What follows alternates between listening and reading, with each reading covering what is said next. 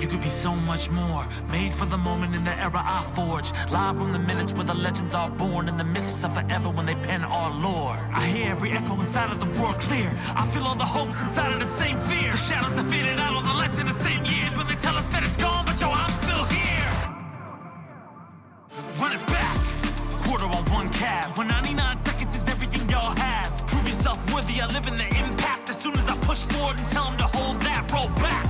I don't see any limit, they're lacking a vision. Asking why the hell I would risk it, I'm basically different. I'm everything they say that I isn't. The arcade era live in my spirit. Don't tell me to move on, soon as all the pressure gets too strong. Feel like I was born here for something to prove wrong. When was that moment when you felt that sound and heard the crowd shake ground, screaming one more round? Let the lights flash over the main stage, I'm still brave, battling the giants that skill made the will face. Test that choice, ignite the fire of a brand new age when they hear my voice. Evolve till I'm more than what they ask of me, till I fly in ways you can't believe, through a sky I know, on a blue horizon, in a dream I hope. My hands keep shaking, but my heart keeps strong, though my legs keep aching, my voice keeps on, my soul keeps rising as I sing my song. I can hold my own till those clouds move on. I roll with the punches so I survive, and reinforcement of that is my 9 to 5. I've been played and beat down, this is the rebound. All systems go because I've arrived.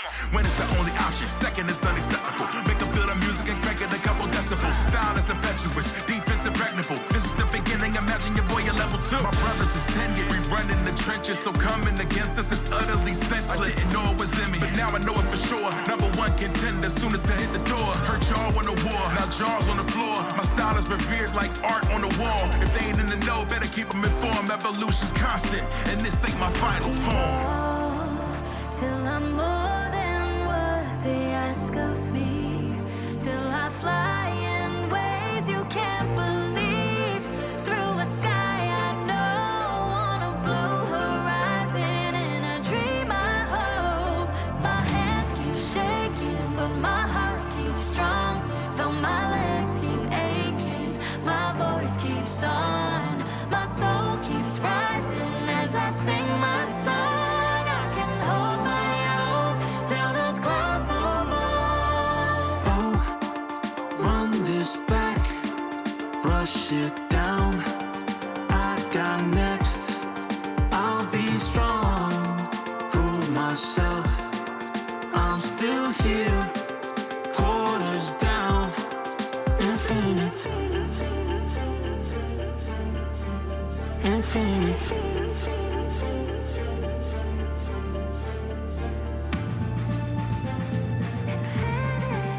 Infinity.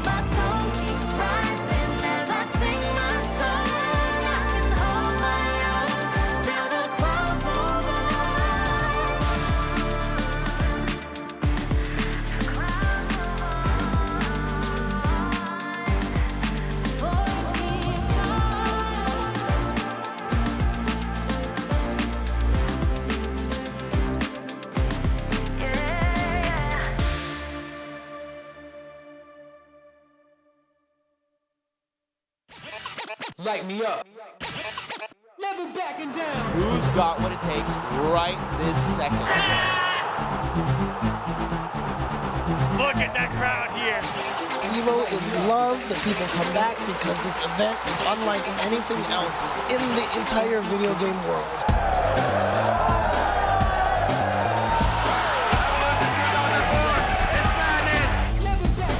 This is crazy, so close. Oh! Betting on the big read. Let's go,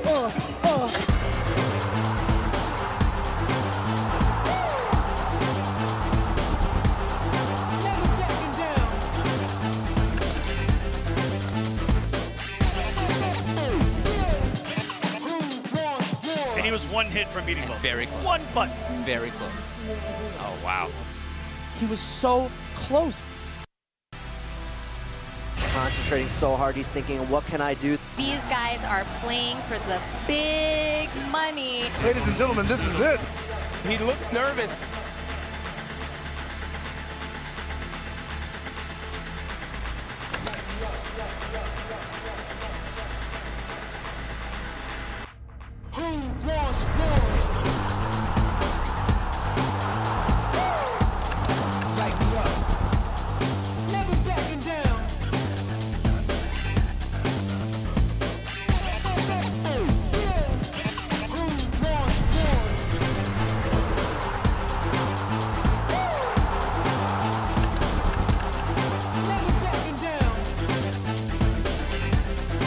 Oh my, the perfect attack! Oh my goodness, yo, my brain is about to explode, dude. Nobody wanted to see it go down like that. I like that.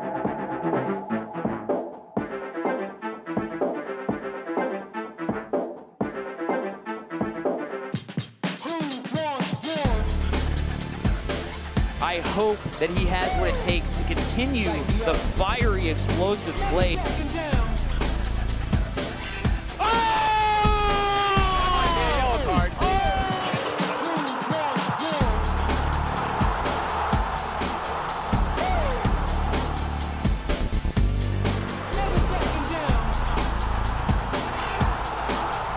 The old man still got it in him. I am not breathing the past 50 seconds. But Washika thinks it's over! You're not like this. What are you Standing up for? Why? Oh my God! He came here to play!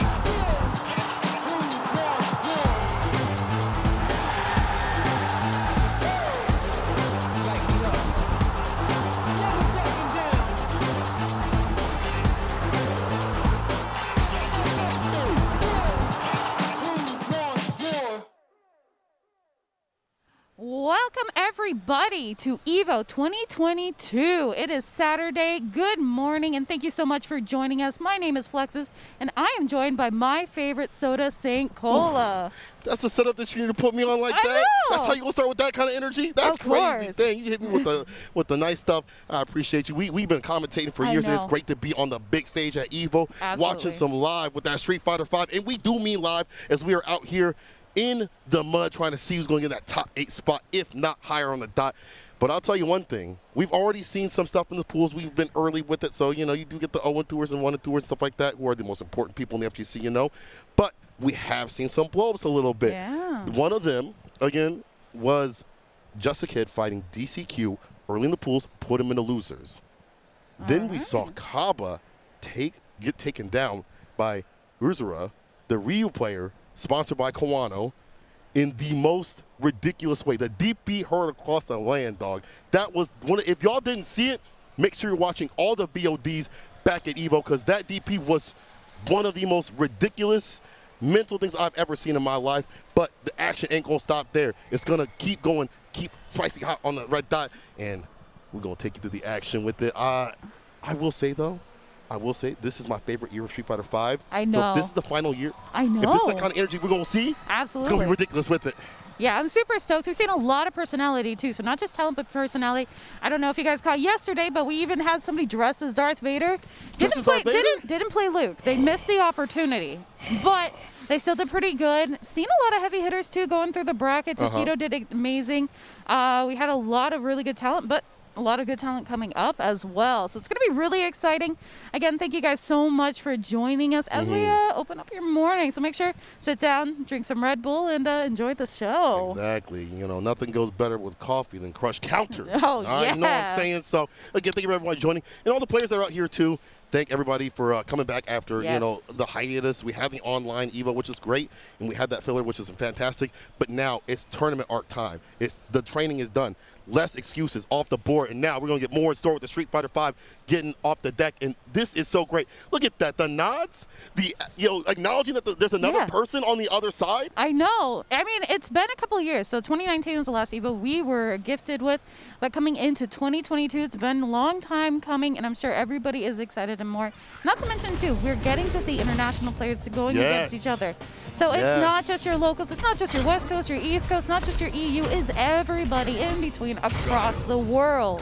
You know, we definitely had the NA versus EU. And, yo, after that, I'm saying, Marie, I'm there do fromage. I'm pouring the EU now, baby.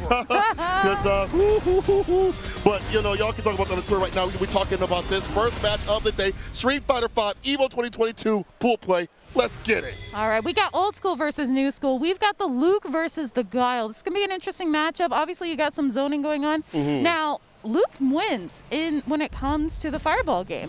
He's got one of the best fireballs in the game as of right now, but we know that Guile can really control the spacing. But all right, now Viet going against Oozzi? We'll go with Oozzi. Oozzi. All right. I think I played that a little bit in ranked, and I've seen this Luke play pretty damn good. Pretty damn good. He's already getting in with the jump in, charge knuckle, doesn't get the fireball follow-up. As soon as I say that, that's commentator's curse right there. He's in a good prime position. Absolutely. Going in with the neutral here. Big throw and one hit could touch. Ooh, that does it. Luke has so many ways, like on wake up, that you have to worry about. Like, I know. So many moves. Back medium punch, standing heavy kick with a medium, things like that. Yeah, getting the first one. Not at all. Right. Oh, beautiful start to the round here coming in from Viet, but I know this is what we're going to be seeing a lot of, right? You're going to be seeing the Sandblaster outbeat the Sonic and we're at least counter it. So Luke is really going to be able to control the space here, especially if he can get in up close and personal. He wants that face-to-face view. We'll see what it do. Now caught in the corner. Oh, we stay at medium vegan. Oh, again, it's the fireball. It's the second time. I know. Oh, no, that could have been a big punish, but still able to pick it up. The 3-second rule here and closing out the first match.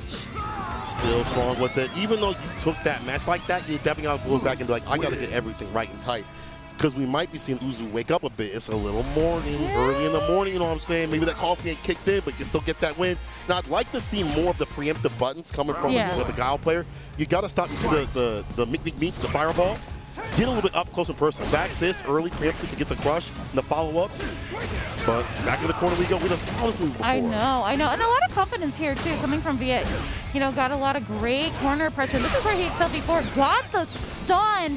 Man, I bet he is feeling good tonight. Or today, I should say. He had a good rest last night. Oh, yeah. He got the full 9 hours of his hold on. I'll go ahead and said 9 instead of 8. Like, my man the extra one to get it done. And the last hit to do off the medium kick, Viet on set point.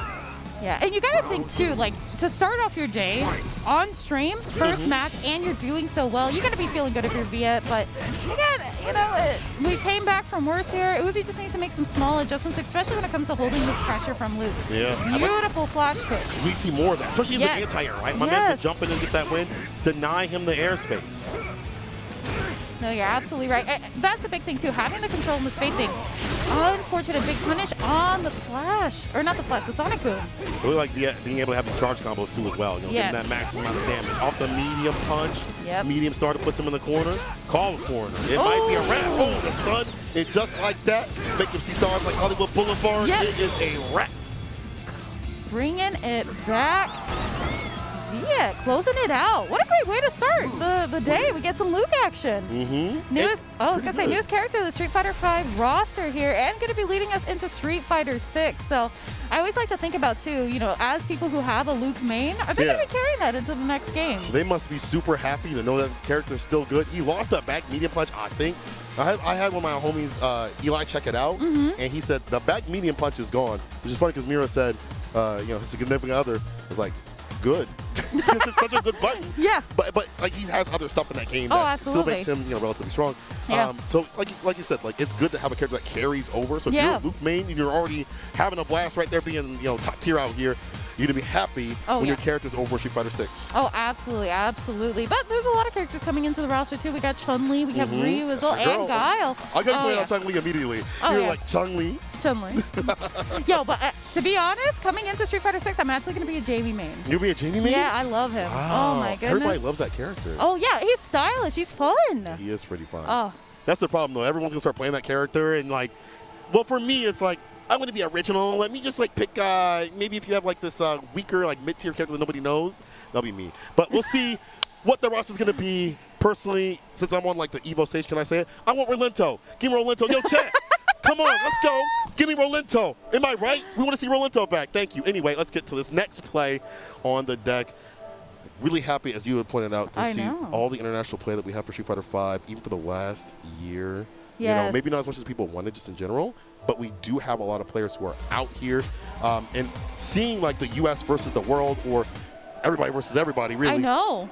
Speaking of that, like Wolfgang took down Human Bomb. Human Bomb came out of retirement. Yeah. I saw him on stream. He's like, yeah, I'm gonna come out and run play. And then Wolfgang on his Twitter, he's like, I got Human Bomb. I put him down to losers. Yeah. My man looking like Gunna out here. I mean, to be honest too, I was gonna say Wolfgang is a really talented Blanca player. He's got some crazy setups, and it is hard to lock that player down. Yeah. So it'll be interesting to see him, as well as a lot of talented players, move through the bracket.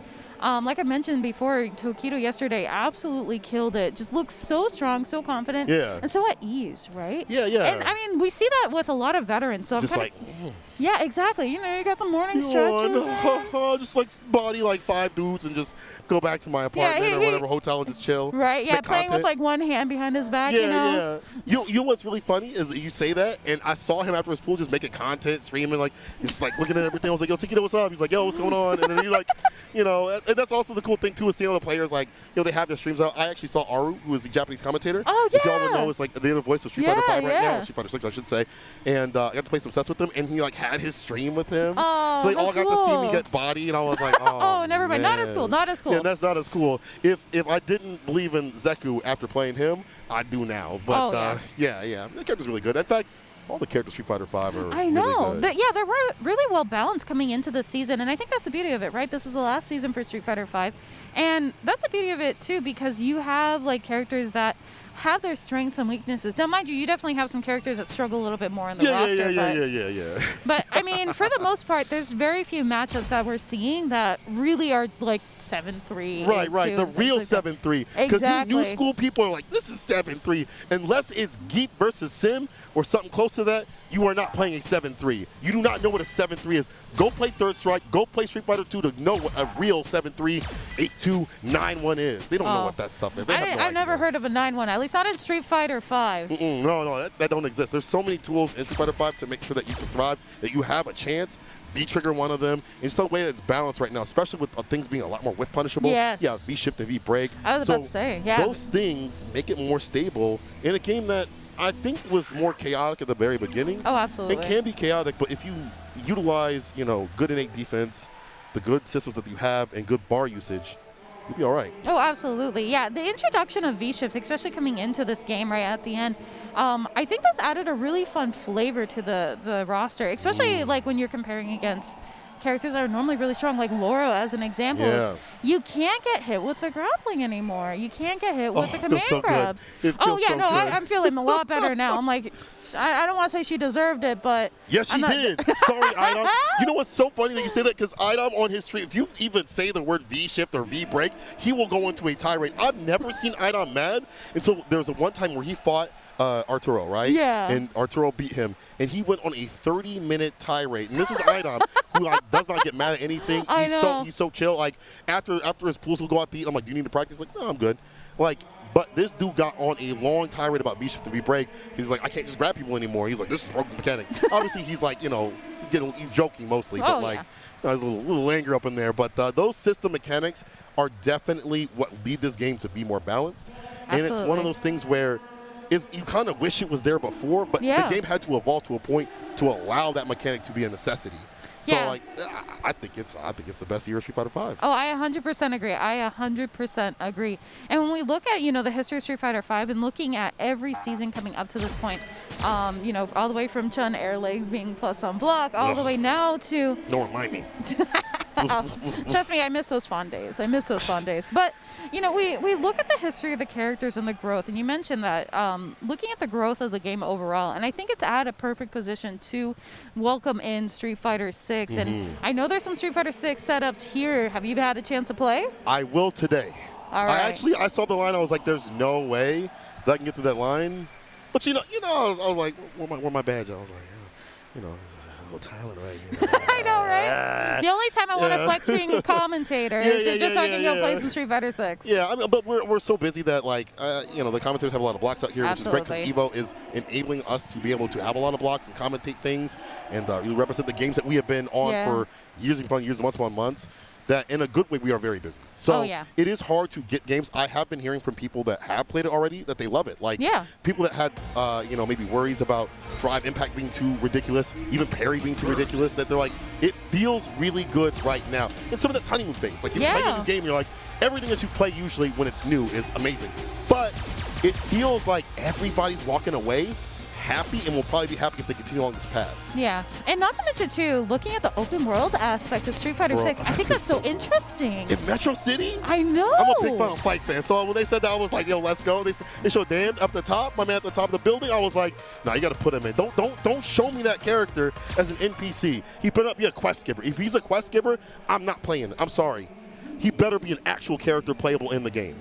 Okay, quest giver, but he wears the eggplant costume. The eggplant costume? Yeah, his best costume. What are you talking about? Why didn't you put that in the game? That's actually the wildest one. All right, now we're getting into it with the match. Yes. Rashid versus Laura. Ooh, this is interesting. Highly mobile character, and we mentioned Laura earlier, you know, as a grappler, as throwing out command grabs left and right, sunset wheel. It'll be interesting to lock Rashid down. So, but at the same time, too, right? As Rashid, you kind of want to play back and forth. You want to be in their face as a rushdown character, but you don't want to stay there. So it's going to be a little tricky. Yeah, I like medium kick range for Rashid overall. Yeah. I like we saw this yesterday when Royal King was fighting GCT and it went down to the wire. You, as a Rashid player, you do win this matchup, but it's harder because your EXDP is a lot slower. So you can't use it as a real reversal. They can threaten you on knockdown. You still can wake up 3-frame if it's not real. If, you know, it's not real Oki and things like that, you can challenge. But I still, like, Rashid himself has been, I don't want to say nerfed, like drastically in other ways. Like V-Shift obviously hurts him on his own hand. You can react to whirlwind and stuff like that. So it's not going to be like, you know, it's, oh, this matchup 6-4 whenever it's over. Absolutely. And we've got YaNoob versus the Niner Gang. The Niner Gang. The whole Niner Gang is from the Street Fighter 4 days? Let me find out.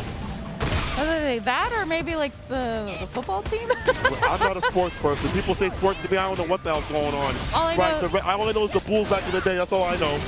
The XDP. That's why you got to keep it meaty. Yep, going in with the activation here. I wonder if we'll go with the cross of the chase down though. Oh, air to air. Do it twice.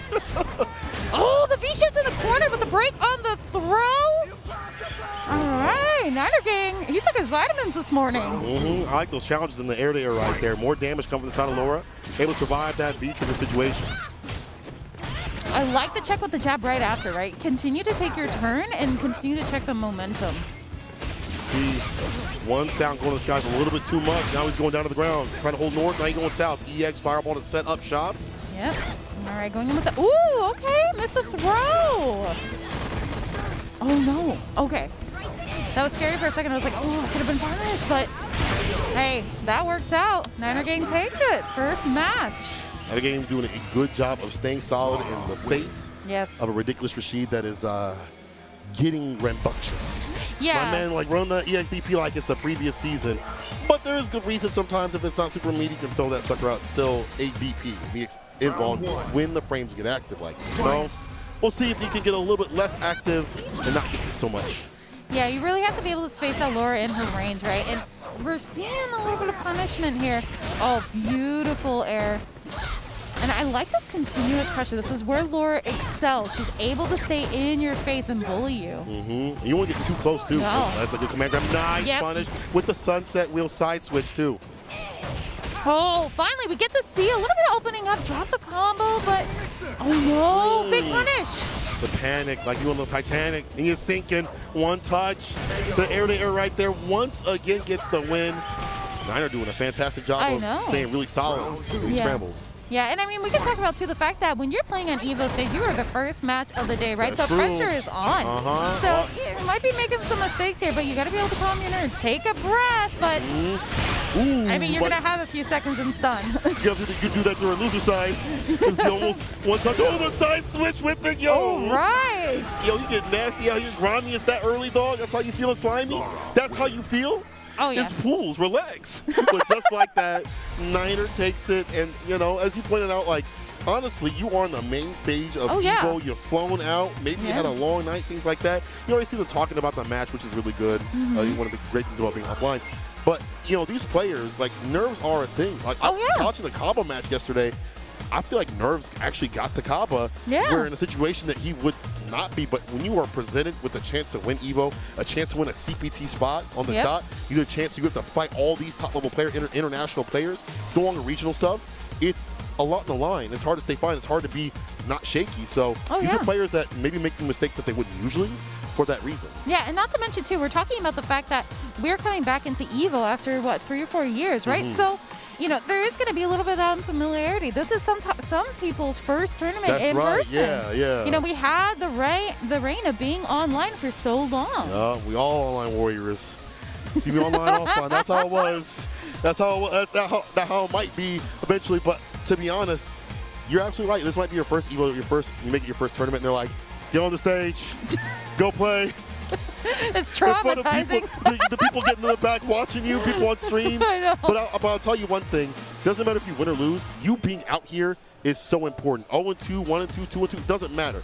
As long as you come through, that's what matters the most. And that you're coming out here in person and playing will make you a stronger player than anybody that might be hating in the chat and stuff like that, being like, that person, I would have actually got an optimal punish and all that stuff like that. These people are out here spending their hard-earned money to play on a big stage. Because when you're playing at home and mom's delivering you some dino nuggets and stuff like that with the Mountain Dew, like, you know, right by you, that's easy. You're like, Mom, need more nuggets.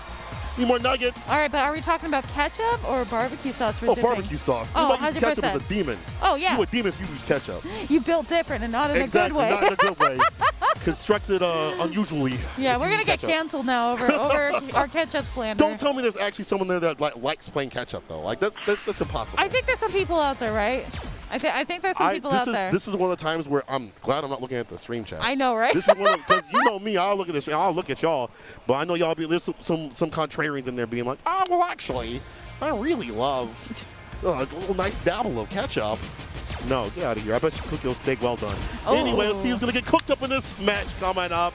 And again, this is EVO 2022 Street Fighter 5. We're still in the pools, the second day of play. We're on and on. And as these pools get on and on, start getting some fire matches. We already got a few. We already talked about that. The Wolfgang versus Human Bomb. The Just a Kid versus DCQ. And a few other ones that we maybe either didn't get to catch on stream or you just have to watch the VODs. But as we get more and more these brackets, people will start going home, start getting sad. I know. It'll be interesting, too. I'm curious to see what these players pick. Oh, we're going to see another Rashid here going in with a different color switch, but versus the Rose. Shout out to Filipino man. Saw him play yesterday. Absolutely killed it. Looked extremely strong, extremely confident with his Rose plays. So big shout out to him. But yeah, I'm kind of curious to see. I don't know this matchup very well. We don't see a lot of Rashid anymore. You know, he had his high life for quite a while.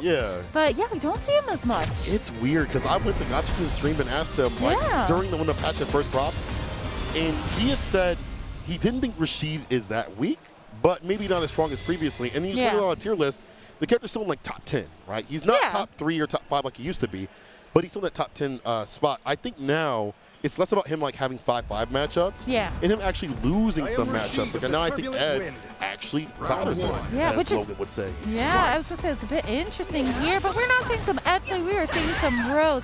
We're going to have to see If what is it? Ramasama. Yo, Ramasama. Bro, Okay. the masks are so, it's so hard to recognize people. I did not know who that was until the name came up. That's my boy Ramasama. Let's go. That's a Marvel player right there. Of course he would play the Rashid. He has done so for years upon years, so he's definitely one of the last remaining ones to get it done. But he has done some work out at some other tournaments. CEO, Common Breaker. Yeah, and it looks like Feolala just looking a little stuck here in the corner, not really finding an opportunity to set anything up. Even held on to that V trigger, and it's unfortunate because he's not going to be able to carry that into the next round. Can't put that in the doggy bag. No. Gotta get it here. No takeouts today, but I'm curious to see what the adjustment's going to be. Oh, big crush counter already. Such a strong start from Ramasama. Yeah, he's always going for Eagle Spike for the Oki and the corner carry. Now you got to stay where you do not want to be put in the corner against Rashid. No. All right, finally throwing out some Soul Sparks here. I like that as an answer. It gives you a little bit of that room to breathe, especially when you're trying to find your way out of the corner. But hey, we've found our way back into it, especially with some of this pressure from Rashid going in with the V-trigger activation. Stay sucker free. I like the idea, but that Tornado too active this season for good reason. Now the fade away and play, fold them like an omelet. Yep. Hey, the throw's going to do it. Even though sometimes you want to take it, that would not be the case. That information, that tactic, you don't do like at the very end to get the win. Like that, you gotta do that a little bit earlier in the round when you don't have no health. But then again, you call up in the corner against Rashid. You have like quote unquote DP, but it's not a real one. You get outside that corner. You saw the EX Soul arrow, like that didn't do enough in terms of getting outside the corner. So yeah, and not to mention too, lost the V trigger activation because of the tornado. So you lose another opportunity to find your way out of the corner. And here we are back in the corner again. Got the stun. Oh man, get it done. That was nasty off the backboard. Farm Globetrotters. Oh, the back here's the perfect KO. Ramasama not letting dog play. I haven't seen a button all damn day from the field. No, looking like a slam dunk coming into this, and this is set point here for Ramasama. Oh, and a beautiful roll under the fireball. That's the way to counter that. I mean, that negates that completely. And that's a big portion of her game plan, as you pointed out, is using the fireballs. Yep. But you about to fall with the cross of EX, DP, back in the corner you go, start paying rent. Again, off the backboard situation, get that stun and done. Okay. Oh, unfortunate, because had the block on the cross-up, but got hit. And this Rose doesn't have any thorns. Unfortunate for Feolala, but Ramasama going to be moving on. Yeah, I think Ramasama definitely in the match like that. You can't throw out the fireballs. The V-skill going right underneath. In the corner, pressure was just too much. Again, as you were pointing out, some Rashid players maybe not so active. And even this was a character that people had when he was at his apex. They didn't really play that much, which is kind of weird to me because he was definitely top tier for season after season. But Ramasama knowing how to exploit the things that the other character does, avoid their win conditions. I would like to see some review reversals just overall in the corner and some more avoidance. And when you know that that person does have the anti-fireball play, stay away from throwing out the fireballs. Don't put down the plasma. Just avoid that. Use it maybe more than normals. As you pointed out, Filipino man really good about that. So PO, I hope they look back at their match and say, maybe I need to use more of the buttons. Yeah, and it looked like a little bit of struggle there too, relying too much on the V-trigger. Sometimes that can actually be a detriment. You have the meter there, and you have it for a multitude of reasons, right? You can V-shift, you can V-reversal. So those are some opportunities to be able to get your way out of the corner. But yeah, as you mentioned, just not quite utilizing those tools. Again, it's early morning, right? We're still waking up. Yeah, it was up. shaky. It's all shaky. I was shaky in casuals today too. You know, it's funny. I played somebody. I was like playing Zeku for a little bit. Because, you know, I was like, okay. He's playing Han, like he just beat my booty. And I'll tell you one thing. I said, I need Luke. So I went over to Luke. Get out of here. I still lost. But okay. I was about to say, Cola. It was not going to lead into me winning, but I definitely am a Luke player now. But, you know, we'll see what's going to be playing right now. I do think that is MaiLyn. Might be my friend. I believe that might be.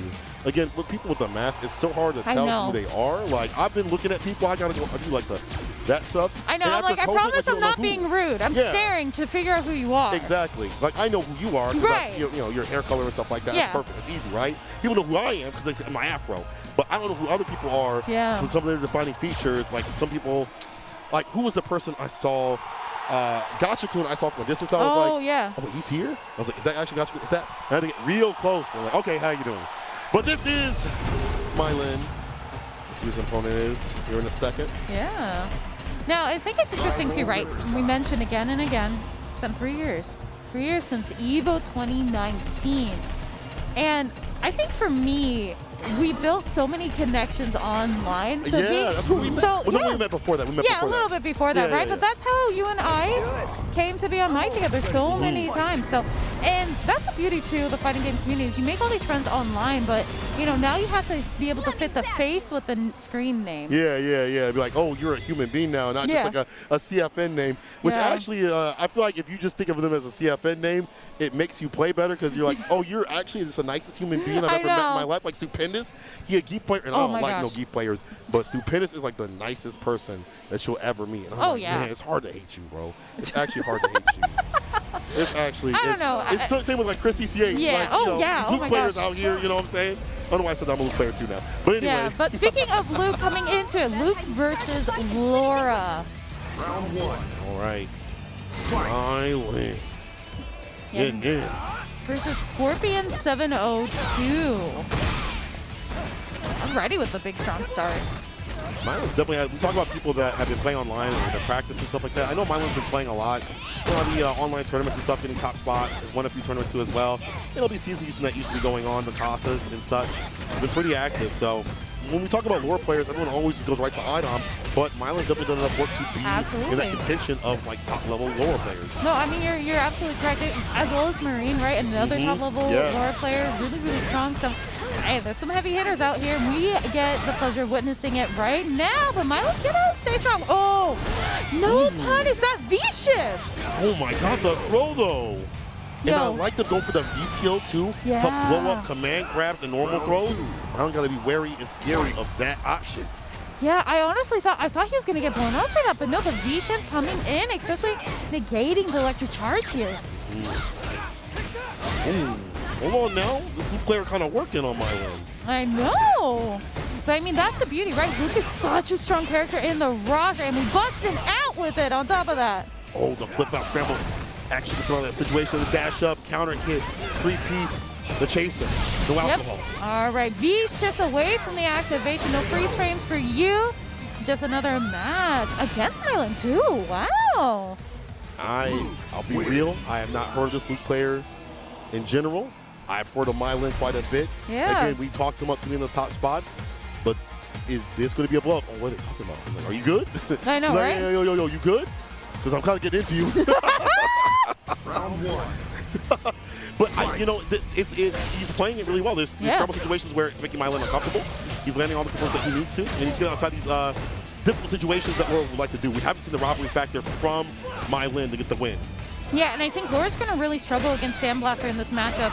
But hey, that's an answer for it, right? Jump over it as it's coming through. I like that, but you got to be quick with it too, right? Yeah. You can't be a slouch when it comes to that because that is one of the fastest projectiles in the game. Oh, beautiful challenge on the V-shift. Oh, he said, don't talk to me. You're free. I'm going to get into you. Look at it in the corner. EX, V-shift. You're just going to die tired when you V-shift in the corner. Call corner. You can't be. I mean, there's very few times where V-shift works in the corner, especially because you don't have that extra space to be able to fully move back. So it's a really big opportunity to challenge that. Talk about challenging here, though. MaiLyn going in already with a big command grab. Buttons again with the medium kick situation. The jump, and as you have pointed out, reading the rhythm of the fireballs is super important. It's hard to react, if not dang near impossible to react to the sandblast, but there is recovery. Yes. So if you can read the recovery of the fireball, you can make it fall and get a full punch. But here's the back though, puts him in the corner. Full stick of butter.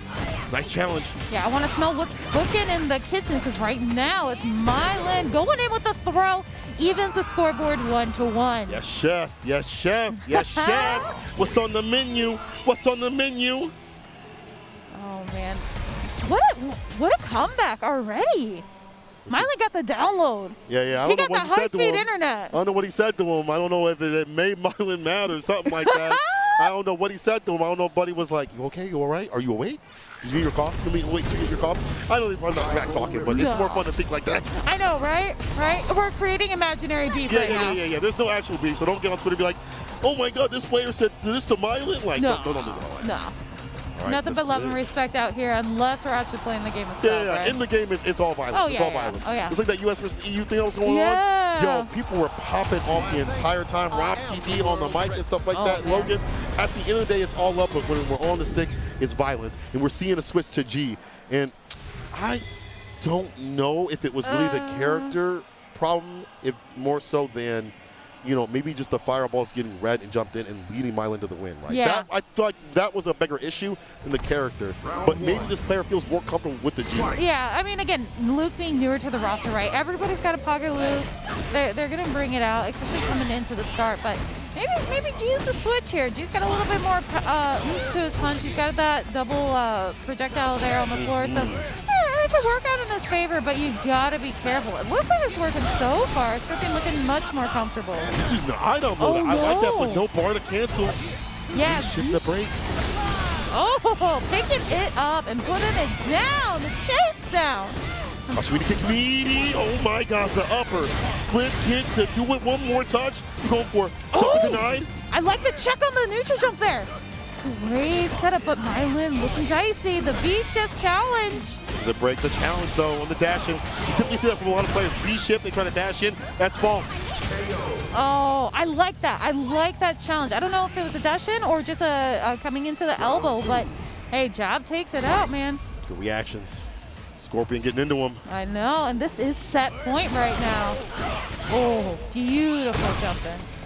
Already off the low, the reset situation though. Scorpion go for the flip out, and that allows him to get some space over this place. Has got any presidentiality. He has to be careful about trying to go for that because she has the EX elbow to get in easily for that win. Absolutely, especially because of the prudentiality. You got the nerve coming into the season. So really unfortunate here, but oh, missed maybe a cross up, but now gets the corner. Oh no. There we go.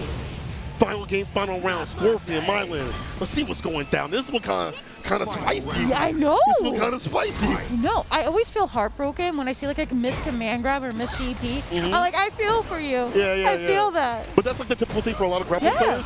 They will try to route things back when they have low life with a command grab. Absolutely. All right, there's that presidential power we were talking about here. You got to be careful too, though, because once he gets it, that makes him a lot stronger.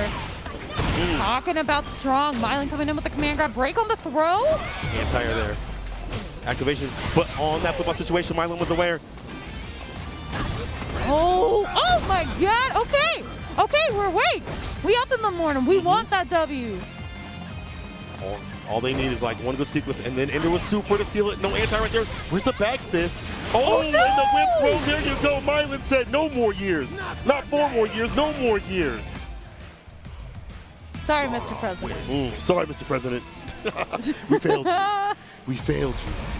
But what failed the G player was the anti-airs. I know. Not having the back fears would have been a big decider. They would have got to that point where they hit him with the super, one hit to do it, but that did not happen. That is so unfortunate. Yeah, it truly is. And I mean, we could have seen a slight adjustment, even if he stuck it out with the Luke, right? It's not a bad matchup for either character, but you just have to be able to control and neutralize a lot of her forward momentum, and just didn't quite see that pull through.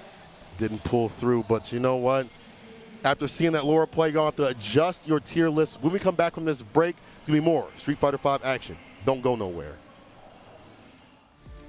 Looking for a new controller? Our partners at PowerA bring you the Fusion Pro 2 and the Spectra Infinity. The remarkable Fusion Pro 2 wired controller for Xbox Series X and S is packed with pro-level features to give you peak gaming performance and comfort. Featuring a mappable Pro Pack, 3-way trigger locks, and much more, the officially licensed Fusion Pro 2 gives you a competitive edge when gaming on Xbox or PC. The brilliant Spectra Infinity enhanced wired controller for Xbox Series X and S lights up your gaming. This one-of-a-kind gamepad offers tons of color combinations you can customize, plus 3-way trigger locks, dual rumble motors, and more. Officially licensed by Xbox, the Spectra Infinity is compatible with both Xbox and PC platforms. Learn more about both at PowerA.com.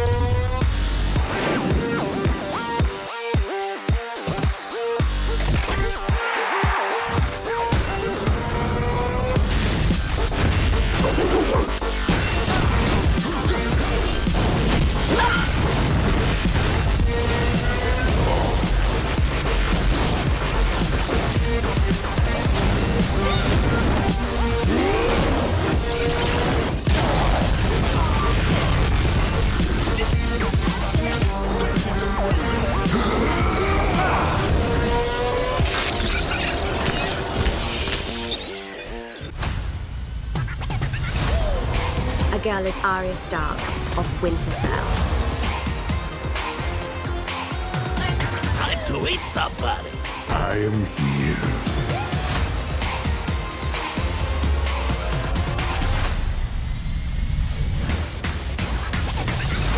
Really? This is what I'm up against? Here comes the boom! I look good in a monocle.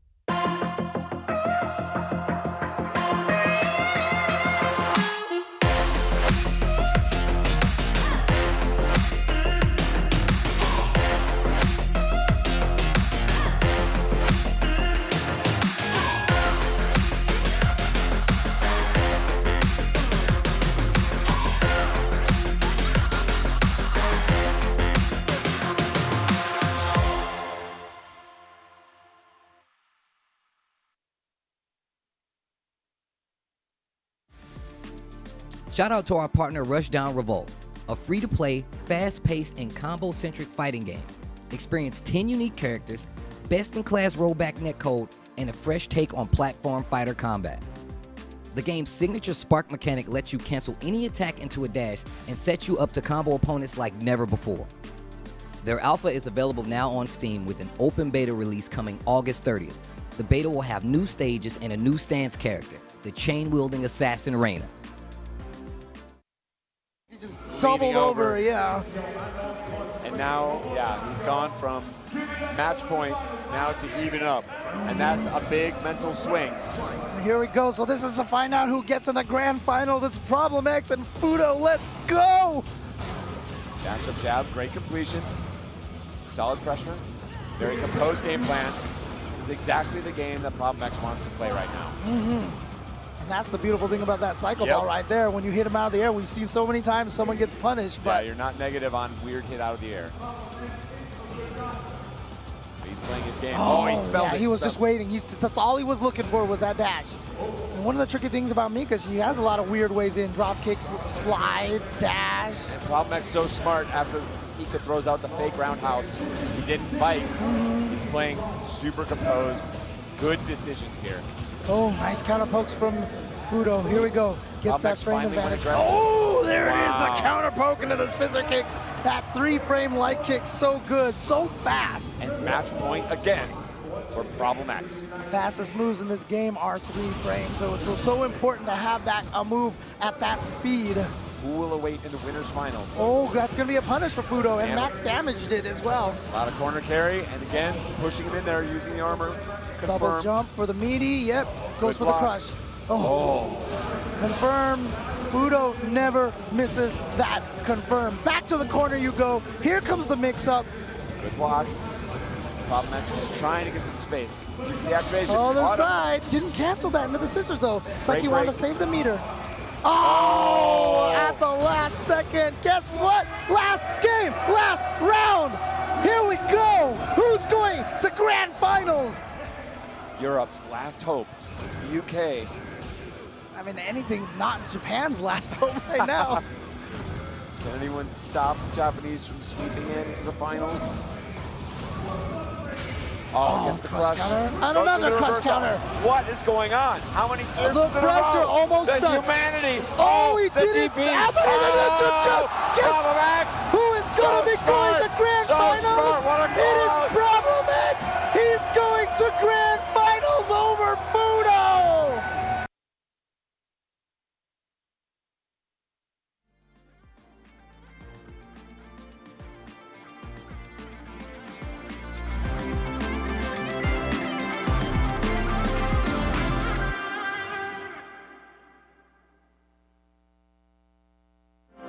My hands keep shaking, but my heart keeps strong. Though my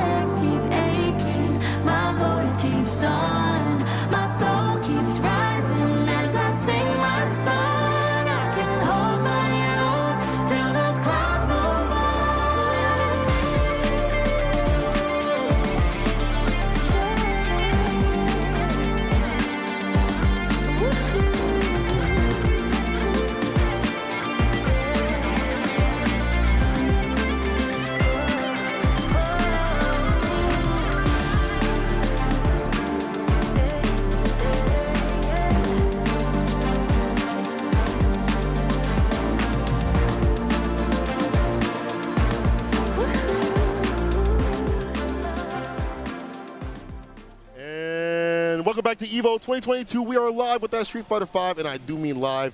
And we get super live with them brackets, bro. My name is St. Cole. I'm joined with Flexus, my sis. How are you feeling about what we're seeing thus far? Oh, man. It's been a lot of fun so far. We've seen some interesting matches, but it's been a lot of 2-0s. Oh, watches. Well, janitorial duty's been going on. Yeah. Oh, sweet. Yeah, it's going to be interesting, though, especially with who we have up next. UYU's very own Cammy. Yes. Now, was on Street Fighter League, very strong Rashid player, but we're seeing something a little different from him. We're seeing the Luke come out. Yeah, he's definitely the man that loves to pick the top tiers out here. He is very honest about that. There's nothing wrong with that. He doesn't like stress. It's okay. But his Luke play is actually really good. Yes. I'm a constant in his stream. He is a very aggressive Luke player. I feel like he's more on the aggressive side, but this, he's a very smart Luke player too. Yeah, I mean, we're going to see that aggression, especially coming in from, having previously made Rashid. I think that's a pretty easy transference, and I think Luke does well when it comes to more aggressive gameplay. Yeah, this definitely suits the style. We see that with Space Boy, CgrisCCH, and likes. So you're a more active player. Luke is your character to pick. You got great buttons like medium punch we saw before. The sandblast with the quickness, sweep on the feet, crush. Right. Ooh, yeah, got hit with the tray there. You gotta block it twice. That's when it's punishable. Gicorgo in the corner. Has some pressure. No anti-air right there, no DP. No! All right. Ooh, the EX Sandblaster. Beautiful move. Definitely gonna be stronger coming into it. Cammy doing with the chase down, but I like that challenge. Make up the throw. Some space up in this place. The patience. The man was ready. Two-stack. Yeah, Gicorgo, one of the key players that I got to play in the Hawaiian Suite. That's pretty decent. Yeah. But you see Cammy avoiding the activation, letting that whip off the heavy kick and getting the full punish and stealing the round. Absolutely, and that's the thing too, right? Whenever you play a character that's not quite as common, you have to really know your data, and you really have to know the matchup well. Even if you don't know, okay, this is minus or plus, understanding at the very least, okay, well, what is their moveset like? What is their range like? And right now, Cammy definitely looking like he's familiar. Got the stun in the corner. Oh, it's definitely done. We got the mo. I love that from Cammy. Oh, man. Yeah, first match goes to him. I'm looking very comfortable at that. Yeah, looking really chill. Just avoiding activation. Yes. And that's one thing you have to do in Street Fighter 5. Like, you have to look for the characters, not only win condition, but their activation point. Off a heavy kick, forward heavy punch from Akira. Avoid it. Get the hit to do it. Punish. That's good from Cammy. Absolutely. And I like a lot of that patience, too, going in. When you see her do the double kick, right? First time, you gotta hold the plus frame. Second time around, that's when you get to take your turn. Oh, my man did raw overhead. Actually lands, but Cammy gets that punch in the forward fierce. Oh, nice weight on the open up here. And again, going with the charge and kind of risky, especially because you don't know what her wake-up option is going to be. But hey, we got a little bit of cross-up action going on out of the corner with the Sandblaster. Box up to the Inspire ball from a distance, gets the hit, puts him in the corner again for the activation to wake-up button. But now, B-Trigger to on the lock, but Cammy's going to make him drop as he answers back the chaser. Yeah, pushing him into the corner at that, the big throw. What's going to be the answer?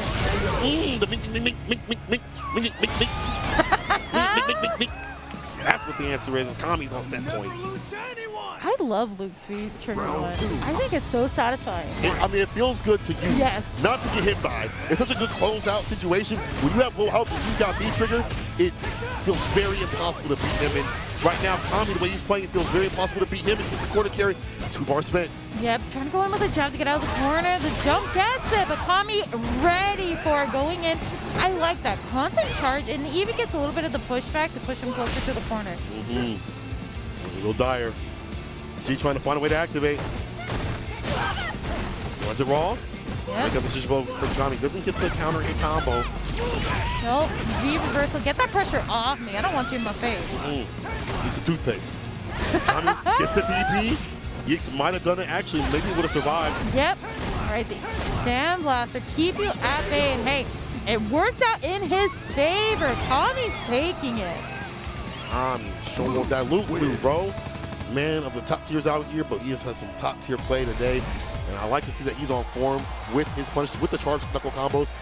I feel like Luke players, when you see ones that are able to have those on the deck consistently, no matter what kind of situation that they're in, Like, that's a good Luke player right there. Oh, absolutely. You know? So, you know, people may have their grievances with the character, but seeing one that's optimal definitely takes some work with it. And as we see kind of working through the bracket, let's see how far he goes. But up next, we have a sick one. We have a sick one. MaiLyn versus Uncle Alex Valle.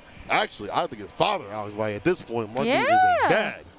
Yeah, it's going to be interesting to see, right? So big shout out to Vi, helps run Level Up Live and Wednesday Night Fights. So, and of course, you guys can go check that out as they stream it, and the Hawaiian Suite this weekend. That's true. Yeah, we've been up there quite a bit. Oh, Shout out to Vi for giving us, them salty sweets, not so sweet up in there. Definitely had some money matches. It was, I think last night was Mr. Crimson versus Picaro.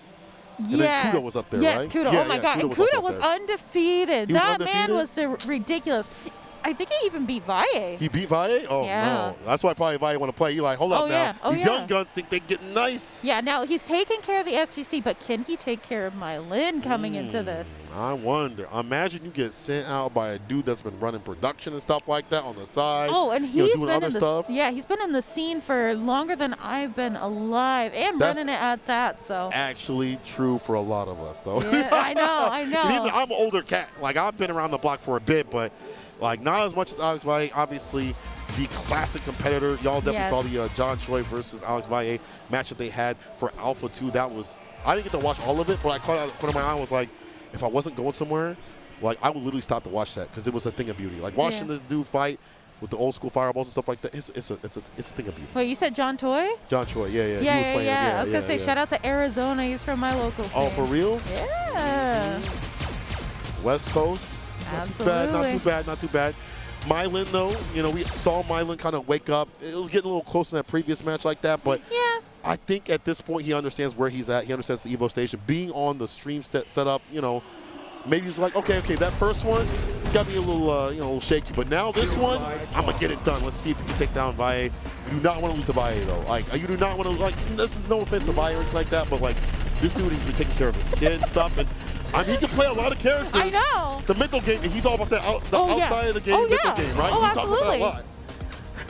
Oh, Ryu? Yeah, I was going to say he was playing Ryu last night against Kudo. So. Oh, he was? Yeah. So that's kind of what I was expecting to see here. Now, obviously not the same strength as Luke, but, he's definitely has some success in a lot of matchups. So he has a lot more control, and especially having a slower fireball, that takes up a lot of that screen space. Yeah, you're right, actually. That heavy punch fireball being buffed, yes, along with the other fireballs, makes his zoning game real. I mean, obviously in a game where there's so much anti-fireball play you have to worry about, it's still going to be dire, but someone, again, that has that classic fireball game is going to do something different on the menu, especially against newer players like MaiLyn. Absolutely, but we're going to have to see if Valle can stand up to MaiLyn, who's been looking extremely strong. And this is going to be winner side of things, so getting that much closer into top 192, I believe. That's true. Counter hit, it's a little too piece. He's trying to leave, but Valle has to find a way out of the corner. Good do so, finds a confirm under the top too, with some corner carry. Yeah, I like utilizing too that V reversal. Hey, you got 2 meters to build. It's going to work out in your favor. Oh, no. Side switch, though. Yeah. Oh, the facial chase down. Unfortunate circumstance there, but MaiLyn was ready for keeping the corner pressure going. This is where Laura excels. Let's see if Valle is going to be able to get that bar back like that. Gets the knockdown. What's the throw? Another throw, though. MaiLyn. Where is he going to be able to activate? Yeah, and we're going to see a lot of classic gameplay here, right? We're going to see a lot of the footsie base. We're going to see low confirms. You got to watch your toes. These fireballs trying to eat through. Yeah. And the Dinjin and the crouch fierce whip punish. Yo, Valle. Definitely came to play. Round 2. First one on the board. Classic gameplay. Hey, we've seen that time and time again. MaiLyn ready with the fireball, able to jump over it with ease. Honestly, Laura does so well in the corner because she's able to maintain that pressure, but she does have to keep kind of that close-up spacing, and you got to know how to bully your opponent. Seeing that there, double throw, the setup. Giving him a swirling. MaiLyn trying to keep him in the corner as much as possible, but knowing to back off a bit and not press the issue too much. Don't want no back situation. The bike can put the pressure on you. Absolutely. I like kind of the reliance there. Ooh, the bust out. I like that even more with the EXCT back into the nooch. MaiLyn again needs to activate to find a way to actually spin it for viewer versus play. Yeah, Falls the fireball. break on the throw. It's dicey. Activation time. Goes in with the sweep to get the knockdown. Agent Fireball getting into with the EX Fireball. Wakes up with a challenge. EXDP doesn't kill though. One touch will. Yeah, Fireball again. Heartbreaking. That was on the cusp. If the EXDP had done enough damage, that would have did it. Oh man, just slightly unfortunate here, but that's round for round, right? We are still in the first match. And man, it's going by. Interruption on the EX. And all the hits can connect. Yo, he tried to pin. No, go, Bozo. You gotta hold this. Come on, Valle, fight back, my brother. It's getting long. The bar on bottom, but he's been through this for years after years. Oh, absolutely. Seasoned veteran player. Yep, gonna get that enhanced fireball and the guard break. Going in with the dash up. There's some of that bar. Bucket season. Yep. The previous season too as well. The parry on a jab. All right, he's ready with it. Said, I learned from my mistake. Raw DP. Put the wake up though from MaiLyn in the end. The wake up decision, what it looks like a 2-frame when it's in Item's hands, does so look also for MaiLyn. What a wake up decision. He would have got smoked, but he has to do things like that against somebody that will DP in the strings. That will parry your dang jab. Someone like Valle is in the lab, and he still plays with his heart. And I'll tell you one thing.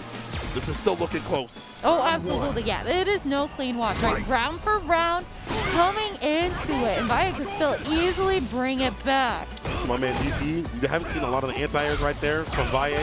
Now he's not letting it come in for free. Absolutely. All right, keeping a little bit of, I like the fireball checks there too. You gotta have to force her to have to dash up there.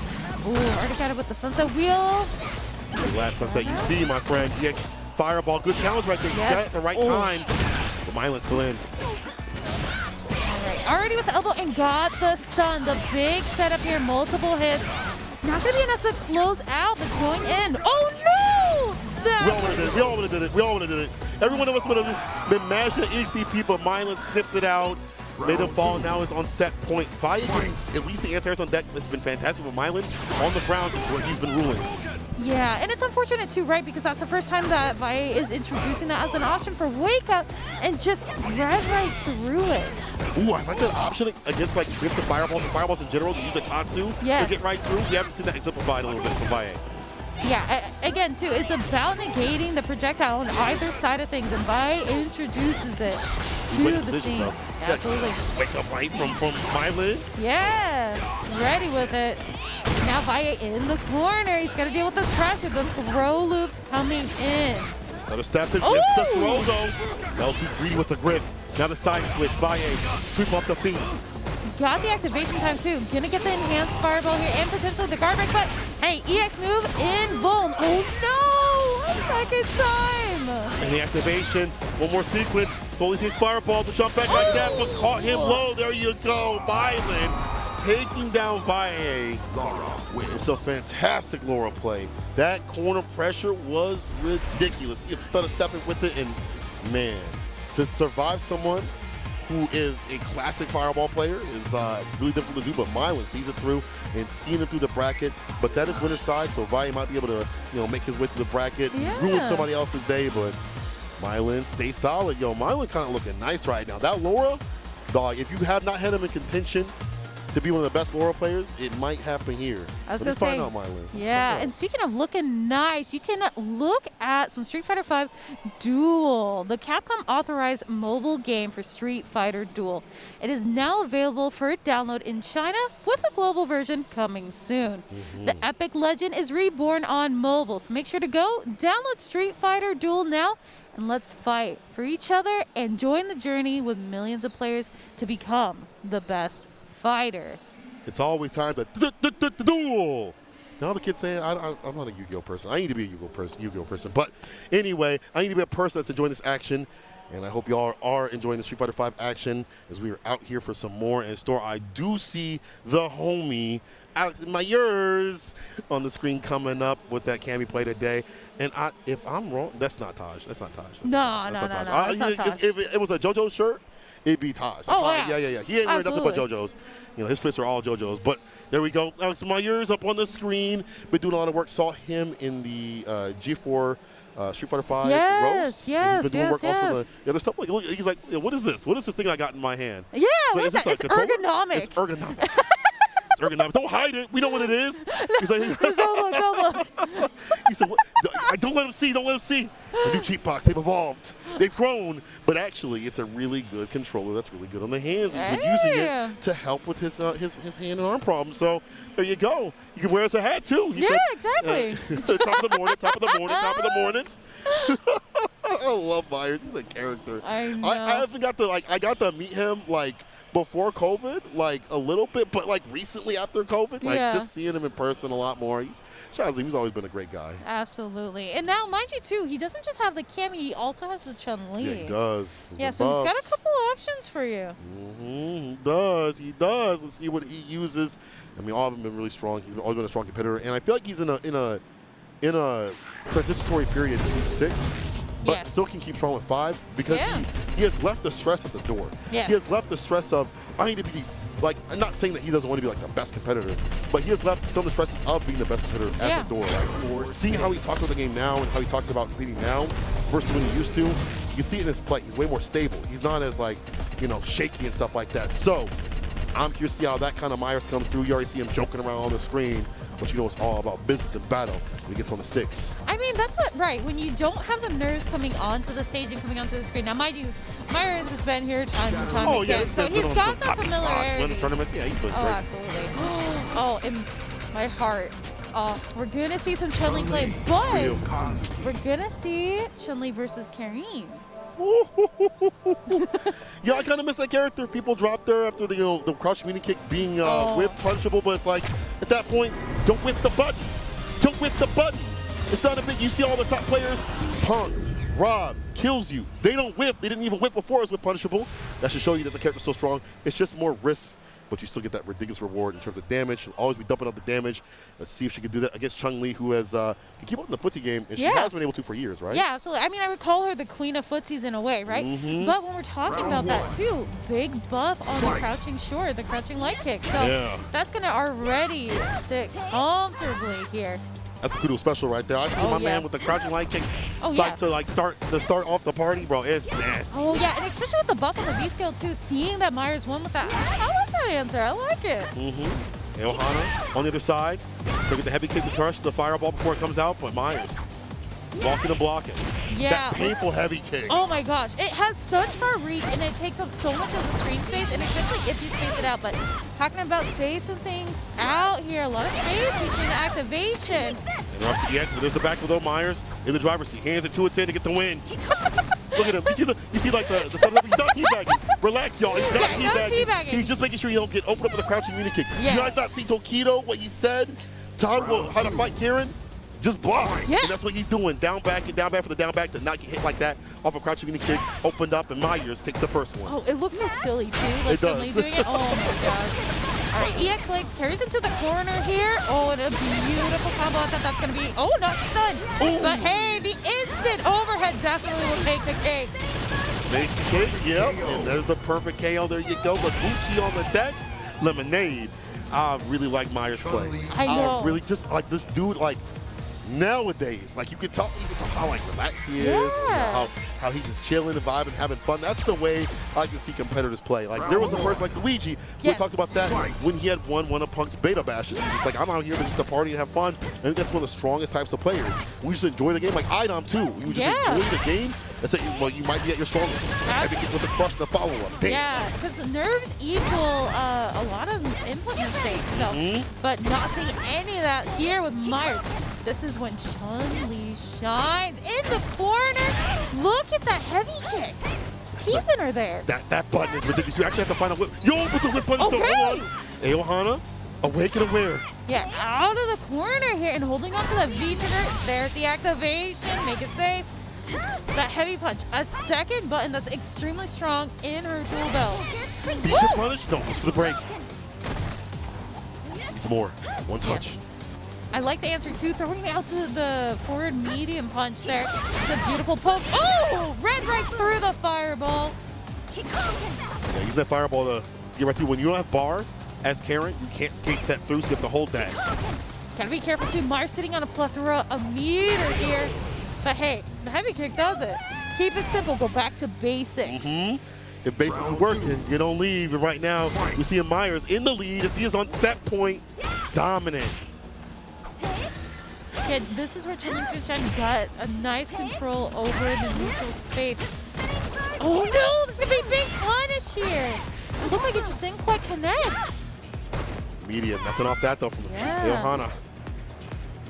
aohana could potentially bring it back here, but gotta be confident because Myers is sitting on that point. You see Myers having to go for close range fireballs because the EX is utilizing it underneath. Surprise, as damage. Yeah, good pokes here, slowly chipping away at his health. All right. Ooh, careful. Them suits have been punish, Oh but you no. use the activation of the fears. Yes. Oh, one with the reset too on the crouching light kick here. And I'm seeing that meter on both sides of things. Oh no. Drops on both sides. Oh. Scary, but beautiful jump in here. Could potentially close it out. No, dropped it. Oh, we picked that up though. Oh, no! Didn't get the hit. All right, here's the punish. Yeah. That was heartbreaking. Yeah, it didn't quite connect. I think it was just a timing thing, right? Because yeah. you can usually see the connect. I've seen Kudo do it so many times.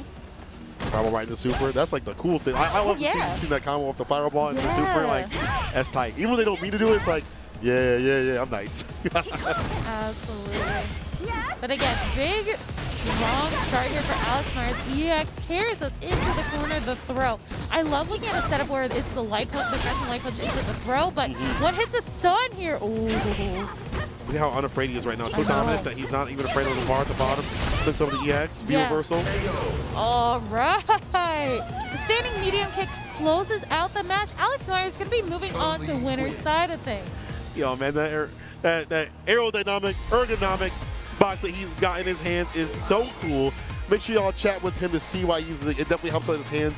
It may look a little bit different, but it definitely helps him out. And you see Myers right there, always just the nicest guy right after, talking about, you should do this, or you know, whatever. Like always willing to help. In fact, if you play casual with him, he'll sit down with you for half an hour, just teaching anybody. But that's the cool thing about the FGC. It's all about the community. Any of these top players out here, especially when you're out here physically, will sit down and chat with you about the game. In fact, you know what?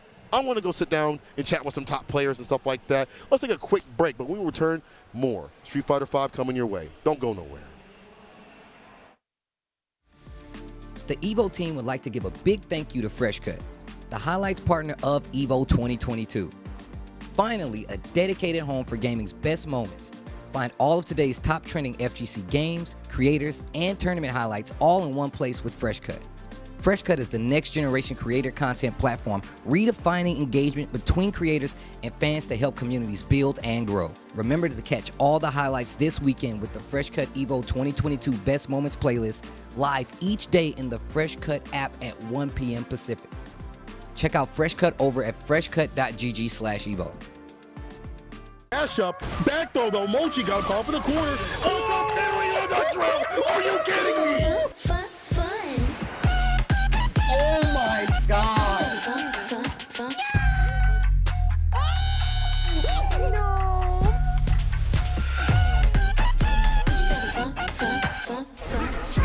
Let's go!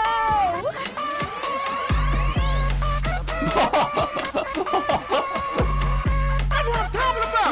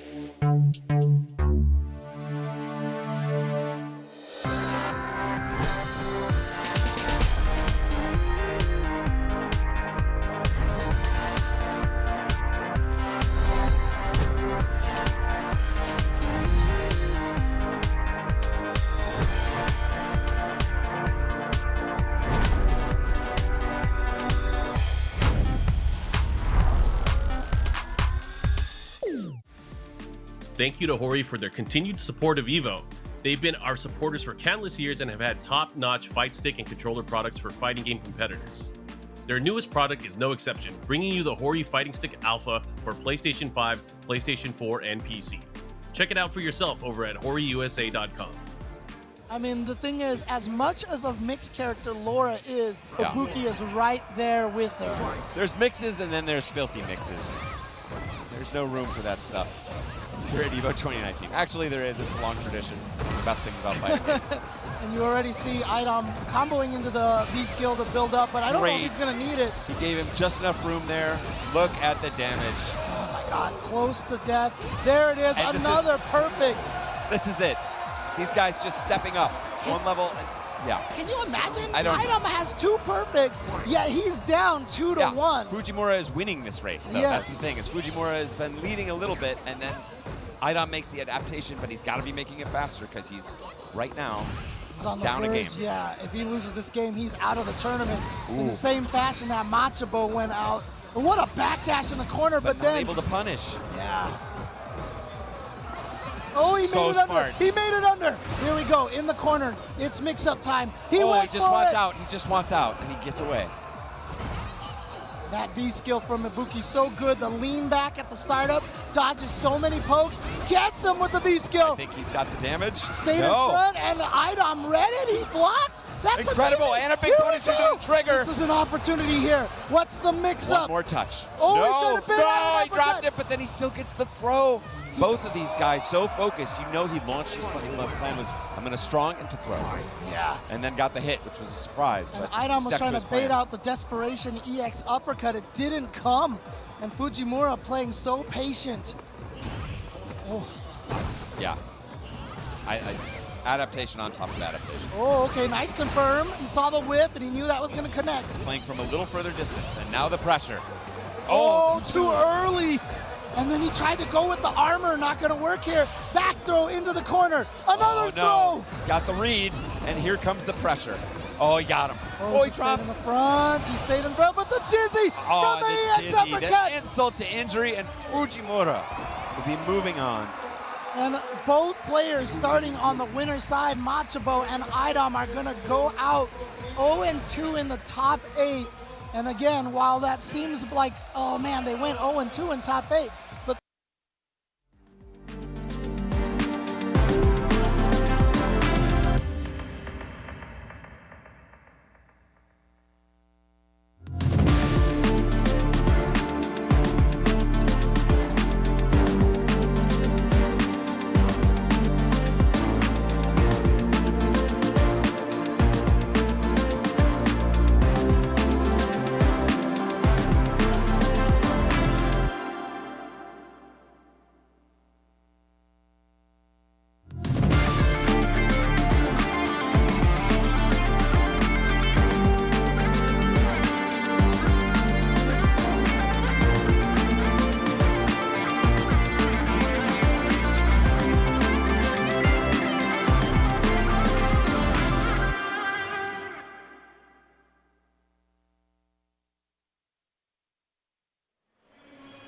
Welcome back, everybody, to some Street Fighter V action. We have got the heat, we've got the spice. We're making it nice on the mic. Ooh, you got that heat right now? That's Oh, what's yeah, good? yeah. That's how you serve it to the people? Yeah, Let's go. Yeah, Let's go. We making this flavorful out here. We are going to serve you golf. up. Yeah, no golf. No golf out here. Y'all, if you want a golf commentary, want that quiet library stuff, leave right now. If you want a weak gameplay, leave right now. It's not for the faint of heart. We're getting to the pool play today. It's your boy St. Cola with Flex out here on the mic. And we staying all right as we're getting through the morning edition. We're starting to see more of the top tier players out here. You know what I'm saying? Yeah, and speaking of top tier, we've got Flaquito coming up next on deck. One of West Coast's finest in the scene. When we think about some of the top Rose players, right? Filipino Man always comes in, Of but course. Flaquito definitely up there as well. Yeah, he's been doing a lot of work. I feel like, you know, his Rose and Filipino Man's Rose are different enough, and he's differentiating himself, getting top-level results and stuff like that. And as you said, playing a character that many people really just don't dabble with. And it's weird because even before the buffs, like, Filipino Man was he was about the character. He was about the character. He's like, this character is still, like, still strong. She's gotten stronger. Yeah. And we haven't seen people really pick her up. I think part of that is you have to have good innate defense. Absolutely. Because you don't have a real DP. You have to spin, you have to be careful how you spin your V-bar. Yes. That is your big comeback factor. And your zoning has to be good too. Like you have to have a good fireball game, which many people do not do. This, I believe, is TwistedRivera. I was on the screen because again, it's without being able to look at people's faces and stuff like that. But that young man face right there, there's only a few people that play Alex too, which is another weird thing because I think that character is good too as well. But this might actually be a top-level match like that. We didn't lie to you if this is the real heat. Let's see who's going to win or get defeat right here. Alex versus Rose. See how it goes. Yeah, I think the big factor here, right, is going to be that air approach from Alex. So coming in with the stomp, it'll be interesting because then you can grab him from the air, right? So you got to weigh what your options are when you're wanting to make that aggression. Yes, sir. It's TwistedRivera from a different sort of house. Let's put it that way. Flaquito, though. These two have probably played each other quite a bit in the online tournaments, the West Coast roasts and stuff like that. Shout out to all those West Coast tournaments, besides just even the Wednesday night fights, full bar, which is more the Midwest, I guess, but just in general, we have a lot of places for people to play, and right now, Flaquito's playing fantastic with the crush. Oh, got a small whip here, but hey, the shoulder's definitely gonna start the show. I like that crush on the V-shift. Calling it out. That's such a fantastic anti-V-shift button, the 4 Fierce. There's a stomp right there. Got to be aware. Flaquito. Yeah, and this is dangerous if you're stuck in the corner against Alex because, hey, that's command grab zone, baby. Trying to get the grip with it. Ooh! Okay, the side switch. You know, Filipino man did tell people how to deal with it. Just block the other way whenever you see that side switch play. But then again, you can also get a punch if you have V-shift. So maybe sometimes you want to save that bar for it. TwistedRivera getting a fantastic round start. And sitting on a plethora of meter, too. I'm kind of curious to see if he'll be able to use some of those EX moves to be able to close the gap here. Needs a fireball. Yeah, eating the fireball here. Working especially at a closer range. Alex doesn't have a lot of options to combat against it. I really like him staying in to get the win, getting real aggressive off the lows, too, as well. Gripped in V-shift, nothing there. Will wet sweep off the feet. Nice. Doesn't get the crouching. Heavy kick confirmed, but we'll get the activation, the back throw. Yeah, back throw puts him in an opportune position. Oh, the dive. Okay, we ready for it. Cross slash. Let's dash back away now. Seeing this time and time again. Gotta be worried of that throw range. It's so ridiculous for the character. Off the low. So arrow, one more touch, and then chase down on the V-shift. You are just dying tired. That's so unfortunate. So when we're talking, we've seen Flaquito throw quite a few throws here, and it's worked out in his favor. But Alex actually has one of the largest throw ranges in the game. One full square. So that would be where Alex would excel, but you got to be ready with it, right? Yeah. That light punch also, his command grab got buffed. Yeah. Recently, I don't know if it was this patch or the previous patch, I'm not 100% sure, but I do know that the range, as you had said, has been extended. But Flaquito is doing a fantastic job of staying away from the grip at play. Gets to pick up with the DP off the target combo. Yeah, looking solid at that. The chase on with the throw, I like this pressure here from Flaquito. And I like the cautious pokes as well, kind of checking any forward movement here. Gifted with it. Avoid the EX, the sweep off the feet, the raw stuff. Big damage to fall in the stun. Flaquito lining himself up with another round, putting him at match point. Man, that's serious business. Round 2. Oh, yo, TwistedRivera put on the coat. Oh, he's ready. He means business. Yeah. You want when someone does the custom combo, when you put on the shirt and stuff like that with the character. Every someone's coming for your points. Let me say a Hawoken. Yeah, things are heating up a little bit. You got to cool off. The X using that armor to connect. Let's have that area. But Flaquito hasn't put out too many instances where you can beat the fireballs. You're right, no punish. Yeah, no punish on the Soul Fire over there. That could have been super dangerous, but the EX gonna find its mark here from Flaquito. Activation time. It feels like Rivera's been on the back foot with the side switch off the low once again. The toe into those. And gets the hit in the front. Houdini, you can't see me. What's the setup here? Good jump out of the corner, but unfortunately got hit with the low. Flaquito takes it 2-0. Yeah, maybe that coat was because he had the exit stage to losers. I know. That might have been why he put that coat on. He said, all right, I'm out of here. See you later. I'm just saying, it looked like it was heating up and maybe he got a little overheated. Yeah, he said, whoo. I mean, it's hot up here in Vegas. But then again, someone like Flaquito, such a strong competitor that we don't get to typically point out. I'm gonna be real. My man's very quiet. He's just there to play, do what he's gonna do. But he's very dominant with that rose play today. TwistedRivera wasn't able to get anything really going. Like you usually see the EX elbow to cut through the fireballs. Yeah. But the rhythm of the fireballs is really hard to read. Yeah. And I think that played in part of how the button usage in general was used by the rose. Like you see the buttons a lot and then the fireballs every so often. It's hard to get, okay, I'll get a read on the EX elbow to get through with the armor. And so he's through, but not through all the way. He's got his usage play to run through. So again, early morning can still be waking up, but we'll wake you up with some more good matches right here. YaNoob coming up against Mandrake. Yeah, nothing new about this matchup coming up, though. I'm really excited to see this. This is going to be an interesting matchup for sure. I mean, both really good players, so it ain't going to be a wash, that's for sure. No, I think this is going to be fairly close. Yes. Mandrake kind of went through a character crisis a little bit, as most Urien players had done. But I think he's sticking with the Urien. I saw him kind of fiddle around with the Bison a little bit on Twitter. I'm not 100% sure who he would like to stick to the tournament. I saw him recently at the EU versus US suite. I get a chance to talk about how bad do you think Urien is, but I mean we've seen Urien players either stick with the character or have a secondary. DCQ has stuck with the character. I talked to him yesterday or 2 days ago when we were at the suite. Yeah. He was like, the character's harder to play, but he still has strong suits, and part of that's just the EX bar, EX moves and stuff like that. Obviously, you just can't get knocked down. Yeah, and I was gonna say too, didn't Urien get a buff on his V trigger? Not the Aegis, but the other one. Yeah, V trigger too. Yeah. The neutral overrated. Long have we awaited. V trigger 2 activated. Yeah, y'all know. You know the soft line. You know. If you know, you know. Let's see what YaNoob brings to the table. I've seen YaNoob in a few tournaments. Every so often, I feel like the name just pops up like maybe once or twice a year. Yeah. But when he does work. I believe he did work at the PlayStation tournaments. I could be wrong with that. But the tried and true Menat, another character that I wouldn't say has gotten weaker because she has been nerfed. I mean, she has been nerfed. Yeah. But characters have gotten stronger. Oh. And with the toolkits in the game now with V-Shift and V-Break, it really kind of kills the momentum of her V-Trigger. So that's another layer that you have to put on for her strongest suit. Oh, absolutely, absolutely. It's going to be interesting, though, because, again, as a rushdown character, when you're playing Urien, there's a lot of damage packed behind that punch, and Menat definitely doesn't have a lot of health, so you're going to have to play so careful here, because it's not going to take long to work if you're, what is it, Mandrake? Mandrake. I always say Mandrake. People get at me for that.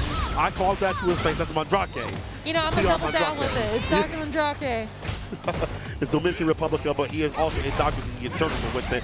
Nice. Has a tackle, the knockdown against the whip medium. Yeah, going in with the precision here. EX needs to get you up close and personal, but you got to worry about that orb coming back around. Might be going down. Nice. The spacing also on the knee drop like that. At that distance where it's plus, it puts him in the corner with the 3-piece. Yep. Plus a heavy kick.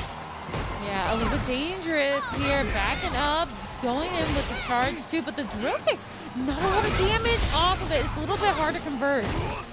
Fireball. I like to use the Thunder. Yeah. It's Ignited Thunder, but it's Thunder to me. Yeah, nothing ignorant about it coming in. Ooh, I like that. The back jump. Ooh, the dash in up the low. I'm ready for more Aegis action. Let me see the mirror. I want to look at myself. Buy one, get one free. Oh no, the side two, those looking free. One more touch. Or the bottom. Yeah, could go with the chip too. Could go with the chip. Oh, but the grab.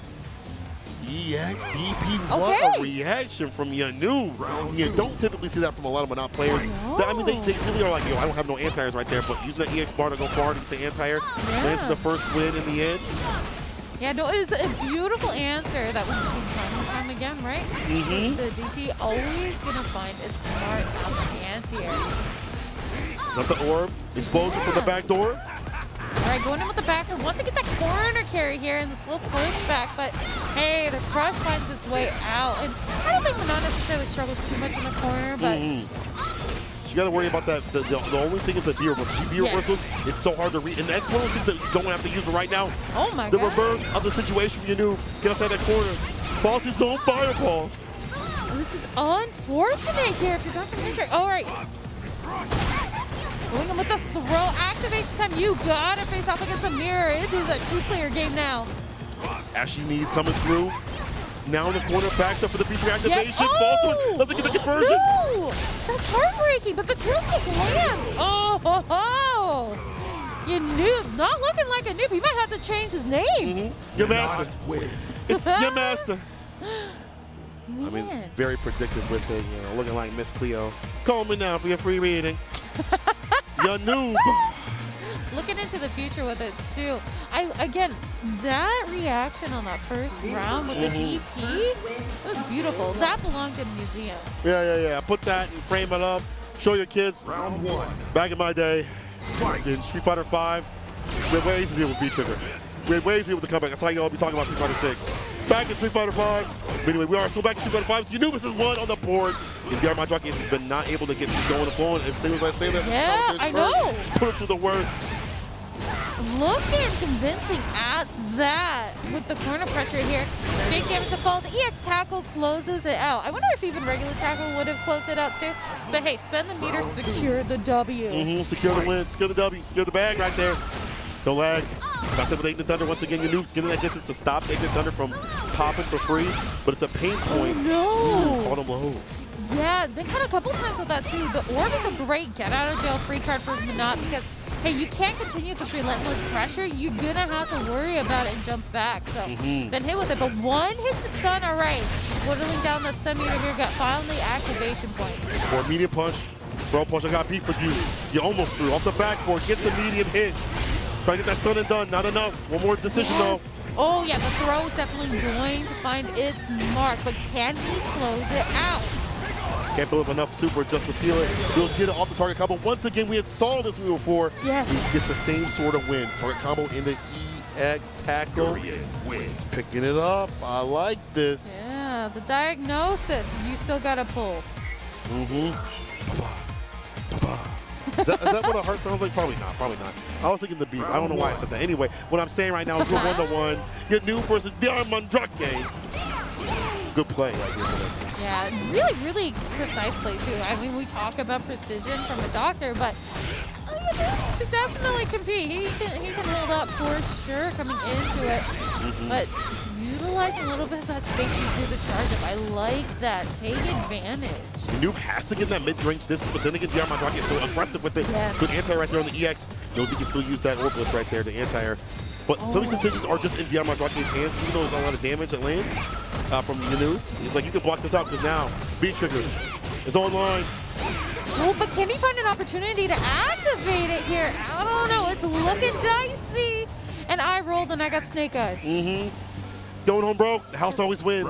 In the end, YaNoob taking that win. And I like how I'm avoiding the activation. You saw the opportunity to come out, went for the dive kick to get the punish. That's smart stuff. Yeah, but it can be tricky, right? When you're going in with the activation, you gotta worry about it in the back of your mind. So if you continue this relentless pressure, you are risking, if you're activating, you're risking getting punished, but you're also risking getting hit. Oh, sends it back. Same day delivery. Yeah, that's our rescale one, isn't it?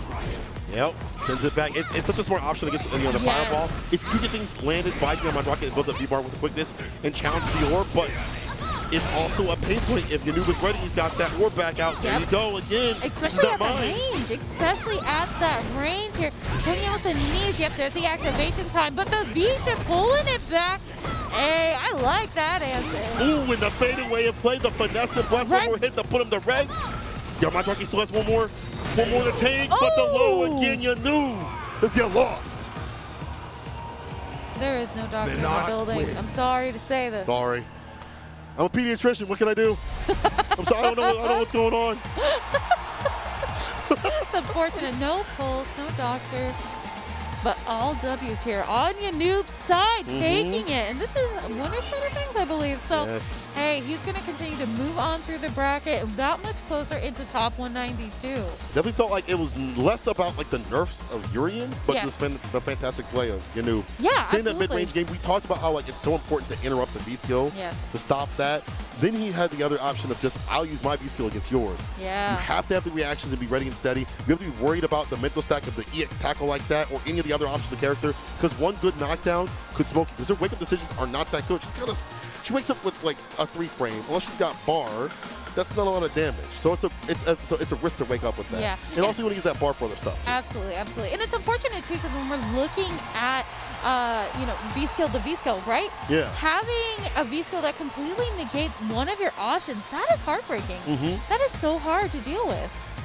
Yeah, that is Street Fighter 5. There's a lot of anti-fireballs stuff in the game for all the characters. I mean, heck, even Urien's V skill too is an anti-fireball option. So let's see who's gonna get through these brackets as I see my boy Hermes Venatori. I just talked to him recently. Bro, I keep saying I just talk to these people. It's great because I get to be on the Evo floor talking to all these top-level players and saying, why did you do this thing? Okay, so at Combo Breaker, if y'all have watched Combo Breaker, Hermes played Kudo. And if you all remember that match, she was using sweep consistently. Just throwing it around over and over and over again. And I'm like, bro, you are being so random. Me and Logan had no idea what the heck was going on. I went and talked to him. He was like, I do this because I'm challenging Kudo's standing heavy kick from Chun-Li. Yeah. So it's so great to see, like, and be able to talk to players and be like, why did you do this option that you wouldn't be able to typically do? You have to wait for like weeks or whatever, or ping them on Discord or whatever. They, like, I don't know who you are. Why are you pinging me about this? Yeah. You know, but that's the great thing about being at these tournaments with the, vibe and chat with them and learn a lot about the game. Yeah. And I was gonna say, speaking of vibing and chatting, Alabama's finest, we got Boomi. Big fan, a great friend, and so nice. Yeah, he's actually is super so nice. So when we're talking about vibes, we're talking about chatting with players.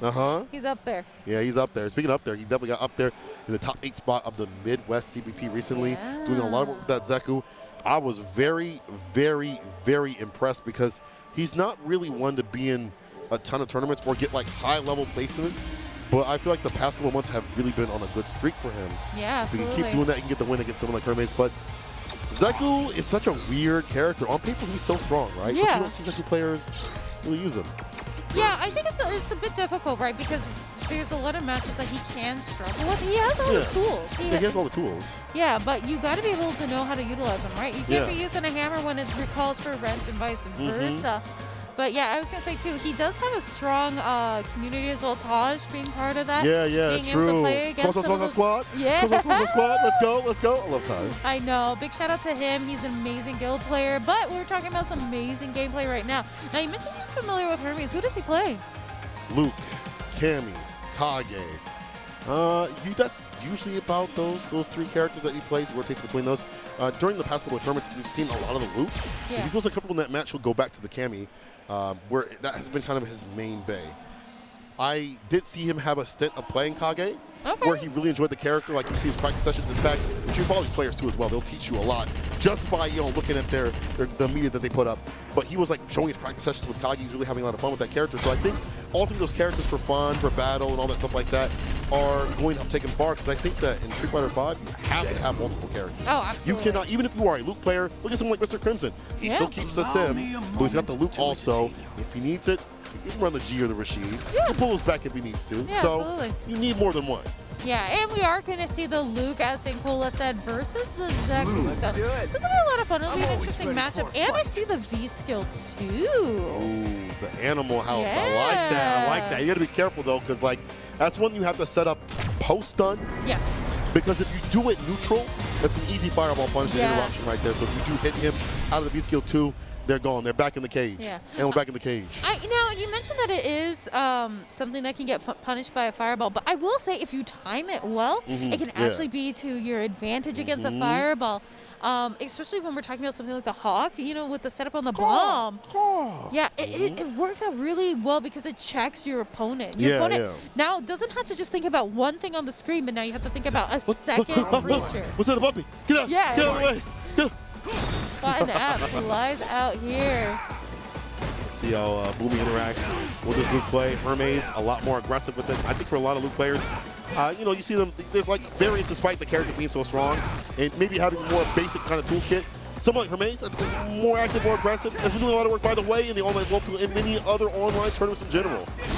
Yeah, looking really, really strong at that, but we're talking about strong, nice, solid stuff for Hermes, but Hey, Boomi is close to fall, trying to even up the life bars. Going in with the throw, so satisfying throw. It's one of my favorites. It's actually, he's slumping down like a sack of potatoes. Yeah. The stun. It's like a command grab. It's damn near done. EX palm. Azonto, GG, no bar necessary. Boomi is optimal. That damage, too, that was like almost a quarter health. That was ridiculous. There was a time where I talked to Infectious about this character. He's like, I'm looking for like 3 interactions. Yes. And that's enough for Zeku. Honestly. And I love, too, because Zeku, whether young or old, he can control both the close range and the far range of the Toku stuff. But seeing the control here from Hermes, not able to pull through the trade. Dropping some combos, but still, he got enough to get almost stunned. Yeah, using the Sand Blaster is an opportunity to have safe activation, but wasting the V-Trigger at that. The nice neutral jump. Oh, got hit with it. No more on the tank now. It's Boomy's turn to party. He interrupts the heavy kick, the knockdown, the throw. There you go. Hermes getting a lot more aggressive off in that face, like eating toothpaste. Yeah, but we can look too. Boomi does have a full stick of butter to cook with, and I'm kind of curious what I'm smelling. There might be some Gicorgos on the menu. And you don't typically see like super to seal. It's not really the strongest super. You don't get Oki after that. Yeah. I don't mind that, but Hermes has just been blocking it out, staying solid, gets hit with a techie raw. Yeah, finally able to land it here. Oh, looks like a drop. Unfortunate coming into the young Zeku gameplay here. And you know, we're not seeing a lot of that B skill. Yeah. Yeah, maybe afraid of the interruption sequence that could happen. Yeah. DD again. Anti right there, medium. Nothing off of it, but I like him poking away at that play. All right, yeah. Oh, the reversal play. I like that. Yo, let's go. Write that down. Write that down. Check, write that down. Yeah, write that down. I was going to say, got the invincible frames off of that too. That's beautiful. Dash it into the throw. The EX dash, if you're not aware, get into with the quickness. Absolutely. Talk about ending with the quickness here, trying to find his mark, his enemies. But hey, on boom, point. pulling through. Boomi. Look, enemy vibe. And my man said, be kind on the Look at shirt. Be kind is on the shirt. Bro, you play Zeku. What do you mean be kind? You see that back throw damage? That's not kind at all. Be aggressive is on that shirt. That's what it should say. It's straight rude. That's rude. Yup. So we see a lot of drops. There's moments where I think Hermes could have gotten a bigger lead. Yeah. Saw some drops with those mediums and the back mediums and things like that. That could have been a wrap, but just like that, we see Hermes saying, you know what? Maybe I'll switch a little bit. Maybe go to a different character. Maybe take some time to keep flexing because you do not want to be in losers. Not an Evo, bro. It's Shark Pit. At this point in the day, I'll get my I gotta watch. But I know that it's getting closer and closer to that point where you start seeing the top level play. Yeah. The cream of the crop is starting to rise. The tours are, you know, they're going out, hanging out, you know, watching the rest of the play. Start seeing your favorite players start getting knocked out. They're putting the losers, and he's going to the Kage. Yeah, we're gonna see the Kage selection here. It looks like it. Interesting, going in with the character switch. Now, Luke obviously didn't quite work out for him, but the game plan with Kage, you get the knockdown, you secure the bag. Yo, good luck to you with them T-Rex arms. It's hard to land. My man got the short arms right here.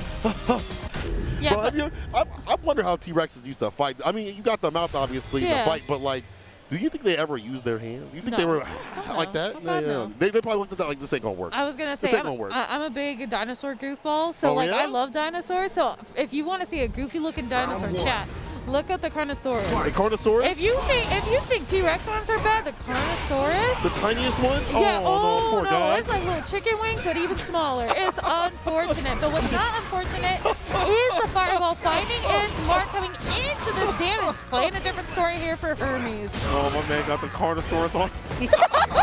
Let me get an order of Carnosaurus arms, please. Delicious, nutritious.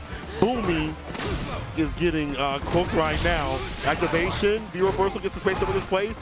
Fierce, there we go. We get close up, that's an easy punish. Or a jumping situation for Mace, reads it. Oh, I love the block of the cross. A beautiful defense, but unfortunately has to eat the EXCP, and that damage is ridiculous. My man said if there's a gap like that, I'm gonna thread the needle with the EXVP.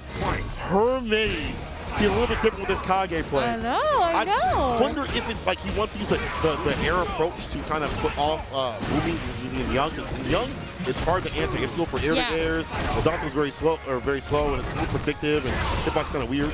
Yeah, it is a little bit rough, right? That's why you have to kind of rely on figure out what's your game plan, and you have to adjust based off of your opponent. But in with it, we got the young Zeku, we got the activation from Urien, and plenty of damage to follow, but not quite by his mark just yet. At the bottom, Yep, ready to cook. The activation, of course. Hold on the sweep. Okay. Again. Oki time. Yeah, got it. Oh, jumping in the front. All right, you gotta hold this. Just turn back, but just like that, the back throw.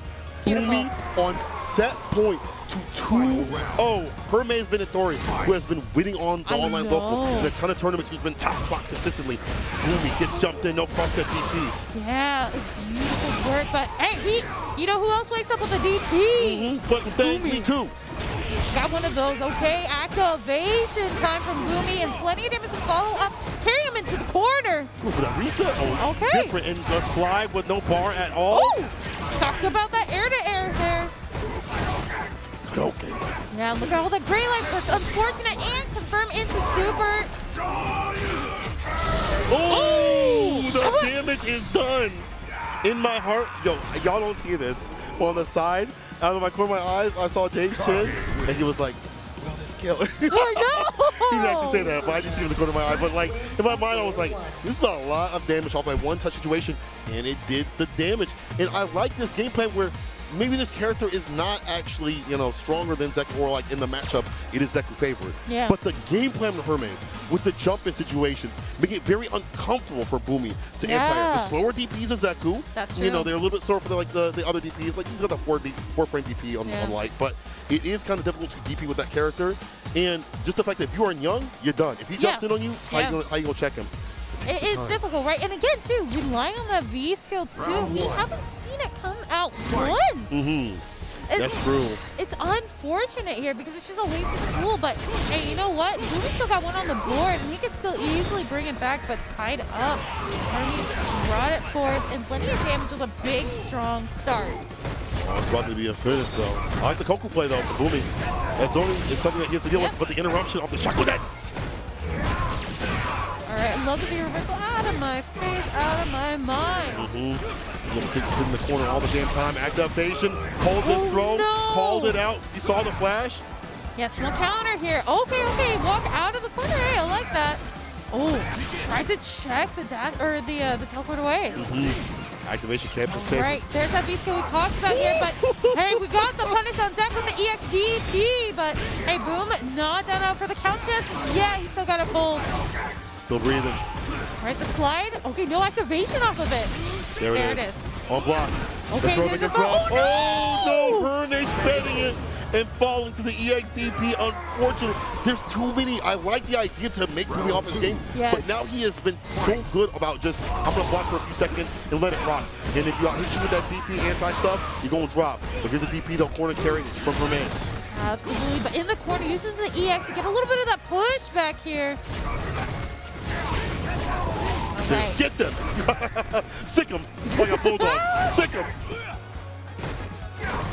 He's in the corner right now. I was going to say, he does a pretty good job keeping him pressured here. And he's definitely looking a little lost. All right, EXB finds his mark out of the corner, but hey, we got an anti-air for the cross-up. And the Oki off that DP. The throw, there we go. Going to final game, final round, Hermes versus Boomi. In my eyes, I'm going to be real. If Boomi takes this, it's a little bit of an upset because Boomi does not have the results that Hermes does. Right. But that doesn't make him any less of a player. No, you're absolutely correct here. But hey, he's looking strong coming into it. Just a nice start, but both huge meter on each side. Boomi looking to take it. Oh, drop the combo. That's off that tech, that was a big damage. Lands the fierce, the fist-to-face, put him in his place. The challenge right there. The fireball on the activation. Yeah, one conversion can do it though if you're Boomi right now. Using the V reversal keeps you out of your face. What makes top-level players right here. You have to close it out. For Hermes, let's just find a way to finish it. All right. Switching to old Zeku, maybe wants to do something with the anti-air here. Hope he doesn't quite fully negate the fireball. Get All right, them. calling out the Hawk. Assist me. All right, here's the Weasel. EX, press the damn button. Space out with a heavy. He gets Shaku Nets, both of them spinning bar. The patience here, he can afford it, but gotta remember, the Fireball has multiple hits. The back throw into the corner. Bro, Hermes to bring this back. You a god, bro. Oh, counter hit, though. Okay. 4-piece drop down with a beast. Get whipped on throw. There you go, Hermes taking it from the brink of defeat, popping up. That was Boomi's game to win. I know. That was Boomi's literally game to win. Oh my God, Hermes. Took candy from the baby. That's so unfortunate. But Boomi still played so well. Slightly lost his composure at the end, and that was heartbreaking.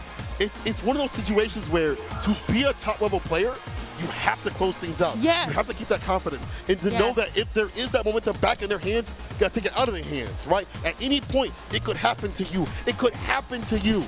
And that man is through. Boomi, I love you, but the closeout has to be there. This is something I've seen him try to get better with, and he has gotten better with. I mean, he's gotten top spots, but Hermes, that mental fortitude, the will to not back down on his game plan, the will to be like, I'm going to stay solid with it, the will to, I will bust out and make you uncomfortable, all up to that decision, that point right there, where he brings it back to the brink. Aaron, all right, Hermes, you godlike, let me see you through the bracket, bro. And talk about bringing things back. We've got Street Fighter League coming back into it. Make sure you guys go check it out. We don't just got one coast. We don't just got one country. We got the US, we got Japan, and we've got Europe. All for 2022. So streaming later this year. Make sure you guys go check it out. Capcom Fighters and Capcom Fighters _JP. Over on YouTube, on Twitch, and Facebook. All your favorite platforms. And also you can find your favorite mobile fighting game in China and later on in other areas. Street Fighter Duel, the Capcom authorized mobile game Street Fighter Duel is now available to download in China with a global version coming soon. The epic legend is reborn on mobile. Download Street Fighter Duel now and let's fight each other and join the journey with millions of other players to be the best fighter. If anything, it's the best time to join that game because they got Rolento. I know I saw the character select screen, I was like, bro, you got Rolento? I'm in, let's go. You think I'm sure you're hoping that they're going to add him to the roster coming into 6. Bro, if they don't, listen, I've asked you for years, Capcom. What do you think my commentary career has been? Asking you for Rolento. Every time I'm on like a big station or a big event, please give me Rolento. I'm begging you. Hey, you know, I'm happy at the end of the day, right? I get my Chun-Li, I get my Jamie. That is all I Must need. Be nice. But you know what you guys need? Some more Street Fighter V action as we come into our next match. Oh, okay. My apologies. We need a little bit of a break first. Yeah. You see me screaming out here for Rolento. You know what I'm going to do? I'm going to go find the Capcom reps. Yeah. I'm going to ask them where Rolento is. What you should do is go get some snacks, come back right there after this break. We will return more Street Fighter V coming your way. Shoutouts to Astro Gaming, the audio partner of EVO 2022, providing audio for EVO tournament stations with their A40 headset and Mixamp Pro TR products so competitors can have an amazing tournament audio experience. Go visit astrogaming.com to pick up your own A40 headset, Mixamp Pro TR, or audio-related accessories.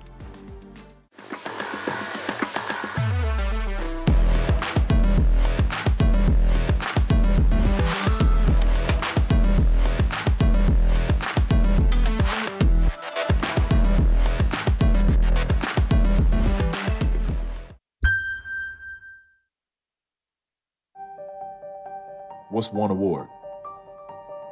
Is one award enough? Well, the gold medal. Was that enough? Nah. Is one title enough? Nope. What about one sponsor? No way. With every win, you only want more, because enough is never enough.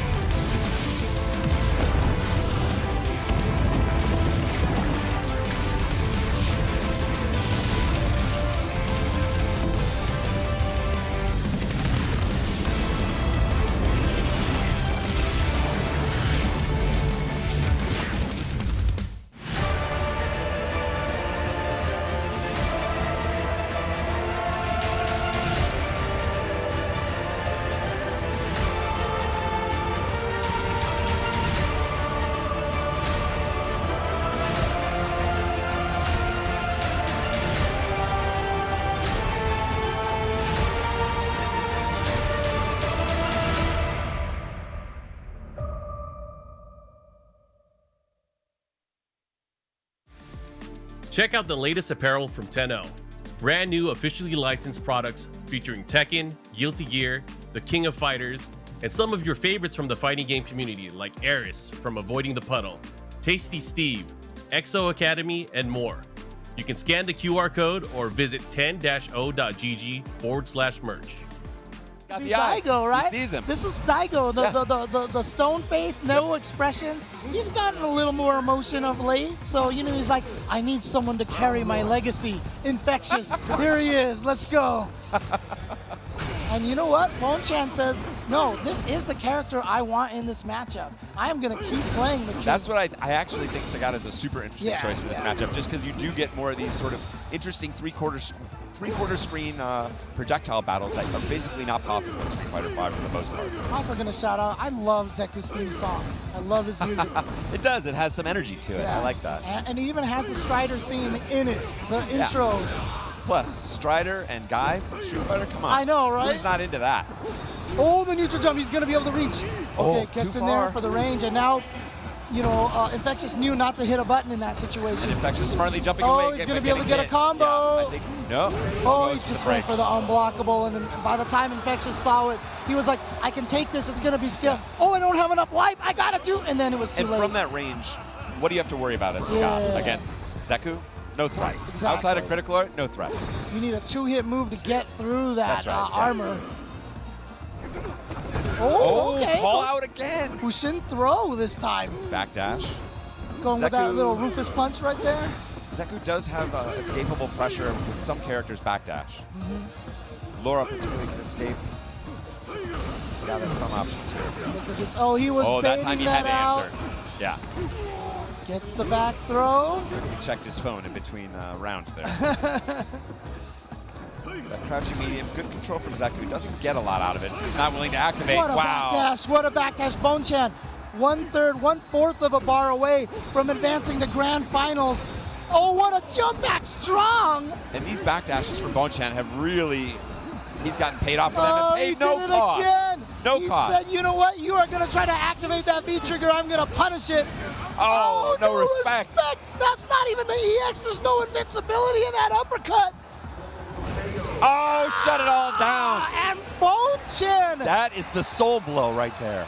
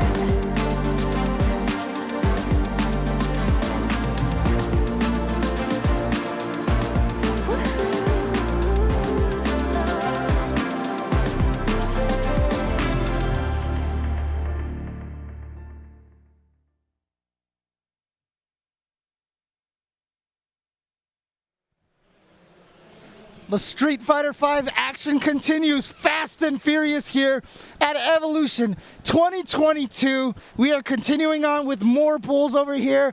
Welcome everybody at home and hope you guys are having a wonderful day. My name is James Chen. Brad Muse. I'm as excited as all of those players in the crowd were. You could see that everyone's just happy to be here, even though it's comparatively early. I mean, it's noon, but it's day 2, so you know people were excited last night. You know, people were out there having their fun, but we're all here enjoying some Street Fighter V action. There's only a couple of pools waves left. There's already been some crazy stories coming out of this weekend. Yeah, of course. I mean, again, I joked yesterday, even before the tournament started, that everyone's prediction bracket was wrong. Yep. You know, no, for real, for real. I mean, I was just talking to you before we sat down, right? Kaba versus Azura yesterday. Yeah. I literally sat down. I was like, yeah, Kaba's a pick for me in winners, in top 8. Nope, down in losers. It's been nutty. But when you're on this stage in this wide open bracket format, you get those crazy stories. Yeah. That's one of the things that makes this also magical. Yeah, and the other thing that makes it even harder is There are so many good players now. For real. It's like you cannot rest on your laurels here. It's like anybody you run into that you haven't heard of or whatever, you know, it's like they could be a killer. Dude, it's so terrifying here. And I mean, our first match right here, one of the players that you see on the right side over there, SD Pnoy. This is a player that I haven't seen in a while. He doesn't enter a lot of the online tournaments, but when we were doing offline tournaments a lot, from San Diego, one of the strongest M Bisons that we have. We'll get the names fixed up there for you guys. And he was, you know, he was on the forefront. You know, it was like him and Commander Jesse and a bunch of the guys who were always killing it in the Southern California region. So I haven't seen him play in a while. You're going to be sitting here going up against MJ Gamma on the Cammy. Going to be an interesting matchup. We already see the dive kick was starting to be represented by MJ Gamma, but Pnoy has that life lead right now, trying to play that, you know, slightly more defensive game, and you can see that Gamma's trying to stay in the pocket a little bit, really dancing outside of that stand fierce now. Yeah, Gamma, a very strong Cammy player from Mexico. So again, truly international affair. I think we have like 63 countries, I think I remember seeing represented in EVO throughout all the games that we have. And it's just wonderful to see because, you know, obviously Street Fighter V, the talent is super strong, but, you know, we've in the past, we have the Pakistan stories. Right now in KOF, we've got the Moroccans and the Mexicans, you know, and like, it's just, I love seeing that kind of global parity in all the fighting games. Yeah, it's really, and you know, people have been talking about it in general, especially with, you know, us starting to transition off of online and get back into these, you know, major stages where we're having international competition again. It's like all these individual communities have been growing on their own, and it's like a mixer. It's like a 5-year reunion. It's like your high school reunion, but pre-Facebook high school reunion. Like, you don't know what they were up to. You haven't stayed in touch. Gamma touching right now. Pnoy dealing in the corner, getting stunned off of that shimmy. Plenty of resources here for Gamma to close this out. We are going to catch up to CA. Okay, gonna spend all that meter right there to make sure that he's gonna get this round. So tied 1 round apiece. However, Pnoy is gonna come into this next round with a full CA bar. So definitely in a slight advantage here. He's gonna have the ability to use some EX scissors for free pressure and such. Yeah, I wonder how he's going to elect to use the meter. I feel like what I've been seeing a lot from Dictator 2 is, you know, they'll use the EX Blast and get a range 0 strike throw in situations where you would ordinarily go for Psycho Axe. Right. But, I mean, being on the back foot here, we're not seeing a whole lot coming out in general. All these resources, I mean, it's like you have EX Devil's Reverse, but, you know, you don't want to just rip that out. Trying to go for these air-to-air. Got the cross under, and now here we go. The standard Cammy pressure tries the double dash. A little bit of a turn steal right there. Speaking of turn stealing, you see SD Pnoy going for a bunch of plus range attacks that he tried to get in. Wasn't enough for the kill just yet. Oh, here we go. Activation. That's punishable. All right. Went for the regular throw. I'm wondering whether Pnoy's going to elect for, gonna go for the Psycho pressure. Wow, catches out the command grab this time. Now the bomb is set up. Oh, no, that's my God. And the bomb is still there. Yeah, there it is. Had to block that. Tried to go for the throw, missed it. But Chip is a real factor. Super fast. I mean, I think it can't be touched. Oh. Get away. That was it, right? Oh, no. Oh, my God. He did the wrong one. Oh, the EX Blast spent the 1 bar. What a shame.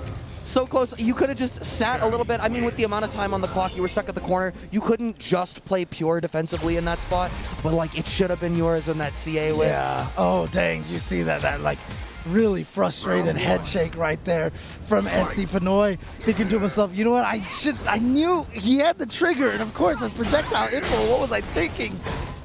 And it's one of those tough things, but again, to be one of the best fighting game players, you have to be able to forget the mistakes and remember everything else. Finding the, oh my God, Pnoy is finding that fierce button right now. Next hit is going to be stun. What's it going to be? Crouch jab for the stun. Build a little bit of extra bar. We're going to be able to kill for no meter. All that extra bar going right to the next round. All right, well, I guess SD Pnoy is mad because that was a crazy round right there. But, you know, if you're MJ Gamma, you just got to be like, whatever, okay, that happens. That's Street Fighter V. Every once in a while, you get run over like that, and you just move on. Yeah, oh no, speaking of run over, who go in for that EX reversal there. Did Gamma, okay, find a crouch fierce into activation, not going to cash out with the DP after, wants to keep this advantageous, corner position here. But Pnoy's starting to sneak out. No, you do not get to walk back. Slide activation. He's going to be able to combo after that. Not quite enough to kill yet. Tried to go for a bunch of lows.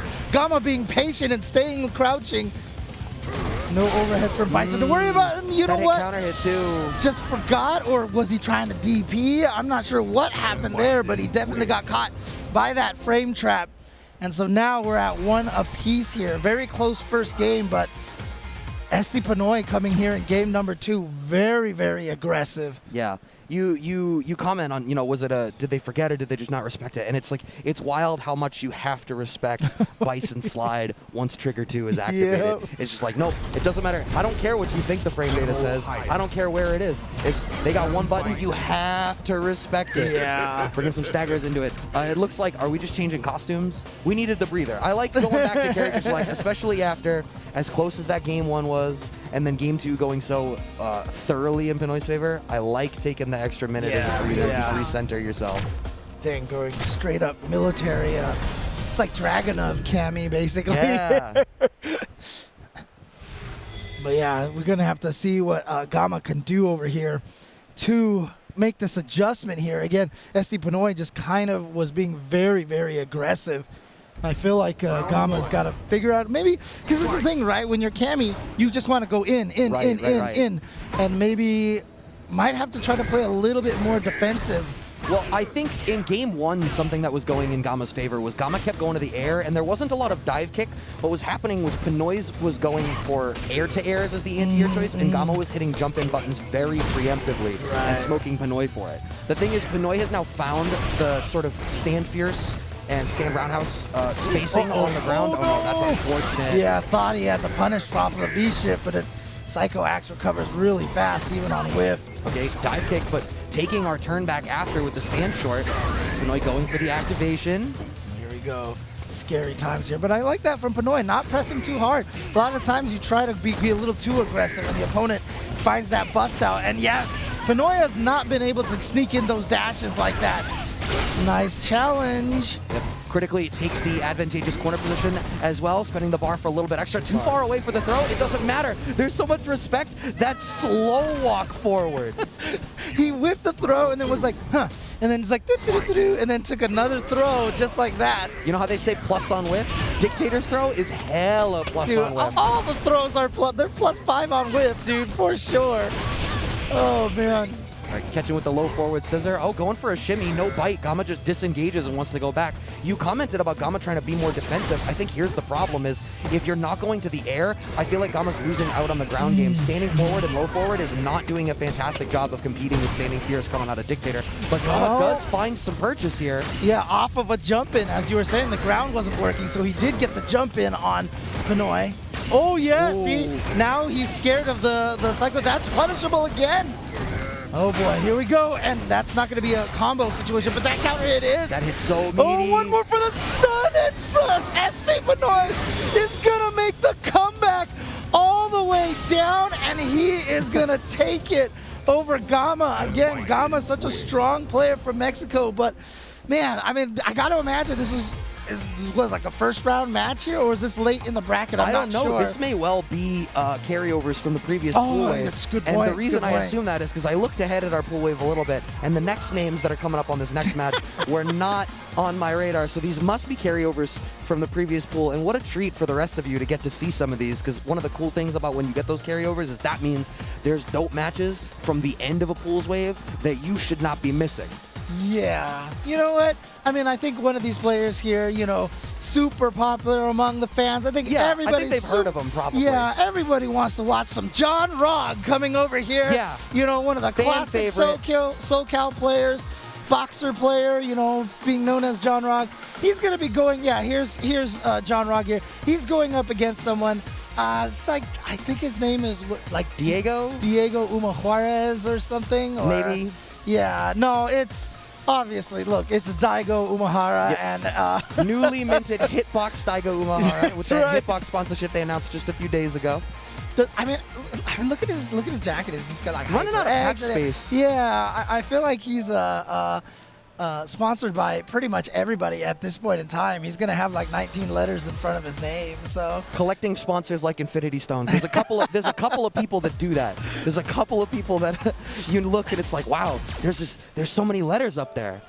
What do they all mean? Is it a word scramble? No, it's just they're that good. They're that nice. Yeah, and Daigo, you know, I've talked to some people during the course of the weekend. They really feel like Daigo has one of the best shots to win this tournament. And, you know, obviously Daigo has been playing so well. And what a year it would be if Daigo could take the last Street Fighter V. But, again, even a player like Daigo, with the storied background, how good he is and everything like that, honestly, like, you'd be crazy to take Daigo over the field in this tournament. Well, and that's what I was going to say is, like, with his legacy, with his pedigree, with his resume, there's still so many killers. Yeah. It's like there are very, very few safe bets of who is going to make. Like, even calling a top 8 feels difficult because there's like 2 or 3 names, and then outside of that, it's like there's a field. Yeah. I mean, honestly, right now, you know, the short list that I have, like, for my predictions of top 8 would be like Idom, Mr. Crimson, you know, like names like that. Those are my names. Those are the names I'm confident in. Yeah, that's exactly. Outside of that, I cannot say with certainty anything else about that top 8. And frankly, that's only so certain. But I'm certain this match is going to be dope. Daigo versus John Rogg. I mean, it's an interesting question because obviously we talked about Idom and Mr. Crimson. That's NA and that's EU. But, you know, from the Japan region, Asia region, you know, if we had to pick one representative from there, would it be Daigo? That's a good question. That is a good question. Tokido also here. That's another, you know, short list possibility. Oh, yes, and this is winners and pools. Okay, yeah. Okay. So still on the winner's side. Oh, no anti-air. Yeah, I would have expected Daigo, at least with the crouching heavy punch. Right, finding the sweep off of the low rush punch. Daigo just playing slow, methodically. Yeah, but nice jab check on the rush punch. Again, you know, John Rogg. Oh, God, he just goes in for the overhead. John Rogg, classic SoCal player. Oh, the reset as well. John Rogg takes a round over Daigo. Yo, y'all couldn't see it. He turned around. We can kind of hear the people in the crowd popping up a little bit. After that round, John did turn around and pointed at his boys as not. Yeah, definitely really good friends with players like Stupendous and a bunch of the other SoCal guys. So you know he's got a bunch of supporters here. Oh, wow. John just keeps finding purchase with all of these limbs. The standing fierce, that sweep that happened a little bit earlier to open up this sequence, and now Daigo trying to press their way out of the corner. Wow, not even a real dash. The V-skill forward going unchecked, had to bust out. Oh no, that's going to be punishable. Just was able to block just in time. And that's one of the dangerous things is that Balrog can make it simple side moves, and here we go. John Rogg going to get a combo here. Goes for the low instead of the overhead. Oh my God, the overhead is working though.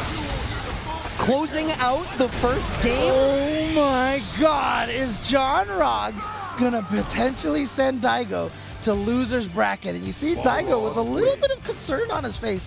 And I feel like John Rogg, you know, again, I'm not gonna say he's a wild player, he plays risky, but I feel like he's trying to play very not carelessly, but, you know, unpredictably, you know, and just trying to maybe catch Daigo off guard. Yeah, I feel like Daigo needs to do 2 things, right? One is you need to block those overheads because we're 3 for 3 on V-skill overhead resets working out in John's favor. The other thing is that standing fierce is giving Daigo problems. Yeah, and just confirmation, this is winners finals for their pool right now. Oh, tried to go for the crush counter crouch fierce, and that's why he didn't crouch heavy punch last time, because Balrog's jumping punches are so deep.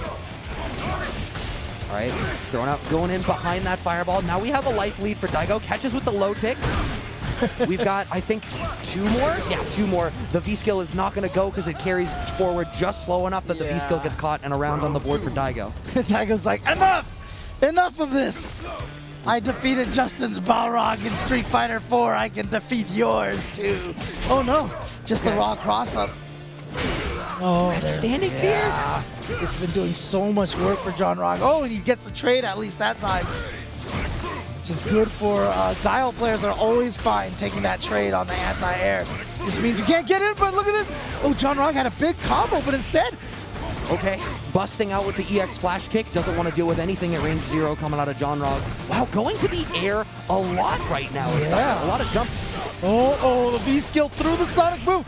No resets for you. So now John Rog has to think about this if he ever goes for the... I mean, look, you can block in time if you do dash punch into V skill 1.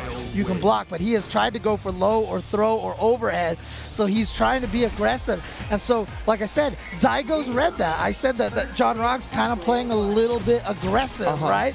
Daigo's reading that, so he's being very aggressive on the defense. Yeah. And now he knows that this round, John Rog's going to be thinking about it, and so that's going to be able to open up the ability to stop the B skill 1 mix-ups. Nice check coming out of Daigo, who's playing. Actually, Daigo is meeting John's aggression with his own aggression right now. Absolutely. Well, if I can't fight John from outside of Stand Fierce range, I'm gonna fight him inside of Stand Fierce range. Just shy of closing it out. Upside down kick for the throw shimmy attempt. John Rog finds the throw, but the crouch jab through the V skill. And this is what we're talking. This is why Daigo is one of the greatest right now. His ability to make the adjustments. Now, I'm not saying that John won't be able to make the adjustments back right now, but he's got to do it quick because Daigo is at match point. Nice air-to-air. The EX flash kick again. This is what I mean. He knows that John is being very aggressive in the mix-up situation, so he's willing to throw out that EX flash kick. He knows this is the MO from John. John wants to be as aggressive in the mix-ups as possible, so he's just going to flash kick and end all of that. And now trying not to give John Rog any chance. Yeah, he knows that's negative. Oh, God, that wasn't in time. Yeah, that would have been huge damage. That would have been a big reset opportunity, but it's not going to matter. Too little, too late. Daigo does stabilize and close out 2-1 to get out of the pool. God, I don't want to get it wrong. Was it Dr. African or was it Zaffarino that was talking about the jumping whiff punish technique? They just put out a video. It might have been Zaffarino. Actually, was it Dr. African? It might. I don't remember seeing it from Zaf, so I immediately assume it's Dr. African. It probably was Dr. African's video out there, so shout outs to him. But basically, he was talking about jumping at certain ranges so that when the person tries the anti-air, that they're going to miss. Yes. And you whiff punish the anti-air with your own jump attack. That's exactly what Daigo just did at the end. He jumped at John Rog. John Rog crouch fierce, it whiffed, and then Daigo pressed the jump kick so much later than you normally would. Because a lot of times when you jump at somebody and you try to hit the button early so that you catch them off guard, Daigo purposely held on to that jump kick for a very long time, waited till it whiffed, and then he got the jump kick in there, was able to finish the game. Yeah, there's a lot of people innovating on stuff like that. There's a lot of people having immaculate spacing with empty jumps that bait the anti-airs and bait them in a similar fashion. And it's when you've played this game for this long, you squeeze every bit of life and every bit of optimization that you can out of things. And we're going to squeeze every bit that we can out of this break. We will come back in just a quick moment with even more fantastic Street Fighter V action coming at you from EVO 2022. So don't go away. Thanks for watching and supporting EVO 2022. Speaking of support, you should support our monitor and headset partner, InZone from Sony, the newest brand in gaming gear providing you top-of-the-line equipment. The InZone M9 and M3 27-inch monitors bring you incredible high-resolution and high-dynamic range pictures and reactive experience with 144Hz and 240Hz refresh rates, 1 millisecond gray-to-gray response time, variable refresh rate technology, and more. On the audio side, their line of headsets includes the InZone H9, H7, and H3 models featuring 360 spatial sound for gaming. The line offers noise-canceling, wired, and wireless options. With dedicated PC software for both monitors and headsets, the InZone Hub enables personalized settings to your optimization. Sharpen your senses with the brand new InZone products and check them out at sony.net/gaming-gear. Dash up, back throw though, Mochi got caught for the corner. Are you kidding me? Oh my God.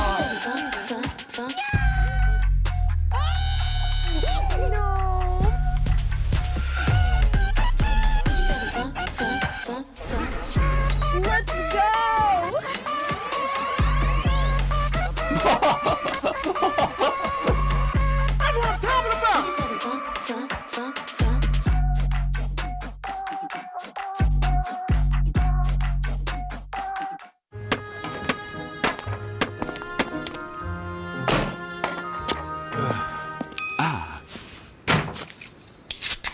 gives you wings.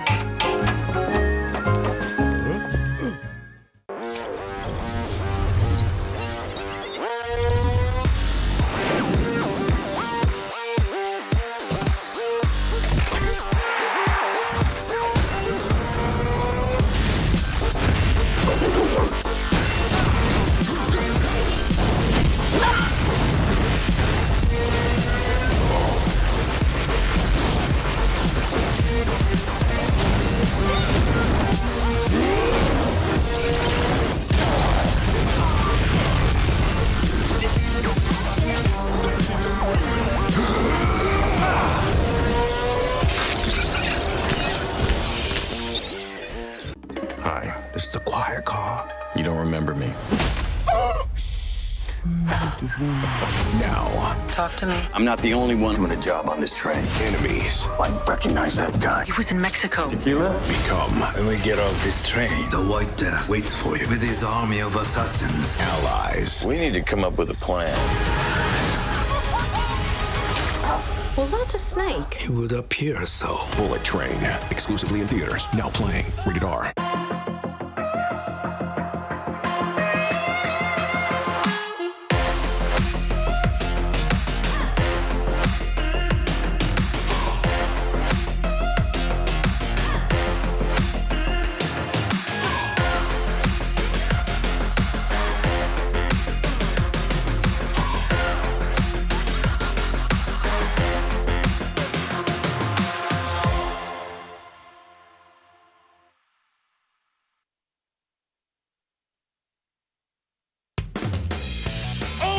Watching, bear witness, a clash of power and technique. This will be a fierce contest. Who will grasp glory in their hands? Who will eat and who will be eaten? The fateful battle is about to begin. Can you all feel the drama? Their true abilities will be tested. Show me the ultimate fight!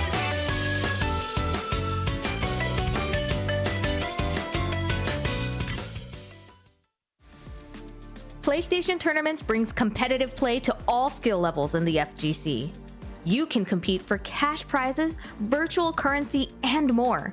Find your next tournament and sign up at compete.playstation.com. Down to that final run. Right before the game end, it's been Big Bird coming up every time. 2-0 to Nasser's Big Bird. Oh, cross counter on the sweep. Pressure, using the dash in. Again, just wants the corner position. Yeah, and he's got it now. Set up some throw option. It's time for the... Wow, what a perfect combo. Has the reach. Throw escapes. Doesn't have to spend any metered battle his way back out, but is already full trigger. Looking for an opportunity, missed it. Looked like he got caught looking, and now is on the verge of getting first himself round down. Yeah, it's a grand Match final. point. Oh, here we go. That's not a good look. Not a good look. Not a good confirm. Not sure what he was going for right there, but here it is. Big Bird is at match point to get into grand finals to go up against Bonchan. Infectious. Again, not playing poorly exactly, but just not able to put it all together to keep that energy going. Just not quite sure what to do under the assault from Big Bird. His pressure game, his defense has not been there.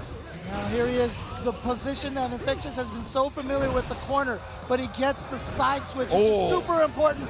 Beautiful with punish. The knockdown baits it out. Oh, no punish. The jump attack. That jump attack, that jump medium kick has got a kind of wonky hitbox. And it's gotta get it out early, yeah. And it's gonna bite Infectious. And Big the Bird, setup. can he get another comeback? Can he steal another one? Wow, the damage with the EX spike. Oh, he got him. He did it again. That's it. He Big Bird. did it again. Grand finals.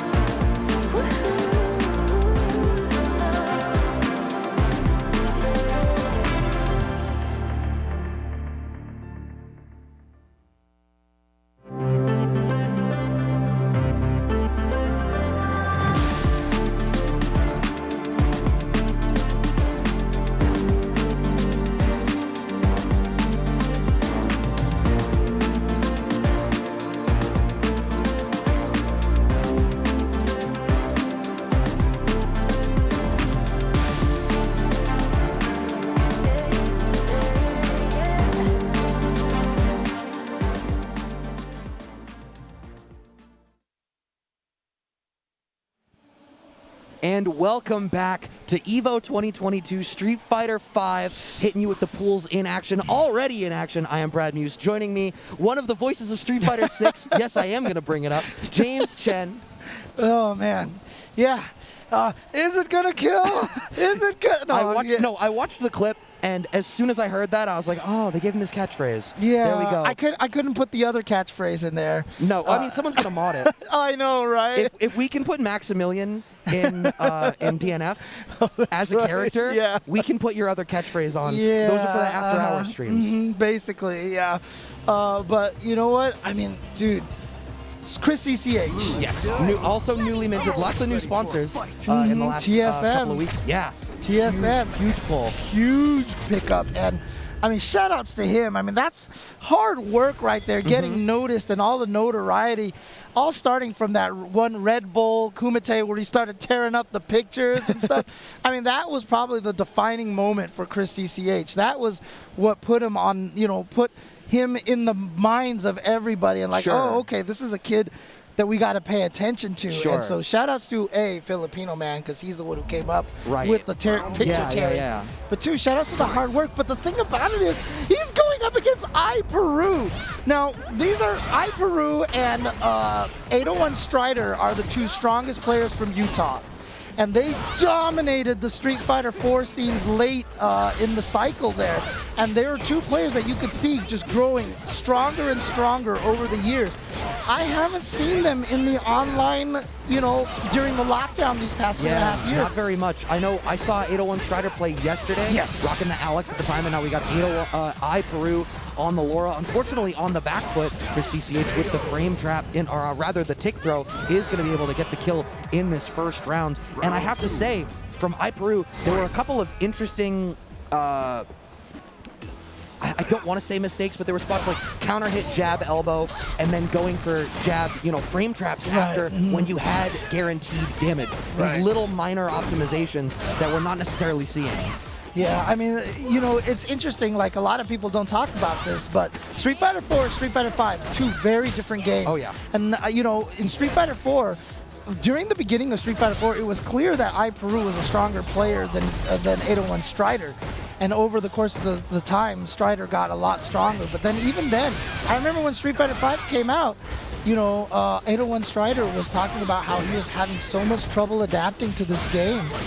And it's a different mindset. And iPeru has never seemed to feel like quite have found that success in Street Fighter 5 that he had in the Street Fighter 4 days, whereas someone like CgrisCCH was born and raised on Street Fighter 5. Yep, rocking that Luke. I know a sore spot. We heard if you watched the US versus EU exhibition last night, you heard the chants, the same chants we heard over at Combo Breaker when they did that the Midwest versus West Coast exhibition that you were speaking to earlier. Finding that hit confirm on the low forward though. Was that EU chanting it against Menat RD or? No, they were chanting it against Chris, I think. I don't think they said it about Menat. Okay. Well, you know what? Because that's not the meme. You don't repurpose the meme. True. But the whole thing about it, though, is shout outs to Chris because, skill 2 finding its mark. Oh, God. Yeah, but this is a very dominant round once again for CgrisCCH. The next hit, any hit could stun. Okay, oh my God, I don't even care. Rocking out the EX reversal to close out the round for iPeru's one chance for it off of the trigger activation into EX clap. Not respecting the EX clap at all. iPeru hasn't really been able to play. Yeah, and again, that's just character knowledge right there. Laura's like to go for that sequence. And CgrisCCH was like, that's not a true block string, so I'm going to punish you for that. And that is just character knowledge. And like I said, Street Fighter 5 is more about the situations. The situations are so important. And you got to study them all. And look at this, CgrisCCH about to get the stun. Is it going to be a throw? No. Oh, no, it wasn't. Going for the back sway again. We should have the damage to close this out. Absolutely will. CgrisCCH, a clean and confident 2-0. Oh, dude, iPeru literally, he's never seen V-Skill 2 before. Right. He was asking about, he's like, what was that? What is going on? Yeah. It's interesting. I feel like when Luke dropped, it was all V-Skill 1. Everybody wanted the Popeye. Oh, yeah. And Chris is now the second or third person I've seen this weekend rocking the V-Skill too. So it's coming up a little bit in popularity, it seems. Yeah, you know, I do want to mention, you know, obviously iPeru, you know, got pretty beat up that match, right? But, you know, like I said, he hasn't had that same success in Street Fighter V as in Street Fighter 4, but he got pretty far in the brackets going up against CgrisCCH, right. You know, and that late in the brackets. And honestly, like, that's just through natural talent and skill. Right. So, you know, again, I haven't seen iPeru and 801 Strider in forever. Because, like I said, they haven't been playing in any of the online stuff during the pandemic. Seeing them here this weekend playing again, I mean, seriously, I'm so happy. I've been seeing so many old faces. And like, I didn't realize how emotional I was going to get.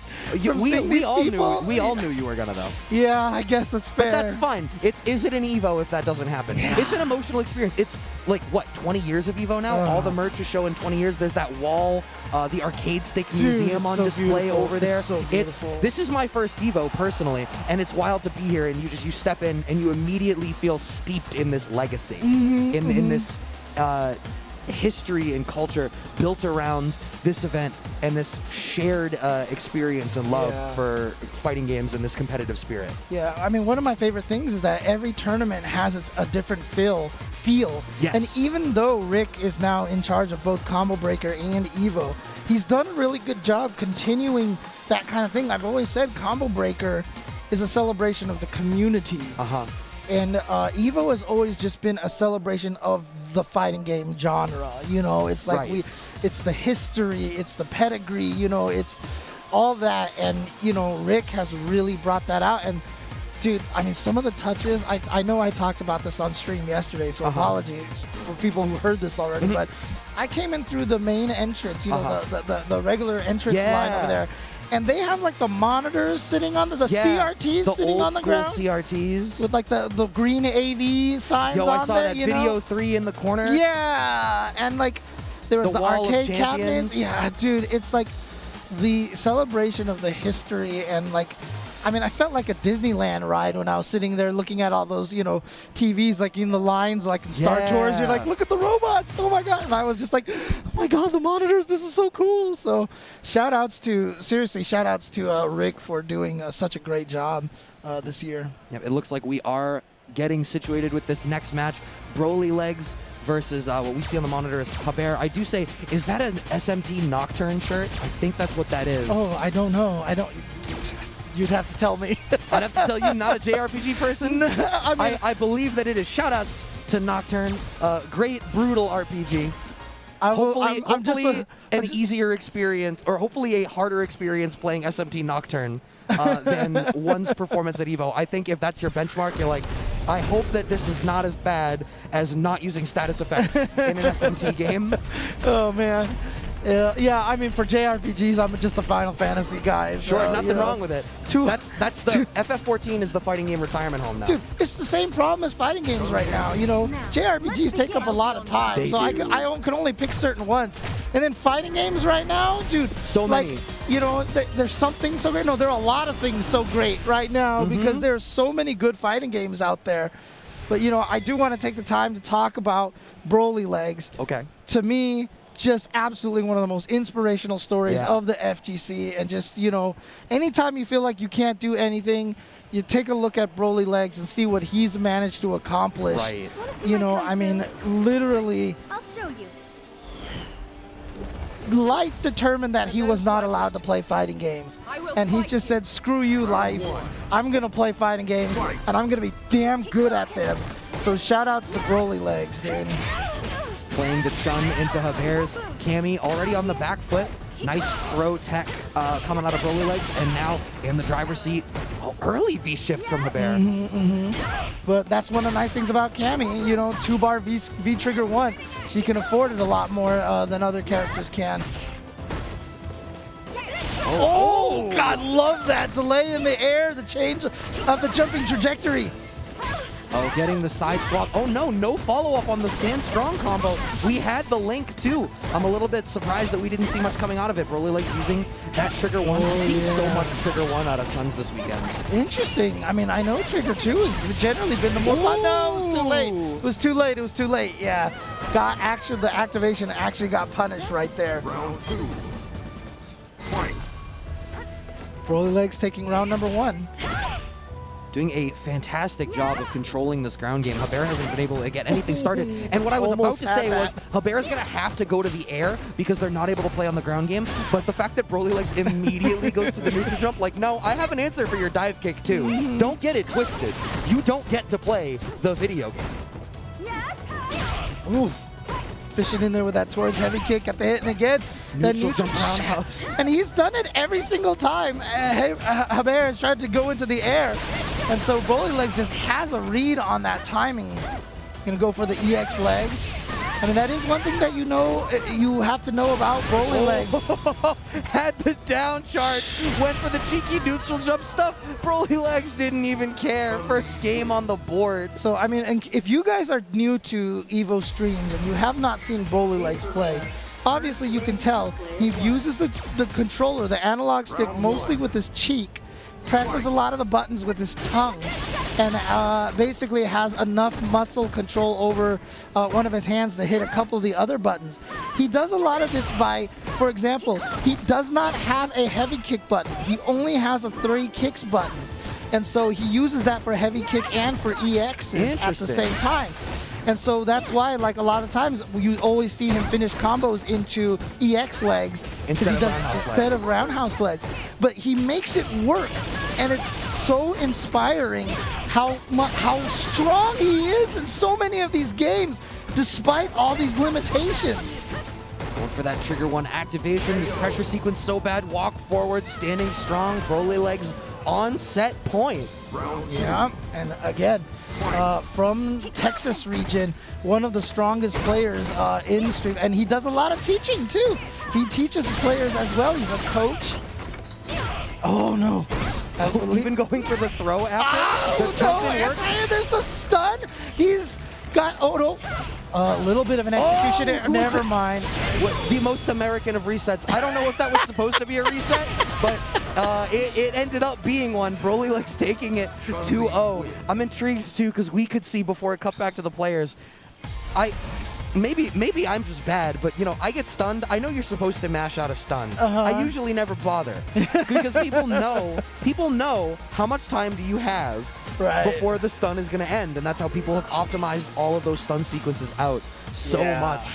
But Haber was mashing out of that stun. Yeah, again, I commend it. Again, I like to talk about the things Brolylegs. I think it was like, obviously to travel around his brother, they have a special van to be able to carry around the table that he's on all the time, and I think it was either the van or the table broke down. The community came together, helped them get a new one and such, and it's just one of those really honestly great feel-good stories, in the FGC. And one of my favorite Brolylegs stories, I'm gonna steal this because this is David's story, not mine. Take it. But he was playing. David's busy. Yeah, exactly. He was playing Broly in Street Fighter 4 online, and Broly was just having fun with some El Fuerte. And so David was like fighting against his El Fuerte. He's like, oh, I'm gonna risk the uppercut here because he probably can't do run, stop, fierce, run, stop, fierce. And Broly blocked the uppercut, and what happened? Run, stop, fierce, run, stop. David was like, it'll happen to anybody. It can happen to you. It can happen to you. Oh man. Oh god. But yeah, for Haber, I mean, to talk a little bit about Haber though, we really didn't see, you commented on the lack of anti-air at one point. There wasn't a lot of anti-air.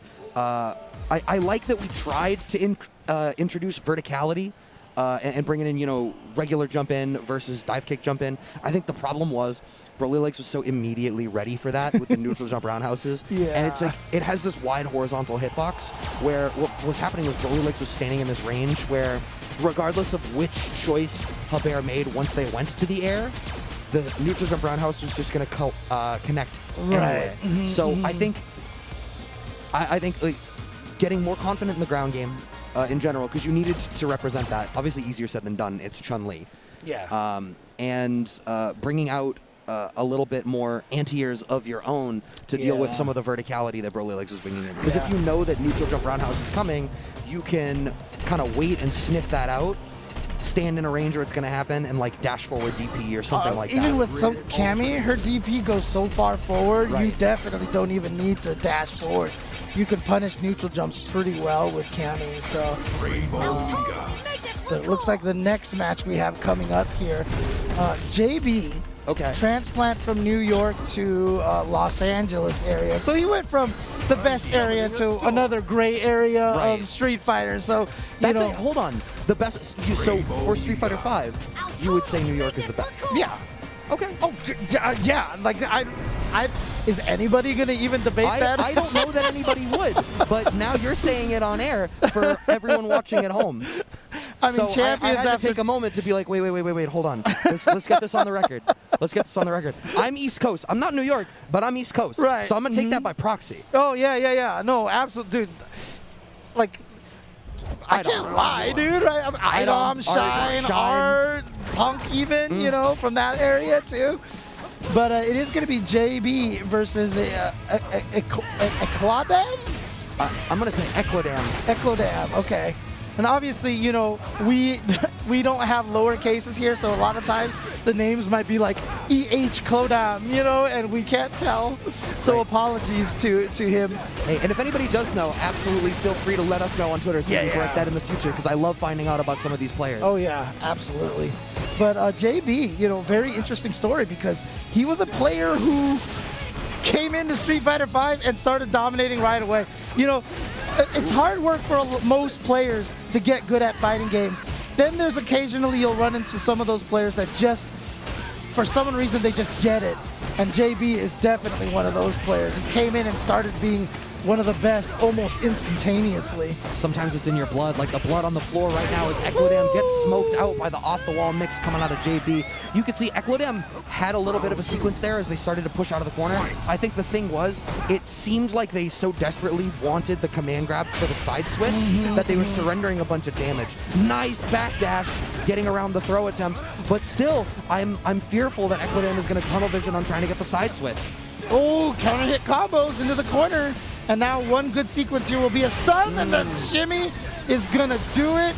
And JB gonna take that first game in quick fashion. Yeah, the ground game for JB was very dominant. We could see, I mean, Ehclodam, when they were in range 0 and found the spots to be able to stick out like a low short, it was going all right. I think it's just that, you know, they got cornered so fast. You change the way you approach structuring your offense when you're trying to, you know, decide for playing screen position versus playing damage. And one thing I just wanted to point out was that Ehclodam saw him rolling the shoulders and everything like that. This is honestly one of my favorite parts of offline, is being able to see the players, seeing how they're reacting in between the matches. I know I tell this story a lot to people, but you know, Ricky Ortiz is one of my favorite players because she always looks at the opponent in between matches. And she tries to judge their emotions. Because like if you see them like nodding their head, you're like, okay, then I'll just change up my strategy. If you see them shaking their head, you're like, blood in the water, go in there. Yeah. And so there's so many little extra touches to, you know, there was the debate on the side by side versus head to head. Yeah. I love side by side, and I know I'm biased, but you know, I love that kind of stuff because I love that human interaction. I saw one of my favorite stories, one of my favorite experiences with that type of offline specific interaction was when the Cafe ID crew came to do KOF 13 at EVO, and they had that, you know, the 3-chair setup to put themselves in a little isolation box so you couldn't see or hear the buttons. That was actually next level. Or of course you've got Tokido with the measuring tape to stand at the optimal distance. Speaking of optimal distance, optimally finding those low forwards and starting to get a little bit out of JB as Ehclodam. But as I say that, Rashid so capable of doing those side switches on his own. Ooh, that was actually a great trade for Ehclodam, but still couldn't quite get out of the corner. And now JB has, okay, there it is, gets another one of those jumping down medium punches in the air. Yeah, there hasn't really been a great answer for the body splash there. I think even in game 1 as well, some of Ehclodam's sequences were starting off of that. And in that spot, it makes sense. There's so much happening about trying to get out of the corner. If you go for the body splash and end up staying in the corner, it's not going to be the expectation of JB. Okay, reversal, crouching jab. Go for the side switch, but once again, it's so linearly being played. It's so transparently about trying to steal the corner position back. That's how JB knows just to backdash or back jump in all of these situations. Yeah, a lot of the things that you can kind of tell the way that Ehclodam is playing, it's a situation where he's trying to go for the Mika sequences that work. The problem is, you're playing against another opponent, and if they know the Mika sequences that work, you've got to adjust your sequences to the player itself, themselves. And so it's not as straightforward as like, okay, let's go for this mix-up in this situation. Because JB is sniffing out a lot of stuff. But here we go, Ehclodam gets the hit. The double backdash getting away from the jump in. We're trying to generate some plus frames a whole lot. Wow. 3 full charge drop kicks. JB doesn't care at all. The next hit will be able to close out this round and just backing off. Yeah, he's waiting for the activation. There it is. And now he's either got to win or this super right here is... Oh, actually, he doesn't even bother. I figured JB was just going to mash out a super in that situation. I don't think Mika could have did anything to get away from that chip damage there. Yeah, you're probably right. But I mean, just sticking out the low short there, that's another one of those you talked about wanting to do the Mika stuff, right? Like the sort of layer 1, what we all see. And it was very much, even that sequence there was constructed the way that you usually see Mikas do that sequence. And exactly like you said, if people actually know the way that your character constructs that offense, then they are interacting with that, and now you need to iterate. Right. I mean, it was interesting because I've seen JB. We saw JB standing heavy punch the drop kick earlier, right, and punish it. And so when he did drop kick and then to do a second drop kick, the first thought that came into my head was that there's no way he's going to get away with the third one. And he tried the third one, and sure enough, JB just had the counter right there, ready to go. Yeah, stubborn. There was definitely stubbornness there. Yeah, but you know, Ehclodam definitely had those moments there where it looked like he had the ability to get something going, but then JB just always had the right read at the right time, and so yep, JB is going to be moving on the winner side bracket. Yeah, good for them. Congratulations. Yep. Evo stage. Yeah, it's very nervous playing here on the stage. So if you're nervous playing on the stage, why not play Street Fighter on your mobile platform here? Street Fighter Duel, the Capcom authorized mobile game, is now available for download in China with a global version coming soon. The epic legend is reborn on mobile. Download Street Fighter Duel now. And let's fight for each other and join the journey with millions of players to time to fly. Time to fly. I have to do it, but to become the best fighter. Like, I can't see this thing without thinking of that song anymore, dude. Yeah, it also isn't, there's a lot of great costume redesigns that I feel like we've seen with that. And you know what else we're going to see is we're going to see Street Fighter League, US, Japan, and Europe all coming at you later this year on Capcom Fighters and Capcom Fighters JP. Europe, Street Fighter League, that's going to be dope. I'm so happy for the EU region, honestly, because they've always been kind of lumped into the US region, but to be able to have their own Street Fighter League, I am just over the moon for the EU players because, I mean, obviously they're some of the strongest. I mean, they've got some of the best players in the world right now. So I'm so excited for Street Fighter League EU. Yeah, no, they absolutely deserve it.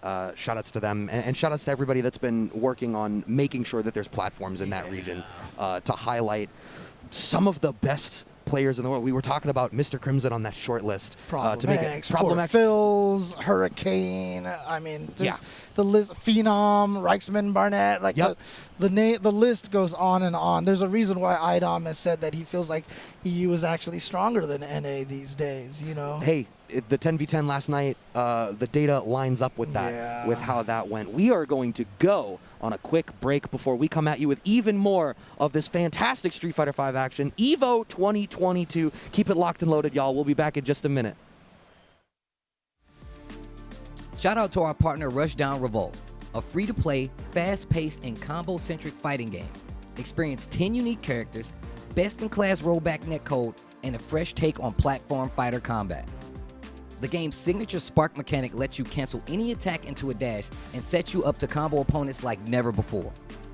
Their alpha is available now on Steam with an open beta release coming August 30th.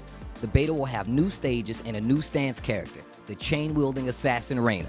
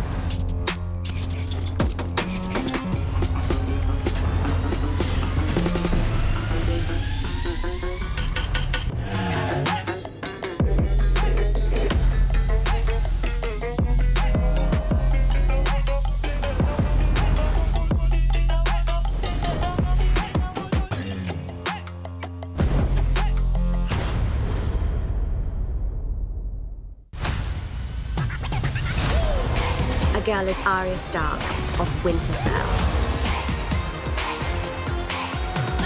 Time to eat somebody. I am here.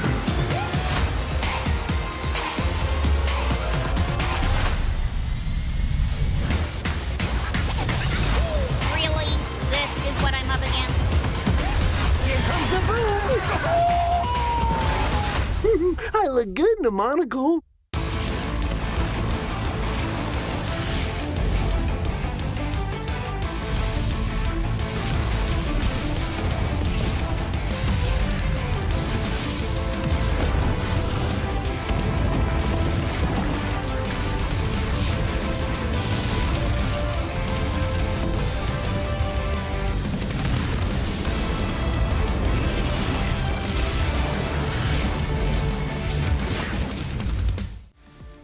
Looking for a new controller? Our partners at PowerA bring you the Fusion Pro 2 and the Spectra Infinity. The remarkable Fusion Pro 2 wired controller for Xbox Series X and S is packed with pro-level features to give you peak gaming performance and comfort. Featuring a mappable Pro Pack, 3-way trigger locks, and much more, the officially licensed Fusion Pro 2 gives you a competitive edge when gaming on Xbox or PC.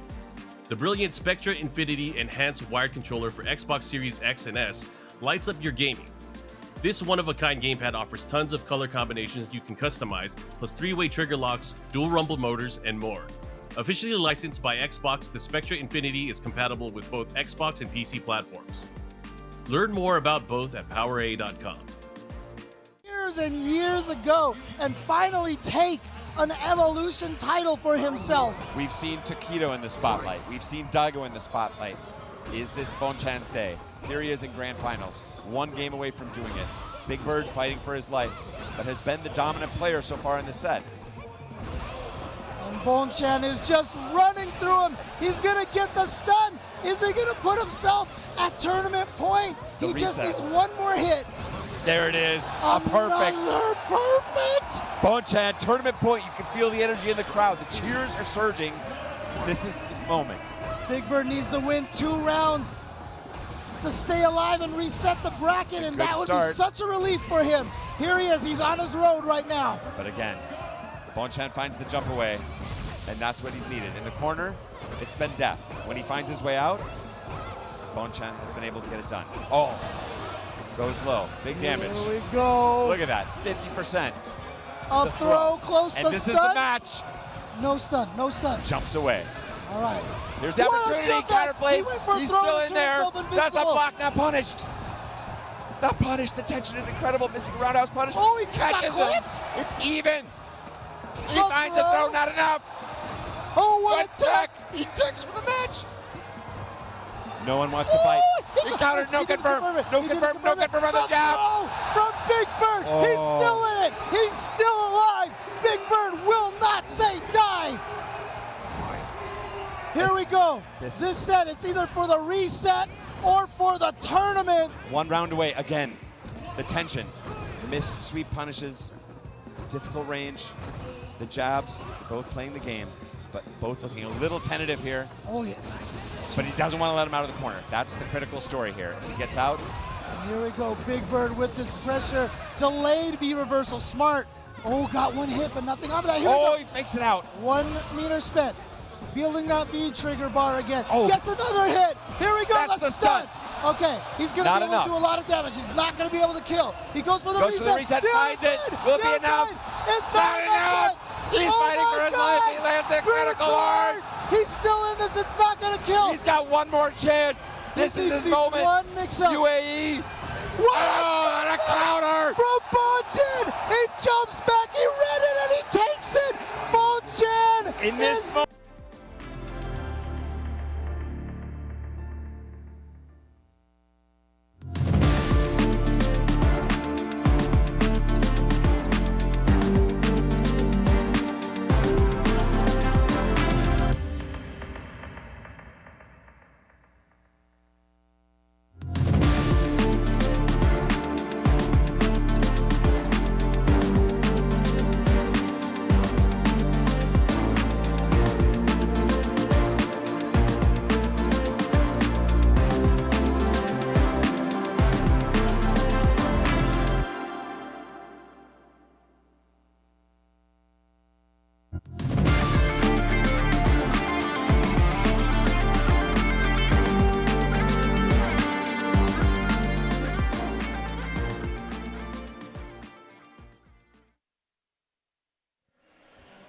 And welcome back to Evolution 2022. We are continuing on with some more Street Fighter V action, more pools action.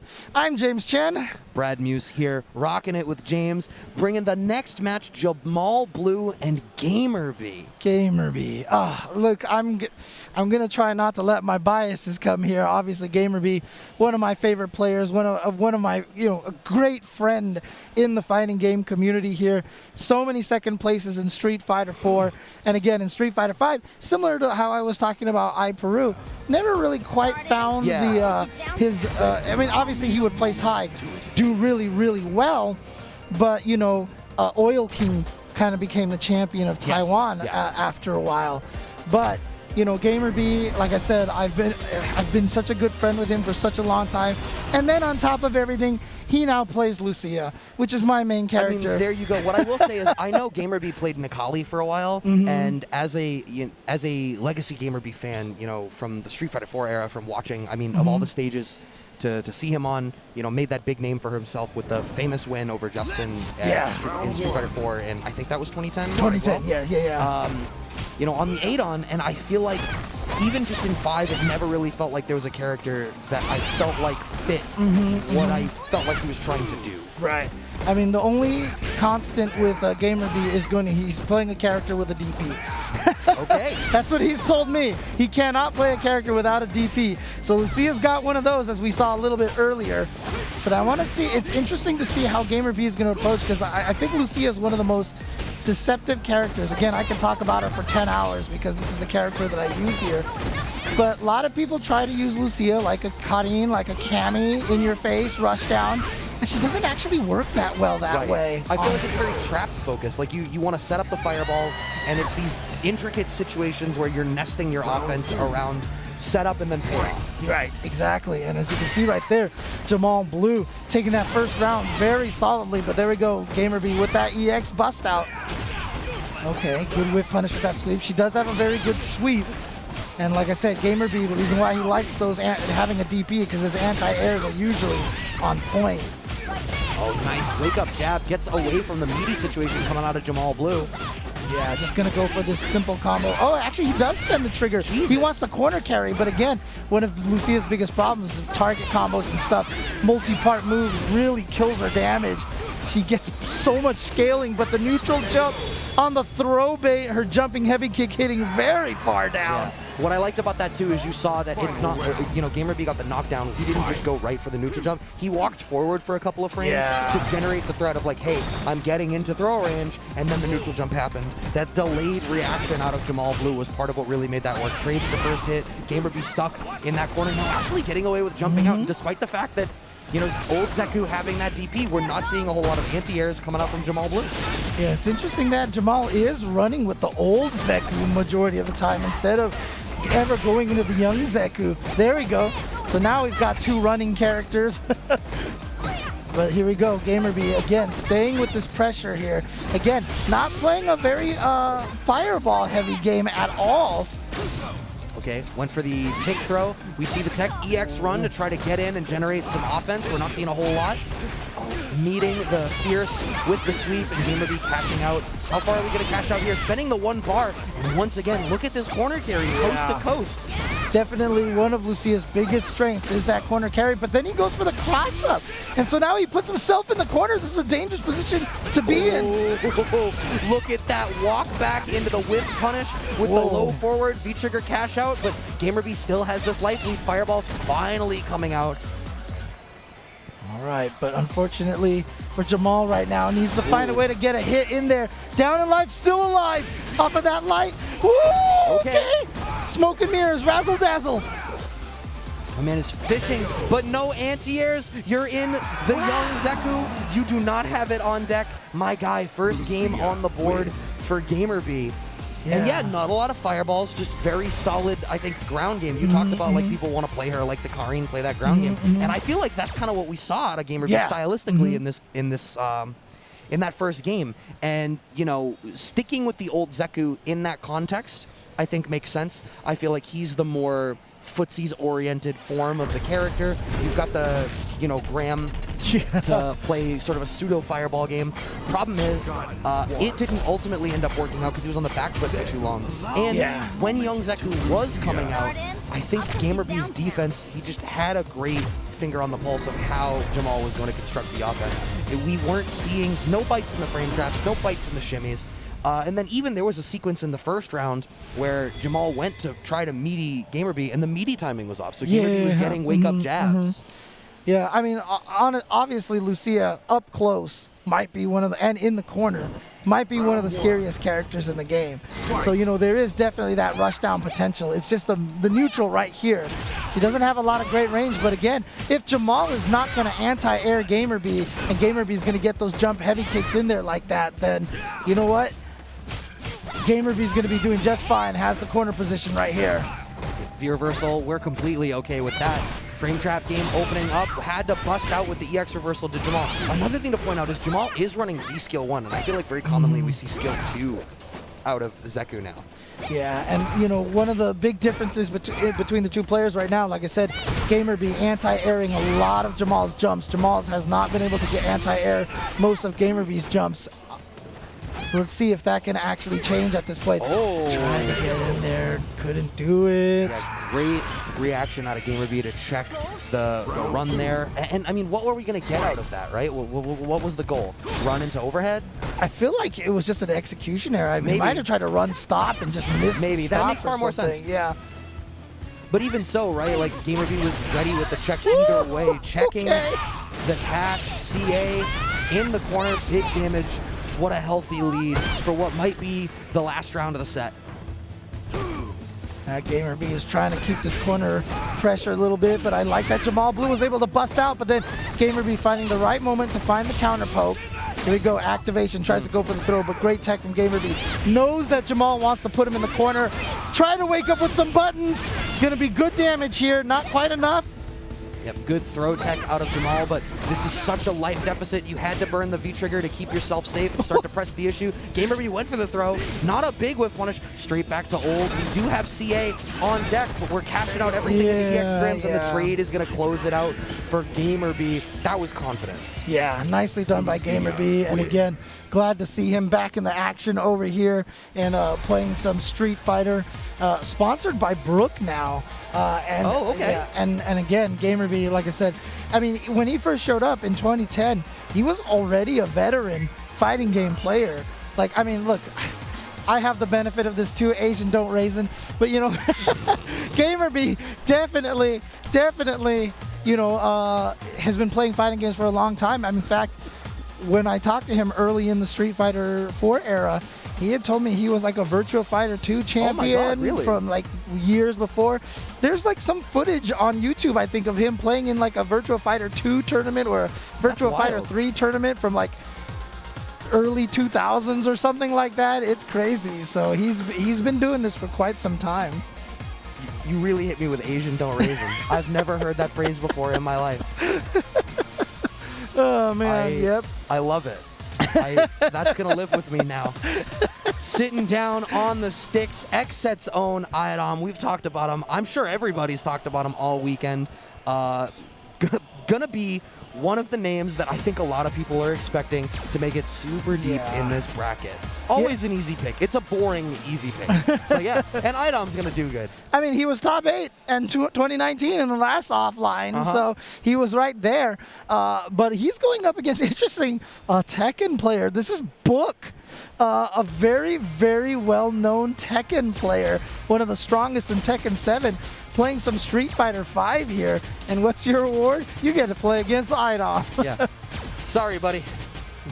Yeah, and Idom, of course, you know, the premier Laura player. I mean, you know, I know Japan hasn't ever really ranked Laura particularly high. No. But frankly, I don't think anybody's really ever rated Laura very high. The only reason why people want to rate Laura high is because of Idom. Right, and there's something to be said that I think when you rate characters, right, when you're talking about tier lists, the goal is that you're trying to talk about stuff in a vacuum. You know, you're talking about like 2 players of equal skill, you're playing it in a vacuum. Well, how's the matchup go?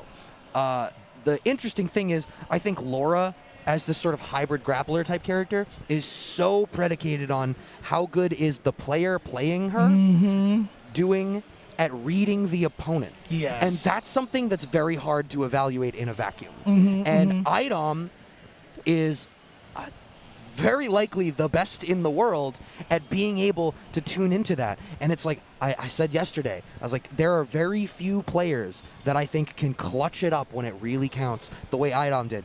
Watch Combo Breaker 2 months ago, Grand Finals, Kaba Idom. Oh, yeah. Kaba was playing the hell out of that set. Yeah. And it's like Grand Finals reset, and it's like Idom remembered who he was. Yep. And it's like, oh, right.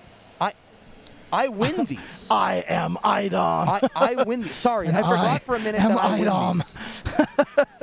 But I mean, honestly, too, I mean, you know, one of the reasons why I bring up Laura is that, you know, in the hands of Idom, very strong. Yeah. But you know what? Plays a mean Poison, too. That's what I was going to say, too, is, you know, you Poison, talk about... obviously one of the strongest characters in the game, right. You know. And it's such a... What's interesting is watching the way Idom plays Poison and the way he plays Laura and seeing where the commonality is. And it's all in the construction of that strike throw, right? Both of them have that ability to be like, all right, I'm going to spend the 1 bar. You know, you're at range 0. You have to deal with my mix-up. And the way that Idom uses the character's different tools to navigate neutral against different players in different matchups, but still manage to thread the needle back to that same sort of spot of like, at the end of the day, I'm mixing you. That's happening. You're getting blended, my guy. Will it blend? Absolutely. Take a look at this crowd out here watching some Street Fighter V pools action. You see in the back, I think speaking of Tekken, you can see the Tekken stream in the back. There's the Strive stream. This venue is massive. I sent the photo to my wife when I came in yesterday. She's like, that's a lot of people. I was like, I got half of the venue. Right, in the photo. Honestly, this place is ginormous. In fact, shout outs to all of everybody who is running the Vortex Gallery. Yes. The complete opposite end of the venue is all of Vortex Gallery. I was hanging out there watching some Guilty Gear Xrd last night. Okay. And Vortex Gallery's running what, like 40 games, 50 something games, like that. 700 games or something like that. You know, they have every game in the book over there, and so this venue is ginormous. In between all of that is the little arcade, the artist alleys, and the PlayStation booth, and all these things like that, and the stick museum that you were talking about. Dude, it is massive here, and I love it, and it's just so great to see again, to be able to be in this environment again. You know, every year you just see how EVO continues to grow, and everybody that I've talked to has been having a blast here, and I'm like, so happy to see this all coming back together. Obviously, we're still trying to be very safe as much as possible. Do as much and everything. as we can. Exactly. So, same to everybody out there. Please stay safe as much as you guys can. You know, and but oh man, this venue is just so it's stellar. Gigantic. It's stellar. And it's like you can walk 5 minutes in any direction and find, you know, a vendor or someone in Artist Alley or some game happening somewhere that, you know, you won't find if you even alter your trajectory by like 5 degrees. You know, you're gonna find something else. I went and stopped by the junk food booth earlier, and there were people playing Marvel on the junk food booth, and I was like, Marvel 3 on the snack box? Say less. I mean, honestly, like, there's also all these people playing Street Fighter 6 at the Capcom booth, you know, at the King of Fighters, at the S&K booth. The Orochi CYS is playable over there as well. Yeah, they announced that DLC is coming out on Monday, right? Yeah. There's a drop for you. Man, that everybody who's actually at EVO is not going to be able to play them because they're going to be traveling. Traveling, right? Complete mix. Oh, well, hey, if you're at EVO, you got to play them here. That's true. You got to play them a little bit early. So the day -2, -1, that all makes up for it. But you talked about Street Fighter 6. I think it's fair to say that you've probably had your hands on Street Fighter 6 at least once in your life. You know what the scariest thing is? I have never touched the game. I have never touched the game. I have not played the game a single second, not 1 second, and I am being 100% honest here. Never touched the game for 1 second so far. I wasn't prepared for that answer. I was all set for like some coy, like, yeah, you know, I've played it once or twice. No, that's gotta be a lie. Dude, no, it isn't a lie. You know what's bad is I completely production, believe you. no, that is not a lie, dude. That is 100%. I believe that you showed up in an ISO booth, recorded your lines, and then had to go home and do like Street Fighter or Strive commentary or something. The thing that I will say is that yes, I've actually seen the game before. Most people have. But seen and played are different. It's completely different things. So.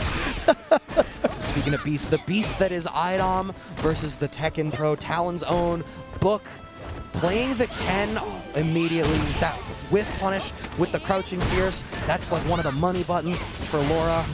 And has the perfect timing on that meaty light elbow to be plus. Again, so much of this game is predicated on the +2 -2 concept for the Street Fighter V RPS.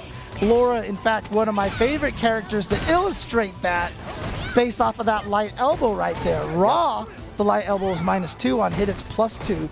So you have to know, is it your turn? Is it there? If you block it, you have to make sure you have your shimmy ready to go. If she hits you, she has her, I'm not shimmy, the RPS mix-up ready to go.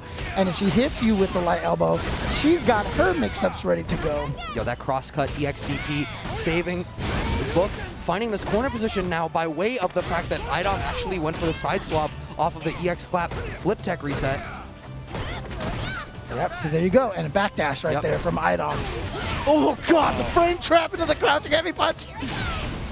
That's such an interesting situation too. Oh, what? Oh, wow. Going for the cross under. And Book neutral jump after the command grab, and Idom happened to jump too? I don't know if that was the read from Idom. It worked out for him, but look at this. Book has item in the corner, has a chance to perhaps just get found. Didn't get the confirm on the single hit of the crouching medium kick. Oh my god, proactivate into the overhead. Okay, Book, I see you. Read him like one. Found the overhead in the sequence. Item was forced to raw activate and dies accordingly. 1 round apiece. Book's placement of the low forward has been really good. Yeah, unfortunately for him, he does not have the single hit confirmed. Another crosscut DP in the same sequence and in the same way, Item corners himself. Reversal Tatsu there. Okay, goes for the mix-up. A nice escapes the command throw. Oh, he could have got so much more damage off of that. He wanted the throw reset to go to the corner. Oh, he's gonna go for the super? No, not quite yet. One more hit into the super, and he's gonna be able to put Idom into. No, the fireball still there to protect him. Smoked by the overhead. It was so meaty. It was so meaty. I can't believe that whole thing comboed. Oh, spent the bar. Cashing out a fair bit. Trigger off the board. No! Anti-air! Idom by the hair of his chinny chin chin. If Book had found the DP, that would have been game 1, but gets away with the jump in fierce. What a close first game. And we're going right back into it. No deliberation, no delineation. 100% Book saw that jump and was like, oh, I gotta block. No, wait, if I DP, I win. And he tried to DP at the last second, was a little too slow and got caught. That's why he didn't even block the jump fierce as well. And you can see that Book doesn't really have an answer for the way that Idom is now starting to use even more of the slow clash. Oh my god. That did a chunk. Yeah. Okay, and Idom now taking that gift that he got with that free jump in at the end of the last round, and he's trying to run with it here. Very scary, almost went down 0-1. See if he can actually take this 2-0 again. It's 2 out of 3 here in the pools. Nice placement on the crouching strong. And for the players, ooh, nice whip punish from Book, okay. Speaking of whiff punishes, there's Idom's whiff punish. And again, Book busting out of a lot of situations with the EXDP, and it's something that Idom has not been able to read properly from Book yet, is when he wants the EXDP now. Oh, no, the crosscut DP does not come out. Idom gets that corner position once again. Stand jab trade. Oh, the shimmy works out. We're just barely alive, but the delayed crouch strong does close it out. Idom 2-0, but that first game was rocky. Dude, that was crazy to me because, again, Ken is not a 3-frame character unless he uses the light Tatsu. And Idom got that meaty light elbow in there and was probably +1 or +2. Talon challenged with a button, and they traded. Laura has a 3-frame button, but in the end, it wasn't enough, though. I mean, unfortunately for Book, it was a trade.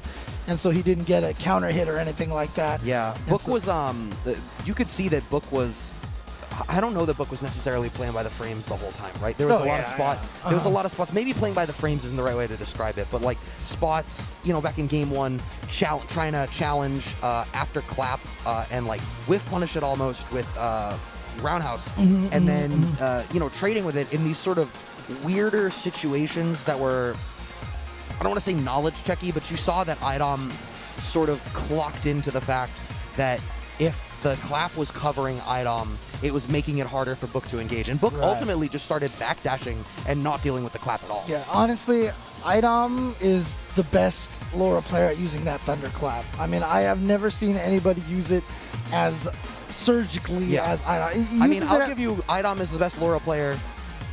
And that's it.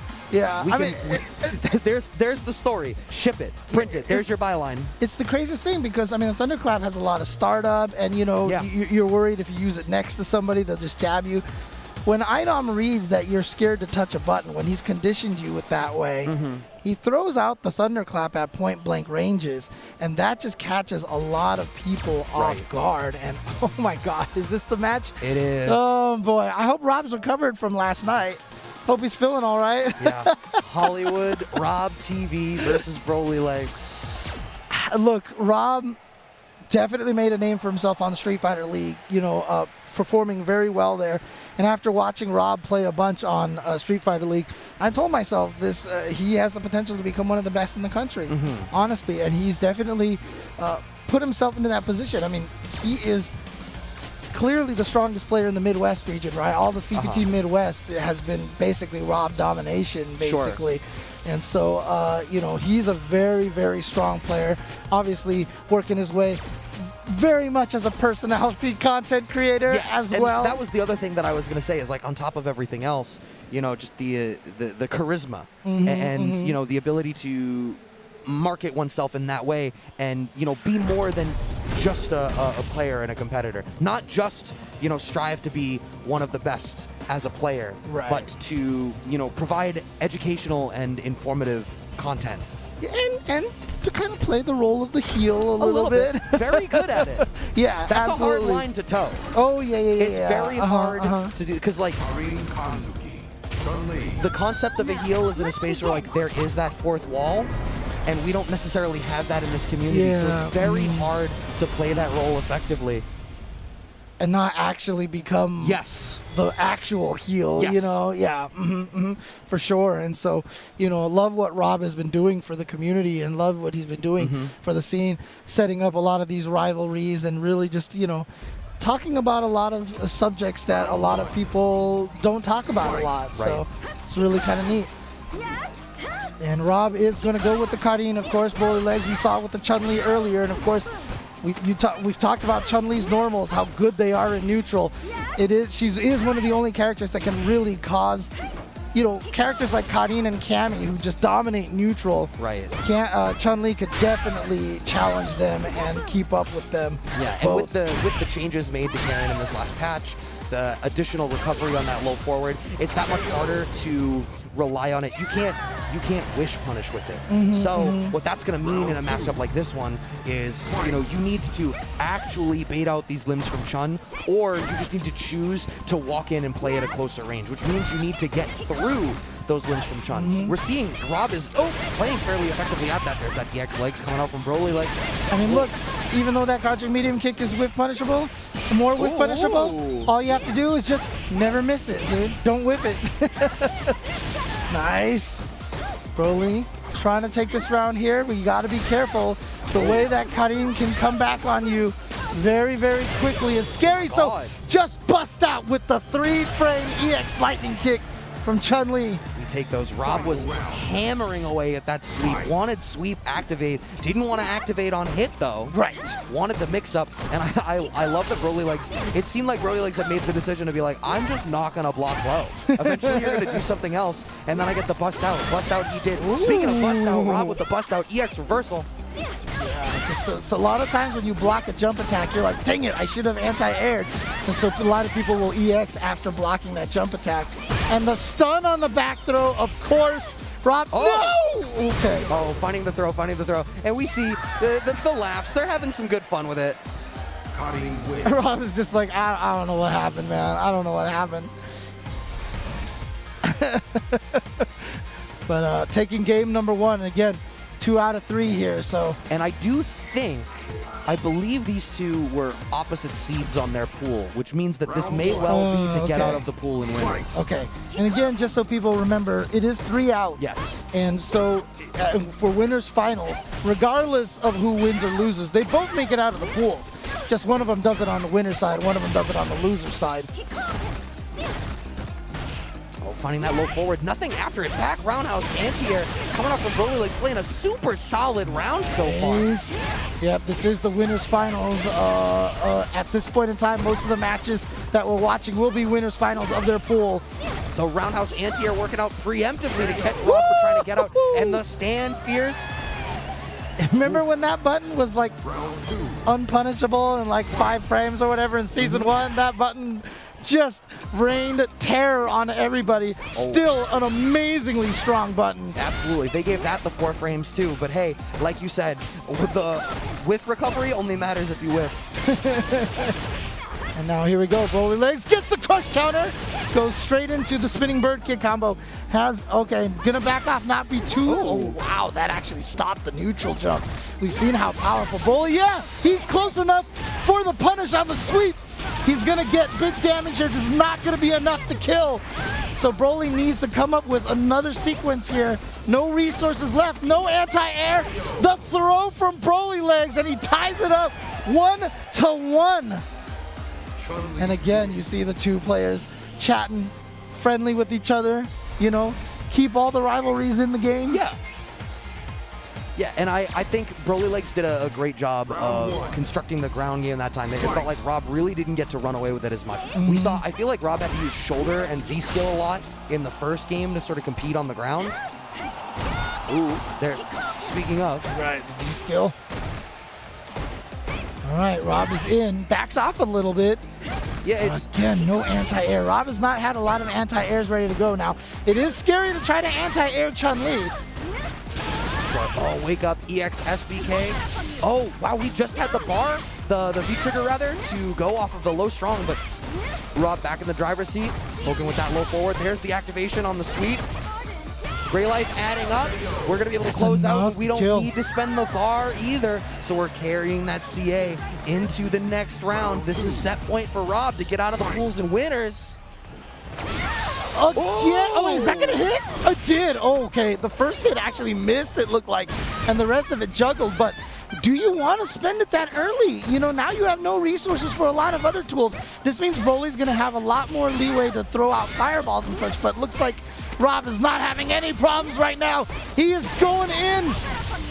I think, you know what? There's something to be said that you get the CA that early, you get a healthy life lead, and now you're starting to build EX back. Because it's not like every hit after that is you're losing resources technically by sitting on them. The next hit will be stunned. That's going to be the stun on the throw. Are we going to have the damage? This is going to go to the... No! Oh no! Oh no! Bust out. Not like this! Sweep activate. That's safe on block. What's the mix-up? Oh my god, it's a trade! We're going to the last round. It's a trade! It's the final game, final round! Last game, last round here. Brolylegs with that combo drop there was so nerve-wracking, but he's managed to clutch it out anyway. And again, all that meter spent early from Rob. I very rarely see those early supers like that pay off for players. I was really surprised that's what he went with. You see Brolylegs back to being active on the ground. Rob was actually getting away with dashing in a little bit. Ooh. No, a fireball, a rare fireball out of Brolylegs, and it gets jumped in on. Okay, the throw, and here comes the Rob pressure. Another throw. I see two. Do I see three? Nope.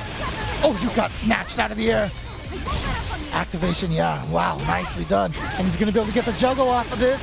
Good damage and a lot of trigger left. Oh my god. He has gone for meaty, heavy kick a lot, and Rob has woken up with the crouch light punch so many times to interrupt it. We're getting very close to chip as an option for Rob. Oh my god. Oh, yeah, this chip. is anybody's game. If he does not block, oh my god. Oh. Watch out for EX Lightning Kick. EX Lightning Kick is such a danger. Rob is looking for that chip. He went for the EX Lightning Kick. Oh, that's gonna do Oh my god. So the scramble situation. And Brolylegs is gonna send Rob TV to loser's bracket. I love the presence of mind there. Brolylegs stuck out, gets the trade, right? But then still commits to the sequence after and sticks out the low forward that catches Rob out of the scramble. It's like Brolylegs in that moment, full commitment. The path of nothing, found the Hado, walk forward, that was it. Just only forward, that's the only direction. And it's like, I'm either gonna die off of this exchange or I'm gonna win. So I'm hitting that low forward and finishing the job. And again, the situation there at the end, the win condition was Rob was get Broly to block something. Yep. And if I get you to block something, super, you die. I was waiting for like shoulder into CA and just doing that. And that's why I was saying you got to watch out for the EX Lightning Kick. Because remember, minus frames. And as I said, that thing is a 3-frame startup. So what Broly was like trying to do was interrupt whatever offense that Rob was going to try to cancel into the super. That's exactly what happened. But they traded, and then afterwards, Rob did not recover in time. I mean, Broly might have recovered mentally 1 or 2 frames before Rob did, and so he got the low jab afterwards, combo into the bird kick for the win. What a match! And again, nobody's brackets are correct. Nope. Because you're just wrong. I mean, I know a ton of people have picked Rob probably to make it out of his pools on the winner's side. And here he is. I mean, it was #1 seed in the pool. So even just statistically speaking, right? Like the people that put the brackets together, that was their belief. That's what seeds are for. Oh yeah. #1 seed in the pool, out in losers. Big ups to Brolylegs. What a great performance. We're gonna take a breather after that one. Get some fluids in me. Drink some of this water. But we'll be back real quick. Keep it locked and loaded, y'all. More Street Fighter coming up. Thank you to Hori for their continued support of EVO. They've been our supporters for countless years and have had top-notch fight stick and controller products for fighting game competitors. Their newest product is no exception, bringing you the Hori Fighting Stick Alpha for PlayStation 5, PlayStation 4, and PC. Check it out for yourself over at horiusa.com. Dash up, back throw though, Mochi got a call for the corner. Oh, the parry on the drill! Are you kidding me? Oh my god!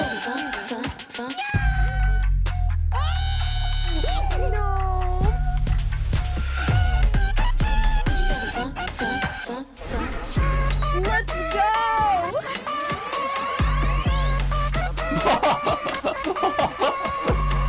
That's what I'm talking about!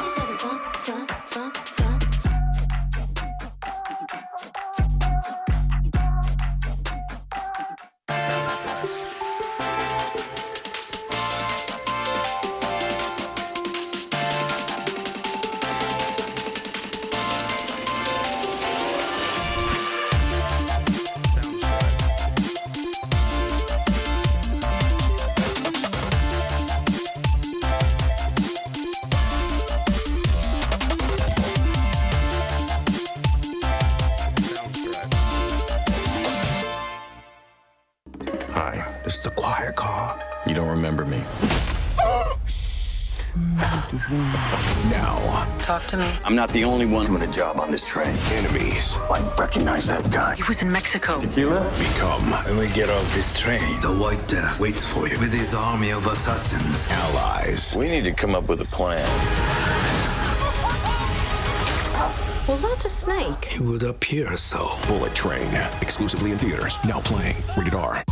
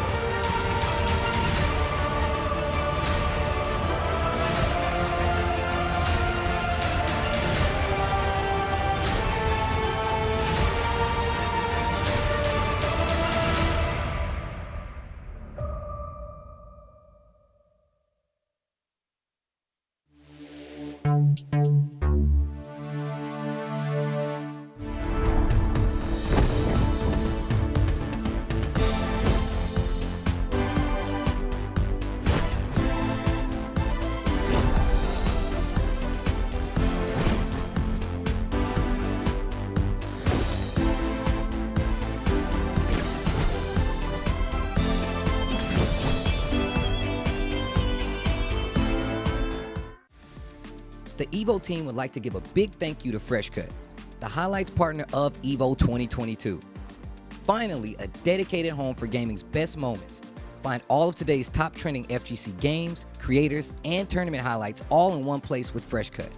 FreshCut is the next generation creator content platform redefining engagement between creators and fans to help communities build and grow. Remember to catch all the highlights this weekend with the FreshCut EVO 2022 Best Moments playlist live each day in the FreshCut app at 1 p.m. Pacific.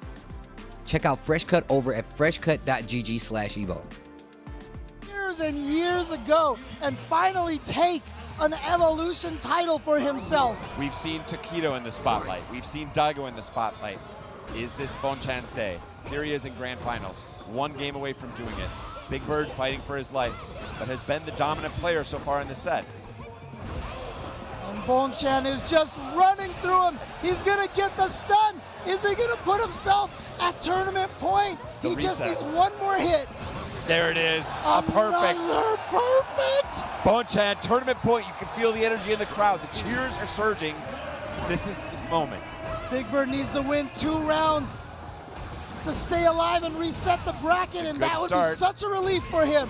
Here he is. He's on his road right now. But again, Bonchan finds the jump away, and that's what he's needed. In the corner, it's been death. When he finds his way out, Bonchan has been able to get it done. Oh, goes low. Big damage. Here we go. Look at that, 50%.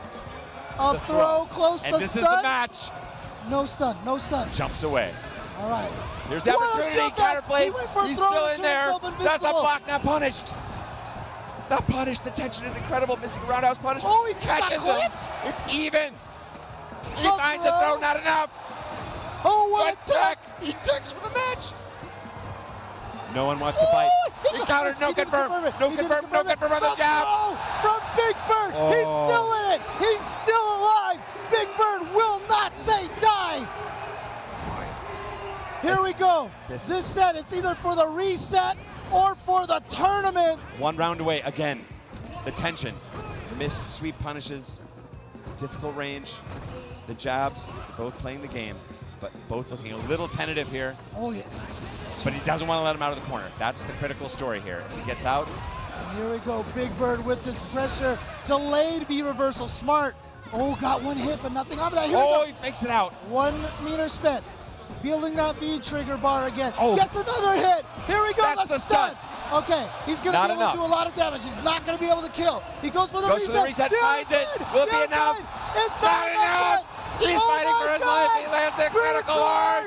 He's still in this. It's not going to kill. He's got 1 more chance. This is his moment. One mix-up. UAE. What? Oh, and a counter. From Bonchan. He jumps back. He read it and he takes it. Bonchan. In this moment.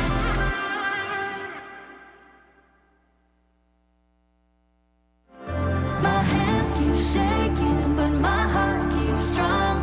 Though my legs keep aching, my voice keeps on. My soul keeps rising as I sing my song. I can hold my own till those clouds move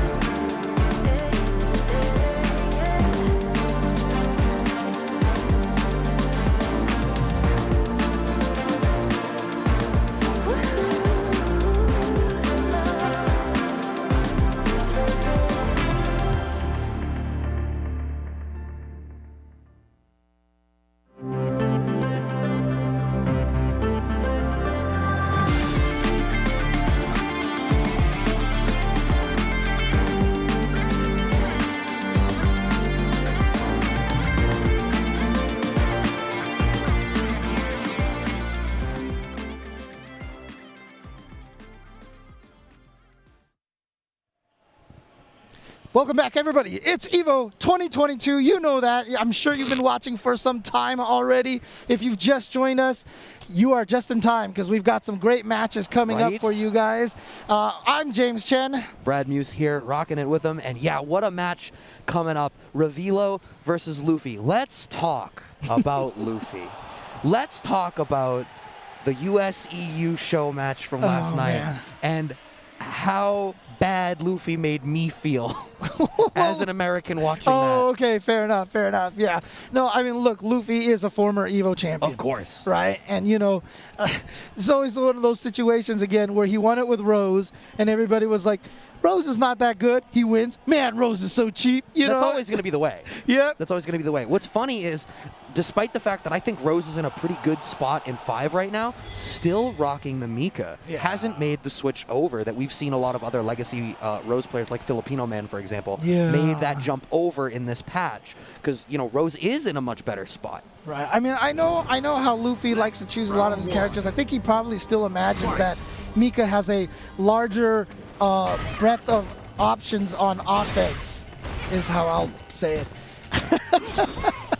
But look, Luffy also has just years and years and years of experience with Mika right now, so yeah.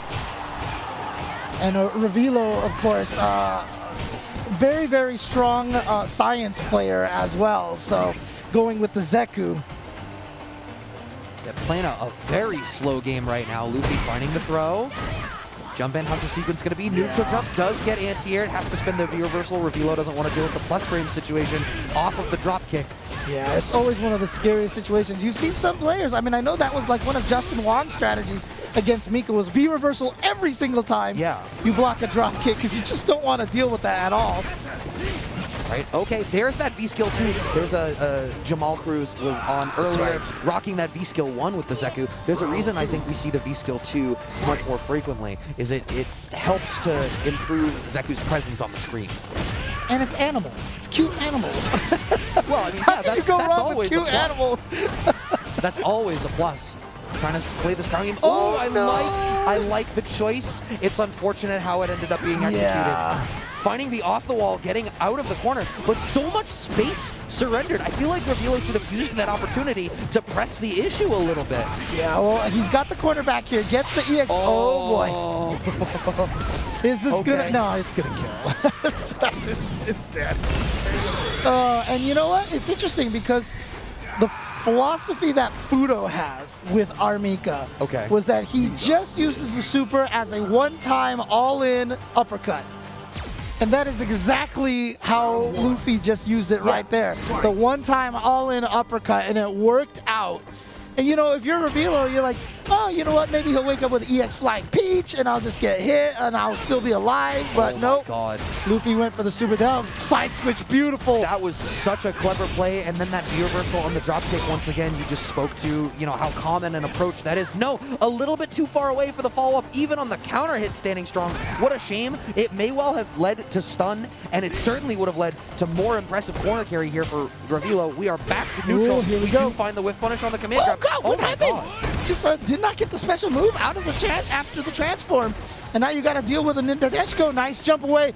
Got away from it here with a good life lead. Gonna get the jump in. And it turned out to be a cross-up. I think Luffy crossed himself up. He just kind of walked forward a little bit. Yeah, it looked like maybe there was an expectation that it would be I don't really know. What I do know is that Revilo, no, the crouch jab tick into the side switch. The little critter doesn't matter if you get scooped through it. Yeah, and Mika was like, I don't care if you're young or old, I'm going to toss you anyway. Catching him out of the transfer. Oh, nice. Just a raw heavy kick for the crush counter. Gets the juggle all the way to the corner in 2 sequences now. V-shift into the V-break. Needs a little bit of space. The Hawk dropping off the explosives. It only does so much. Wow, that anti-air working great. Right into the... That was a really nebulous, scrambly left-right. Luffy just going for the throw, and this is such a healthy life lead. Slide activation into Nadeshko. We just find the regular throw, and it is now set point for Luffy. Always want to go for the regular throws at the end because if the opponent guesses right and jumps away or backdashes, they can't punish it. And obviously they can tech it, but you just rather be safer. Sure, I mean, and then also you can load an option select behind that regular throw. So, I mean, there's no reason not to play 2 options instead of 1. Okay, back throw into the corner. But no, actually he's young Zeku, no DP. That was the pristine spot for an anti-air out of old Zeku, so it's unfortunate that we're stuck in young. Going for the V-reversal once again, immediately back into, oh my god, I love that from Luffy. The switch to old, and Luffy just makes that change. Oh, you're old now? I'm in there. Young or old, you can catch these hands. No ID required. Oh, but look at this. Revilo got the jump out and now has the pressure too far away for the throw. We're okay. Okay. Oh, go too far away. He's trying to throw so much, and then again, no anti-air, trying to jump away. But did Luffy just go cancel into the light peach or the heavy peach in his face? That was the craziest read ever, or I don't know.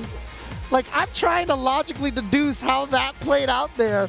Canceling a move into the peach to catch the back jump, was that actually what was predicted, or?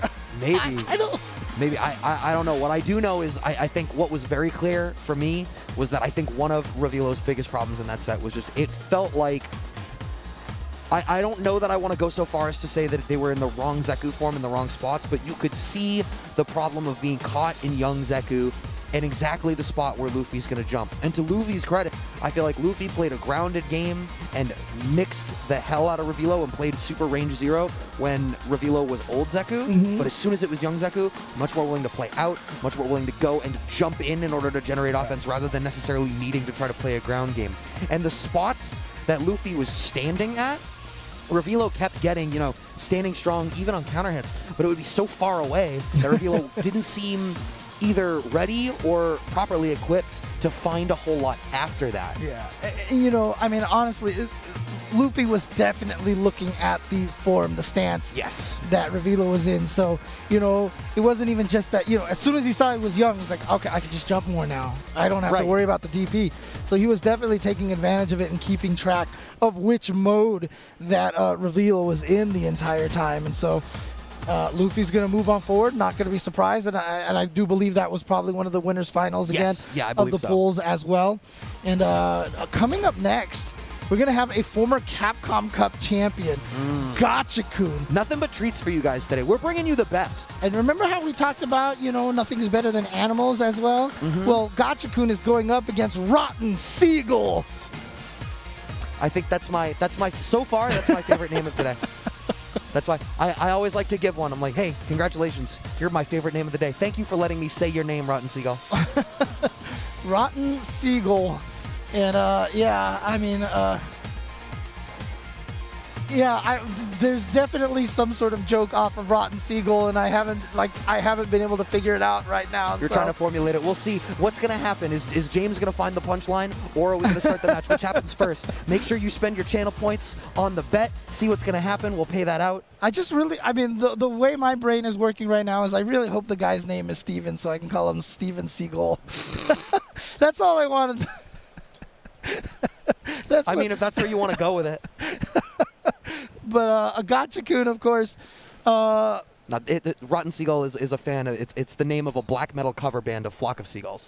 Is it? Is that really? No. Or no? Oh, okay. Dude, you sounded so serious when you said that. I was like, holy crap. Okay. They exclusively do lo-fi black metal covers of the 80s band Flock of Seagulls. That's all they do. Man. But Gotcha-kun, of course, former Capcom Cup champion.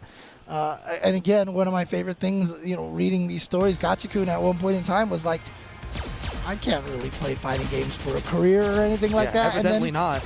And then he went to Red Bull Kumite, got second place to Nemo, had the run of his life. Red Bull took notice. They put him on the team, and he ends up winning Capcom Cup, $250,000. Life-changing, able to buy a home for him and his wife and such. It was just like, it's just another one of those great feel-good stories. And it's like my favorite part of the fighting game community are these feel-good stories, and how much fighting games have helped people and changed people. And, it's why I get so emotional about all this, Sure. I mean, it's something that there's this, fantastic, wonderful, and nurturing community here for you. And it's all fundamentally driven by the love of what's been happening here and the celebration of this spirit of competition. Okay, now that I see Rotten Seagull is... I am loving the color coordination that is happening here. Now that I see him play F.A.N.G, I know I've seen this player before, and I can't remember where now. And his name is actually Steven? Is his name actually Steven? No way. Dude, oh my God. Dude, so that is definitely where the name comes from. Steven Seagull. Dude, he actually is Steven Seagull. I can't believe it. Just gonna take it in the bank, Gotcha-kun. The blood bank. But we're gonna have to see actually right now, Rotten Seagull getting taken out. Yeah, no, Gotcha-kun is definitely doing the Gotcha-kun thing here. And rushing down with that Rashid. Definitely a character that he's been using this entire time. A great trade for Gotcha-kun. Just needs one more hit, but can Rotten Seagull get anything started here? And again, heavy kicks from F.A.N.G, only +1. So if you have a 3-frame button, challenge afterwards with the 3-frame. Yeah, I mean, with the poison ticking, it's definitely, you can start to make that comeback, if you play slow and methodically enough, but Gotcha-kun had so much life to wager with and only needed, the slightest of touches in order to close out that round. Good reaction on that one when he threw the fireball and saw that Seagull actually command dashed through it, and he was able to roll forward as well. to avoid the punish. Oh, crush. All right.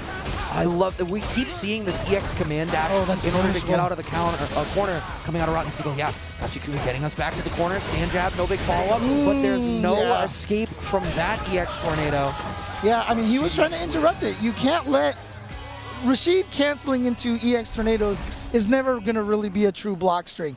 And so you want to try to challenge it, interrupt him, stop it from coming out, but unfortunately did not attack fast enough. You see a lot of players do that, but as I said, Rotten Seagull not fast enough on the draw there. Yeah, and there's something to be said that I can't help but feel like it's unfortunate that so much EX bar is being spent just to try to get out of the corner and not really getting anything of it. Spending the V reversal that time, I actually think I prefer that a little more. I don't think the V trigger had a whole lot of impact. And I mean, we only saw it even activated round 1 of game 1. Gachikun still having this corner offense here. Checking the command dash once again, and so Reddy even has the air target combo, just shy of closing it out, but the tick throw will do it for that round, and Gachikun on set point to make it out of their pool in the winner's side as well. Yeah, again, Gachikun. We talked about, you know, one of the which player we pick from the Asia regions, you know, to represent and have the most likely chance. There's so many. We mentioned Daigo, but Gachikun is definitely right up there as well. Okay, getting some damage this time. This is probably the best round that Rotten Seagull's had so far, but unfortunately that off-the-wall throws off Rotten Seagull's attempt at an anti-air time. The throw through the EX command dash. We had to spend another one, but that's too bars too now. slow, but no punish from Rotten Seagull. Okay, we just raw activate. That's how you're feeling, Gachikun. I'm here for it. Finding the anti-air right into the regular throw. That gives the life lead. Oh no, that's going to be a confirm. Beautiful confirm by Gachikun. Just needs a throw. And there it is. Gachikun is going to advance forward on the winner's side. And Steven Seagull is going to be making it on the loser's side into semifinals. Okay, that means that getting to say Rotten Seagull, all the fantastic Steven Seagull memes that I'm sure are coming out, that's the gift that keeps on giving. Somebody else gets to do that later, too. I really hope that's the reason why he called himself Seagull, because he wanted to be as a pun on Steven Seagull. I don't think that's a thing that you step into by accident. Right, exactly. So at the very least, if you do step into it by accident, you either change your name or you learn to embrace it. Yes, exactly. It's one of the ones that somebody else gave you, and you're just like, all right, I'll roll with it, you know? Sometimes somebody gives you the tag, and it's like, oh, that's it. Dude, that's my name now. One of my favorite stories is there was a amazing MVC2 player, very, very little kid with glasses. Okay. And he would show up at the arcades, and Valle started calling him Potter.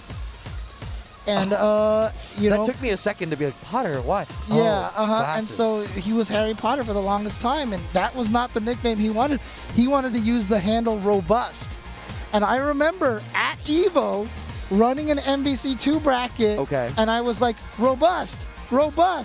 And here comes Potter, and I'm like, he's You're like, not that's Robust. me. And I was like, oh, that's you? And I cross out Robust. The disrespect. And I write Potter in there. He has never been able to escape that nickname. You said, that's not your name. That's not my name. That's not my name. Well, you can make a name for yourself in the Street Fighter League, US, Japan, and Europe, all coming at you later this year on Capcom Fighters or Capcom Fighters _JP for more Street Fighter League action. Super excited that this is going to be coming back. I'm so happy for Europe scene again. Yes. They deserve this and so much more. Those guys have been doing so much work out there. Really hope Logan and crew and, you know, all the commentators out there get to do a lot of work here for SFL Europe as well. So shout outs to the entire EU crew.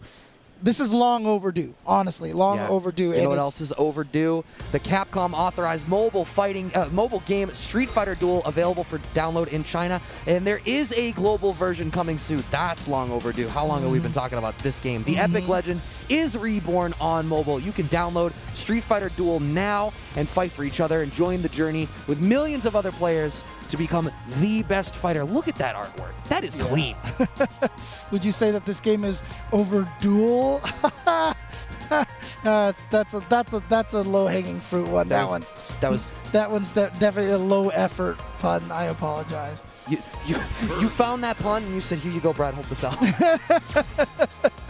Literally, right? Just added the L. There you go. Found it figurative and literal. I talked about the Cafe ID, the box. I don't know. I am not familiar with the player who is sitting down right now, but I saw in the on the monitors that we have a couple of different camera feeds, and I saw them walking up with this cardboard box contraption with their stick or controller, what have you, underneath. I love it. I love it. And this is not new tech either. Heard the stories. People know Mike Watson. Sure. Very Super Arcade, used to run Super Arcade in Southern California.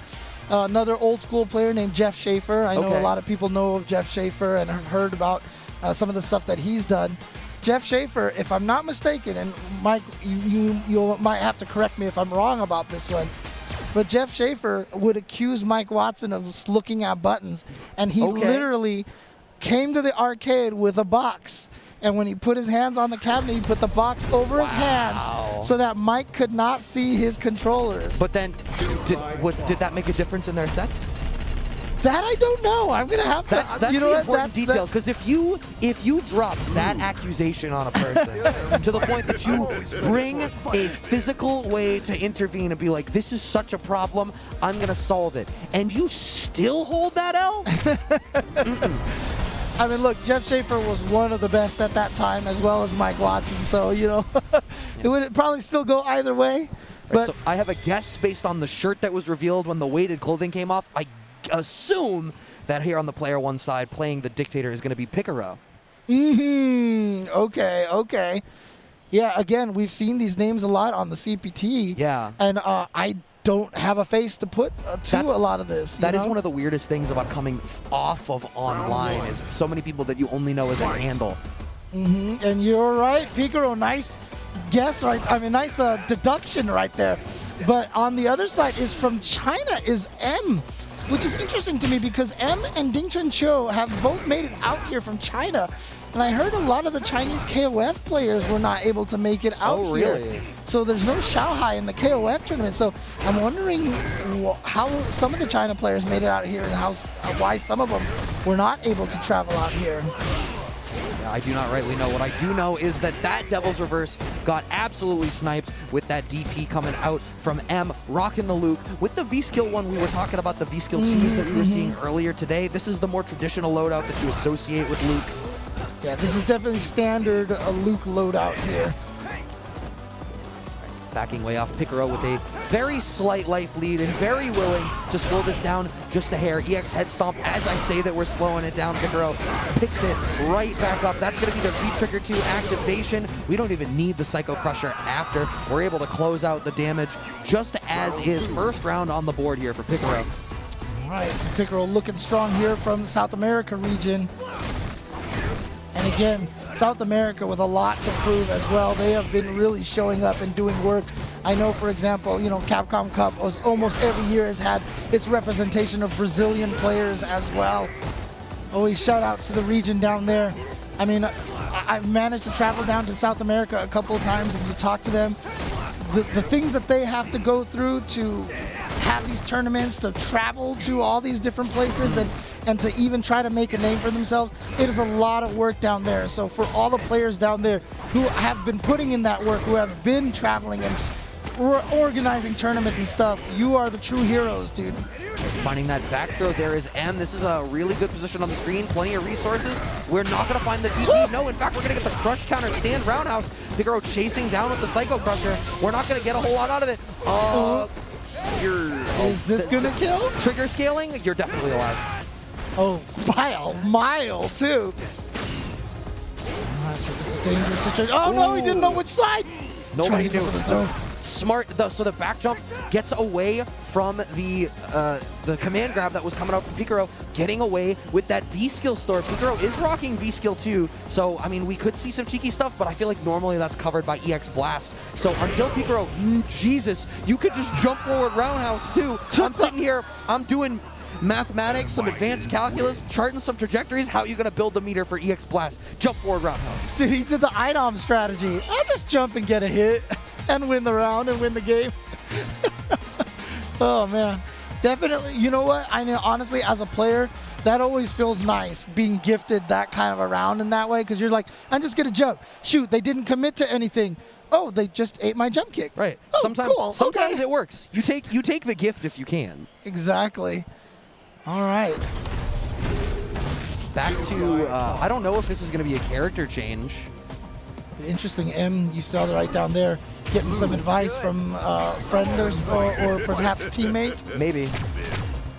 Yeah, no real change here. I wondered, I mean, we see pretty commonly, I think with a lot of Luke players, that, you know, Luke being the newest character in the title, that, you know, a lot of people who are playing Luke have other characters they can defer to if the matchup is not going in their way. No, but it is going to be sticking with Luke, so M going to continue forward with Luke. Round one. Picaro feeling confident here, up 1-0 over M in a truly international winners finals. Finding that standing strong. Nothing after, but we'll take a little bit that we have going fishing with that stand fierce, going for the hook. Not going to find it. Low forward, no hit confirm out of M. There's that standing medium kick from Luke, which I like to describe as deceptively long range. And now gets the forward throw here towards the corner. Little, just mistimed that forward knee. Oh. Activation going right to lay the trap and then set the bomb. All right, now what side? Okay, I love the V reversal. Just defuse the bomb. What a smart decision to make. I think a lot of Dictator players at this point have really interesting setups to generate mix-ups off of the bomb. So if you get a guaranteed opportunity to get away from it, you should absolutely take that. Gicorgo has little enough life that M could make this happen on the right hit. Oh boy. Yeah, that'll do it. How much do we spend? Yeah, you do have to spend everything. Just go for the whole thing right there. Guarantee, make sure you get the kill here. And you know, not a bad decision to make. Obviously, you had the option of going with a couple of EXs, but you just want to make sure. Yeah. Just take it, take it. That Sandblaster is slowly inching forward, finding that Psycho Axe. The throw game from Picaro has been really good. Oh, no. Whoa, we tried to hit him, but it wasn't even the EX. The EX is the one that hits behind. Well, that was, I wonder if that was Fierce. Maybe that was supposed to be, like, Crouching Fierce. But yeah. Thumbed over the input. Nice life lead coming out from M right now, who does find the air-to-air, the anti-air trade on the Devil's Reverse, getting away from the command grab as well. This is a comfortable position for M to be in. But honestly, that EX Devil's Reverse from Picaro has been doing a lot of work for himself. M has got to probably... Oh, well, never mind. Okay. Love it. Bust out with the EX DP. Yeah, a lot of people love to use EX Blast as a party starter and just get in behind it, especially when you're using that V skill too. A lot of people will throw out EX Blast and then, you know, treat it like a teleport mix-up, you know, this left-right 50-50 at full screen or something to represent that teleport. But I love that M sees Blast and just knows, okay, that means forward, which means IDP. Yep, I'm just going to use my invo, go right through that projectile, hit you coming forward because you're not blocking. And M takes that, and we're at 1-1 here. Again, this is winners finals of their pool. Both of them advance to the semi, so both of them play later today. Yes. But one does it in the winner side, one does it on the loser side. And Mothership is telling me that this is going to be the last match that we're going to be bringing you today for these pools. So I hope y'all have been enjoying it. Get the most out of this last round. And I hope you guys are enjoying a lot of things here at EVO. Obviously, this is EVO 5. There's a bunch of channels out there. There is some craziness going out in the crowd right now. I don't know if you guys can hear it at all. They can hear the crowd? God, really? Okay. So you guys can hear the crowd noise. Is that Mortal Kombat top 8 finishing up, I imagine? I think it might be. Yeah, there is definitely some noise going out there, and there is so much amazing fighting game action throughout all of EVO. Please take the time to watch and enjoy the games that you aren't even necessarily familiar with, because watching is just as good. You don't have to play the games to enjoy watching them. But hey, first finish watching the last game of the last round of this pool. Which of these two players is going to be making it out in the winner's side? M in the driver's seat, slowly inching forward. Ooh, jump in fierce, connects as an air-to-air. And Picaro on the back foot. Oh, nice defensive jump back, and he's going to get the activation here. Oh. Goes for the light kick because I think that M was expecting the command throw. Here we go, into the corner. Is the command throw coming? No. I think that's the goal, because I wonder whether we could have spent the Crusher for a little bit more damage and stun if we wanted. EX head stomp to deal with the Sandblast. Nice. Finding the air-to-air target combo. Oh boy, time for some damage. Not even going to spend. Okay, just goes for the cycle pressure. Tries to go for the cross-up, but he was scared it was about to run out. So he did it a little too early. If nothing else, getting out of the corner and making sure that you're still in the optimal screen position is absolutely enough. Picaro ultimately taking the round and now sitting on set point to make it out in the winner's side. Back-to-back jump. Jumping up and down like a rabbit. And he's doing it a lot. He is definitely going crazy with these jumps right now. And yeah, he's just choosing to even anti-air that way. Not even with light punch. You'll normally see Bison players jump back with light punch as the anti-air. He's just going with a heavy kick. Plus, yeah. Can't challenge. Oh, shimmy coming out on hit. The next hit will be stunned. What's it going to be? Look at these delays after the jab. I got him, the autocorrect DP. It's the last round, James. Final game, final round between Picaro and M to find out who makes it into the semis on winner's side. Wouldn't have it any other way. Checking that forward dash, sticking out that crouching jab there is M. Wants to make sure that they don't end up on the back foot early like they did in the first round of this game. Ooh. Trying to bust out of the corner is M right now. Picaro not trying to be too aggressive, but again, a lot of this neutral jumping from from Picaro. It's an interesting decision because, I mean, I wonder if that's the move that he's trying to stop with the neutral jump because, you know, Luke doesn't have a lot of, like, advancing forward dash punches. I mean, it's the target, like, his limbs just kind of do it, but I feel like Picaro's doing it in ranges where that's not what I would expect to come out. Double reverse gets a little bit cheeky. Picaro at the light. Oh, that's gonna be big damage, and look at this. But you gotta watch out. Luke on full resources right now, and he just dishes out damage, but he might not have a chance to activate. Yo, his hit and stand fierce. The hook brings you back. No, that's punishable. That's punishable. Is he gonna go for an activation sequence here? I imagine so. No, the standing short check, and Picaro jumps right up. Oh my God. The relief, because he was like, oh, he was so scared.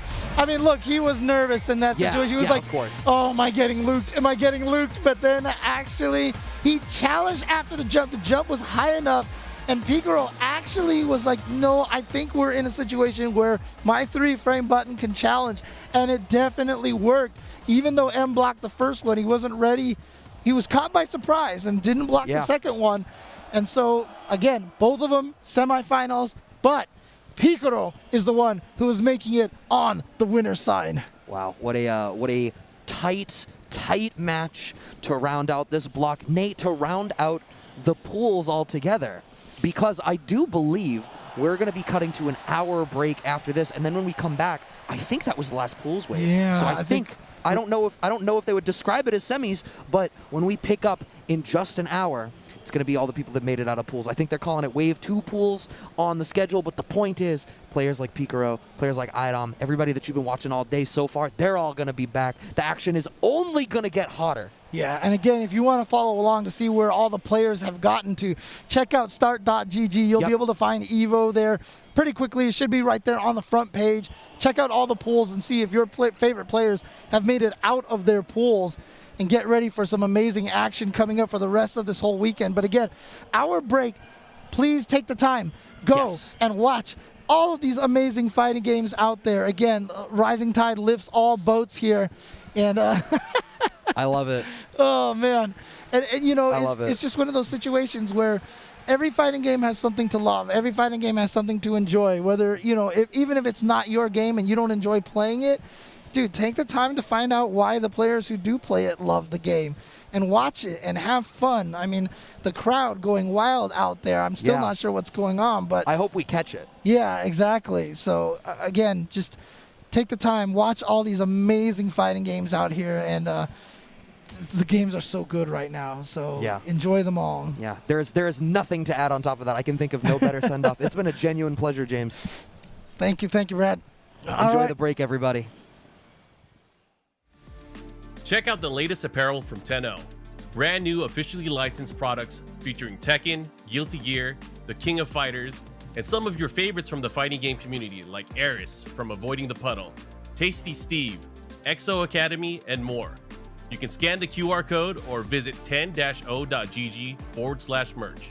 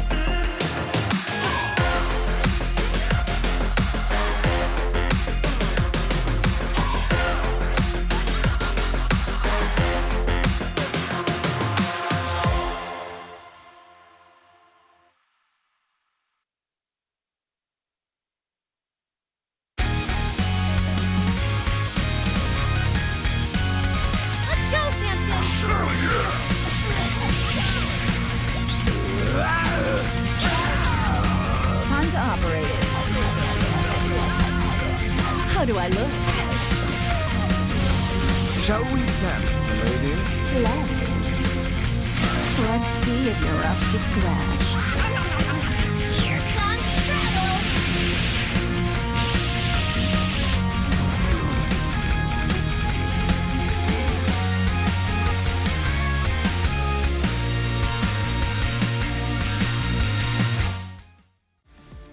Shoutouts to Astro Gaming, the audio partner of EVO 2022, providing audio for EVO tournament stations with their A40 headset and Mixamp Pro TR products so competitors can have an amazing tournament audio experience. Go visit astrogaming.com to pick up your own A40 headset, Mixamp Pro TR, or audio-related accessories.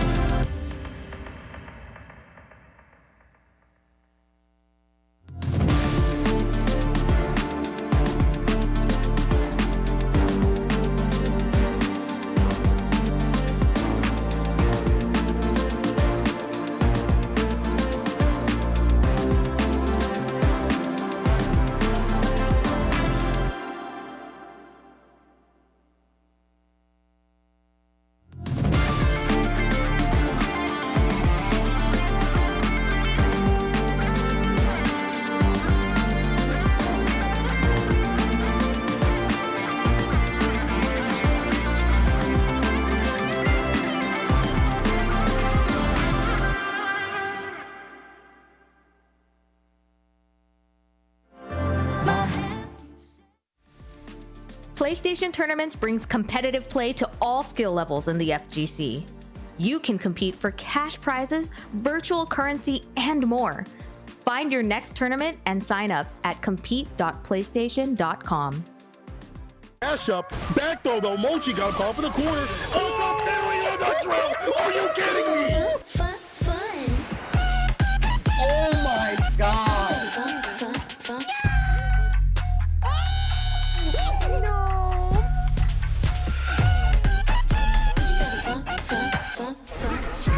Let's go!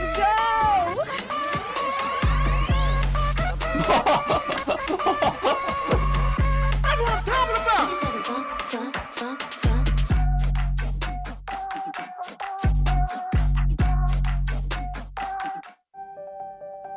What's one award? Is one award enough?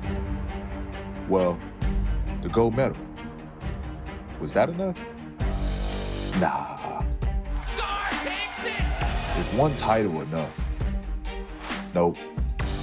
What about one sponsor? No way. With every win, you only want more, because enough is never enough.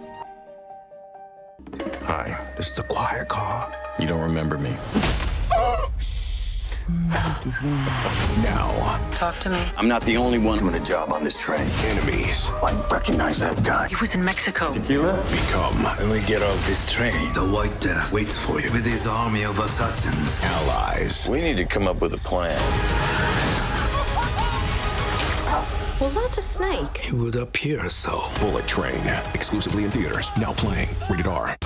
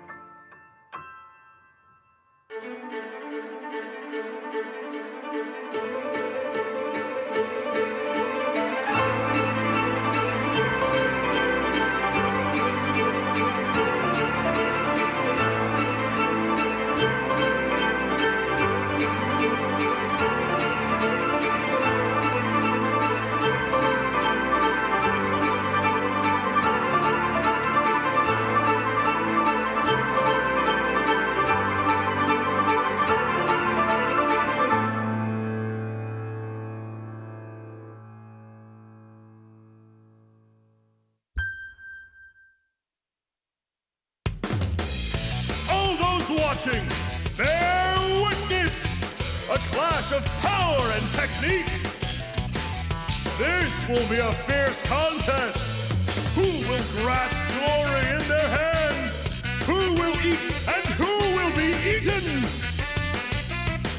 The fateful battle is about to begin. Can you all feel the drama? Their true abilities will be tested. Show me the ultimate fight!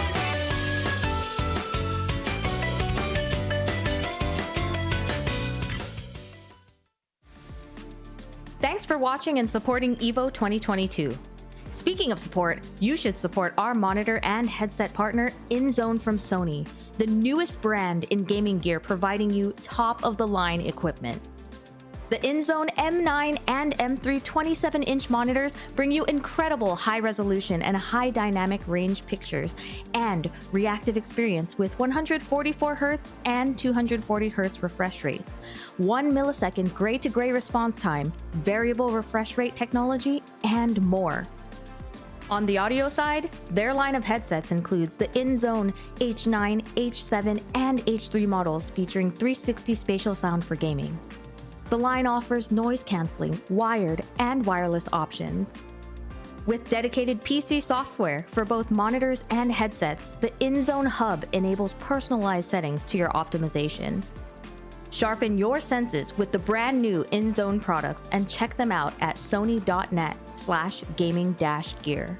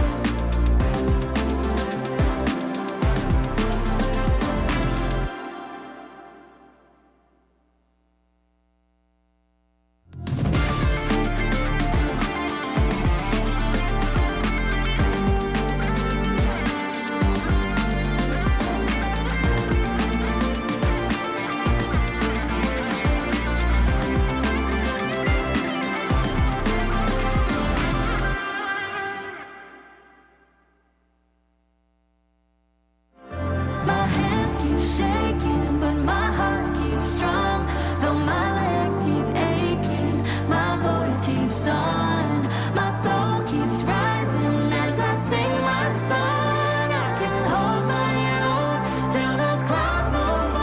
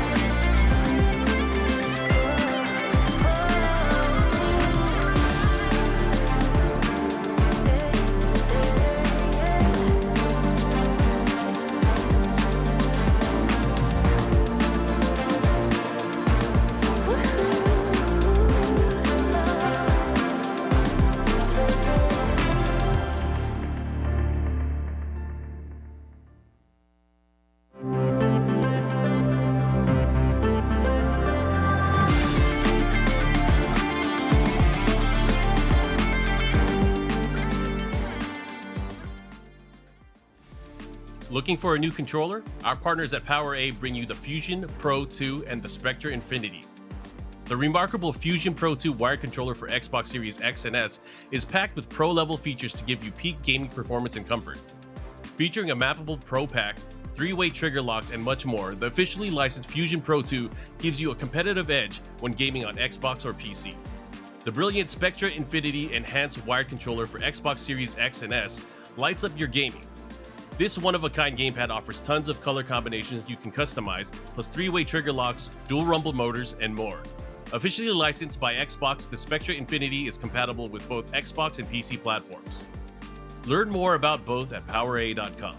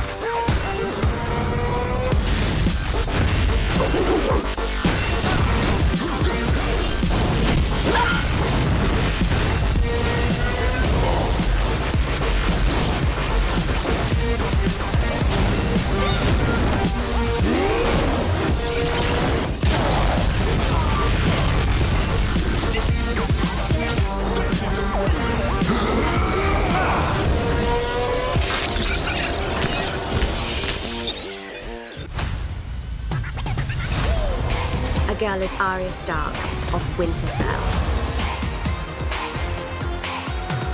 Time to eat somebody. I am here.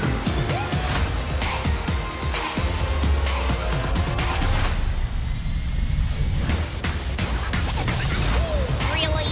This is what I'm up against? Here comes the boom! I look good in a monocle.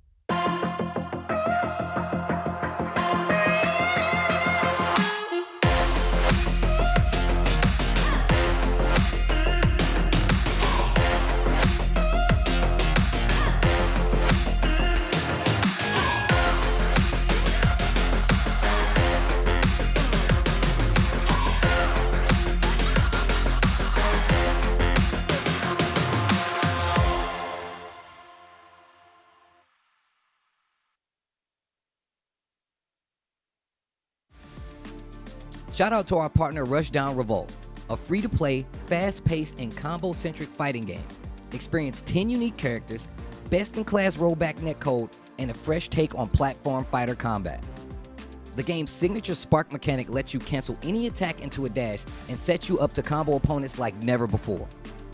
Their alpha is available now on Steam with an open beta release coming August 30th. The beta will have new stages and a new stance character, the chain-wielding assassin Reina. DY. Flash kick. Oh my goodness, now watch it. Daigo gotta be careful now. Oh my sweet child of mine. Take the throw. He's gonna take it. He's with it. Ow! defense. Throw me. Wow. He said, come on, don't try to hit me. Hit me. The guts. That was nothing but guts. That's berserk. Come on, don't try to hit me. Hit me. Hit me. Look at Morpheus right there. Daigo. Morpheus the beast. That is what Morpheus said, yeah. He's like, don't try to hit me. Hit me. Good stuff. One game for Daigo the beast. That man, not only is he kicking your ass dolo, but he got a really big team, and he do really nice things. Oh, the donkey kick, the yeah! He is on it. He's definitely on it right now.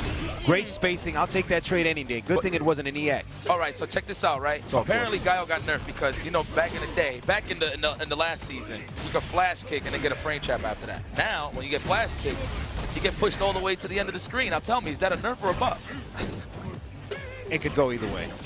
I think it's a buff. Oh.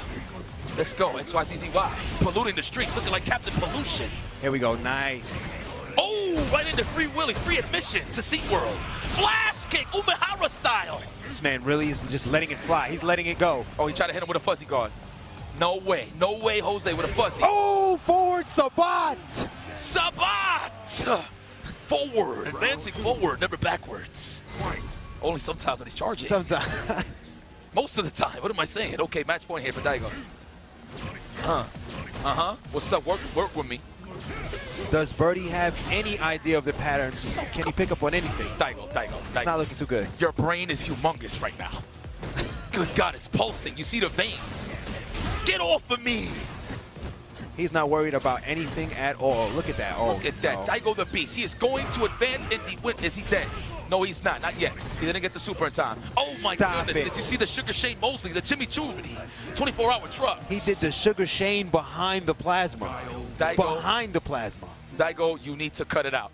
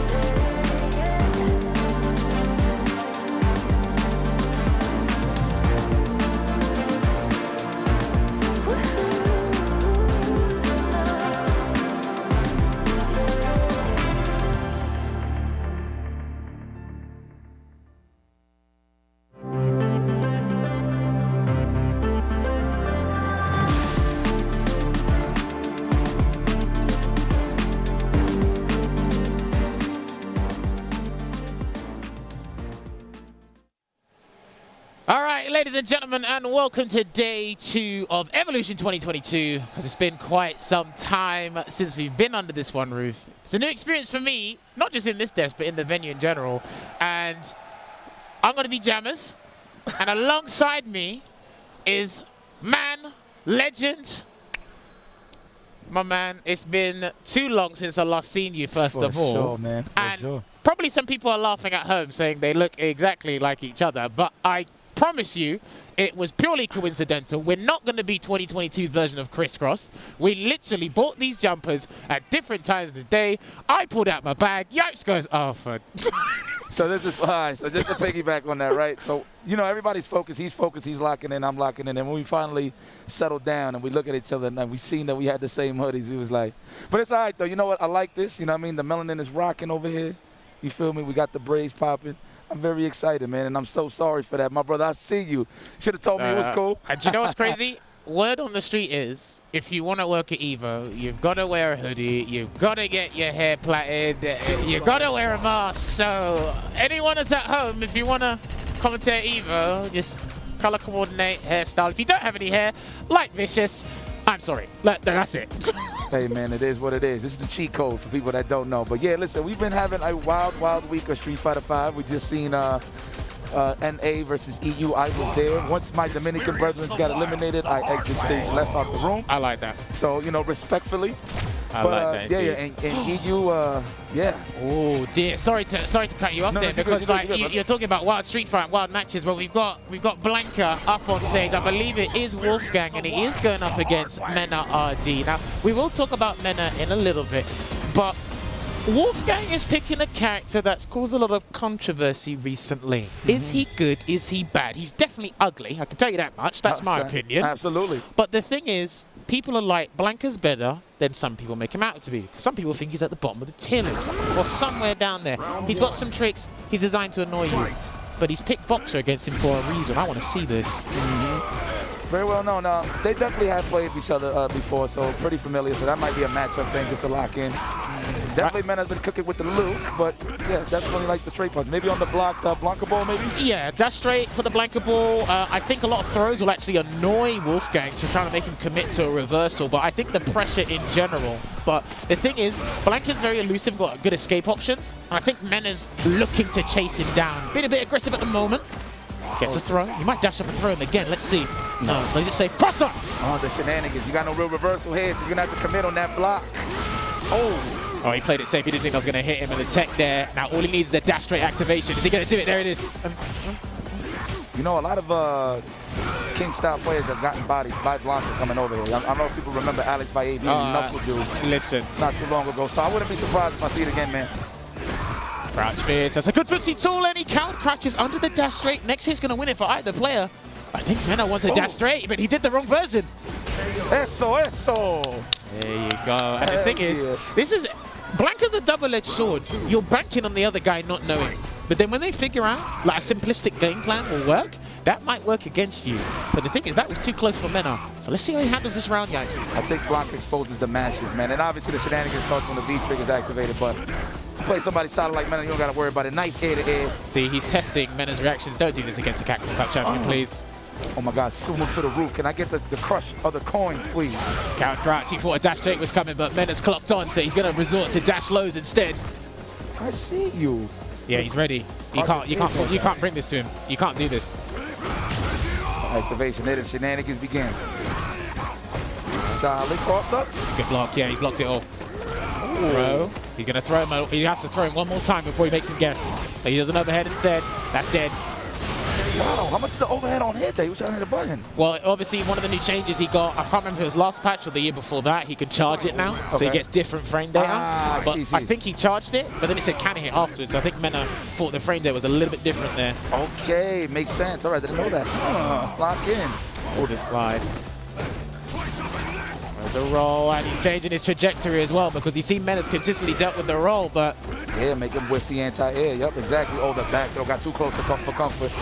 Oh, legs. Last pass on block, and he's going to activate. Is he going to try and gimmick him with an overhead? V reversals to eliminate and avoid that situation there, Yipes. Let me get that corner cover. Nice and easy. Go for the standing roundhouse for the plus range. We're not pressing no buttons. Wolfgang. He's waiting for bar so he can escape. Trust me, he's going to wait for that bar, and he's going to do the EX roll. He's waiting. He's not going to move. He is not going to move. Survey Watch. says. Watch. We'll wait here. We'll wait here. Oh, he moved. Oh, come on. He heard you, man. He said, man, I could probably hold this ball. That could have been it. That legit could have been it. He's going to hold it up, and that might be dead. We'll find out. He's got one more roll. Jumps away. Should have jumped in at least 4. Like, I guess he didn't know where he was going to roll. He's too worried about the super. I see. I got you. Oh, walk forward. Try to walk and block, eh? Here's the thing. So, because Blanca's such a trickery character, I think Menat was looking to win, he had V buff or V shift. If he sat there and waited, because to be honest with you, Wolfgang might not think that was a risk. I think it was. All you have to do is V shift and a super. Legit. I see. Okay. Oh, he's feeling himself. What are you listening to? He's vibing. It's the Evo theme. Goddamn, I've been listening to that beat all weekend. It's like I was taking the Dookie and I hear it, bro. Like I'm serious. Everywhere I went, even in my dreams, I've been hearing that. Hey man, it's catchy. They done their job. Now, do you think Menat should change? I think he's fine where he's at. Just minor defensive errors. I mean, obviously the shenanigans starts with the V trigger, but to be honest, Wolfgang is pretty defensive, pretty lame if you ask me. So, you know what? Like, and a good thing. This Wolfgang and Blanca is such a very unorthodox combination for me, guys. Hear me out here. Wolfgang doesn't get spoken enough about his abilities as a player, but a lot of us label him to Blanca, and we don't like Blanca, so therefore you're not going to respect. Because we, okay. Not you. No, not you. Not you. I have to talk it like unilaterally, right? And here's the thing, right? He's actually got a good understanding, good knowledge of this game, but again, because no one likes Blanca. No, listen, a lot of the top guys don't even train against him. Like, Blanca's not on your radar. Blanca's not going to win a CPT. And I actually had this conversation with Problem X, and he goes to me, do you think Blanca has won a big tournament? No. But all the Blanca players shot when it's a big tournament. They don't come to the online weeklies, but they shot when it's here. That's true. That's the best. I can't figure me out that easy. Oh, do you know? But he's 1-0 up against Menat, and he's stuck with the boxer pick. You know it's a little bit of unfamiliarity here. He took his time to read the notes just to see exactly how he could approach this match. I think he checked the frame there. Oh, could have got the whip punish. Ooh, straight rodillas, ACL, meniscus. Damn! Give me the loose change. Okay, he's gonna activate on block. Crack dash here because he wants to activate him. Now it's literally that's one bar. He didn't. You don't the wrong follow up there, but pressure. Oh my God! He's about to go to match. Got him. Here's the thing, it's crazy, right? Because sometimes you got to stand up, and I think against Barrel, because he's got a bigger hurt box while he's crouching. I know it's universal that there's an extended hurt box during crouching. I think Barrel's got an exception to that. Yeah, tall body for sure. The anti-edge. We definitely trying to get a crush counter there. Hold on. Oh, he done that preemptively. He legit done that preemptively, and he knew it was going to happen. Right under the rush punch, really? He's trying to make him not use it. Man, let's go, baby. Wake up. I don't want to be biased here. I don't want to see a wash. At least 1-1. Shimmy, and he's going to spend the ball on EX dash straight. 2 throws. Can he get them? Rolls away. I like that he tried to anticipate the rainbow ball though, for sure. Right, if he doesn't block this, the next sequence, he might be dead. Oh my God, he got a lot of juice, baby. He tried to beat Russell, no punish. Oh, nice. Very lucky. Very fortunate here for Menat. Pressure. Oh, he's too far to get the conversion there, but he couldn't cancel because he got the wrong roll, and he caught him. Teching. Wolfgang sends Menat to the losers bracket, ladies and gentlemen. And that's it. That's a perfect example of not a lot of us in this scene having that blanket knowledge. And then again, as the situation was building, right? Again, look what caught Menat. How many times have you seen Menat teching on a neutral jump? That's a fact. That was looking like going up against Nakali season 1. You know, the neutral jump face, that's literally what it looked like too. But nah, that was clean. That's how you know he tried to be defensive as much as possible, obviously trying to avoid the V-trigger shenanigans. A lot of anticipation on A to Airs, but it didn't really quite work out for him, right? Because I like how Wolfgang just walked him down and just stayed patient and just went with the flow of the match. Yeah, look, he was basically, he anticipated some of the dash straights with the carrot crouch. That's what he's doing. That is a risk in itself because Menat did clock onto it before and he did dash low. So it's like, okay, cool. But then we saw when Menat's attention was diverted. It was the rainbow roll. Jump back, crouch fist, stand medium punches. Like, okay, like this is what you're focusing on. And then V-trigger, that's where Blanca really tests you. Cross-ups. He's got like, the situations where Wolfgang was getting the cross-ups, if you block the first one, I think there's a second one. Absolutely. But it's like, all right, you're already in block stance, so it kind of counts as a true string, so you don't have to worry about it too bad. But look what caught him out. That's it. And this is the point that some people were trying to prove. It's like, Blanca's not as bad as you make it out to be, yes, but again, I still stand his point when Problem X proved it to me, is that, look, Blanca isn't going to go from start to finish by himself in a tournament. He does have bad matchups, and you can't, because I got to be honest with you, like Wolfgang did throw in a couple of gimmicks there. That's not going to work against everybody. Well, that's the beautiful part about brackets, because you don't got to worry about too many characters. It's all about where is your route going towards to the top 8, man. You know, Ryan Hart, shout out to Ryan Hart, he actually been saying that, like, you know, it's all about skill, sure, but the luck of the bracket is really a big thing, man. So he's looking good. Wolfgang, I know he got a big momentum boost after that, taking out the Capcom Cup champion, former Capcom Cup champion, Menat RD. I know Menat RD's a little more upset than usual. He was probably thinking, I mean, I don't know exactly about the borrow pick. It's more so because it's a charge fest. There's like 2 charge characters. This is usually about who can get the lead and keep it. But, I mean, it is what it is. He's still in there, so it's okay. But up next, though, Commander Jesse versus Tokido. I have not seen Tokido in a while. Wow, you know, this is how we've been inside at home for so long during the pandemic. I forgot that this man switched to the hitbox style. Oh, dude. So Red Bull London Kumite, right? He brought his stick and his hitbox, because he bought the stick for Akuma and he bought the hitbox for Urien. Okay. And I think after that, it could have been a little bit later, he just completely transitioned to the hitbox, and then obviously I'm not sure if that's the snack box or the smaller version. Right. But he's got that. He's done a video talking about how, like, it's more responsive, it's easy to walk block, and a lot of stuff. And it's weird. Some people think I'm tripping when I say this. When I play people in this game, I think I can tell when you're on a hitbox. It's the way you move. Like your character, that quick It looks like jittery, right? Yeah, Like right. And I said you can't, and I'm like, dude, I'm playing stick. You can't do that on a stick. You can only do that on a pad or a hitbox. And the majority of these players are playing on a hitbox. And what's interesting as well, right? Because first of all, I'm jealous of Tokido because he's posed at the BMW, and I don't think I'm ever going to be able to do that. You remember that picture he put on like last year or 2 years ago? He posed. I'm just jealous. I'm like, they're never going to ask me to pose in front of their car. Secondly, it's how I spoke to a couple of Japanese players a couple of weeks ago, and they said nobody's perfect, but they think he's the closest thing to it. Wow. That is how much the Japanese players hold him in such high regard.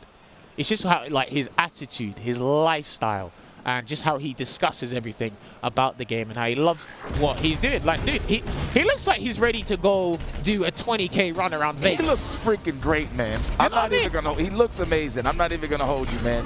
Big shout out to Tokido. It's like ever since he picked up his former sponsor with Ehclodam, that's when he was really taking his health serious and his mental health very serious. The thing I like about Tokido, man, just to really highlight it, is this guy, he admitted that he was just the cheap guy picking cheap characters, right? Then down the line, he actually got better as a fighting game I want to get better at, like, fighting games. Yeah.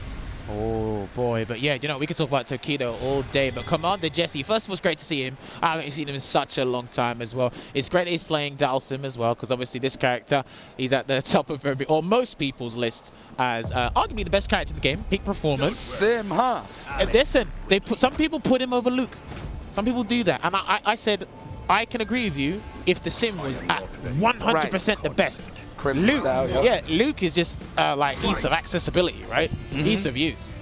But we'll see how Tokido handles it, because Tokido's been using a bit of Dalsim recently, so he's going to have a little bit more of an inside knowledge on that, how they think about the character. Commander Jesse, though, last time I seen this dude play was Capcom Cup 2019 in the last chance qualifiers, man, losing to Moke. I remember that. In the finals. That was pretty fire. Yeah, we were there. Yes, we was, my friend. We were there. Yo, man, how the hell are you, man?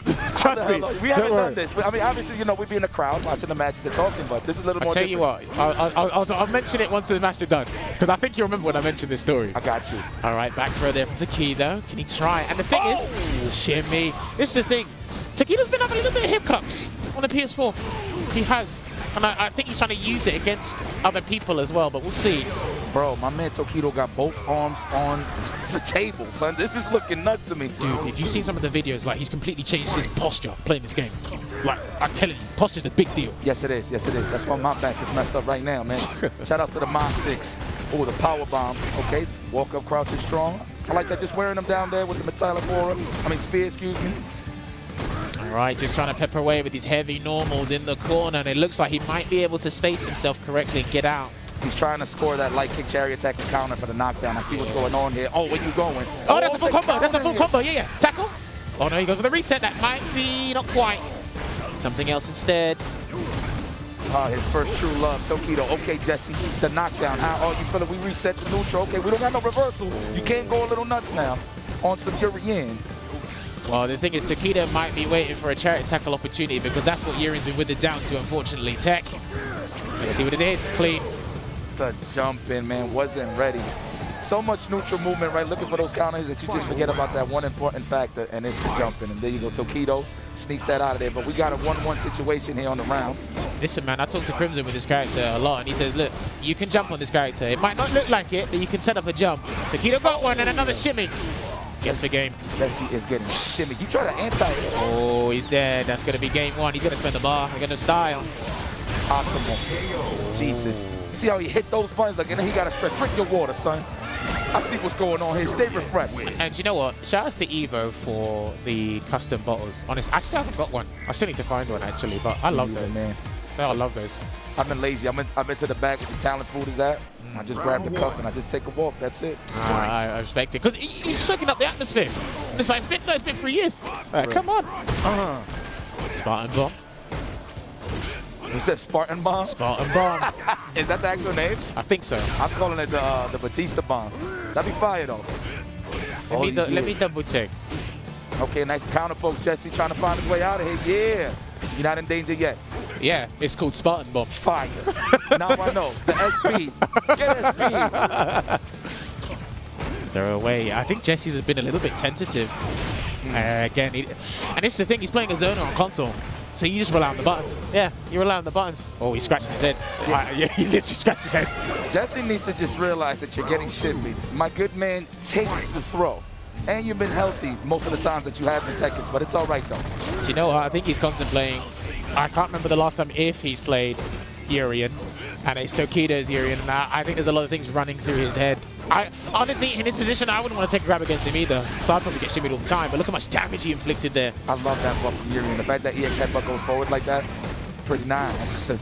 Yo, this is crazy. Look at the elbows flaring. Yo, Tokido. Yo, but you can really tell that he's moving fast, though. The way he's just moving. You see what I mean? It's jittery. It looks jittery. It's easier to tell with Urien players. Out of every other character, I said, I know when a Urien player's on hitbox. Jumps away. Oh, coral punch. I thought it was going to hit him. Yeah, he's trying to catch him, but good escape there. Very slippery from Jesse. Can he get this round, though? Sweet, nice. Don't flinch. There we go. Better than taking the throw. I like that. Pressing some buttons instead. That was the best Daigo could have got there. Mika walked back to avoid it. One chariot tackle. There it was. Again, just backing away. He tried to commit low. Sneaky dude. And you know what? He knew he could take a turn there. Because the only thing Tokido was going to do that was going to connect was a tackle. Coral punch with a whiff on a croucher. He's trying to score that counter hit too. Was that the? I think it was Ron. He was probably anticipating the teleport in the back there. Oh, we got metallic aura. You got to watch out for a tackle. Like, he might just do a light one just to get in. Nice. For the plus frames in case if it didn't hit. Here's the throw. Yeah, okay, there you go. Literally what Yipe said. He said, just take it, man. Give me 5. Oh, give me 5. He can't get out. The flame be reversal. He hasn't got any more, but you got to be careful with certain moves in the corner. Okay, Jesse, back in there, and we got a lot of cash to spend. Don't be shy on the next knockdown. Put him in the barbecue. Not quite. Is he going to take a grab? Not quite. Tokido wants that one. He wants that one combo kill. He hasn't got V-trigger here, Yipes. Trying to score big damage. The reversal again. Yo, Tokido smelling blood right now. Oh, yeah. That was a big chunk. Very nice. Tokido, man, very experienced, very seasoned, and just looking good, my boy. I see you. I said, hey, I see Tokido. I was like, hey, man, good luck. He was like, thank you. Do you know what, right? I don't know. Apparently, he benches on his stream. How much? Hey, stream, let us know on Twitter, and let me know how much he benches. Because I watched some of his streams, but I didn't watch the stream where apparently he was benching on the stream. But I'm like, yo, if you're playing Street Fighter, doing a Q&A, and then benching in the background, then coming back, I'll be like, no, kudos to you. But again, it's just his whole lifestyle and work ethic. That's what's so beautiful. And again, I like to say, that's great, but if you get sent to losers bracket, then you get sent to losers bracket. That's it. But you know what it is? He's trying to be like a huge role model, not just for Japan, but just the worldwide FGC as well. And again, he's a great representative. But yeah, going back to what I was saying before, the time we should have worked together was 2018, when me and F.A.N.G showed up on surprise. And then that's the time we should, and then F.A.N.G pulled you off the seat. Yes, I remember that F-word, you son of a gun. I know you at home right now. I hope you remember that. Damn, y'all did body me off the seats, man. That was good stuff. That's the time where we would have worked together. But I'm like, okay, I looked at the schedule and it said, yikes. I said, oh, first time, let's do it, let's have some fun. But yeah, no, like I said, first time working with you, first time here, so I'm just soaking it all in. Yeah, man. Well, guys, listen, we're going to get this more Jammers and IFC Yipes action. We're going to take a quick break, but we will return with more Street Fighter V Championship Edition here at EVO 2022. Don't go anywhere. Lock in. The EVO team would like to give a big thank you to Fresh Cut, the highlights partner of EVO 2022. Finally, a dedicated home for gaming's best moments. Find all of today's top trending FGC games, creators, and tournament highlights all in one place with Fresh Cut. Fresh Cut is the next generation creator content platform, redefining engagement between creators and fans to help communities build and grow. Remember to catch all the highlights this weekend with the Fresh Cut EVO 2022 Best Moments playlist, live each day in the Fresh Cut app at 1 p.m. Pacific. Check out Fresh Cut over at freshcut.gg/evo. Dash up, back throw though, Mochi got a call for the corner. Oh, the Perry on the drill! Are you kidding me? Oh my God! Let's go! That's what I'm talking about!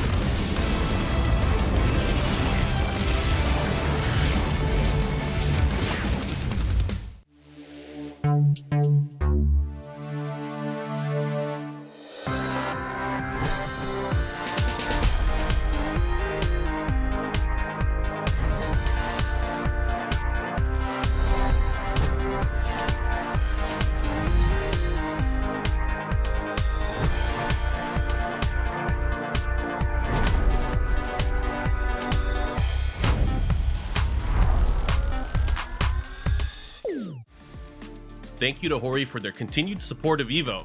They've been our supporters for countless years and have had top-notch fight stick and controller products for fighting game competitors. Their newest product is no exception, bringing you the Hori Fighting Stick Alpha for PlayStation 5, PlayStation 4, and PC. Check it out for yourself over at horiusa.com. Flash kick. Oh my goodness, now watch it. Daigo gotta be careful now. Oh my sweet child. We were arguing. He's gonna take it. He's ready. Ow! Defense, throw me! Wow! He said, come on, don't try to hit me. The guts. That was nothing but guts. That's berserk. Come on, don't try to hit me. Hit me. Look at Morpheus right there, Daigo. Morpheus the beast. That is what Morpheus said, yeah. He said, don't try to hit me. Good stuff. One game for Daigo the beast. That man, not only is he kicking your ass dolo, but he got a really big team and he do really nice things. Oh, the donkey kick, the yeehaw! He is on it. He's definitely on it right now. Great spacing. I'll take that trade any day. Good thing it wasn't an EX. All right, so check this out, right? So apparently Guile got nerfed because, you know, back in the day, back in the last season, you could flash kick and then get a frame trap after that. Now, when you get flash kick, you get pushed all the way to the end of the screen. Now tell me, is that a nerf or a buff? It could go either way. I think it's a buff. Oh. Let's go, XYZZY. Polluting the streets, looking like Captain Pollution. Here we go, nice. Oh, right into Free Willy, free admission to SeaWorld. Flash kick, Umehara style. This man really is just letting it fly. He's letting it go. Oh, he tried to hit him with a fuzzy guard. No way, Jose with a fuzzy. Oh, forward Sabat. Forward, advancing forward, never backwards. Only sometimes when he's charging. Sometimes. Most of the time, what am I saying? Okay, match point here for Daigo. What's up? Work with me. Does Birdie have any idea of the patterns? Can he pick up on anything? Daigo. It's not looking too good. Your brain is humongous right now. Good God, it's pulsing. You see the veins. Get off of me. He's not worried about anything at all. Look at that. Oh, look at that. No. Daigo the beast. He is going to advance in the win. Is he dead? No, he's not. Not yet. He didn't get the super in time. Oh, my goodness. Did you see the Sugar Shane Mosley, the chimichurri, 24-hour truck? He did the Sugar Shane behind the plasma. Daigo, behind the plasma. Daigo, you need to cut it out.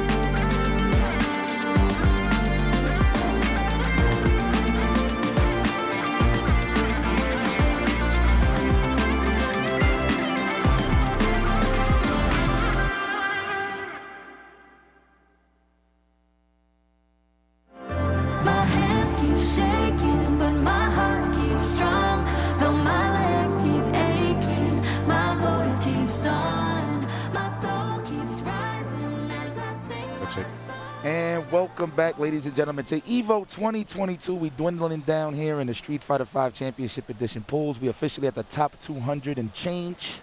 and we're going to continue moving forward. IFC Ice Jammers, of course. My brother. You all ready? What's Doing going it on? there. So yeah, hopefully you guys have been enjoying the action, not just today, but throughout the weekend as well. And it's great that like we get to do this commentary pairing because you get to experiment, do other things as well, and it helps us in the future as well. Shouts to all the commentators that made it on the roster. But what we are looking at right now, ladies and gentlemen, is our next match. I believe this is a losers match. Q62 losers round 1. If you want to check it out on start.gg, I was about to say smash.gg, start.gg, and look up Evo, look up SF5, be able to find it. We are looking at Gondo from Japan going up against Panda Marine. I got personally congratulated because obviously she changed sponsors recently, being recently picked up by Panda. Now, for those of you who don't know, was it Combo Breaker or was it Evolution she beat Dogura? I think it was. Or was it CEO? I don't know. It was one of those three. It was definitely a big tournament for sure, but yes. So, me and Yats talking a couple of minutes ago, and we were like, let's see if she can add another one to the list. Because if you don't know, Gondo is from Japan. Gondo, I believe, because I've seen him here and there at different events internationally, he plays Birdie. The character Menat D is pronounced for. Obviously, Veggie as well. Shouts to Veggie. But I don't know, you know, I think Marine might have a little bit of trouble. I'm not trying to do commentator's curse, but a lot of people have forgotten how to fight Birdie. Yeah. You don't see him anymore. Do you know what I mean? Yeah, no, for sure. No, the game, look, how the tiers change, a lot of characters be taking breaks, man. They go to the retirement home. So obviously, again, the character specialists will pop them out. But Birdie's a pretty good character against Laura. But of course, Laura gets that one knockdown and the party begins. Big shout out to, I just want to point this out, big shout out to Marine. She's looking fantastic. Everybody's been stepping their game up on the fitness game. I see what's going on out here, man. Beautiful energy, indeed. No, 100%. Yeah, so it'll be Laura versus Birdie. Marine going up against Gondo. Now, you know what? Marine, her kind of like temperament, her nature as a person, it's like excited, out there, exuberant, and she brings that out in this character. I definitely feel a rabbit is going to come out of the hat. But if Gondo realizes that quickly, he is going to respond in kind. So let's see how it goes now. I want to see him use crouching jab just to kind of keep Marine at bay. He might use a dolphin dive every so often, but if he sees a thunderclap, you better do a bullhorn. Already, that just looked like he was trying to match the back dash for sure. Okay, there it is, the elbow pressure. She's testing him. Yeah, she's testing to see what he's got. Get the hanging chain to catch the clap. That is punishable actually. You should get a 3-frame into bolt charge.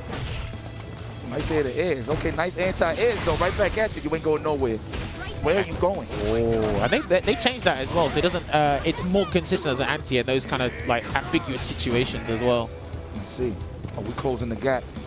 Nice anti. You ain't going nowhere. A little bit of panic here from Marine. Activation from Gondo. Nothing too dangerous yet. All right, puts out the banana. Yeah, throw the chain. Do it twice. Oh, almost home. Let's see how it goes. Yeah, he's trying to catch her off guard. And again, you got to be careful with that because Veggie does that to me a lot. You can space the bullet at the tip and make it so it's a spacing trap. Whoa, that's punishable. Turn it into sequence fighter, right? Yeah, sequence fight indeed. She missed the punish on the Ace bullhead. Checking the legs. All right, we're just holding the lead. I see you, Gondo. I'd watch out for dolphin dive if I were you. I can just see it. No, you know, I promise you, I said I don't want to say this yet because he might not do it. And I was like, the way this play is moving. It's way to close it out though too. So I agree. It's up to Marine though to adapt. No command throws though. Let me get that sunset wheel. He is walking back a lot though, so I don't blame him. Still low forward and try to confirm into bolt charge, and then when he sits still, yes. Dude, afterwards you're gonna jump at the banana. Oh no. Try to walk forward and block. Huh? That's fine. Yeah. No trade combo though. Come on over here. Come on over here. Come on in. All right, we're closing now. You want to stay back here? Okay, let me torch the neutral here. Do you know what? Now, Gondo's super comfortable, and I'll tell you why. Because Marine is not playing at the range Laura should be playing at in this matchup. I know it's a bit dangerous, but you got to slug it out with this dude. Yeah, Crash counter dead.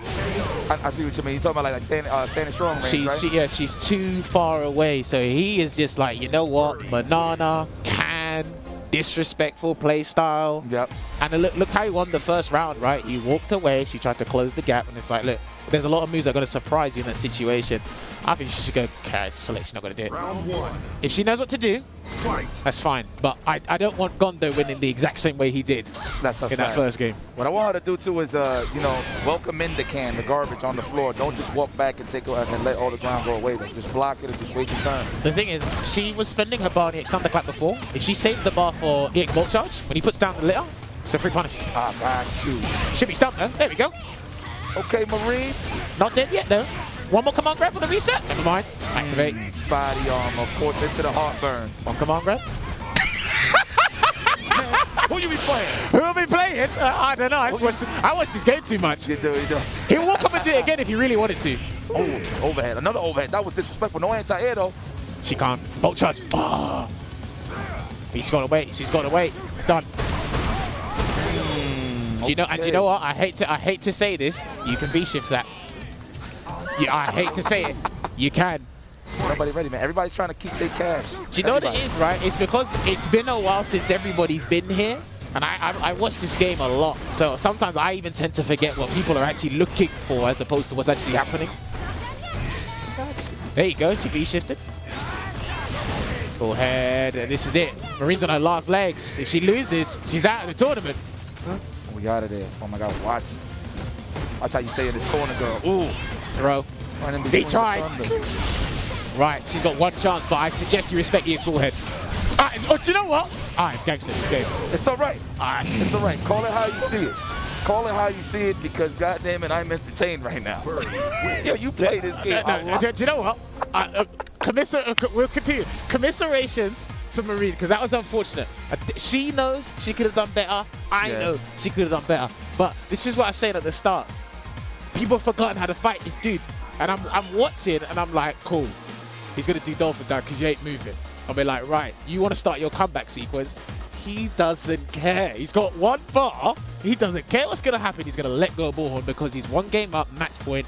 What's the worst that can happen? Luckily, she could capitalize the situation. So that was unfortunate there. But again, like you said, call it how you see it. I watched this game unhealthy amounts, but it works out. And Rin said, look, this is just all the time and effort you put into playing the game. I see it, man. You just get that aura. I like to call this the flow state of commentary. So like when you're actually locked in, like you're the actual player playing, that's how you know. Whoa. I have not seen this guy in so long. Human bomb. Yo, last time I seen him, he was on a TV commercial. Not even in person. I'd leave FGC on a TV commercial. You mad? Like, but you know what? You said well to him. I'm gonna say well to his guest. Do you know his opponent is? Rumors from Australia. Rumors has it. The Cody player. Okay. That he qualified for one of the cups. 2020. Okay, I remember. I think it's 2020. Like, I'm looking, and this is crazy. This is great to see because Australia to America is that's a long flight. It's wild. It's wild. It was an understatement, but again, I saw Human Bomb when I was coming into the Delano when I first came here on Thursday night, and I said, you still play this game? Human Bomb. Does he play Chun-Li though? Is the question. Yes. That answers your question. There you go. Okay. But Chun-Li versus Cody. So you're looking at one of the heaviest hitters in the game in Cody, level 2 Zonk, EX or not. It just feels like all of his normals just stick on you, like white on rice. It's like a magnet on the fridge. You like can't move. It's all those plus range. Then obviously activation. I've seen that a lot. Crouching short, crouching light kick into the activation. Yes. So that's for V-Trigger 1. The knife. Rumors is stick with the pipe. Obviously the pipe got a new change because he can throw it now. Instead of having to use his normals to get rid of it, he can chuck it and you can catch you by surprise. Human Bomb using Chun-Li. So they toned down Stand Fierce, the problem button for a lot of the time. It's more negative on block, right? Or you can punish it more. It's got more recovery. More recovery. There you go. Okay. Crouching hard punch has got better frame data, but the problem button you're going to see is going to be stand hard kick. No one can deal with that button. Because we looked at the other button, stand hard kick, that button. You got away with murder. Because every time people want to combat Chun-Li's buttons, you have to stand up. Yes. So they'll check them on the way forward and try to get it. Yep. Okay, trades. New York Stock Exchange. All right, rumors. And the thing is, I think the neutral is kind of horrible for Cody in this aspect. He's got good counter pokes with his medium punches. If he gets the hit confirm or the cancel into rough you kick, he's fine. But trying to get that consistent hit, good trade. I love that about this game, man. The counter hits in the air now, get the juggle. Look out for the grab. Yeah, that's why he didn't want to deal with that at all. Get lost, he says. Let's go, Zach Morris. Dead. Absolutely, yeah. Combo. Extend that. No. Right. I know there's a better, definitely there's a better combo than that for sure. Oh, you're thinking of the 2-charge Gicorgo. Yes. And then, I don't think you can do it from that situation. But Not from EX, right? I remember the combo you're talking about. Yeah. Okay. Oh, standing fist. That's still a favorite though. Oh, I can see it because we can see the player cams. Rumors is a bit agitated because he wants to get a clean hit, and he hasn't quite got it yet. As long as you don't get walked down too much, you'll be all right. That's definitely what Cody specializes. Nice sway. Okay. Jump knuckle again. He's not even going for level 2. He's just hitting him with jumps. I think he wants to push him to the corner. Good sway. Probably banking on the walk forward and block late. Right, he's gonna do the impossible. I think he wants to run up and do something. Very risky. Got the lead. At least he's not overextended with the command throw, which is good. Oh, we're close though. Wow, that was a carrot throw, bro. That looked, maybe because he was crouching, so they said to her about. Yeah. And the thing is as well, so when he does the xOnk, you're not like precisely in throw range, but in the corner, it's easier. It's much easier because there's nowhere for you to walk. Yeah, no, exactly. There's nowhere for you to walk. So it's much easier. Going for the legs, trying to keep him still, right? Right off of the air reset. Get the knockdown. Nice back dash to avoid the throw. Gets a big punish as well. Median kick, just poking away. Final round of this first game here, but Human Bomb's trying to avoid getting hit by Zombie with punish. Hell yeah. Way to the activation. We here though. Rumors is throwing everything in the kitchen sink at this guy. That's gonna be big damage. Watch out. Oh, we missed it too far. I think Human Bomb's kind of overwhelmed at the moment. Oh! That 2-piece took mad damage. Now, that button there where you got the jump in, neutral jump hard punch. I think it's his jumping attack anyway, but I remember Soundboy and Pax were saying, if you're using the pipe, just do that button. That's kind of similar, not as potent, but similar to Chun-Li's jumping hard kick, neutral jump hard kick, because it's like, dude, the range that covers, and people, no one's going to be ready for it. Got that first game there. It was a bit sluggish, but look, with a hooker by Crook, get the job done. The ceiling fan. Looking for that counter. We're not taking. We are here to take the throw, says Rumors. Stand hard kick block. Nice +1 on block. And he can deal with it. Another sway and good damage there for Rumors. Oh, but then option just tech immediately just to hold down the ground. Now we are stuck into this corner. Nice tech, but I promise you that's a shimmy next time. Oh, he didn't get a charge, but that's it. Lovely bait there from Rumors. He's absolutely frustrated. Human Bomb, and he's on his last legs here. And again, if he loses this, he's out of the tournament, guys. Loses top 192. Yup. Man, okay. I like seeing the struggle though on the learner side. We've been seeing a lot of the winners matches. I want to see the struggle a little bit. So this is good that we're here. This makes it a little more dramatic. I see what you did there. I heard the learners part. I heard the learners part. Don't worry, I heard it. We killing frames into the back. We swayed again, and it's not a true string, buddy. He's not respecting it. He's not respecting the V skill 2 in general. So that's why I think most of the damage, or at least the momentum has started for Rumors. I love the wear down before the V trigger activation just to get a little bit of more mileage on the next hit. So right here. I got your pipe right here. You're dead. She's dead. Damn. Oh, right on the money. Lucky sevens. We are in Vegas. Go and take that and try to bet some good ass cash. That was unfortunate there for Human Bomb, but well done to Rumors representing Australia, and he progresses through the bracket. Not out yet, but again, like I said, one of the heaviest hitters in Street Fighter 5, alongside Balrog and maybe 1 or 2 other characters, Luke as well, but doing the damage, and you can tell by the way he's playing. Like, I didn't travel here for nothing. That's what I was just thinking about. Like, yes, we survived. That plane ride, man, just jet lag and all, man. It's just to be happy, just to be focused in the match, and nothing else is cool. So I'm happy that he's happy that he made it. He's moving on. All right, fantastic stuff here as well. But you know what? There's still plenty of action to come. Like we said, you want to check out the bracket and see who your favorite players are, because we got some of these guys playing in the back, still training, having some fun as well. Head on over to start.gg as well and spread the love, right? we are enjoying much of Street Fighter. And speaking of, my production team laid something on me, so I'm going to have to read it out. Ladies and gentlemen, it's your favorite fighting game on the mobiles. We've all spoken about it. Somebody's got it, and it's not me. It is Street Fighter Duel, the Capcom authorized mobile fight game. Stop laughing.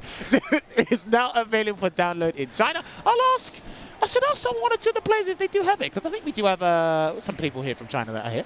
So I'll see if they have it.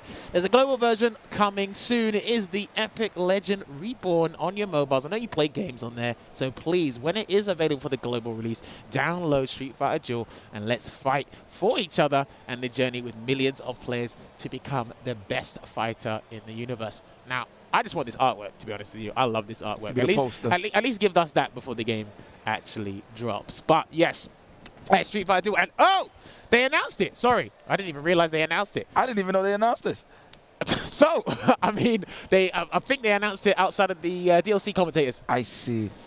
Well, apparently we're going to be forced to announce it now. Ladies and gentlemen, Street Fighter League is returning, and the 3 strongest regions will be getting their own league. So you've seen Street Fighter League US, you've seen Street Fighter League Japan, but new and going to be joining the fray is Street Fighter League Europe. It's coming later this year, and you will see it on Capcom Fighters. Make sure you are locked in and follow Capcom Fighters on all the following social media outlets.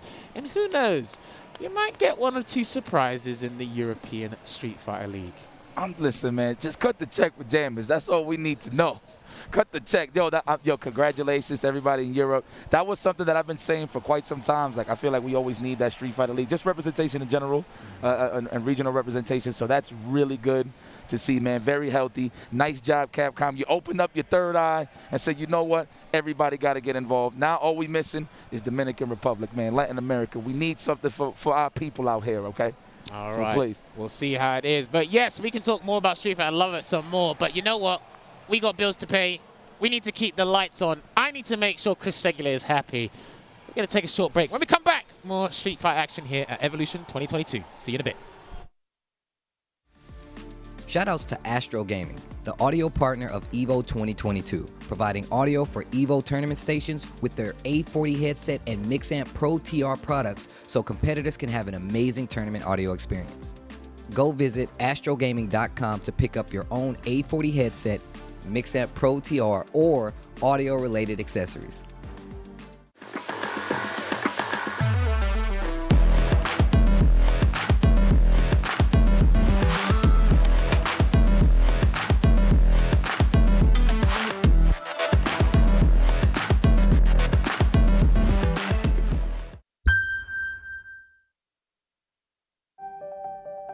What's one award? Is one award enough? Well, the gold medal. Was that enough? Nah. Is one title enough? Nope. What about one sponsor? No way. With every win, you only want more, because enough is never enough.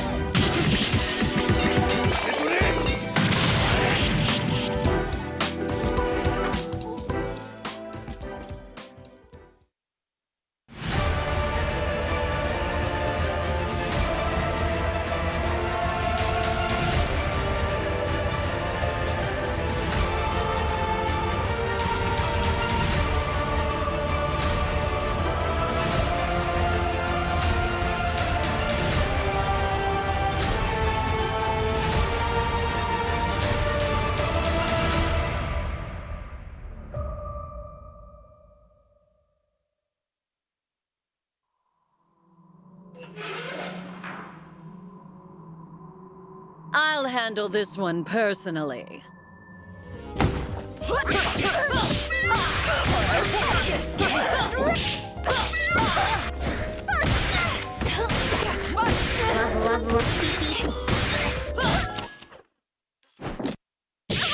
What fun!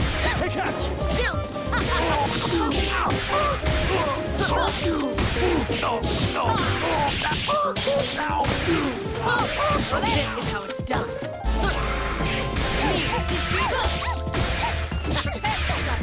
Farewell!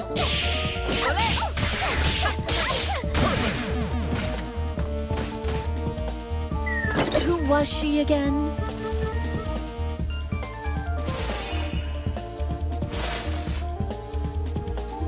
Coming soon to Skullgirls Second Encore and Skullgirls Mobile. Check out the latest apparel from 10-0. Brand new officially licensed products featuring Tekken, Guilty Gear, The King of Fighters, and some of your favorites from the fighting game community like Eris from Avoiding the Puddle, Tasty Steve, Exo Academy, and more. You can scan the QR code or visit 10-o.gg/merch.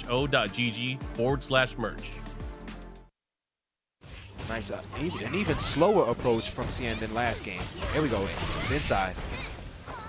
Nice backdash immediately. All right. Now CN got lucky a little bit on the fence. There we go. Nice adaptation. The dash-in's not ready. Ooh, the range. That's another thing that Luffy's getting away with right now. The dash-in takes it to command throws. School.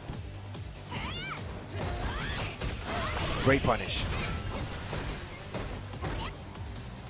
Okay. Just inching in slowly. How are we going to get out this corner? How are we going to get out this corner? Nice. Right over the overhead, yep. Right under the overhead, I should say. Oh, Nadeshko. Oh, a little too Got out. off. Got out, though. Oh, no. It's time to make decisions, and I don't got no reversals. Where am I going? To the other side. Very nice. It's a nice. It's a nice.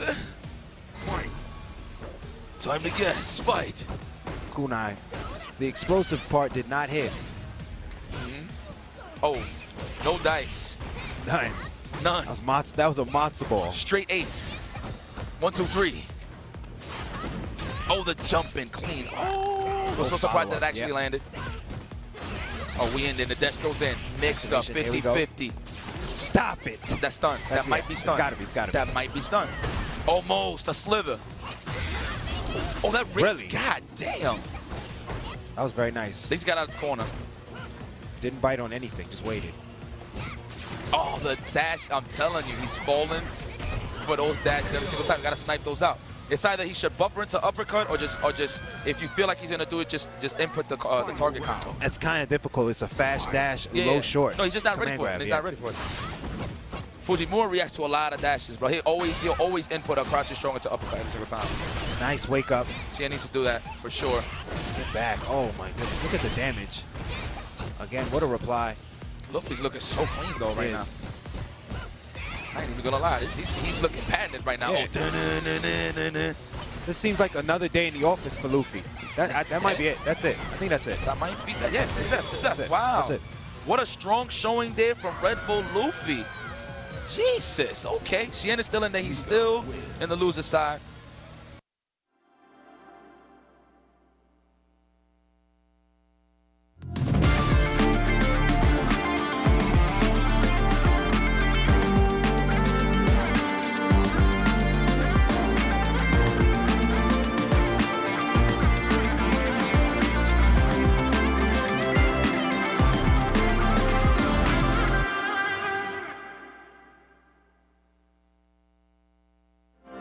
My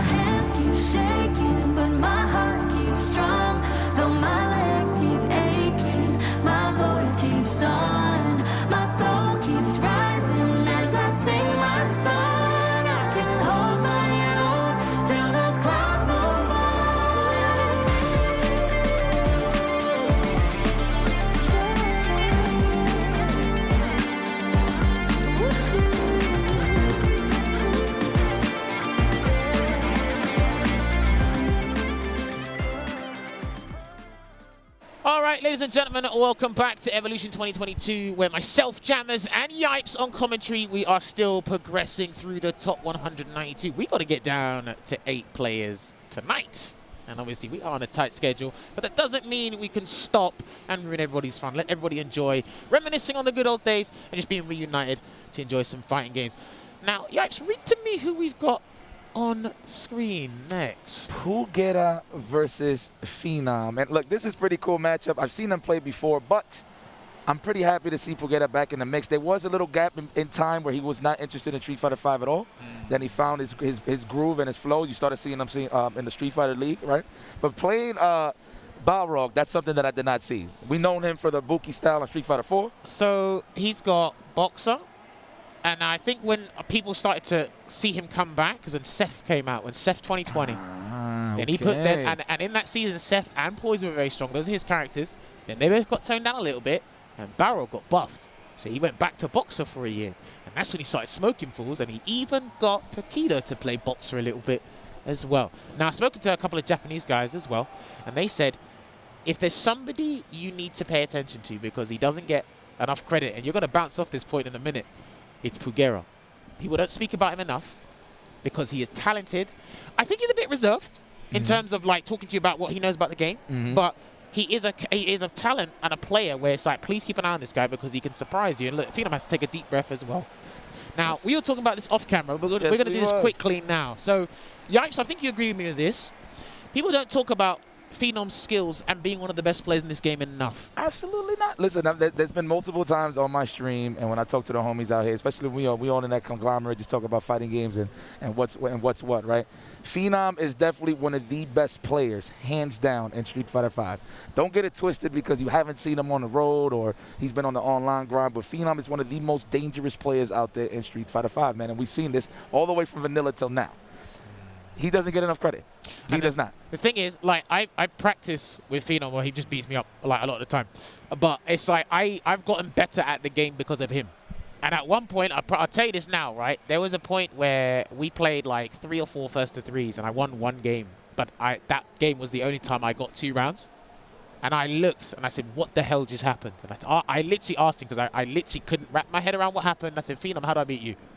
When you have to ask somebody, how do they beat you specifically, there is a really big problem. Yeah. I think that's how good this guy is. Honestly, and it's like his fundamentals, his understanding of strike throw, like Punk, his understanding of strike throw. Facts. Yes, he's playing Nakali. Nakali's got a command grab. Love him. But he's playing Karin. Yep. He's played Luke, or he is playing Luke. Got Nakali. He's dabbled with other characters in the game. The funny thing is, I'm surprised he hasn't put his hands on Poison, because he likes top tier or strong characters. I'm like, why are you not playing Poison? He goes, I don't like her style. I'm like, you played Balrog at one point. Like, come on. But I see what he mean, though. He's more on the aggro side, more on the fearful side, you know what I'm saying? Obviously, Poison is more the neutral control, bringing the pressure to her with Night Raid, right? But, I mean, he's just that type of guy. I was just saying this not too long ago, to Jammers. Talk to me. A little bit on the anime side, if you will. I feel like, for those that watch Gicorgo and stuff like that, but this is for something else.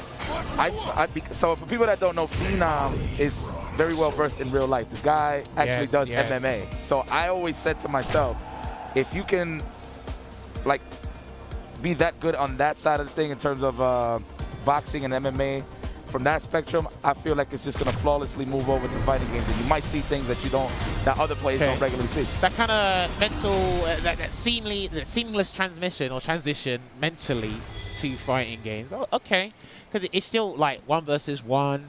You know, obviously there's mind games involved. There is strategy involved, and again, his strategy part of the game doesn't they don't give enough credit for that either. So it's very interesting to see, but he's going up against Pugera in the High Rollers Casino. How about that? How about that? Just like that. Okay. I like the blocks here. I'm surprised he went with this matchup because Nakali doesn't have a good time dealing with light dash straight. Actually, crouching roundhouse does pretty well with it, but you got to be a little more, you got to anticipate a little more. But this is good, though. We almost home with a 3-bar V-trigger. If you can build half before you start getting socked by Balrog, I feel like you'll be fine in terms of the transformation. And there it is, activation. One of the new changes he got there to make him a little bit more flexible. He's going with V-trigger 2, but again, Pugera charging at level 7. Man, I actually thought he was going to rock V-Trigger 1 with the... Nah, no need. I think he's got to fight fire with fire. Yeah. And the thing is to like combat Balrog in a couple of these situations, I think he needs the V-Trigger like at all times. I don't know if Phenom knows this, but after the Valle and Rebellion, you can do Crouch Strong into strong DP. You can actually get the better OP. Oh, that's going to be irrelevant right now because he got clipped by Dash Low. And Pugera's coming in. And again, this layout he's been using, V-Skill 2, V-Trigger 1. And again, he's got the amplifier dash straight when it's there from the V-Skill 2. He's charging up turnaround punch as we speak. Take your turn back with a standing roundhouse one time. I know you're worried about the straight, baby. Just block the Croucher Strong from max distance and put a foot in his chest. See, and I think he's worried about doing the ground pound as well because the risk reward. Because if the dash straight clips him before that, again, these little hits, right? These little snippets of damage he's losing play a big part. That was level 6. That took man life. So you gotta activate. Take your turn back. Try to put him on the back throw. Get some frames, some active frames, positive frames. Just gonna walk him up. Walk him down to the corner there, and Pugera's got 2 bars for V-reversal. There's one. Nice chat. No confirmation though. Could have used a new buff after the jab. Never get that disc of guidance, but that's all right. Just waiting there, just poking away, slowly chipping around. Now, I'm not sure if Phenom's going to try and commit to a jump shortly, but... Commando's definitely coming. 100%. I feel it. Well, we'll see. Dash low again. Legs. He tried to react to it. I think he tried to react to that dash low. That was unfortunate. Now, if you was Phenom, what would you do here? Would you actually stick to the Necalli? I feel like the Cali's fine, but I feel like right now in a 1-0 situation, I would go for the Karin. I think he was saying he's not like, he's going to swap. Yeah, I think he's saying he's not, for the most of the part, playing through pools and top 192, he wanted to like ride out Necalli as much as he could. Because playing Luke in certain conditions is a bit difficult. And he, to me, I know it's very weird to say this because there's no such thing as a bad Luke player. He is one of the best Lukes out there. He is, hands down. And he's gone with Karin instead. He's gone with better walk speed, less vitality, and probably a better time combating neutral in general. Just walk speed alone is going to help him out in this matchup. I don't know how much he's been practicing the Karin though, because I know it's been more of the Luke and the Kali, but again, this is what, if this doesn't work out, he's in the losers bracket, and Pugera hasn't changed his V system layout either, Yipes. I will say this though, the Karin is warmed up. I seen him pick it last night in the EU versus NA. So he's pretty familiar, pretty seasoned from last night to now. Dude, like Phenom is like similar to NL for me. They're efficient. They're picking characters to get the job done. Right? He's a talented player. If he wanted to do a character loyalist, he could. But we're trying to get a job. We're trying to complete a job here, you know? Yeah, no, absolutely. This is tournament time, man. It's a lot of traveling. We're not trying to play around here. We got to pick our best weapon. Okay, straight. Wasn't close enough for the opponent, but that's all right. My goodness, you letting them hang roll like that? Stop reaching, all right? We'll be teaching. Here we go. Gonna get the V skill 1. A good back dash there from Pugera. Hasn't got V trigger yet. Charges up the FFB. With MC roll, back throw. Standing roundhouse? No, the dash up. He's just gonna wait here. If Phenom wants to do suit activate, yeah, he's looking for it. But Pugera, if he sees another sweep whiff, Phenom's dead. Back throw. Trying to score that counter. We good. Oh, I thought he was close enough for the command. Oh, no, he don't got the command. Nah, he's going V trigger 1. I think he just wants to just hit him, like, no risk. There you go. On the jumping, that's how we feeling. Pugera, match point. He's confident, man. But the thing is the fact that you got Phenom to change. Like, that's speaking volumes in and of itself. That's true. Man, that's straight. Yo, he is getting clocked in the legs, bro. I don't know why he's trying to react to it. Like, it's -2, and again, lovely whip punish there from Pugera. I would say it was an assumption punish, but it was still good nonetheless. Scores knockdown. Back throw. If Phenom pulls this back, this will be a miracle. Oh, yeah! That's how we start the party. Is he going to throw him again? I would. Oh, you know what? Enough. And you know why? This is why Phenom's good, right? He tried to throw, and he got shimmied, right? And he said, okay, you tried to escape, I will do it again. Don't overhead. No! Oh, he tried to risk it. Oh, Phenom. He tried to risk it. He literally banked on him pressing something or did anything else. He got the counter hit or the sweep, but Pugera, the patience, the resilience in that situation is what able to clutch it out and progress through the winners. What was he anticipating? Was it the rush punch? Maybe like a delayed jab or something. Just out paradise, right? Wow. But though the low forward, I feel like from that range, low forward would have been a better choice. He could have just stood up and blocked. Safer option. Man, unbelievable. I wanted to see the set stretch. That's why I'm a little shocked there. But do you know what? Like, I think he tweeted out his bracket path earlier today, and it's like, look, it is pretty difficult. It is. Like, again, everyone's improved. No one's like, one or two people have dipped in form, but that's because they just have other like commitments. They're not bad. It's just everybody else had more time to play. Because think about it. Even you did it with your can opener series and playing games in general. I bet at one point you sat there and you're like, I'll play this game today. Tuesday. Then it comes to Wednesday. I'll play this game today. And then in that week, you realize that I'm just here playing the game. I've got more time to play the game. That's it. You just realize I've got more time to play. Yes. And then now, everyone's elevated because all the stuff you've been watching and consuming through social media and YouTube, just in general, you're like, oh, now I can put that to practice and become better at the game. Do you know what I mean? Yo, Jammers. Yo, cut the check, yo. cut the check, man. Hey, you know this guy? I know this guy. You know this guy? Good guy, man. Oh, man. Hell yeah, my man Jammers, man. Right. Give it up. I looked on social media before. Killsy beat GamerB and Mona to progress to the top 48 winners, so you'll be seeing him a bit later. I actually don't have any news on Crimson at the moment. GamerB is here? GamerB is here. Dog, yo. You know, I posted up on Twitter, like, yo, let me get a roll call. I mean, obviously they're not going to respond to it, but that's one of the reasons I do it, just so I won't be surprised. GamerB is out here, okay. GamerB, Hot Dog, Oil King, Cyan, Angry Bird, Big Bird, you know. I swear. You know Papa Tiwa's here, right? Ari? No shot. Papa Tiwa's here. Wow. And do you know what's crazy? Do you know how I knew it was him? The shades and the way he walks. I know it's him. It's crazy. There's tons of people here. Obviously, I took a picture of Daigo before. Manager's very helpful. We got Kawana here. You know what? There's another player people have forgotten about, Phil. Diaz. Right. Which one was it? 2018. People forget, you know, like sometimes he's not in American conversation. I said, do you know this dude only lost to ZJZ to qualify for the cup? Do you know what I mean? I remember because we were there. Yes, sir. Yes, sir. Nobody really talks about it. I mean, to be honest, he's more on the local side. Granted, he was picking, you know, he was picking to choose a certain tournaments, you know what I'm saying? He's criminally unsponsored. Oh, dude. So, I have been told this was, I'm not sure if it still is, it's one of Dalson's hardest matchups. Now, the thing is, Colleen's a different woman now. Okay. Significantly toned down. EX Parabellum does less damage. How her V trigger 2 works, she doesn't get that huge crush kind of combo anymore. So when you do fierce, dash up, medium target combo, she doesn't get that anymore. Okay. You have to do the lights. EX Parabellum is still -4? No, it's like -8. The regular one's -4. Okay. Negative. Oh, EX is negative. Yeah. I'll tell you what, right? With Kawana, because the character got toned down, that's what you get for winning all the time. He's literally been bouncing around the houses. He's been trying out Rose, Alex, Oro. But push comes to shove, he's gone back to the character that like he knows and loves. And I still think she's a very solid character. It's like once it's homegrown, you want to stay home, man. You know? Shy away from what you know.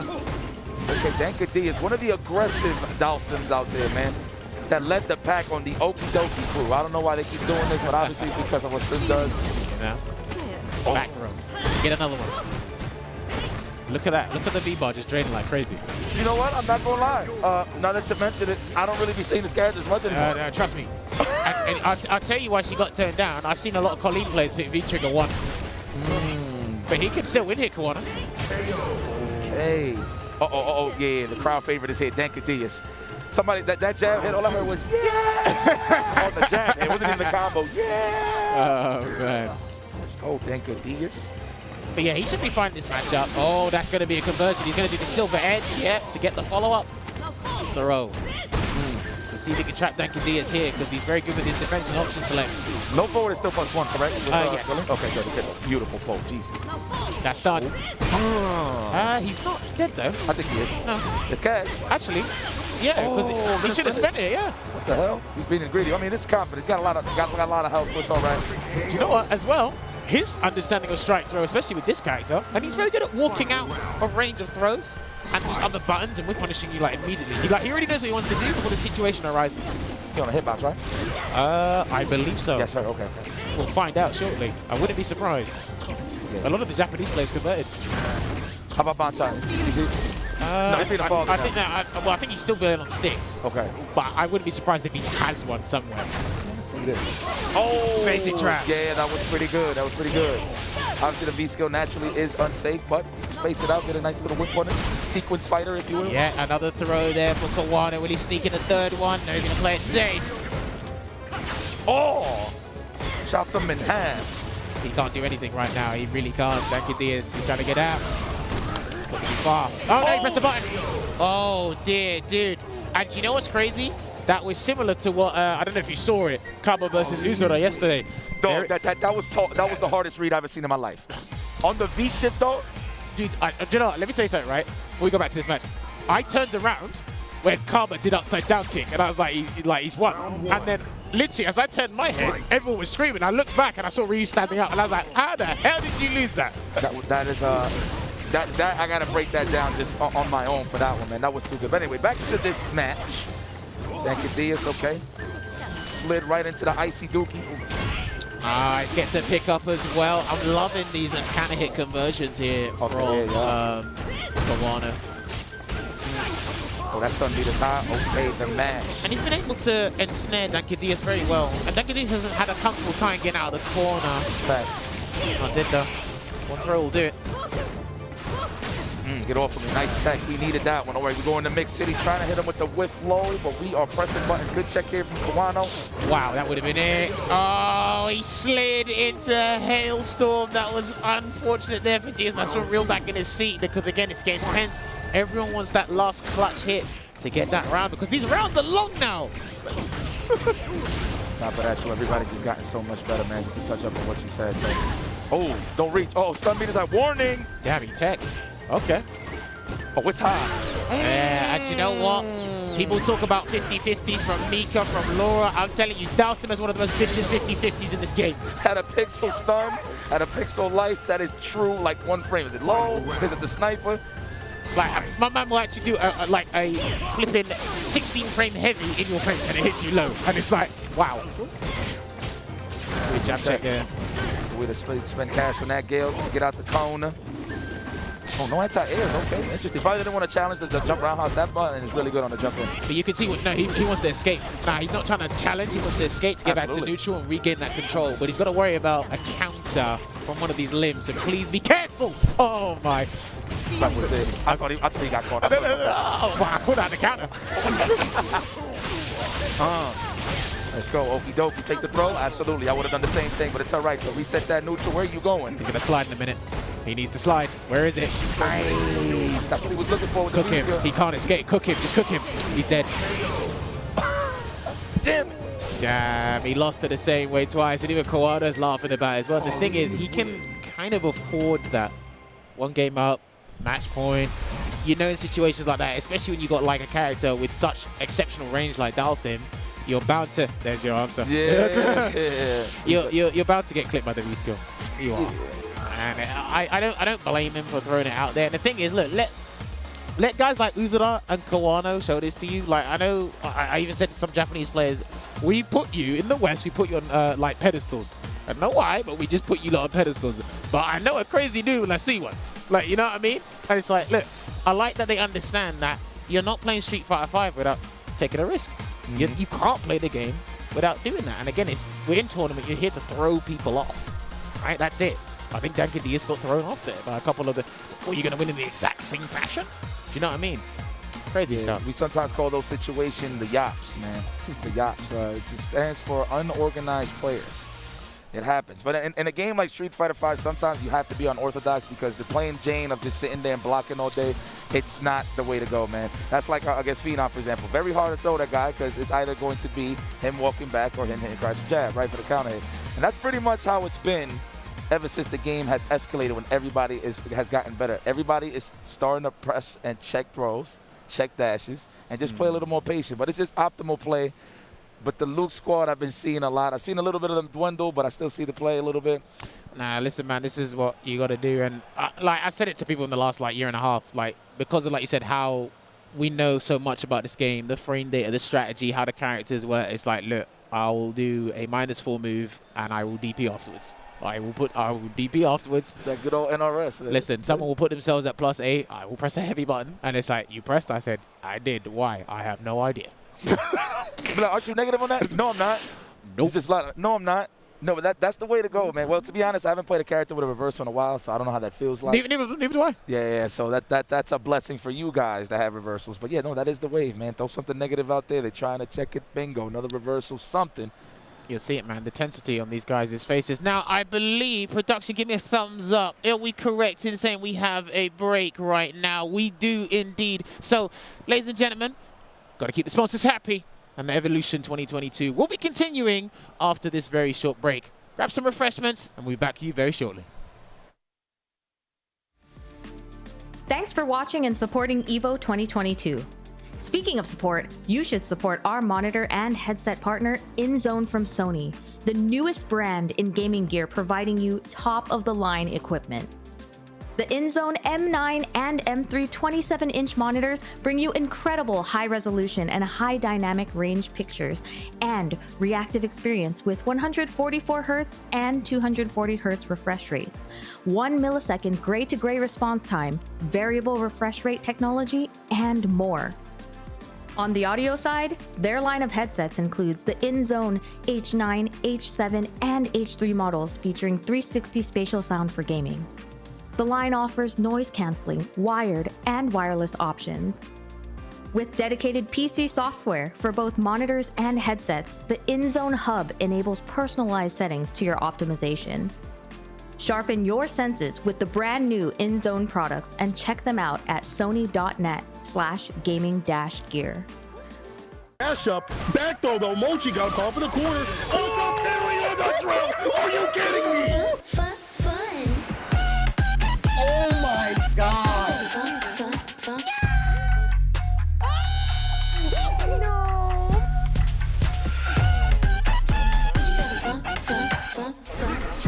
Let's go!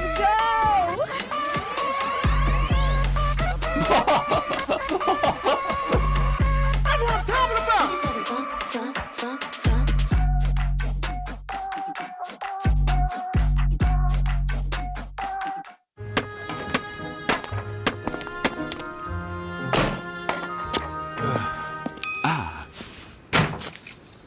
Red Bull gives you wings.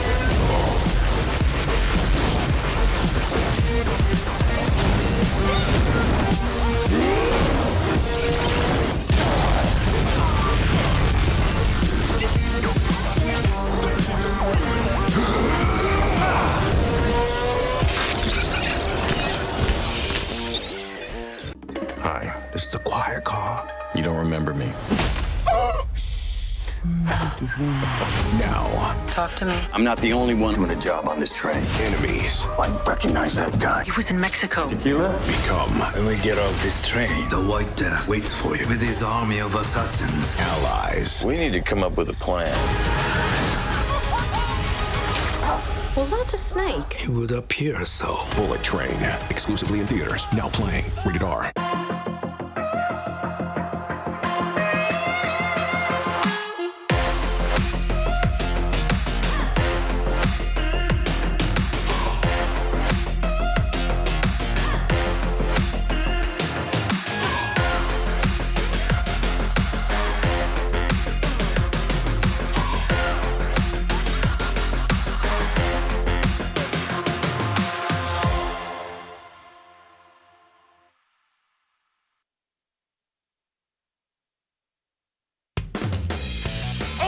Watching, bear witness, a clash of power and technique.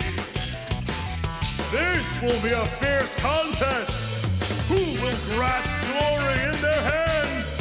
Who will eat and who will be eaten? The fateful battle is about to begin.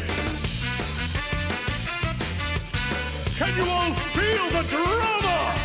Their true abilities will be tested. Show me the ultimate fight!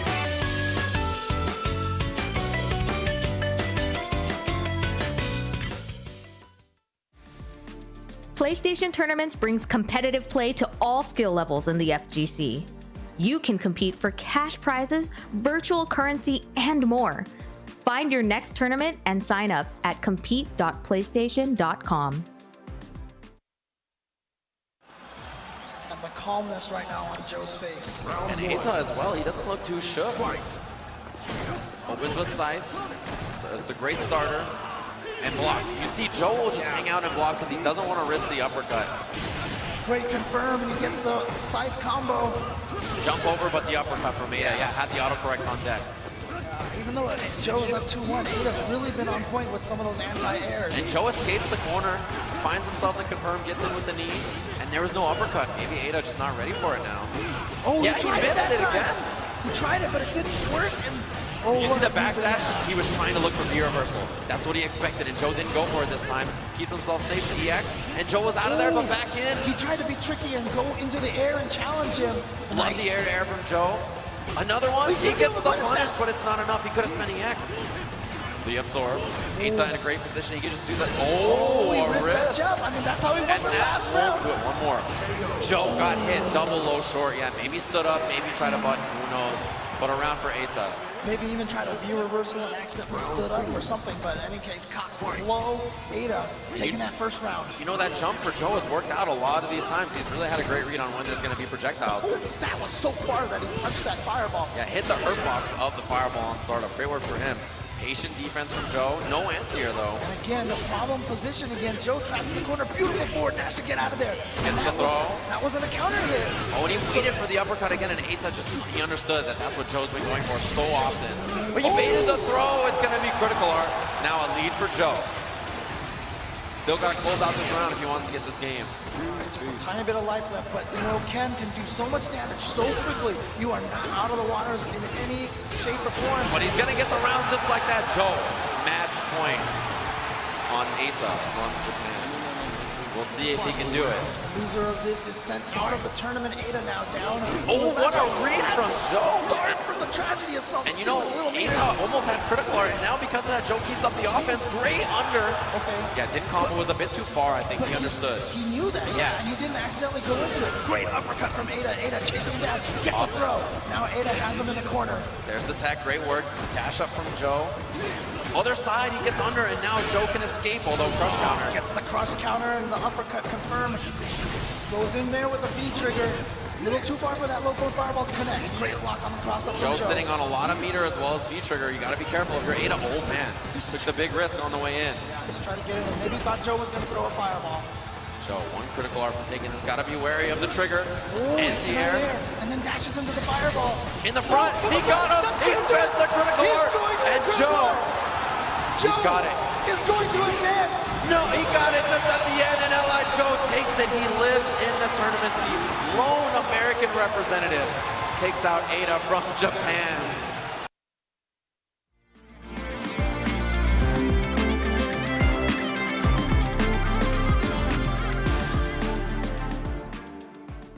As we get closer and closer to the top 8 here in Street Fighter V Championship Edition, you're going to have to deal with us. And you're going to have to hold all these L's and W's. That's going to be displayed by all of this high-level competition here at EVO 2022. Host with the most, of course, CgrisCCH. My man Jammers again. We've been actually just connecting on some brotherly love, just talking about the homies. We had some funny stories just now, but it's a way to bond and get more connected and get more acclimated in the world of the commentaries. You know what I'm saying? So this is going to be cool right here. We got, what is that? Is that the bird? Is that yes, the bird? It is Big Bird. But I heard he was Small Bird. Not really.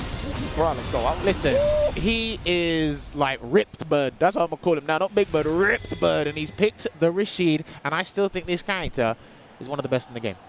Very problematic. He's still very versatile. One of the wall jump changes he got where it comes down at that sharp angle like Lancelot in Grand Blue. That is brilliant. Because I've been trying this character out recently, and I'm like, why are people not playing this dude? Obviously, aesthetics can play a big role, but I'm like, mechanically, he's got everything you could ask for. Gachikun still plays him. Big Bird still got it. Angry Bird messes around with him a little bit. I look at it like this. You know the character is good because I can tell guys like Gachikun and Big Bird, they don't play whack characters. Yeah. That's just how you look at it. You know what I'm saying? They don't play whack characters. Oh! There we go. Sim Salabin, open up. Oh, and this is going to be, if we can get the name swapped around, that'd be perfect. Thank you very much. So yeah, there you go. Wall jump. And then he's going to go for a post-up combo. And Big Bird might go for another wall jump after this. There you go. And the thing is, people got to deal with that. You have to deal with it. If you don't, you got to V-shift.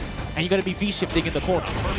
Bro, wow, he got rinsed. Who got washed? He got rinsed. That was smoke. Oh, you're in for a rude awakening, my friend. Plus frames, okay. Good respect there, Big Bird. Not biting. All right, there we go. Mixer. Okay. Oh! The sway, okay. Good way to adapt to that. Hold on. Is that the answer? The sway, yeah. No, I'm noting that down. I'm going to try that later. Let's see. I like how it took him like 2-3 times to get smacked by it to realize he can just use the sway to avoid it all. Do you know what? He probably knew. You just forget. Probably thought it was a regular jumping. Yeah. You know, trying to react to like a regular jumping. Okay, Boomers, you looking good in this corner. The thing is, I can see, yeah, he's going to just do EX Eagle Spike out of there. Right up the do-rag, the loose change all over the place. Cody, rumor has it, I got a pipe in my pocket.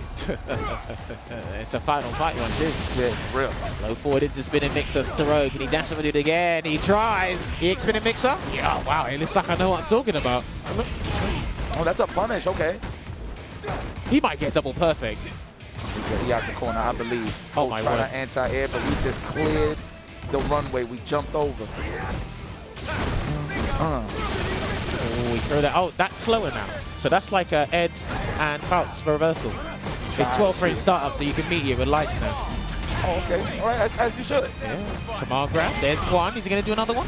He did the just thing too, but the V-shift. You know, everybody, I'm not going to lie. Anybody that plays a command throw character gets greedy for the double up. Because they already expecting on the third that they're going to hold up, get the frame trap going. And do you know what it is? I don't blame him for going for the command grab there because he's going up against one of the favorites, a well-renowned name. He was like either runner-up, second place in 2019. Take your chances, man. And it's like, okay, let me see if he's ready to escape. He's got the information he needs, but it was a big risk because he's one game down now, yup. Yeah, man. Can't stop the flow chart of Big Bird, though, man. Beautiful spacing. All okay. The sway of the trade. I like that. Yeah, you know what? Big Bird swapped his whirlwind shot, the version, because the heavy one lingers out for longer. So if he sways too early, he won't get like a fully trade combo, but it'll stop rumors from doing that. Yeah, they'll wear him down at the same time, right? Yeah. Oh, like magnet on the fridge. Good damage as well. And I believe Rashid's got 950 vitality, so these hits are going to hurt. That's final. Oh my God, go for the throw. No, not even. Good escape. Great escape. Lose the jump? No, not even. He's not even going to test those anti-airs. Oh, run. He might get caught out again in a minute if he doesn't be careful. Throw. Get out of there. I like that. No barrel rope. Walk forward. I know you try to block. Do you know what it is? I literally saw rumors. He nodded his head. He took a deep breath and he said, yeah, I got him. Look at this right here, James. Look, I'm not going to say it loud, but. Sorry, I think I know what it was. I'm not going to say it loud. Damn. Okay. Take throw here. No, looking for the shimmy. And even rumors thought it was going to be a take throw. Try to back that. Yeah. Gets in the corner. Can that Big Bird escape? He doesn't V-shift. He's going to jump off the wall in a minute. He doesn't need to jump off the wall right now because Rumors is out of range where... Oh, no. Off the ground, man. Got a nice little 2-3. And he's out. Look at that. He went all the way to the other end of the screen, yo. Knocked out with the mix. Clean. All right, conditioning. Right by his side. Try to wake up, put some sand in his eye. Off your sand, baby. Good V-shift. Lovely. Oh, and it's going to be, can it confirm? Is he going to get the activation? Not quite. The anti-air, that's clean. Cross under. We checked those. It was a command throw, 100%. Oh, he might have done a delay. Command throw or delay, one of the two, but Big Bird is at match point here. This is losers top 192. If Rumors doesn't get this round back, he's out of the tournament. It's a lot of bodies, bro. And this is just number 2 in the rankings. Obviously, good to get started as number 1, but this is still a lot of heads, man. You know? Like, listen, Evo having like 1,300 players for this game. Ridiculous. Potentially the last year, Evo? Nothing shy of amazing. Gets the confirm into spinning mixer. No counter hit. I like that. The sway, but we out of there. Okay, layer. We sniped Dude, it. we got those? Oh, unfortunate. I know there's more to that combo. There's definitely more to that combo. Not dead yet, but he might jump an eagle spike. No, the low forward. Oh, okay, caught the V-ship. What else, though? I'm speaking of V-ship. Jump. He doesn't need to be reversal. Yeah. And he got a counter hit because that isn't punishable. There is -2 on block, but he tried to take his chances. And unfortunately, I don't think... No, Pocket Sun only worked for him once. The other 2 times, obviously, there's a situation there. And Cody players do have a situation where you know you're negative, like Mika Stampede Punch. You know you're negative, but you still press afterwards anyway because you think the other guy doesn't know. We do know, but half the time we get hit by the side. Yeah, you know what? Like, naturally, I would try to walk up and throw, so I see why Cody's would press buttons afterwards. I would naturally try to walk up and throw or stagger to get the counter, but either or, though. Big Bird advances. Is Angry Bird still in here? Is he in the winners? I believe he is still in the tournament. Let me double check and find Angry Bird for you. While we are looking that up, I believe our next match is going to be someone from my backyard. Okay. It should be MQS I'm seeing on here, going up against New Guy 2020. Okay. What a name. What a name. I mean, listen, that's why I have to shorten it to MQS. MQS, I like that. That's bars, though, regardless. Like, listen, do you know what? Like, when I talk to players, I always ask them, where on earth do you get that name? Because listen, like when you say jammers, it's like, oh, okay, like I can call you that on and off camera. I'm like, where did you come up with that handle? That sounds like an Xbox Live handle. It is like, what it is. a Twitch troll or something. Like, come on, you know? Versus New Guy 2020. That looks like a name you use to sign up when you're trying to play like NBA 2K or something. The New Guy 2020 versus MQS. Then after that, guys, we have Kaba versus YaNoob. I know that's a loser's match because Obviously, Kaba lost. yeah. He lost yesterday. Right, Angry Bird, we're going up against Oil King later. We might not be on commentary for that, but that is going to be happening later. These matches are going to get very juicy. Wow, I'm seeing Flaquito going up against Luffy. J Rush, I think, is part of the... Was that the same person that was part of Idom and Arturo's team for Red Bull? Yes.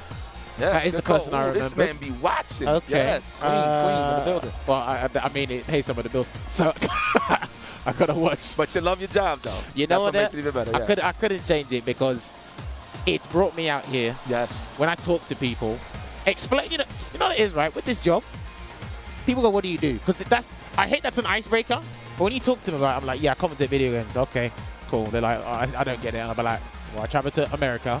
Oh, like their eyes light up. I travel to France. Oh, okay, so you travel for work. Ah, okay, that's what's getting your attention. I get to leave the country to do something else. I'm telling you, talking to people about this job is amazing. And then sometimes when my family talk about the job, they're like, yeah, he commentates games. I say, you've been with me my whole life and you still don't know what I do you? Like,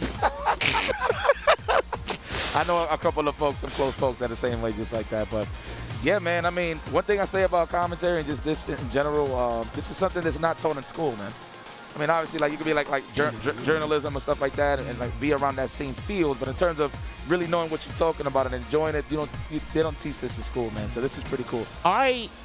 Maybe in the future it can happen. Yeah. I would love if they got like guys like you, Sajam, Steve, or someone. It's like I think Steve was going to do it at one point, teach people. I know he's been giving advice because one commentator here. She was getting coached by Steve, the commentator, and she's been knocking out the park. I can't remember what her name was. From the XO. Yes, I can't remember her name. Her name's escaped me. I'm so sorry.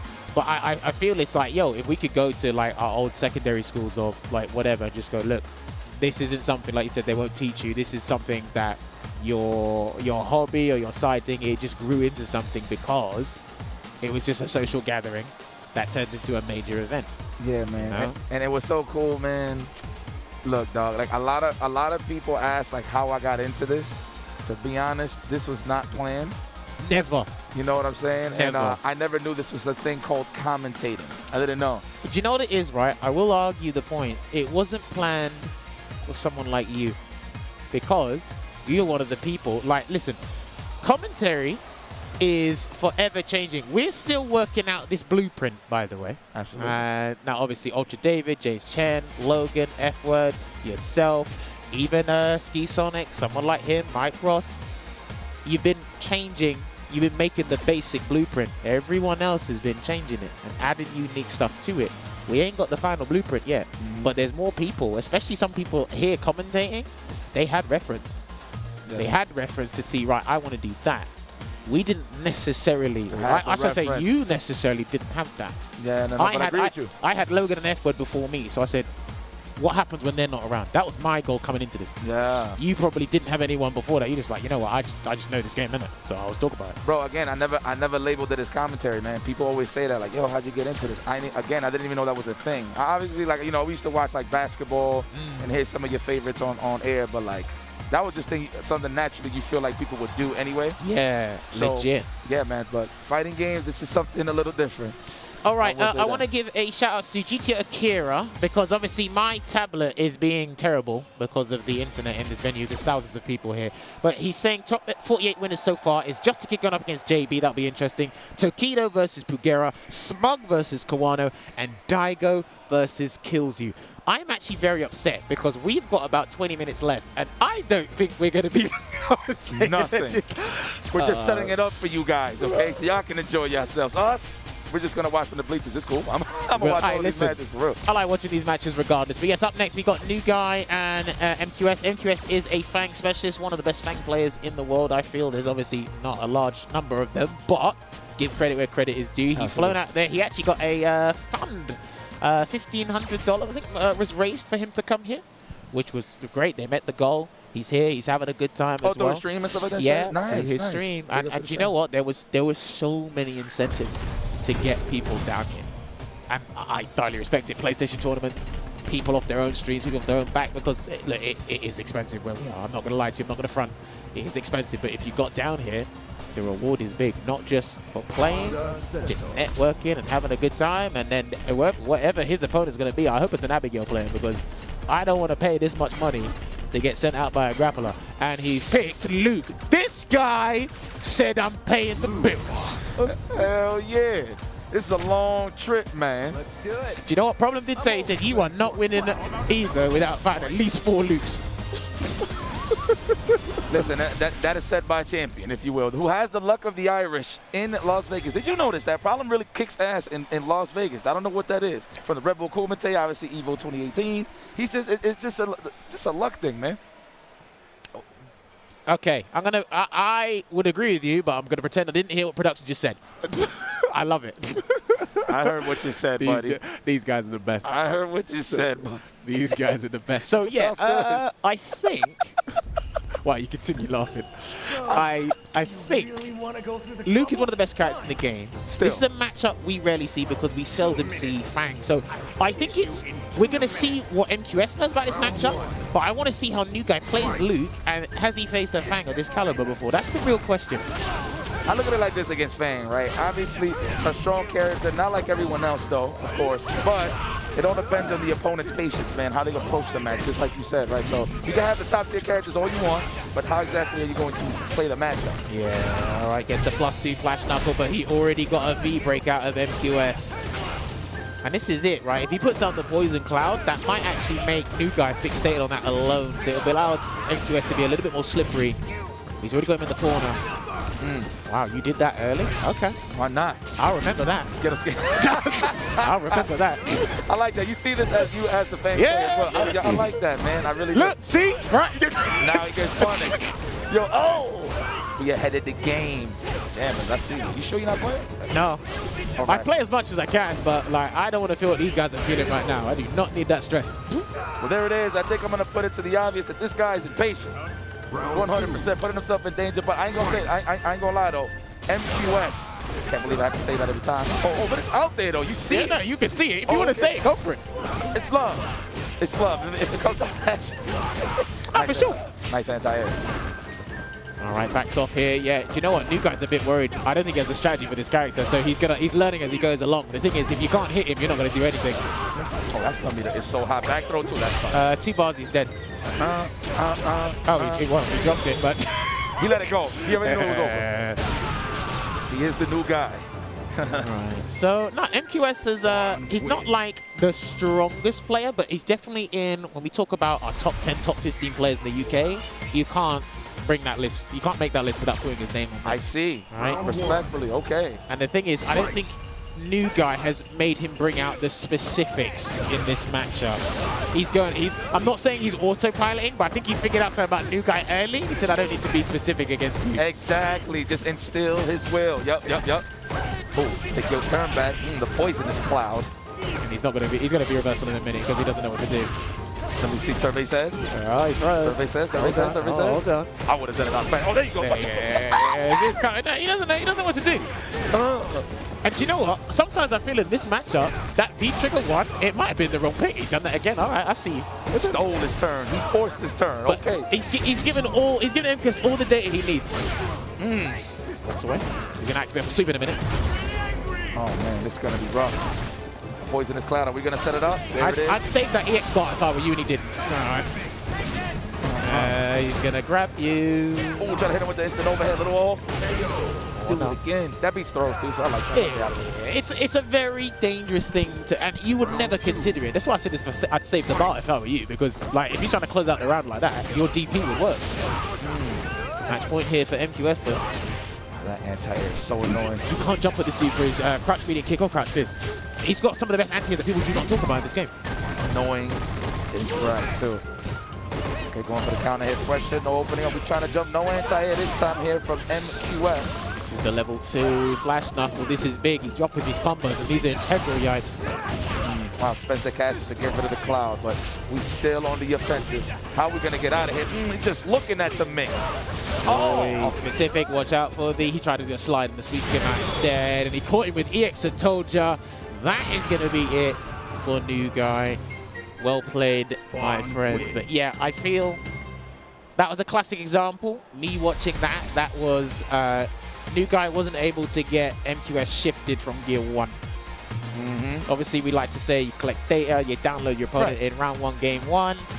I played this guy long enough, and I was like, you didn't make him do anything specific in that matchup. And the fact is as well, New Guy was neutral jumping in the corner or back jumping in the corner, and it's like, right, you don't know what to do. You want to get out, but you don't know if he's got a trap waiting for you, you don't know if that's a legit string. And then when that doesn't work, then you V-reversal. And that's exactly what he wants. No one wants to deal with that V-trigger 1, but I need to ask MQS how Luke's V-trigger 1 works against him in this matchup. Because I don't think, in my head, it doesn't sound as bad as you originally would think. Right? Yeah. No, but that's a great point, man. When you don't get somebody to switch Gear 1, that's how you know they're comfortable. Now it's all about the opponent obviously adapting fast, but you can tell there's a little bit of sense of panic there. Like, oh my God, how can I stop him from really moving this way? How can I stop him from mauling me? Definitely he was slowing down, but you could tell towards the end of the set he was getting a little more comfortable, but it was more so just watching it. He was looking like a deer in headlights, just trying to really figure out the mix-up and what was the next option. For sure. Right, this might be our final match. This is not the final match of tonight. This might be our final match of this commentary block, but is that right? Okay, we're getting word on something. I'm gonna update you guys as much as I can on this situation. But up next on the stream will be Kaba versus YaNoob. But as I'm getting updates from production, we will continue this. So yeah, please make sure you go on to start.gg and follow the brackets there. Shouts to GTO Akira for updating me and Yipes on what the bracket is looking like. It has been an absolute pleasure. Yipes. Bro, listen, let me tell you something. Look, talk to me. All jokes aside, man, you know, and I've been in this for a while. Jammers is definitely one of my favorite commentators, only because you can actually tell he plays the game. You know what I'm saying? Not to diss anybody else. A couple of folks out there that don't really grind it, but they still great commentators. But the perfect 1-2 punches, knowing the game and knowing how to have fun with commentary, and Jammers is that guy. Brother, it's been a pleasure. You know what? Always. And I need to write it down somewhere. I need to work with you again. Somewhere. It's all right. We're going to make it happen. Let's see the energies that be. Fingers crossed indeed. But yes, ladies and gentlemen, you can follow us on our Twitter accounts at HCJammers, at IFC Yipes here. Do not forget, like we said, we spoke about this before, Street Fighter League is among us. We're going to all the powerhouse regions internationally. US Street Fighter League is returning. Japan SFL is returning. And a new age has entered. European enters the fray, and it's going to be Europe Street Fighter League. It's going to be happening this year. Please follow Capcom Fighters on their YouTube channel, on their Twitch, to find out more information. But it is coming as well. Do not forget, Street Fighter Duel is the mobile game we all love. I love the artwork. You guys should love this game too. You see it plastered all over the CPT, or we bring it here to Evo to advertise it here. It is the authorized mobile game Street Fighter Duel is now available in China with a global version on the horizon. It is that epic legend that will be reborn for the Street Fighter universe on mobile phones. You can download it now if you are in China and let us fight for each other and join with millions of other players around the world to become the best fighter. Now, ladies and gentlemen, production have updated me. I believe that is us coming to a close. We hope you enjoyed the commentary from us. Stick around. There's still some more Street Fighter. We got to get down to a top 8 tonight. Myself and Yikes, we've got other commitments as well as enjoying the event. We'll see you soon. Take care. Shout out to our partner Rushdown Revolt, a free-to-play, fast-paced, and combo-centric fighting game. Experience 10 unique characters, best-in-class rollback netcode, and a fresh take on platform fighter combat. The game's signature spark mechanic lets you cancel any attack into a dash and set you up to combo opponents like never before. Their alpha is available now on Steam with an open beta release coming August 30th.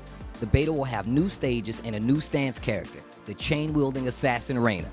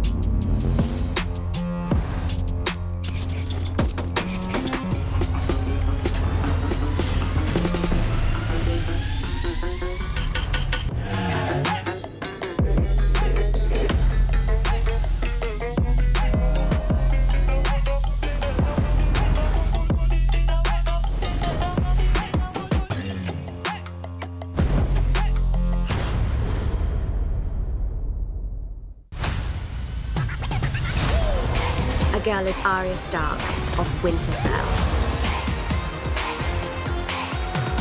Time to eat somebody. I am here.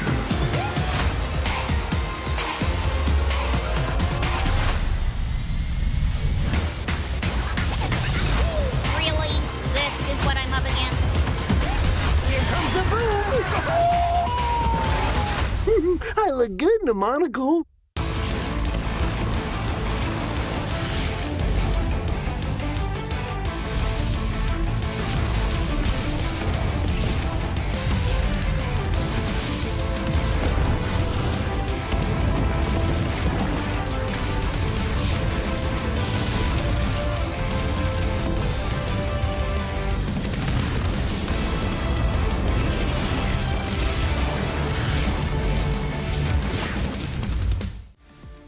Looking for a new controller? Our partners at PowerA bring you the Fusion Pro 2 and the Spectre Infinity. The remarkable Fusion Pro 2 wired controller for Xbox Series X and S is packed with pro-level features to give you peak gaming performance and comfort. Featuring a mappable Pro Pack, 3-way trigger locks, and much more, the officially licensed Fusion Pro 2 gives you a competitive edge when gaming on Xbox or PC. The brilliant Spectra Infinity Enhanced Wired Controller for Xbox Series X and S lights up your gaming. This one-of-a-kind gamepad offers tons of color combinations you can customize, plus 3-way trigger locks, dual rumble motors, and more. Officially licensed by Xbox, the Spectra Infinity is compatible with both Xbox and PC platforms. Learn more about both at PowerA.com. One more win sees the defending Evo Street Fighter 5 champ make it into top 8 tomorrow, winner's side. Let's see what Ryusei can do about that right now. Yeah, he had some great moments. Takedo defended very well from the corner, but took risky approaches. A meaty button with a counter hit. That jab interrupts him through the mirror. He's getting the trade he needed. Fight.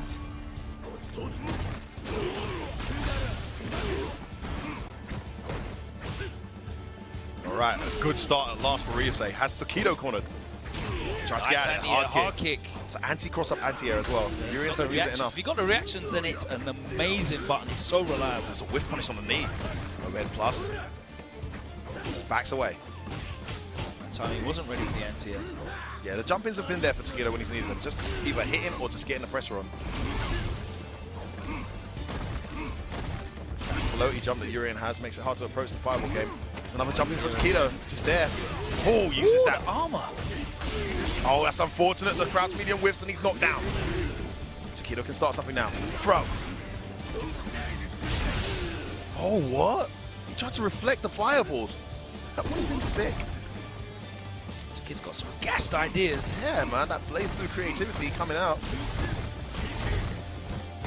Ready for that dash was Takedo. Oh! Oh, that's great defense from Takedo. Composed. Clever back, that's what just needs one tap. Solid. Oh, there it is, there it is. Beautiful, careful walk forward block there from Takedo to bait out that buffer to that medium punch. Closest around match point now. But they've been close rounds. Say very much in this, just needs to get going. As he met his matchup last here this Evo. Takedo looking so solid. Nice space. Oh, there you have it. Takedo lets one fly.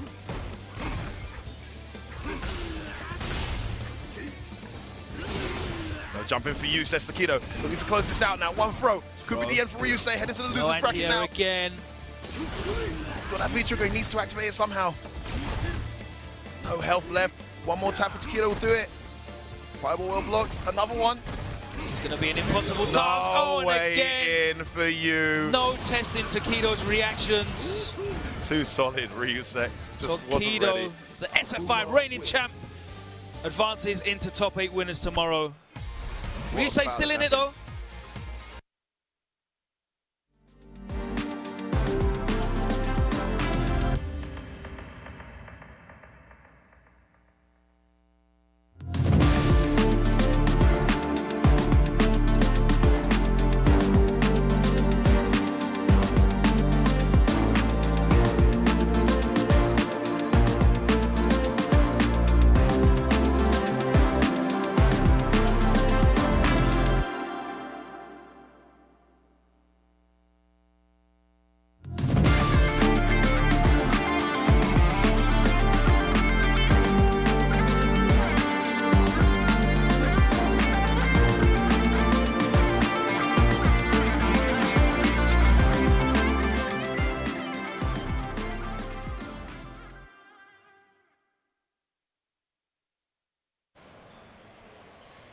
Top 192 here at EVO 2022 for Street Fighter V.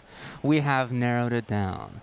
We have taken those fields of over 1,300 players, and we have gotten all the chaff out of there. Out of here. The wheat only remains at this point at top 192. We saw a little bit of it before. We're going to get the rest of that now, and then at that point, we will know who's in our top 48. We still got a long way to go, folks. My name's Ultra David. I'm here with Sankola. What's going on, everybody? I am a little blown back with what we've seen recently. Blow up after blow up. It started with Friday, in my opinion, with, just a kid taking out DCQ. Then there was Yuzura, the Ryu player, taking out Kaba, which we were about to see Kaba and loser side. Yes. But it has not stopped at all. Wolfgang taking down Menat RD down to loser side of things. After having also taken out Human Bomb, by the way. Yes. Boy, we'll talk about everybody to look for, but first let's get into this matchup between Kaba from the Dominican Republic, YaNoob, a player from California, very strong Menat, has made it this far as well. Kaba with the Tri-2G. I've seen that in Street Fighter League quite a bit, secondary. Yeah, in fact, we saw that at the CPT Central America East literally last weekend. And he unfortunately didn't make the top 8 with it. You know, he's hungry out here to get the top 8 spot Evo. Great little cage here. Okay, yes, YaNoob's got the corner. Don't chase down though. YaNoob. Top of the corner against you is not where you want to be. It's still there. Yes. Love the movement. Just a jump. I guess Kaba must have been looking for dive kick, maybe? Possibly. Anti right there with the crouch green activation off the EX. Walking his toes, no more. Kaba, put on the damage. It's a yes or no. Oh, yeah. The answer was yes. Will you get hit with this command grab? Just the yes command grab or the no hit? It was yes.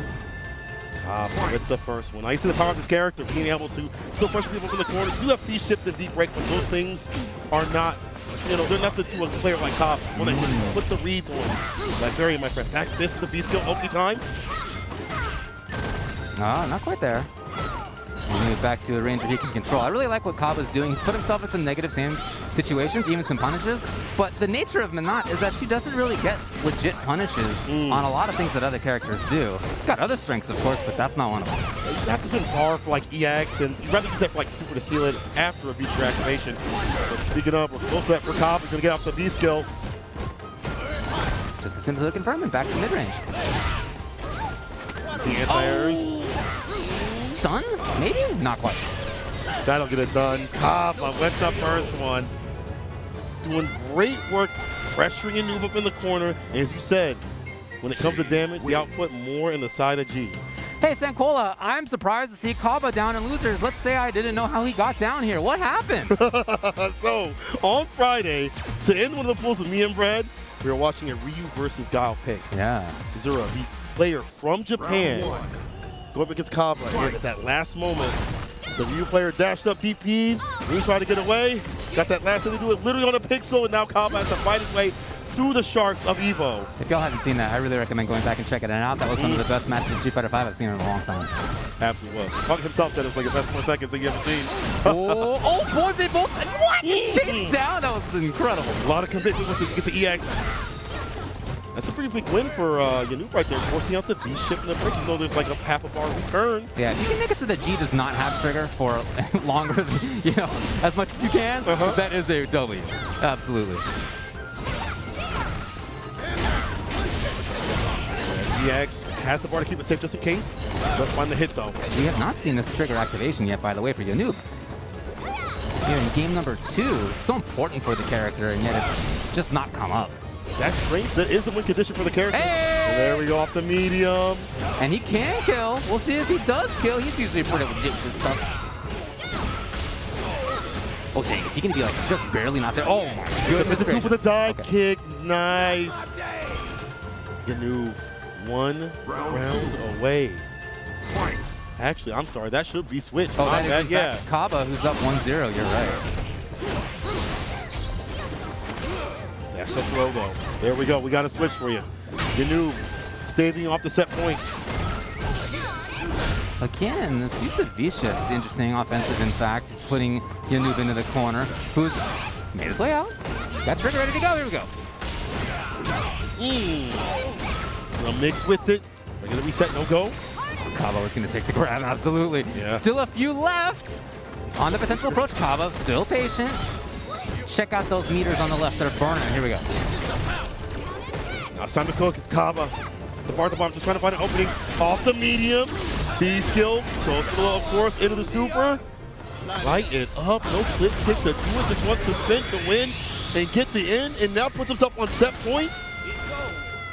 Slight overextension from YaNoob just before that with where he landed on the dive kick. But you can see Kaba's doing a really good job at making his positioning unknown. He's doing a really good job at back and forth, and that's harder for characters like Menat to deal with. They want to know where you are. That's what Zona wants to know, where you are, so that they can place everything properly. Difficult to do against Kaba's movement. For the fireball anti right there. YaNoob in a fantastic position. In the corner. Nice. Orb explosion. Held up in the corner. Makaba on the verge of beating. We've seen him rock the comebacks like that, but that's an easy punch for YaNoob. And actually made it count because of where the orb happened to be. Oh. Corner to corner.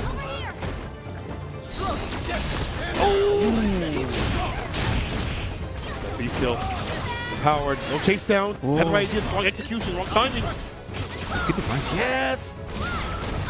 Might as well get all the resources out in play. Trigger's not going to happen anymore for YaNoob, so he has got to play this mid-range, control, maybe build some offense. We'll see if he gets there.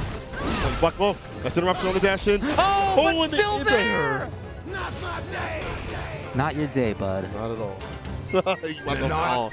Unfortunate. As we tied things up, I feel like it almost feels like Kaba wants to play for how G used to be.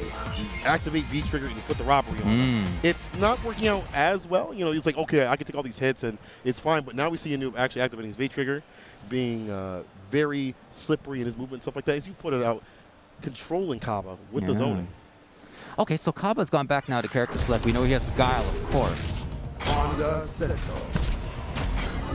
Is that where he's headed? See your future. Want to know who wins? Okay. Will he switch? I don't know if that's the right call. It seems to me that G may be the better character pick. Yeah, it's just the game plan has to change, right? I like the pick of G. The game plan just has to change. He's got to be a little more defensive. Early round, he's losing too much health. You know, you're trading too much where you're too reliant upon the V trigger to get the job done. I'd like to see him just get a little more defensive with it and maybe less of the commitment with the fireballs. More anti-airs right there. Back fist is really good. Crouch fierce reaches damn near for a mile. We'll see how it operates. A couple weeks ago, I certainly would have said that I felt Kaba had a great chance at making the top 16. And here again, we're in the top 192. He's in loser's side. Got a lot of work left. Except for a lot of players out here. My predictions and that's everybody's at home. Yep, that's Evo. Uh-huh.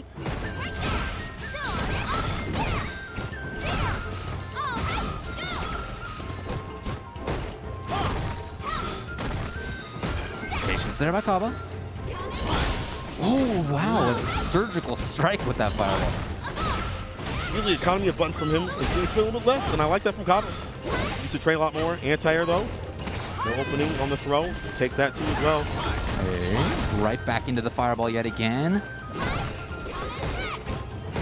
Very well spaced comic kick as YaNoob slowly is actually forcing Kaba into the corner.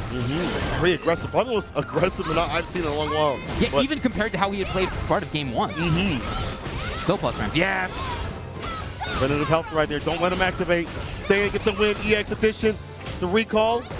Dive kick makes it plus. You know Kaba's just waiting for his turn. He needs anything to get going. It's a raw.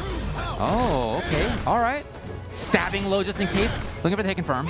Nothing there. YaNoob prioritizing low blocks. Here he is. I think it's over. Did not work. Am I sorry? Throw bait to low again.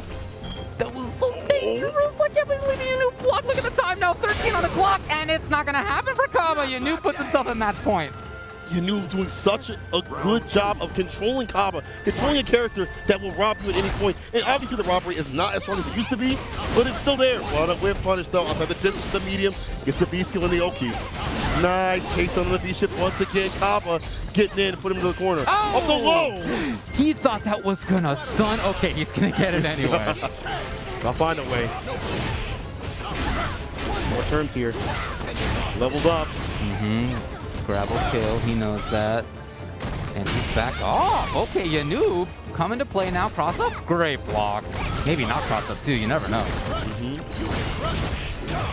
This could be the comeback like that. You can get a good amount of damage with the resets, but Kaba's in that V-bar. Get some distance with the V-reversal. Yeah, you can't anti-air when the orb is at play. Oh, the choice from Kaba to just go for the chip out. I love it. We've gone down to the very last round. Is this going to be one of people's picks to get the top 16, top 8 spot on the dot out of the tournament already?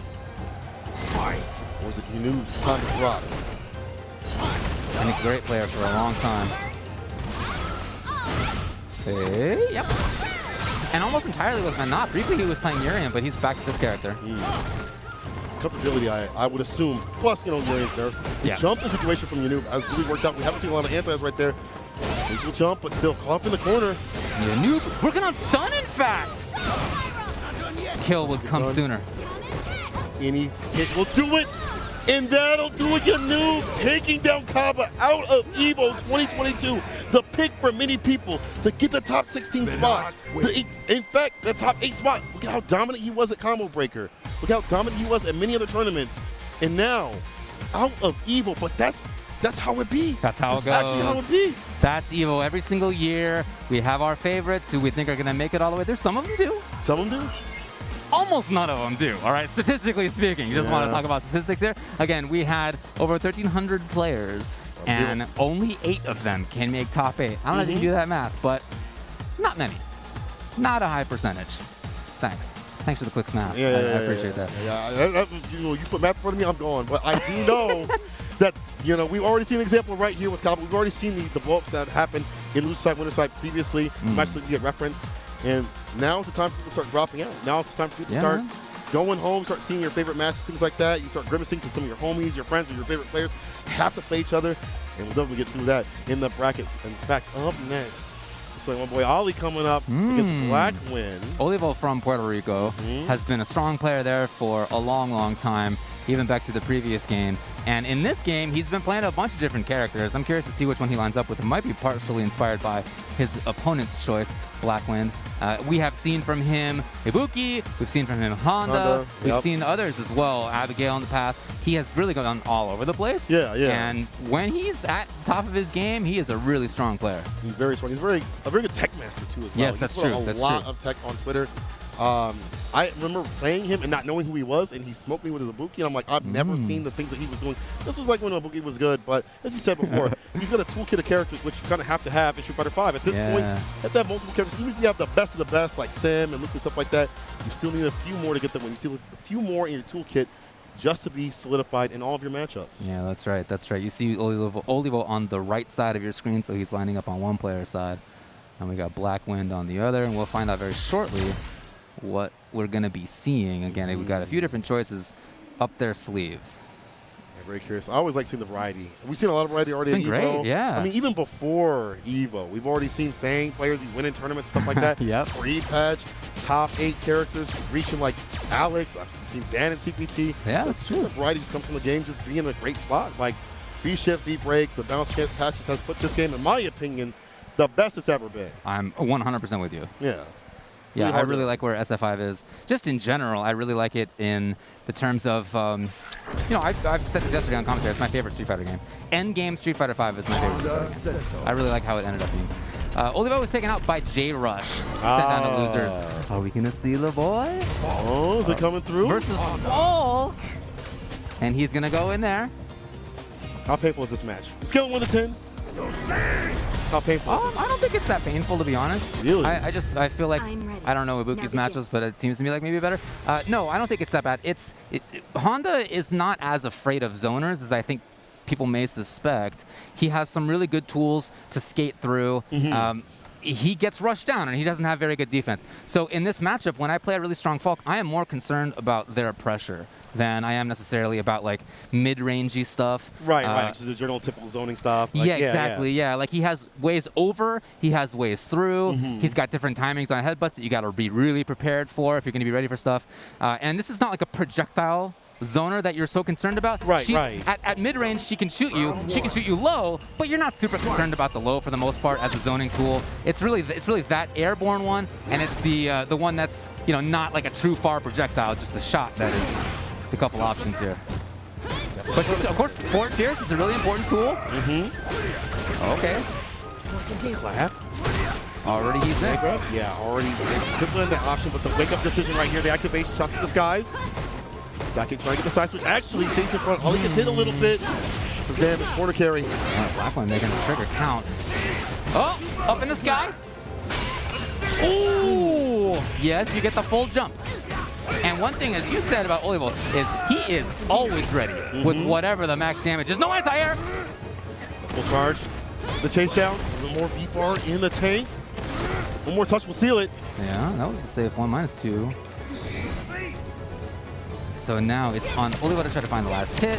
Black1's getting a little bit of chip damage with those, but like I said, it's not going to be what he wants to do. That's it. Like I said, the pressure, the frame traps up close is what you're worried about. And Black1 got in there and made it happen twice. We've seen that happen a lot with like people like 4Phils and stuff like that. Even before the buff to the character, B skill 2 and things like that with the combos, the lockdown, the pressure, her buttons, the stomp, that's plus. And situations with that right there, like trying to bait out anti-air, all the way out to a very strong close-range character when she gets going and flowing. Yeah. Here's, okay, big start. Patience for Black1. A little bit too far over in the cancelable frames. You got to be a little closer for that. You're seeing Olivo not necessarily always anti-air, and that's because he's worried about her changing her jump art. Much damage. You want to take that. Ollie with the bust out EX headbutt. Not at distance though. Hey.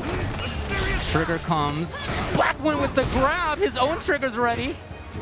With the empty low, that was smart, but the trade. And just a little more damage is all he needs to get to the point where it's just going to kill anyway before chip even becomes an issue. This is looking a little difficult for Ollie. Again, going back to the pressure situations that have opened him up and given a fat lead to the character, and then Ollie is on the back foot and like, bro, what do? I don't have a reversal. I don't have a 3-frame. EX headbutt is not a real wake-up decision. He's butt slam, but he's still sticking with the character. Yeah. It's ride or die. How many characters in this game are so one-dimensional that they could just only be a zoner or only be a pressure character? And Falk is very strong, in part because she does have that zoning aspect there, the large range footsies aspect there, and also really good damage and really good pressure. Ollie, stun, rising on the side of Ollie. Air to air right there, the stop sign. EXDP is fine though for Black1. A little early. Black1's got a big chance. And the right kick to do it. Dang, Black1. Gonna send Olivo out of the tournament. But one thing I really like about Black1 is that he's been so airborne with it, making Olivo second guess what he does for anti-air. He doesn't, as you point out, always go for the fear. Sometimes it's even a little late now. The ground. Oh, there we go. Ooh. Oh, chasing. CP. That's exactly what Olivo was worried about before. Black1 now has pressure. Yes. The air right there. Oh, that was a weird misdirect. Olivo gets the side switch off the EX stomp. That trigger's ready. Black1 would love to find a hit confirm into it. EX, I love, we talk about turn killing.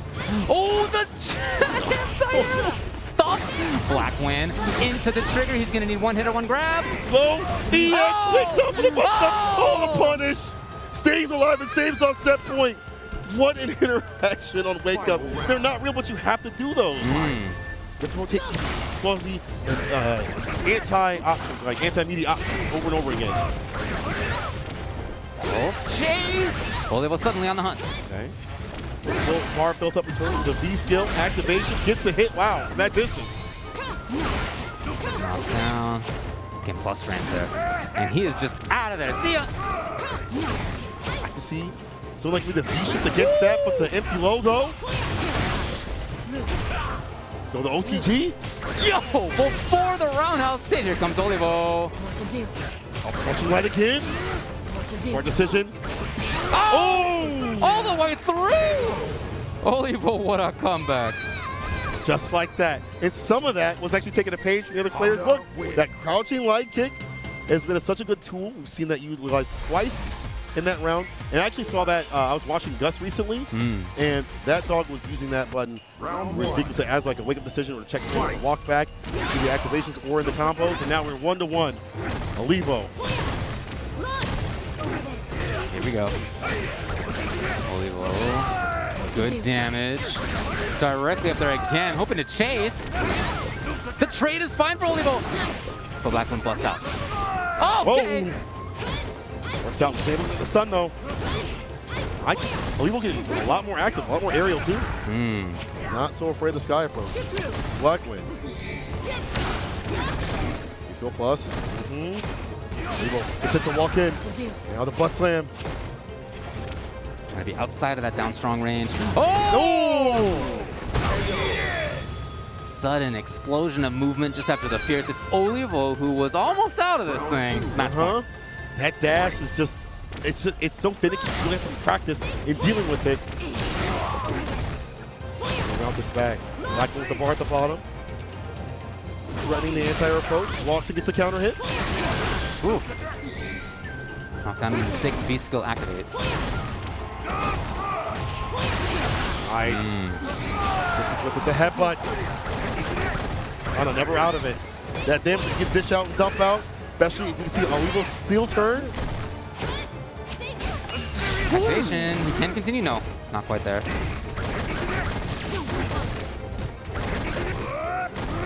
Didn't quite let the whole thing rip. Watching this through, they will block. Nice. Due to the call out, the EX command grab. What a read. So 2 matches in a row. We're going to get a last round between 2 players. Olivo or Black win, one of them's out. After this round.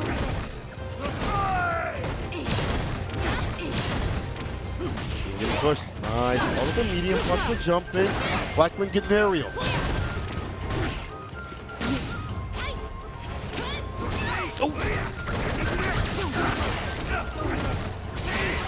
Okay. Starting to take some turns in here, coming off a lot of V-meter. That could be hit. No! It's a cross up.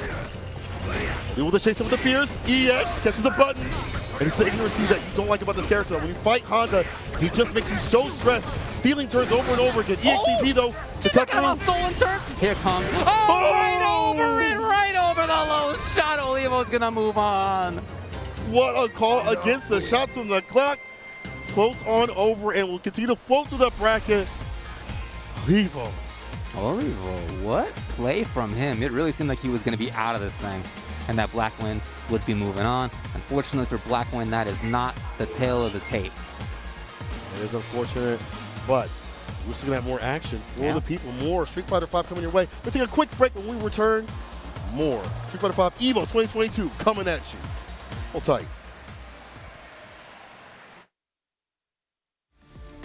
Thank you to Hori for their continued support of EVO. They've been our supporters for countless years and have had top-notch fight stick and controller products for fighting game competitors. Their newest product is no exception, bringing you the Hori Fighting Stick Alpha for PlayStation 5, PlayStation 4, and PC. Check it out for yourself over at horiusa.com. Dash up, back throw though, Mochi got called for the corner. Oh, the parry on the drill! Are you kidding me? Oh my god!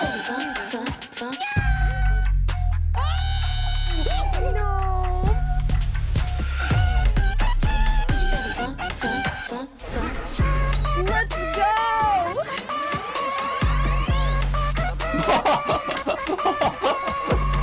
That's what I'm talking about!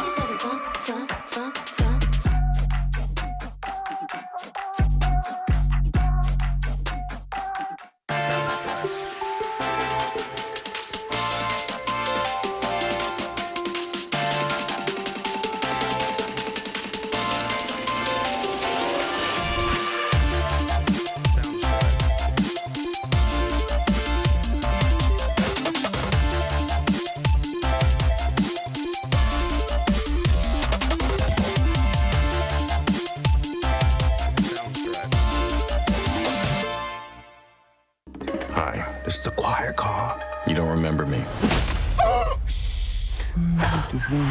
Now. Talk to me. I'm not the only one doing a job on this train. Enemies. I recognize that guy. He was in Mexico. Tequila? Become. When we get off this train, the White Death waits for you with his army of assassins. Allies. We need to come up with a plan. Was that a snake? It would appear so. Bullet Train. Exclusively in theaters. Now playing. Rated R.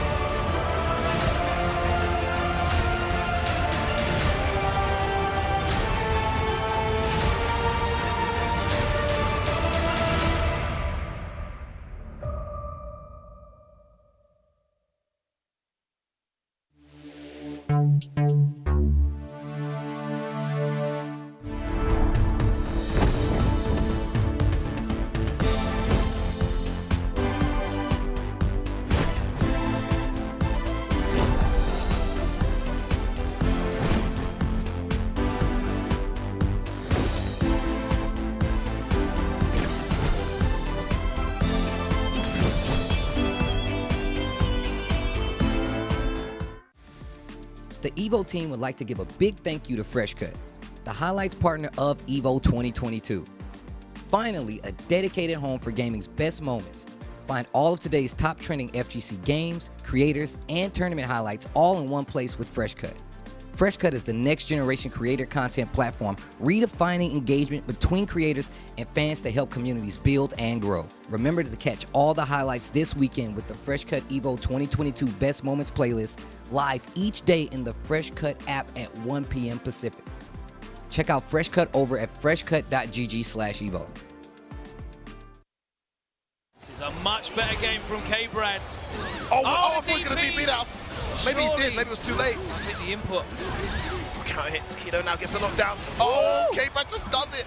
Fly, oh, the jab. No DP that time. Yeah, that's why I was hit early. He was negative there. Stayed in front. Oh, had to confirm that. Oh, yes, again. K-Brad has arrived. Wow. What a complete turnaround. That looked like 4 completely different players playing from the first game to the second game. Absolutely. The first game, Taquito was so dominant, he walked down K-Brad into the corner without really having to do anything. Second game, K-Brad was playing a lot more active, proactively on the ground. Started with that medium kick and then started being able to walk behind that.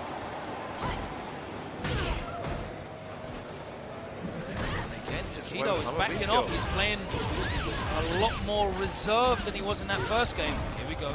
The walk down has begun though. Can't get instantly restarted. Oh my days. Look at that. Optimal as well with the light DP from Max. 2 whiffs there. The DPs to build more meter. Gonna get the EX in time though. Knockdown. Wake up crouch medium from K-Brad. Lots to do here. Guess where that jump in? Yeah, and you see he blocks those jump-ins. Not worth the risk. He's got such a life lead. You don't even need to try an anti-air. You're going to get counter hit. The timing varies up. Yeah, she catches you just in the middle of your buffer sometimes. Yeah, you can just be forward, down, forward in the DP. One of the benefits of course, of Akuma and Cammy is their best anti-air options for normals are actually back inputs. So nice. Parry and switches sides as well. What a choice. When he does choose anti-air, there's a strategy behind it. He needs to be reversal that, and he does. No anti-air again. Went for a crouch DP. All that great health would have came off, man. That would have been a 200 damage DP. More. Yeah, it's come off that time. Little stagger. Again, Taquito goes for the check with the jab. That's gonna hurt. the knee. Oh, and a little walk up EXDP as well. That's 2 bars, but well worth it. Set point here. Oh, yes. That's gonna hurt. There are 5 frames of recovery on that V trigger. Hard knockdown. That is legit. Oh, he goes for the cross counter Knows not to attempt. flinch. Back throw. Taquito taking everything. Can't get hit. Oh, but they does it. He's gonna DP and catch it. Oh, he's dead. He's dead. Oh, that was so clean. In freeze frame. How did he know?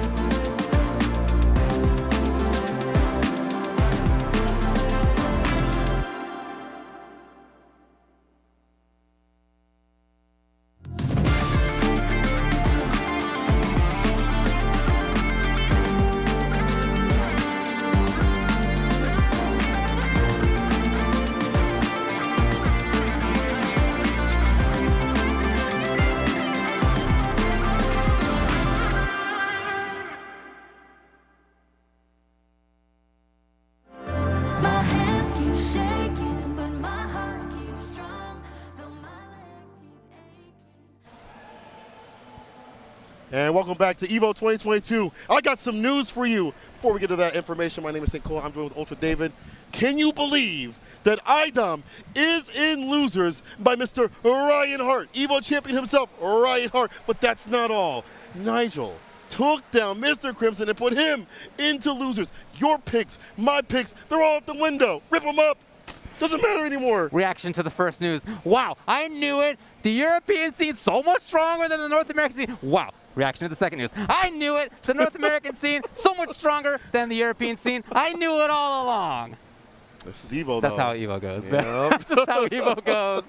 Yeah, and it is impossible to get everything on stream. That's also just the nature of EVO. So many things. We're in top 192. Okay, there's a lot of great players going on simultaneously. For the final year Street Fighter 5, everyone is fighting tooth and nail out here. And you know, while you're waiting to watch these beautiful matches with us, you can also check out the brackets. And of course, start.GG/EVO. Let's get on to this one. Frieza, King, who's from Mexico. Ken versus Cammy. That's what we're looking at here. A couple of strong characters. A couple of strong characters with strong hit confirms who can snowball well. Yes, yes. One maybe weakened a little bit, but still can get the job done. The other very well buffed in the recent years. Inconsistencies have been left astray. That character's heavy punch DP is definitely a thing you have to watch out for. It's back. Hey. Puts it in. Keeping it grounded right now. Okay, so the stolen space from King comes out. Frieza to the corner. EP. Yeah. And if you land, oh, okay. A lot on this confirms. They've got to clean that up. They've got to get more dive kicks on the deck to threaten the aerial approach. Not sure why we've seen that from Frieza, to be honest. The neutral jump.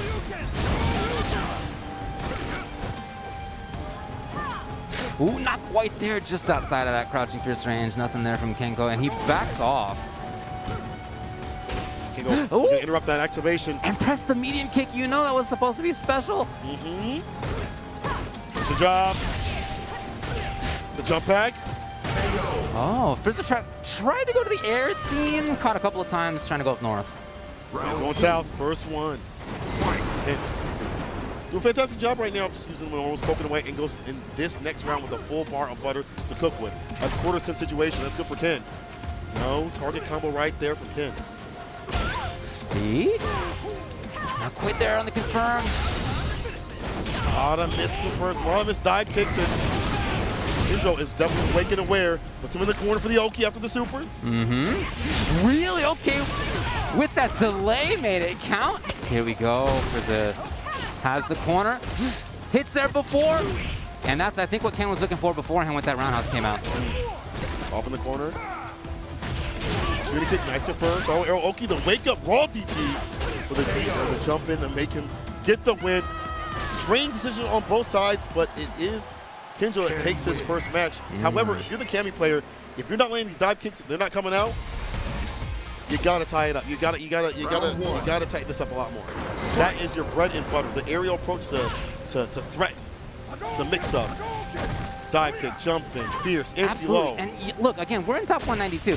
This guy, it's not that he doesn't know how to do dive kick, to be clear. Right. This is clearly a strong player to have made it this far. But we're on the EVO stage, and do not underestimate how much that impacts you as a player. Offline is way different. Back range to the back medium. Just trying to find an activation. I really like that, actually, after having seen Frieza try to pester. And then again, shutting it right down. It's match point now for Kenko. Running all over Frieza. You can tie it up, or just at least put more of the aerial approach on the deck. Obviously, as I said, nerves are a big pain point. Time to get over them. Yes. Oh, that's maybe too close. No, okay. Actually doesn't look too bad for Frieza. It's just when he goes to the air, it looks a little dicey. Ooh, the that was sick. Ton of meterless damage. That was great for King. He's still turn as he approaches again. No situation. In the corner, one touch. Activation with the fears. Side switch with it. The corner. Oh, the DP does not get the hit in the super. It was too sick for its own good. It was too tight. One more hit for good night. And there it is, the DP to seal it, 2-0. Again, nerves. I mean, I want to say nerves are the reason why we didn't see more of the dive kicks apply. I want to say nerves are the reason why things were a little more solidified. Yeah. And that's how it happens. You come out to the Evis, the last year of Street Fighter V, the biggest stage, and you come up here, the lights are on you, the chat's going wild, stuff like that. You know you can't even feel it, even though you can't see it. And you don't operate as per usual. But as you said, to get this far, they couldn't have been a weak player. No. Yeah, you could see some of the players behind them, or some of the viewers, I should say, behind them, hanging out, right? You saw it on the side. Yeah. What you did not see is that there is, at the other angle, a ton of players, a ton of viewers hanging out in the audience watching all of this stuff. That's live. There's a lot of noise out there. And again, don't underestimate how much that really does have an impact. I've been on that stage. Right, yeah. In the past, and Evo, maybe 10 years ago, wasn't quite as big at the time. You had to count it out for a second. Yeah, I did actually. I did. But I've been there, and I know that it does have an impact. Yeah. It does. Anyway, that's how it goes for that. We haven't yet talked too much about all the things that are going on. We've talked a little bit about some news that we got, as you had mentioned before. Right. Of Nigel beating Crimson and of Reinhardt beating Idom. Some other matches that are happening now, or / have already, are, I'm not sure, El Chakotay versus Eli the Curry. We got Pnoy versus Gachikun. We got Shine versus Chuck Steak. Those are winners' side matches. Maybe some highlights here on loser side, just to briefly look. Stupendous versus Defeat Lee. Maybe it's an interesting one. In the another pool, we have Joey versus Filipino Man. Could be interesting there. Yeah, Chris CCH versus Mario. Oh, the classic West Coast. Exactly right. Higuchi versus Reed Man. That's in winner's side as well. In loser side, we have Rob TV versus Magneto 1080p is maybe one to watch. I said loser side. I said loser side. I did say loser side. We already saw Olivo versus Black when that happened there as well. Okay, so we're going to go back to the winners, but let me just keep talking about some other matches happening simultaneously. Mira and Problem X, that's winner's side. We also have Nelson R versus Cien. Alex Myers versus Kudo. Myers, that's Chun on Chun. Nephew versus Ludovic as well. Another Chun player. And so it could, and that's actually next to each other in the bracket. So it could be Chun Mirror, then Chun Mirror again. We'll see how that ends up shaping up. We also have matches like No Need to Talk versus Santetsu, with Sherry Jennings versus Up to Snuff. Wow. It's an unfortunate drop. Yeah, two the guys going at each other, two homies going at each other. That is very unfortunate. Jay Rush versus Punk. Hermes Venatori versus Brolylegs. This winner's side, who sent Rob TV down to the loser side. Angry Bird versus Oil King in winners. Flaquito versus Luffy as well in winners. Wow. And then maybe a couple of other losers ones to point out here. Looking at, unfortunately, LPN versus One Time Hero, a match that's happened a trillion times. We also have maybe Marvista versus Chano. But let's head back to, as we were saying, the winner's side. This is Pool S60. Hey, if you want to follow along, just go over to start.gg, look for Evo. You can find everything there. Yeah. You can also just type an exclamation point bracket in the chat. So, Nigel beat Crimson. Chakotay, I guess, must have beaten Eli the Curry in winner's side in order to get here. Winner of this will make top 48. We're way far away from crowning a top 8. We're so far away. We have so much work to do before that. That's great, though. I mean, like, the fact that you just hear all these matches, you don't see everything, but, like, if you're on the ground floor, running around up, you can see everything. That's the great thing about this, about Evo. The international play. Yes. Interspersed. It's no longer, just the regionals and stuff like that. Not that those are bad. You see them time and time again. Now, the tournament arc, the true tournament arc begins. The real deal. We have to fight people from different regions, different flavors, different play styles. But this one, a little classic, though. Nigel and Chakotay have fought before. Chakotay has fought them, but at a different stage, different flavor. Evo something different than, your online locals. That's right. I'm going for the Bison. Very strange pick, but I guess it makes sense because Orb doesn't do that well against his character. Maybe feels better in the neutral. Bison has a fantastic neutral. Just don't get knocked down. Don't get put in the blender. Defense slacking. Oh, interesting jump timing. Chakotay could have held on to that mic after all for a little longer. Does a lot more damage though. Right, DDX, the hard knockdown. Heavy kick gets the hit. Not sure what he's trying to do there.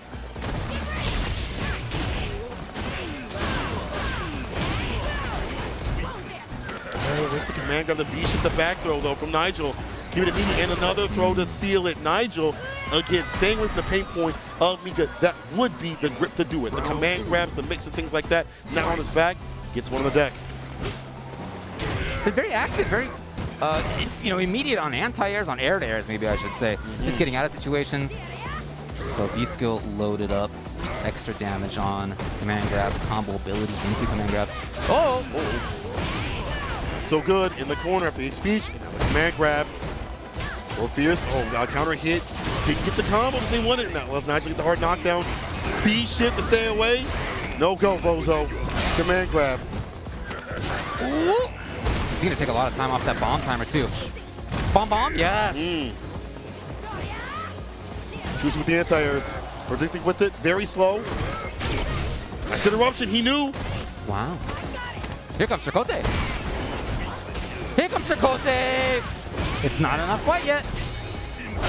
He should go to the break. I like that. Get the distance. With the EX, the B skill too. If you reversal off the Tay, save off those plus frames. There you go. The command grab from Chakotay after that V reversal. You gotta play another mix-up to get in, and he properly did. All evened out here. I like Nigel's neutrals in general. Oh no, never mind. The armor's fine. Side left and able to take that V skill and get a punish. Now put Nigel in the corner. It's not where you want to be if you're Bison. A lot of great life lose right there as well. Nigel still stunned. That's gonna be stun. One more reset. We're going for drop kick, crouch fierce, crouch medium, and the command grab to do it. The perfect KO from El Chakotay. He is in his element right now. And in an element against a character that can't really do much against you when you put him in the corner. Like he might be through. Let's see if Nigel switches to Balrog. It's still a very tough match. Yeah, when she gets in, against both of these characters, they're both stuff. Yeah. Same sort of situation, but Nigel, one of the best Bisons in the business. I remember Dr. Africa talking about how he is lower, in his opinion, than Nigel when it comes to the Bison play. But then again, this is a matchup where Tay has labbed out, has learned, and knows how to fight this character and falls to the mic. All right, back in the corner you go. Yeah, going for offensive V-Rev, got the knockdown into the corner. Here we go. That command grab. Bison's away. Questions to what end? Okay, that end. Here comes Nigel. Double grip, dripping tip. Good for Nigel. Wait for the bomb to go off. Yeah, you have to hold that. Like, El Chakotay has to hold another one. Buy one, get one free. Blinking purple. Oh, saves him from the initial go. Puts him in the corner to throw. Oh, Chakotay swiping. Ooh. Not quite in time for the button from Nigel. It's match point now for Chakotay. Good on the dash moves right here. He's aware and Tay, again, once again, just feels like he's in an element. Like even when he's lacking help, he feels like he's in his element. You know, so he puts him in the corner. That's when Nigel breaks down.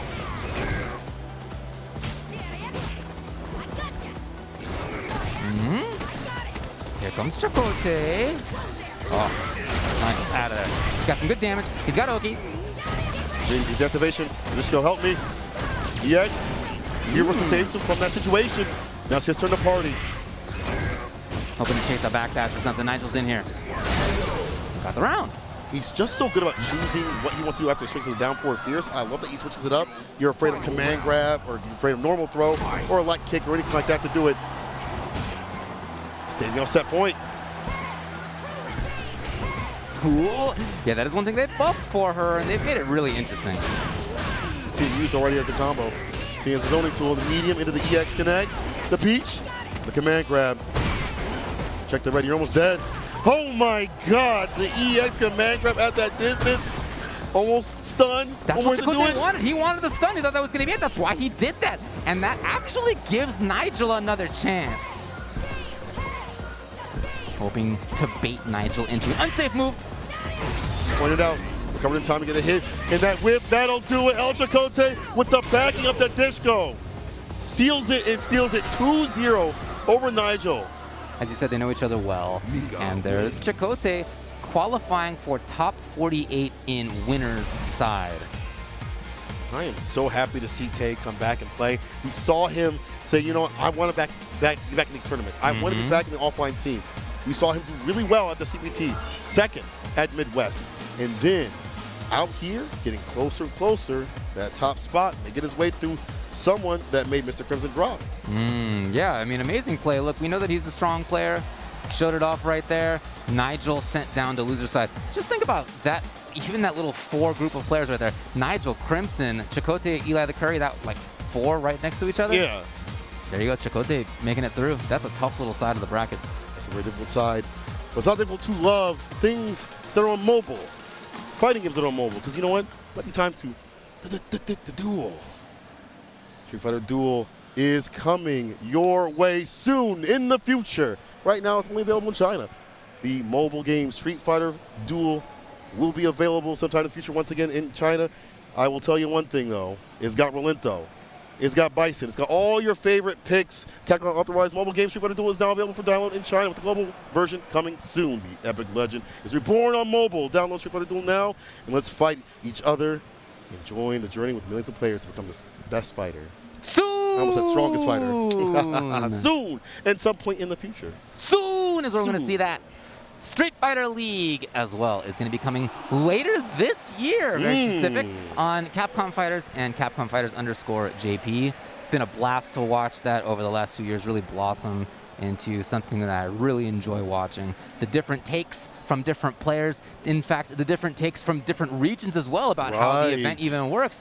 It just really gives you a great insight into the players and the different regions, and a blast to watch all the matches as well. That's right. Y'all can actually check out the teams, I believe, at least for Street Fighter League Japan. You can check it out on their website right now. The team's been picked. The entire roster is out. They had their pick of the litter recently. I think it was a month ago that they did that. So players like Itsu Kick and new cats like, you know, Nari-kun have joined the fray, along with your old favorites, the Tokido, Bonchan, all that. And that's just for Street Fighter League Japan. I can't wait to see the EU teams, the US teams. It's all going to be super sick with it. But right now, we were at EVO 2022 trying to crown a one-person winner. One winner for that CPT spot and EVO champion. That's correct. And in order to do that, we're going to be moving on and finding out more info. In our next one, we're moving into pool S60. I believe we're still on winner's side, but let me double check on that. We are. So Shine is going to be playing here against Gachikun. Okay. And that means that Gachikun took out SD Pnoy. Okay. And it also means that Shine took out Chuck Steak. So again, just as we saw in the last one, this is going to be to make top 48 winners side. Really curious to see how Shine's going to approach this, because Gachikun has had a lot of practice against Cody. You know, John Takeuchi and the rest of them. Sure. I feel like Japan besides US, has really given rise to Cody. We've always seen the rise of Cody, you know, from rumors in Australia previously too as well. If you look at like the major regions, quote unquote, it's the US and Japan, and John Takeuchi was the one that really popularized that character in Street Fighter League Japan. Like, that was when the character was like, okay, this is kind of a problem. And they gave him a few buffs. Yeah, they have been doing that for that character over the last few quite years. Quite a bit. Yeah, so and you're right. Top tier. At this point, yeah, he's very strong. Yeah, he really is a really strong character. To be honest, you know. Yeah, that's true.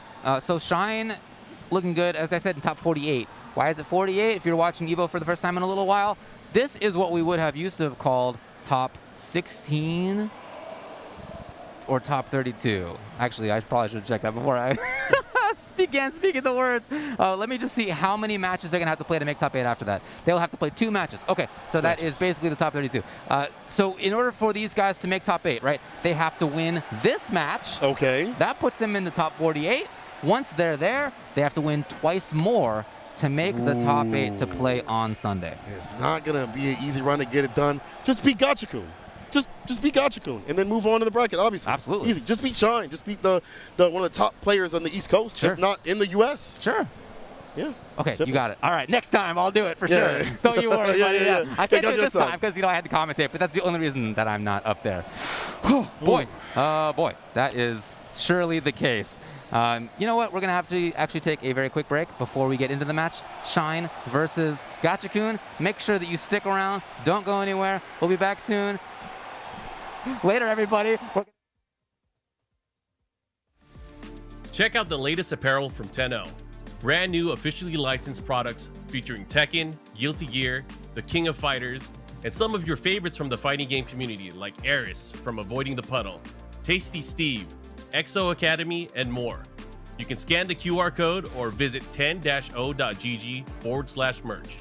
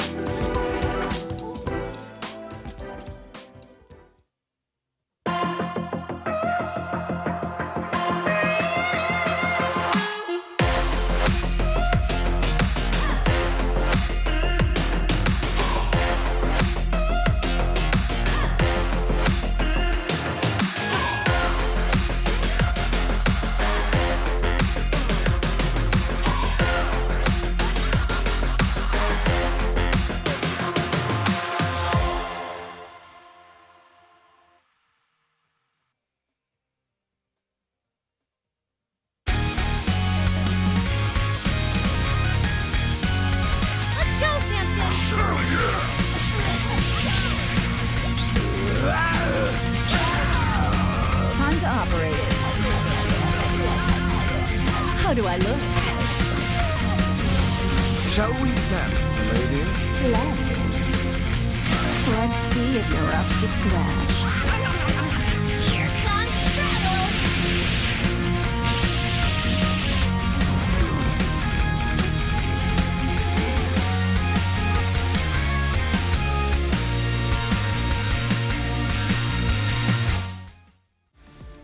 Shoutouts to Astro Gaming, the audio partner of EVO 2022, providing audio for EVO tournament stations with their A40 headset and Mixamp Pro TR products so competitors can have an amazing tournament audio experience. Go visit astrogaming.com to pick up your own A40 headset, Mixamp Pro TR, or audio-related accessories. That's the match. Oh, nice anti, I love it. Oh, the setup. All right, he's trying to bait out the throw. That was great patience from Shine. Watch it. Just play possum. Right now, just play possum. Don't even get up. Oh, no, it actually forces you to get up. Okay. Jump short grab. Okay, Shine picking very good times to jump. Well, the cooldown was actually meaty. He tried to actually make either back or jump. And this man is Pringles. This man is Pringles to some normal grabs. See, and this is the difference between, you know, Menats like Saku and Justin. Justin will literally lame him out. I literally seen Shine play Justin at CEO 100 games, and he got washed by Menat. It was bad. It was like 98 to like 1. It was pretty bad, but it was all lame. And I can't believe Justin lasted that long to freaking lame him out. I mean, she is a master zoner. That is her specialty. Yeah, you can play it many ways. Yeah. Many ways. And I like the approach from Saku to rush down because he knows he could just force the B-trigger 2 on his side. Oh, the mix. Shine very surprised that that actually landed. Shine has to get in right now. Get some kind of pressure going. You do not want to remain in that range right there where Menat is dominant. Nice. Standing jab into the orb. I like that. Recall to the throw. Nice. Okay, match point. Both players right now. And it's pretty rough because Saku does have full super. So he's either going to anti-air all day and burn the meters for it, or he's going to save it until he gets that V trigger to him and try to finish the job. Nice. Oh my goodness, the guts. Watch it. Guts. Body parts. Oh, we Nice, in there. in the air. All right, don't lose that position. I mean, it's good. You still got him in the corner. Oh, the EX kunai. Oh, that's a punish? Sako is an escape artist. Nice V reversal. Nice. I like that. Even though he's getting away with the V reversals, Sako's still getting some licks off the orb, so it's okay. Oh, 2 boots in the mouth. Nice grab. I'll take the trade. Now Shine just took a quick gamble. He could have just took in the throws and he would have had his V trigger too. But because he V reversal, he lost the chance for the actual comeback factor. But he actually is one slither away to get that V trigger. Just block. Just block this. Oh, there it is. Or just get it yourself. You see the mash on the backdash? Oh! Wait a minute. Uh-oh, one hit away. Oh, the backdash from Sako. Oh my goodness. And look at that. Shine retreats. Oh, try to grab it. The activation is not going to hit on time. Oh, he's going to have to make the decision. And Shine makes the decision to reversal. He seen the gap and he took his chance. There's no need to guess. Shine. $3. $3. $3. Advances on the winner's side. That's my boy. That's my boy. I always have faith in you, kid.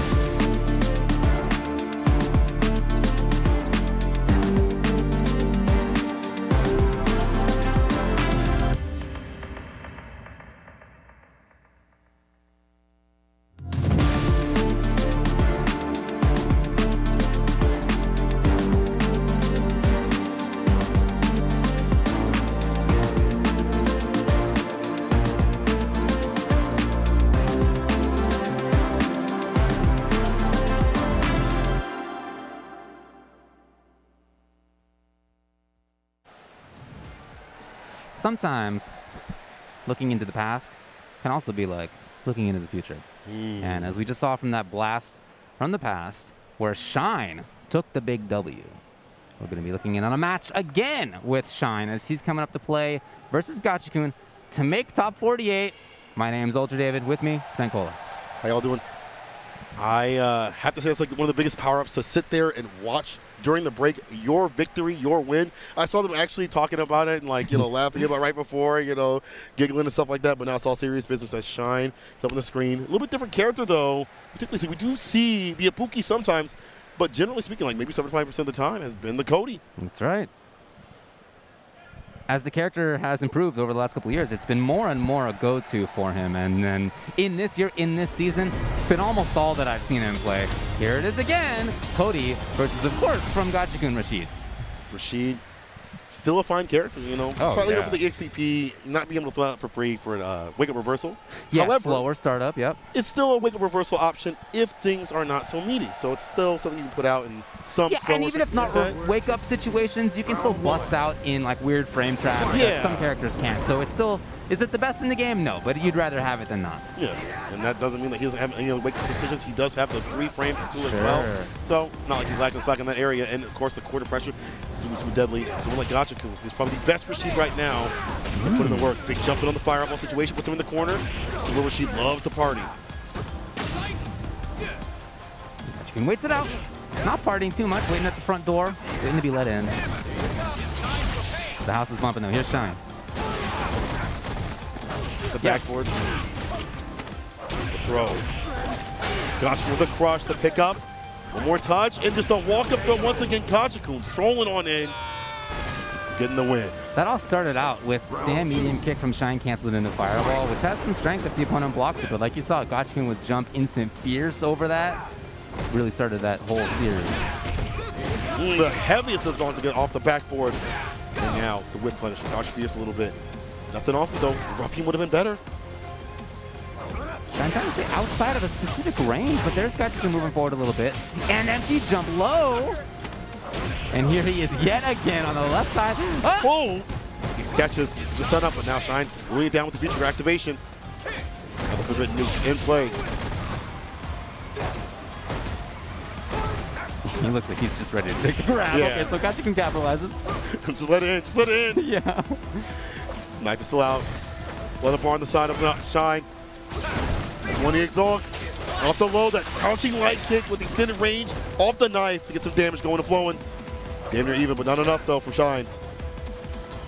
He's got a character more than capable of making that big damage happen. Here's maybe the start. Bounce it. Okay. Gachikun has super, and he's going to use it. So game one goes to Gachikun, largely on the strength of, again, that read that Cody would throw a fireball. He got the jump in that round one. And all the rest of what happened in that first round was all a result of that. Found a few situations again as well in that second round to capitalize on, to get the pressure going, did the trick. So he's still sticking with the Cody pick. Again, I think this is one of those things where it's not really the character, it's just the game plan. Shine's got to tighten up a little bit. We saw some drops here and there. More of the rough stuff with the ruffians. Get the confirms, but here's a dash up throw though from Hedgehog. Once again, round starts have been so good for him. Putting Shine in the corner, you have to worry about things like off the backboard, jump medium kick. So Shine, he's out of there.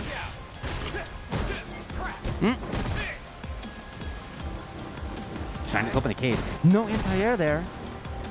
Shine's backing off slightly. You can see Gachikun threatening with the wall jump. Hold on a sec. Footsie's come out. The wake up line, that's still a dangerous thing you have to worry about. Heavy kick crush gets the pickup, the whirlwind situation, and that's slow with the V skill.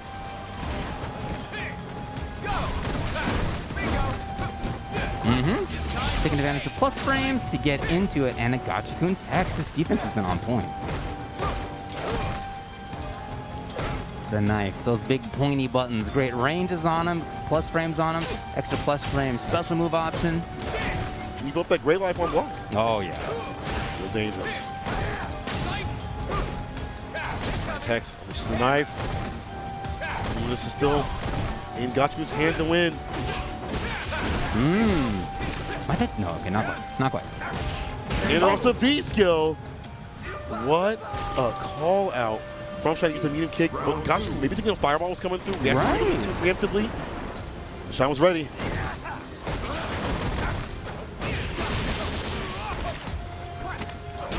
Here we go. Gachikun's got the corner already. Yeah, wakes up with the pocket sand. Yep, so in my eyes, no surprise. Back throw.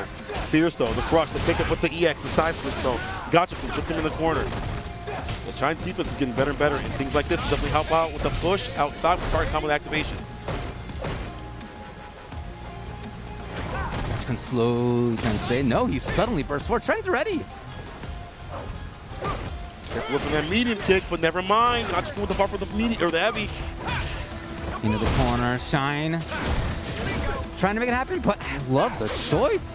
Surely he'll get a trigger still, so fine for Gachikun. Oh, just jabs away the knife. Hand beats knife.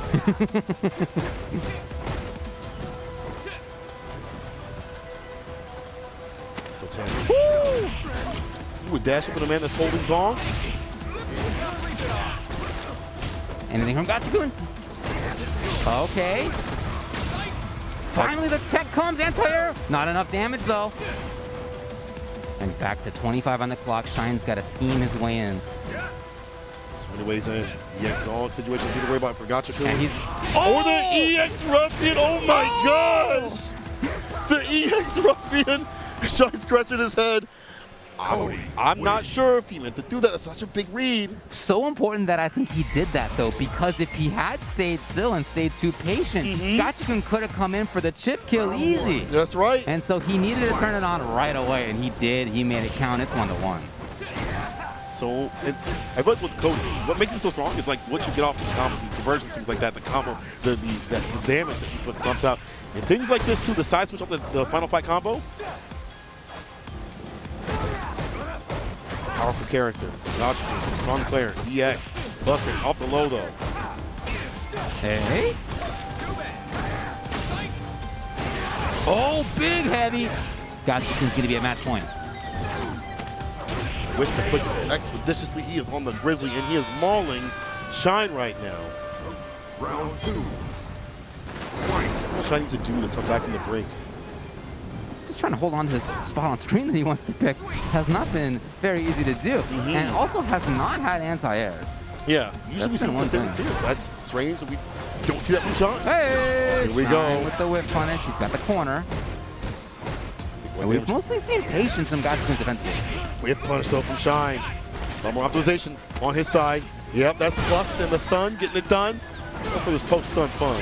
Damage on the deck. Song and the medium ruffian for the rough stuff Shine. Coming back to the break and giving his final game, final round. One of them makes top 48. One goes down in the pit of losers. They don't want to be there. Yes, Shine finds it. Linkage. Here comes Shine. Oh, Gachikun waking up, delaying the fierce. Shine never saw it coming. He's in the corner. Stun's rising. The tech though. EX gets some distance. Gachikun on the block. Activation. Wow, what a challenge from Gachikun to press right there. Okay, hoping to mix things up, but Shine blocked well. And now it's Gachikun pressing. Oh, not for long as Shine stuck a knife in his throat. Here comes Shine. Can get meaty with it. Let's worry about the EXAP. Let's get meaty. Reversal trying to get the chase down. Shine was aware. One last knife. And there finally. The wake up It's not over quite yet, but even shit may be enough. Plus frames. He chases. Here comes Shine. The whip throw. Just one touch will do it though from Gachikun. Any hit will do it, and there it is. Gachikun not even need the bar to go far and taking down Shine. I must say, Gachikun pressing buttons on plus frames. That's right, he That did is on actually activation. wild. On activation, you could have died. He could have, but think back to the previous interactions. When Shine had activation, there had been patience, there had been throw tech, there had been V-shift as well. He had played defensively, he had played patiently. So he thought, okay, I've been patient, I've been calm, I've been biding my time. It's time to let it rip. And he was right about that interaction. But what a match to go down to the very final little pixel. As you said, Gachikun is the one who's going to move on, Shine down on loser's side. That, what a marquee match. All the way to the wire. Obviously, Shine not out just yet. Might see more of that forbidden news throughout the bracket, but right now, Gachikun moving on with some of the most ridiculous and I want to say rambunctious play I've seen from him in a long while. Great player and has been obviously for a long time. He did well at the thing called CPT a little while ago. Didn't he become a champion there or something like that? A little while, I guess 4 so. years ago. Yeah. It's a lot of time, actually. COVID years plus, you know, it's even more. It's even more. Someone's starting to gray. Yeah, it's been happening for me pretty actively. All right, so you know what? They have actually slowly been updating some of the results here, so we can talk about what has happened. Again, we've told you a little bit about what's happened. Let's talk about more. So Filipino Man sent Joey down to loser's side. It will be Filipino Man versus Ryan Hart to make top 48 winner's side. Higuchi beat Reedman, which means that Higuchi going to be playing against CgrisCCH, who beat Mario. Ooh, the battle of the young guns. So Higuchi versus Chris to make top 48. Oh, well. Look who teed it up so nicely. Before we get to that one, let's talk about other winner side things. Problem X sent Mira down to loser's side. Cien sent Nelson R down to loser's side, which means it will be Cien versus Problem X in winner's side to make top 48. These are some delicious matches. In addition, Kudo beat Alex Myers and Nephew beat Lud. And so Kudo versus Nephew will be to make winner's side top 48. No Chun mirrors. No Chun mirrors. We saw Punk beat J Rush, and also that Brolylegs took out Hermes Venatori. Wow, who took down Kudo at Combo Breaker. And that was on fire. Broly had, like we said, had taken out Rob TV earlier as well. Then we've already played this out. Punk beat Brolylegs to make winner's side top 48. Also, Angry Bird beat Oil King 2-1. And Luffy beat Flaquito 2-0. Then Angry Bird versus Luffy happened. Angry Bird 2-0. 2-0 on Luffy? 2-0. The one who was doing work at NA versus EU? 2-0. So again, if you want to check it all out for yourself, just type in ! bracket or head over to start.gg, then search for EVO 2022. You know how to do it at this point. Come on. You've been doing this for a while. You've been doing this. Been online for a bit. Here we go with, as we were talking about earlier, Higuchi, who had just taken out Reedman, versus CgrisCCH, who had just taken out Mario. Winner's side top 48. To get into winner's side top 48 still. Higuchi, one of the strongest Guile players in the business. One that Daigo even looks to for tech. Right. One that Daigo said, I don't really feel like V-Trigger 2 is that strong, but Gucci is the one that kind of popularized that over in Japan. And he also was the winner of the CPT season finals. So this dog is definitely different with it. Shouts him being picked up by Team Soul We've seen that team in Street Fighter League Japan. He is one of the really shining bright spots for this latest generation of Japanese Street Fighter players. For a while, there were conversations among the Japanese scene, which was been dominated by basically the same generation of players for many, many years. The Five Dogs, you know. Yeah, folks who are, at this point, my age, late 30s, even 40s. But Higuchi, one of those young guns, and he's been killing it. Hey, similar situation for Chris, who is a young gun himself. You know, he's been playing for a while at this point. They both have. They're both in that stage of their careers where nobody would be surprised to see either of them make EVO top 8. Right. And yet it hasn't happened quite yet, so they're still going to have to make the proof before they actually make it happen. CCH very surprisingly going for the set. Very surprised that he's not going for the loop, but he has kept his character very strong. I've seen him practice in locals, fights, you know, and other, you know, money match situations, things like that. So he's actively keeping several characters going, and I like this pick here. He's got a character who has important ways through Sonic games. Over one way, everybody can do that, but also, you know, V-Skill 1 to get through. Also, Kickity Kick to get through. You know what I'm talking about. Wow! Oh, yeah. Side switch. Super! Super, yes, sir. He's going to spend the win. CgrisCCH getting the first win. As you pointed out, many ways to get to the fireball, but strange to not see the anti-air from Gucci, but through the aerial space, puts him in the square space. CgrisCCH. I really like this match because they're both aggressive players. Yeah. So, CgrisCCH is going to go down, jumping once again. Okay. And then active there was Chris as well. There's Kickity Kick. You know what I'm talking about. Good toss coming through. What an interruption with the medium. Hey!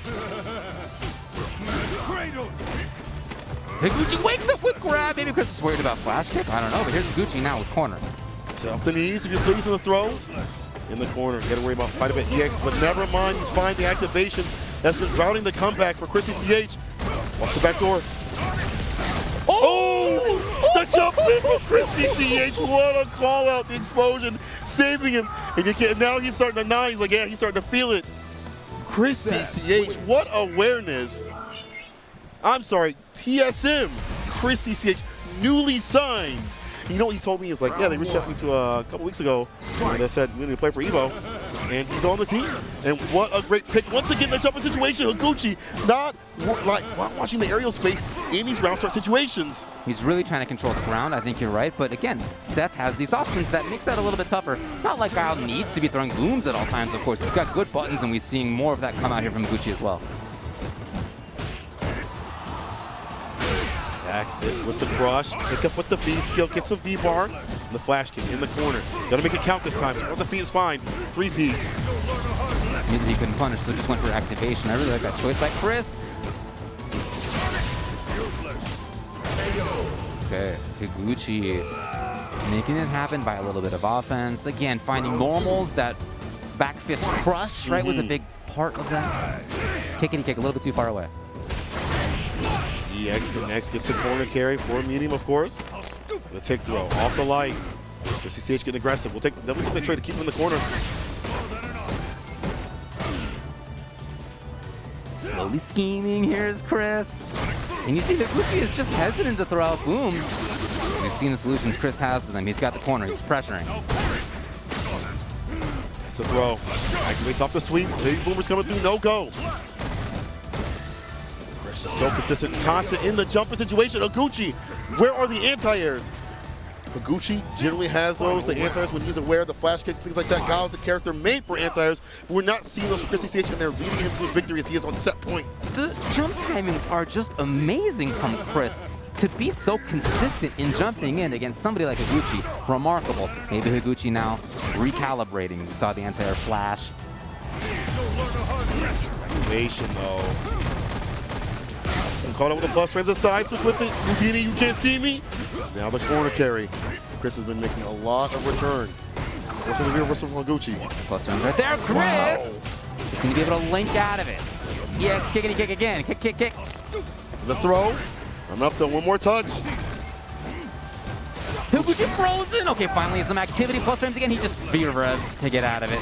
Save that orange bar. And Chris presenting so many options.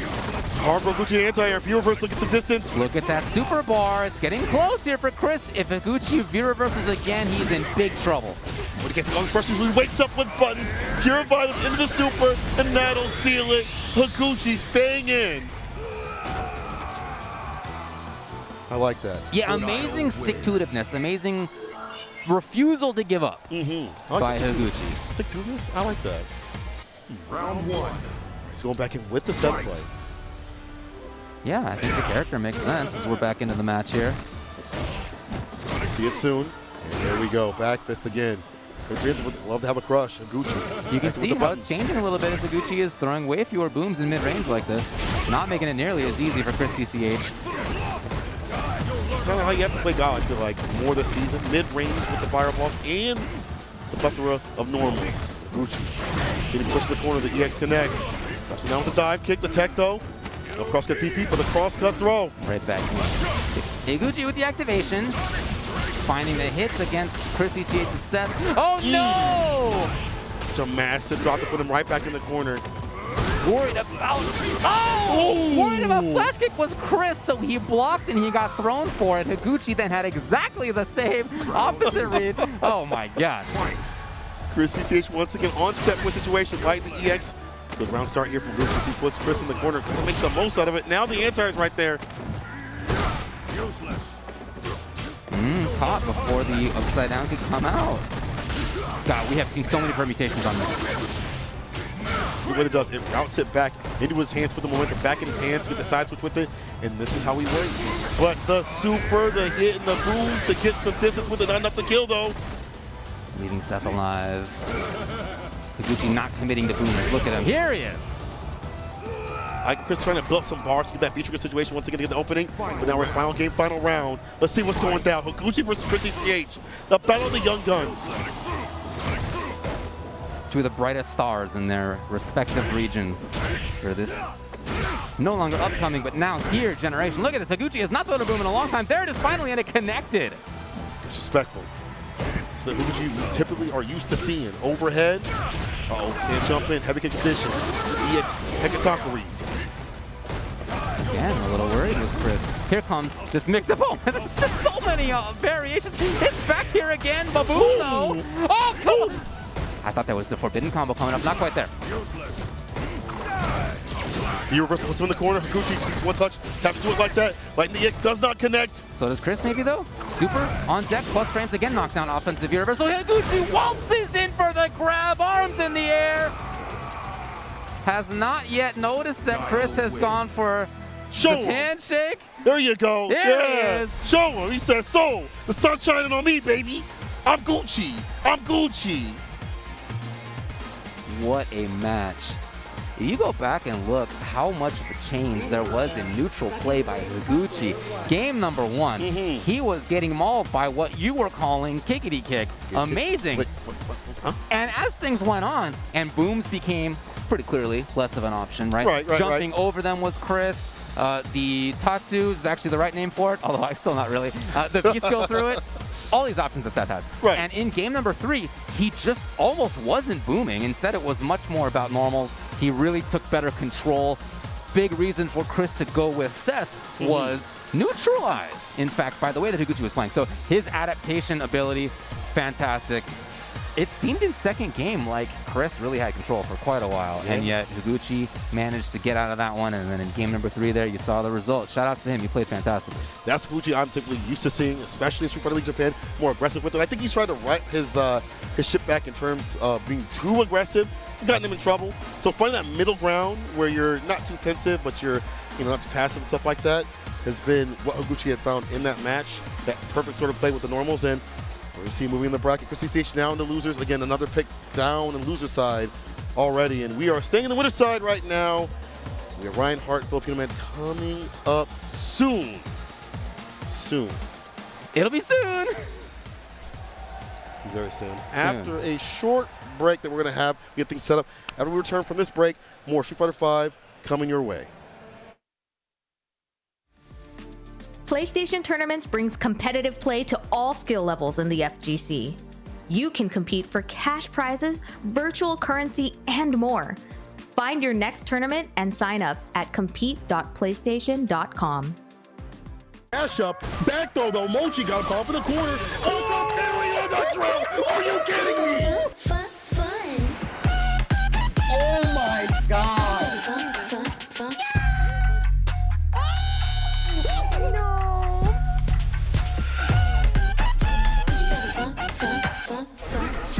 Let's go!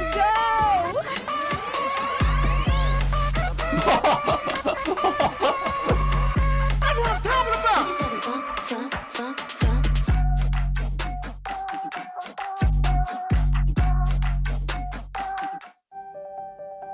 What's one award?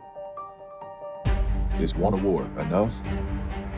Well, the gold medal. Was that enough? Nah. Is one title enough? Nope. What about one sponsor? No way. With every win, you only want more, because enough is never enough. Hi, this is the quiet call. You don't remember me. Now, Talk to me. I'm not the only one doing a job on this train. Enemies. I recognize that guy. He was in Mexico. Tequila? Become. When we get off this train, the White Death waits for you with his army of assassins. Allies. We need to come up with a plan. Was that a snake? It would appear so. Bullet Train, exclusively in theaters, now playing. Rated R.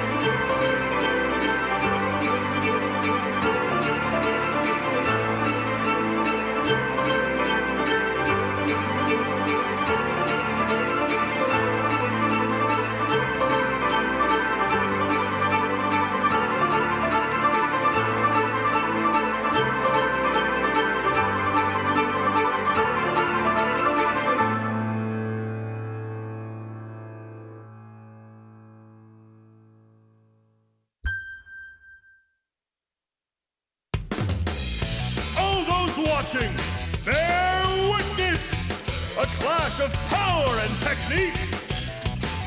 This will be a fierce contest. Who will grasp glory in their hands? Who will eat and who will be eaten? The fateful battle is about to begin. Can you all feel the drama? Their true abilities will be tested. Show me the ultimate fight!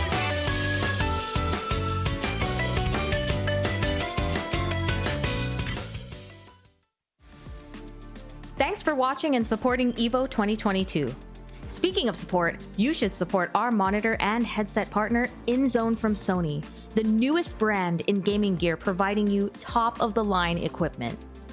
The InZone M9 and M3 27-inch monitors bring you incredible high-resolution and high-dynamic range pictures and reactive experience with 144Hz and 240Hz refresh rates, 1 millisecond gray-to-gray response time, variable refresh rate technology, and more.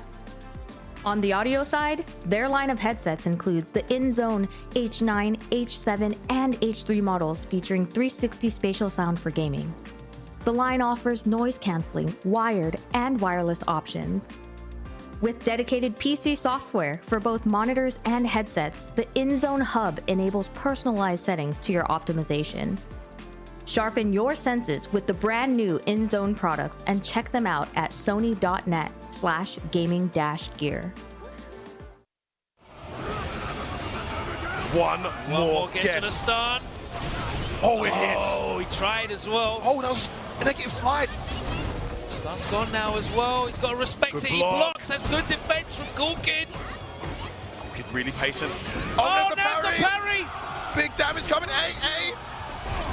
Drops it and he again. drops it. Oh, the guard break. It's enough. No! Oh, no, it's Shen's out of still range. alive. Oh, the crowd can't take it, neither can we. Cool Kid looking to even it It's a up. reversal. Oh my days, Shen's staying alive in this. Buttons. Oh, we have to counter hit. And he wow, he committed. There was no V trigger there to make that save. One apiece. Cool Kid levels it up here. One win away from top 8, the Cool Kids. USA in the house, flying that flag. There are thousands of people crammed into that space behind the stage there that you can see in the darkness here. Block, big wrist there. Punish. Stays in front, of course. Nice defense. Anti-air lights. Buttons. Wow, wakes up Buttons. That's brave. Does work on Abigail. They tend to overextend with slower normals when they get that dash forward. Oh, moment earlier, that would have been a cross counter. Doesn't confirm against Shen. Wow, gets his back dash caught. Has to anti-air there. I like the choice. Try the negative. That's close enough to punish. Yes, he does. Activates. Oh, this is bad. This is that bad. Should be. Still alive. Nice block again. Oh, there's the overhead. Still alive. Stays in front. Oh, the armor. Overhead. Set point, Cool Kid. And he's made the defensive adjustments. We said how impressive Problem X's defense was against Fujimura. In the first game, Cool Kid was eating every day one mix-up. All the online side switches, but right now, he's keeping his cool. Nice air-to-air. Oh my days, Shen's in big danger. Love that safe jump there because he didn't have Mika. Interrupts the dash. EX command grab. Cool Kid in a great position here. Shen heading out of the tournament. Again, the EXDP gets him out of trouble. He's got no meter. He's going to activate again. That Every time time he he's got does this V trigger, it's been without meter, Logan. Really hard to make it do anything. He gets behind here. Knockdown. The fake jumping. Terrible situation. Oh, the guard break. Doesn't interrupt this time. Punish. No, no punish. Oh, no. It whiffs. It whiffs.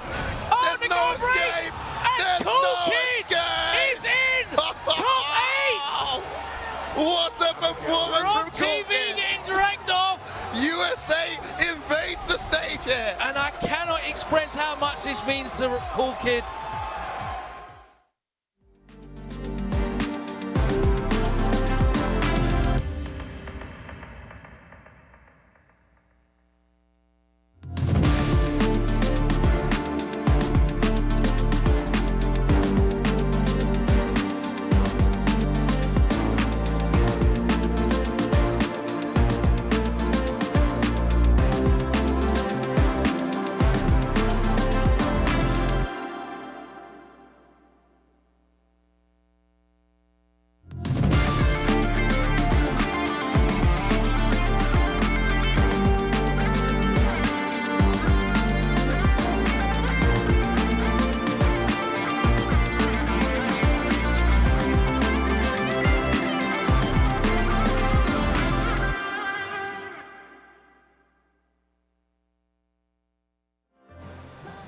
We're back with Street Fighter V at EVO 2022 in the top 192. I got big news for everybody at home. Speaking of blasts from the past, we just saw some of it. Another, I can't believe it happened again, but Daigo eliminated. What?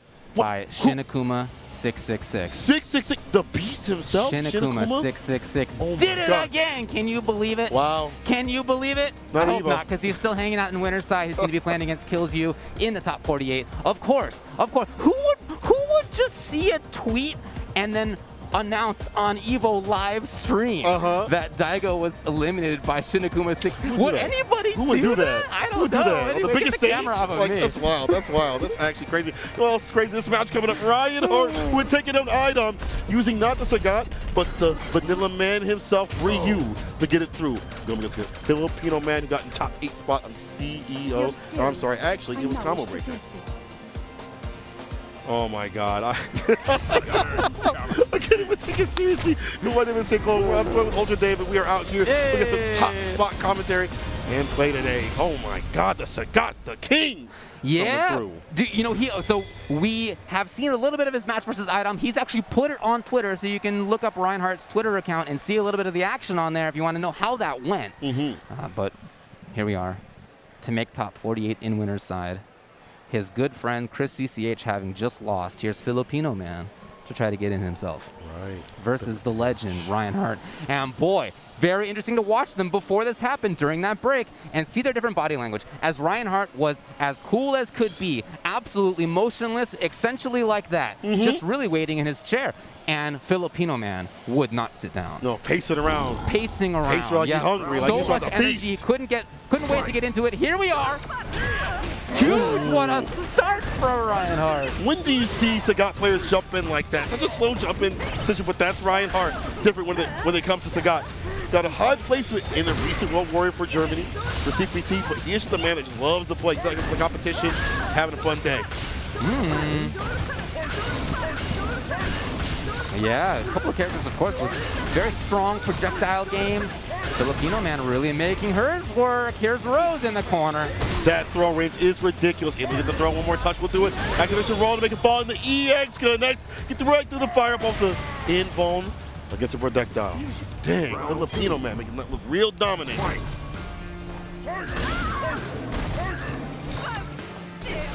Wow, still had time. Reinhardt really trying to reset the situation.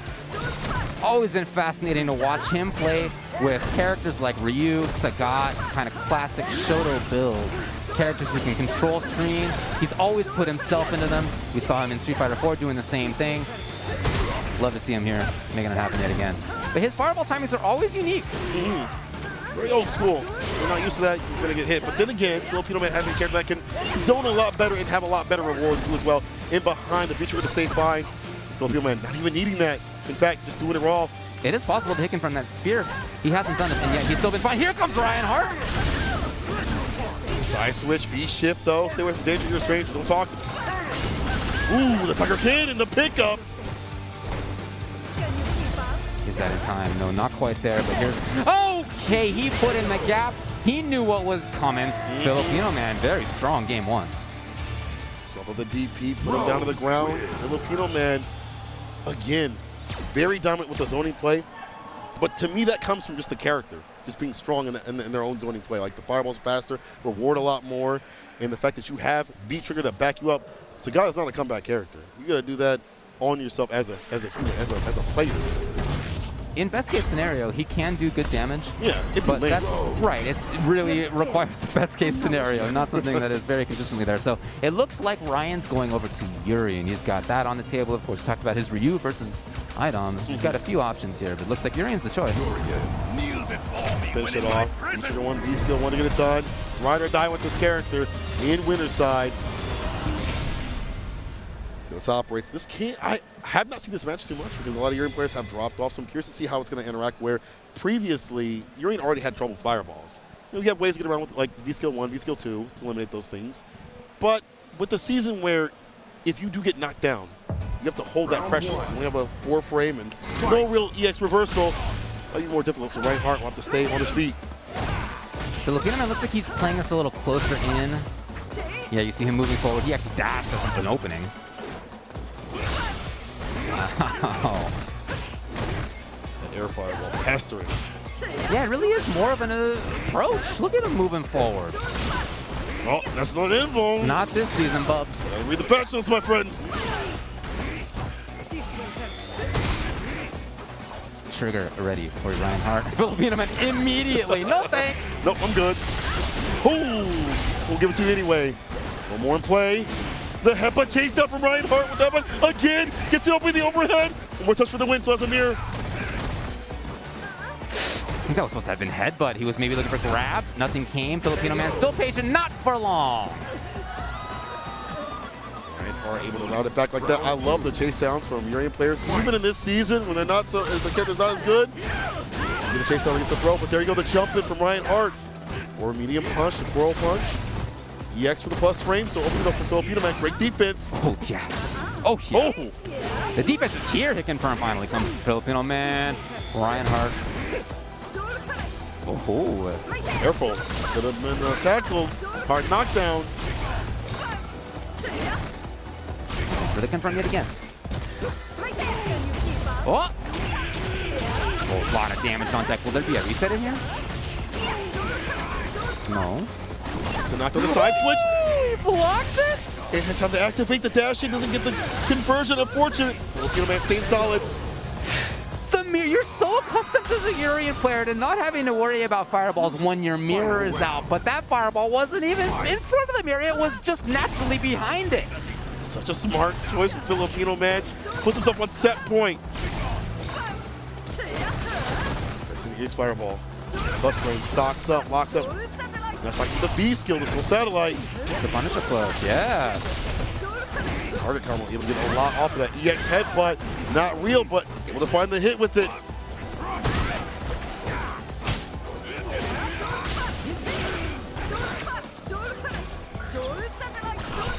Really stocking up here, both of them. That's Filipino man still on match point. The satellite doesn't quite hit where he wanted to, but he's got pressure. Actually just use that to reset the situation. This whole explosion. This is gonna be ages! Ooh! Funky situation though!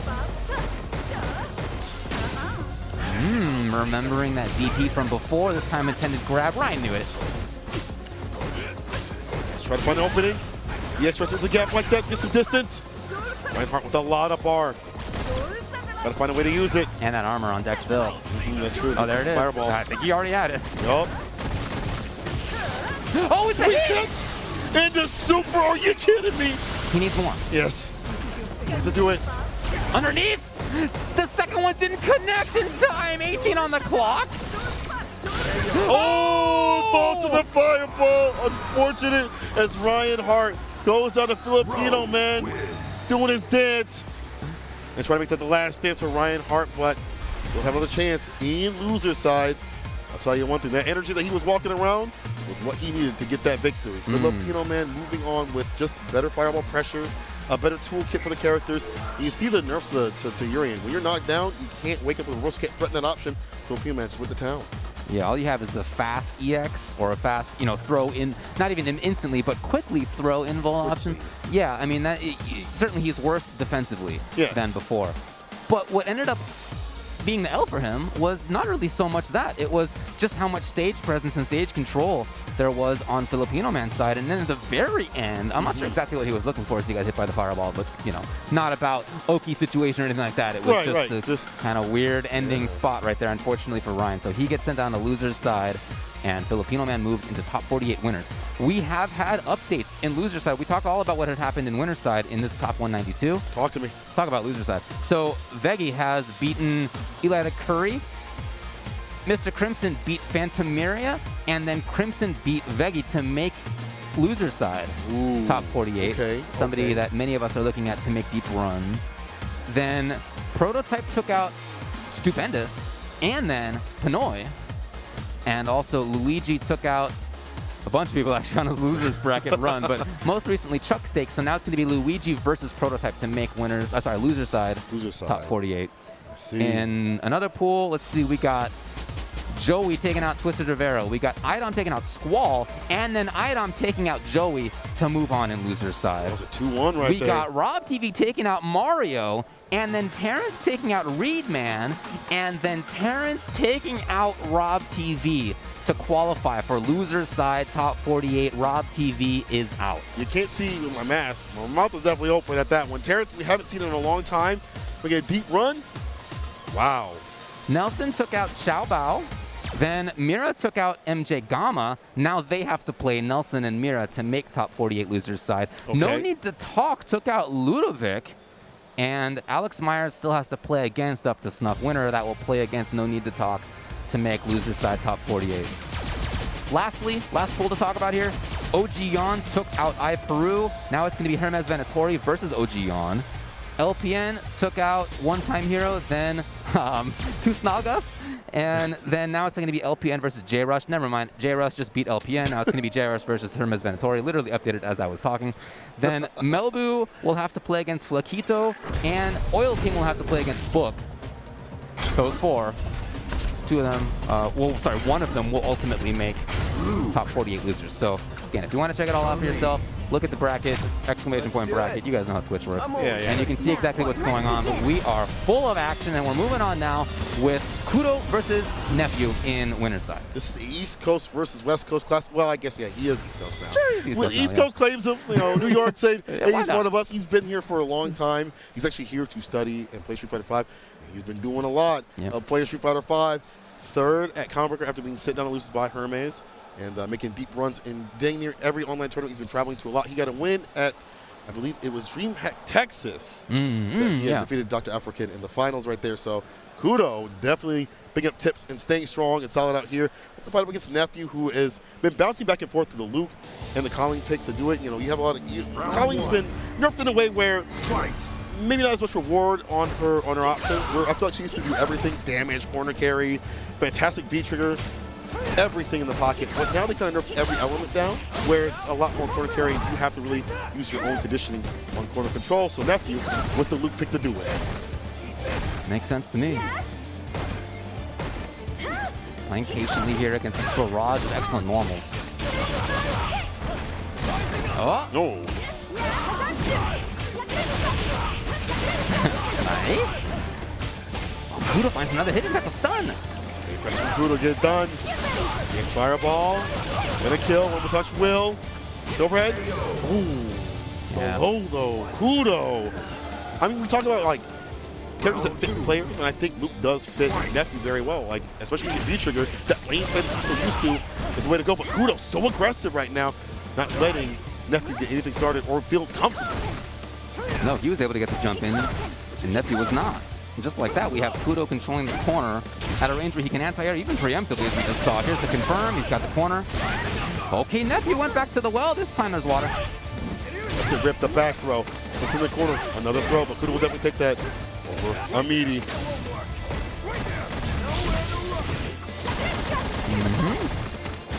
And Nephew for the grab on his advantage frames. Activation this time from Kudo. Again, that crouching light kick, super strong from Kudo from this character. That's Chun-Li and alt up here. Fist to face to put him in his place and ends it with the EX legs. Kudo. Really had a lot of control in that game, I gotta say. Yeah. Very, very dominant. Some of that just playing people like Spaceboy continuously. The other Luke players that we have in the US, especially in the East Coast, we're definitely ready and steady for this matchup. And again, someone like Nephew that wants to hang back a little bit, let you whiff and get the hits, let you be, you know, the one that comes to him to get the win. Kudo is opening him up, making him feel unusual, and I don't usually see these EXDPs from Nephew. I'm going to be real. This is something new that I see from Nephew in terms of even using character like Luke. Like, you don't let them fly like that generally, so she's feeling some sort of ways. We go back to character select. Here he goes, the tried and true Colleen has been known for. Now, let's begin. Yeah, of course, typically he doesn't have the character who has EXDP as an option, historically speaking, right? Although, okay, he's considering. It seems to be getting chilly. All right, well, here it is. Again, we're in winner's side. Yes. You're right about the nerfs that she had. That said, she still has just some fundamentally sound tools. She's still got great buttons in Footsie's range. Oh, of course. Confirms are still there. Counter poking is still there and very strong. She still has good Oki situations. Her trigger is, it doesn't last very long. It goes by pretty quickly. But while it's there, it's pretty good. Nephew, even if this matchup isn't so good for Colleen, the fact that you're more comfortable with it, you played it for years upon years, definitely helps out. So, let's see if you get the run back like that. Anti-air right there. Cannot jump on a man like Kudo. The kind of counter stuff that we were talking about. Oh! Here's Nephew, exactly where he wants to be. What a tech all of a sudden. Six is the 9th on the Oki backdash. Attention almost what to be careful about. He's for the opening. Oh, that's what I'm talking about, that fierce in the corner carry. Kudo's offense, all of a sudden, just like that, here he is. Trigger's gone for Nephew again. Doesn't last very long. But he's got super. He's still a big threat. Takes the connect in the EX. Actually, spin there for the vanity step. But finally jumping in. Oh my God, Kudo finds his way out of the corner, gets it confirmed, and will finish it off with a V-trigger conversion. Kudo now on set point. Round 2. A lot of work to do here for Nephew. Even harder. You started with this character a little bit late in this match like that, so there's a little time to warm up. But now, Kudo feeling the heat a little bit to put in the corner. Nice back heavy kick, crush the air there, drops him down with the fireball. Spinning bird legs, get some distance. But Kudo still fighting back. Look how aggressive Kudo is. Yeah. His buttons. And right about so many of them. Nephew now would love to activate it. If he can find a way in, here it is. Kudo's defense has been on point. It's wild to have that good defense with such active offense. Like to be able to switch that back and forth is fantastic. So afraid that heavy kick, but here's the not back throw. It's the normal though. Kudo has him in the corner. Oh, okay. He's gonna try to end it right here. Super in play, expensive spin, but you gotta do it to get the win. We talked about the lower damage from this character. Do what must be need to be done. The super Final round. to stay in and stay on set point. Nephew, we're comfortable in this match. Yeah, he's in trouble though.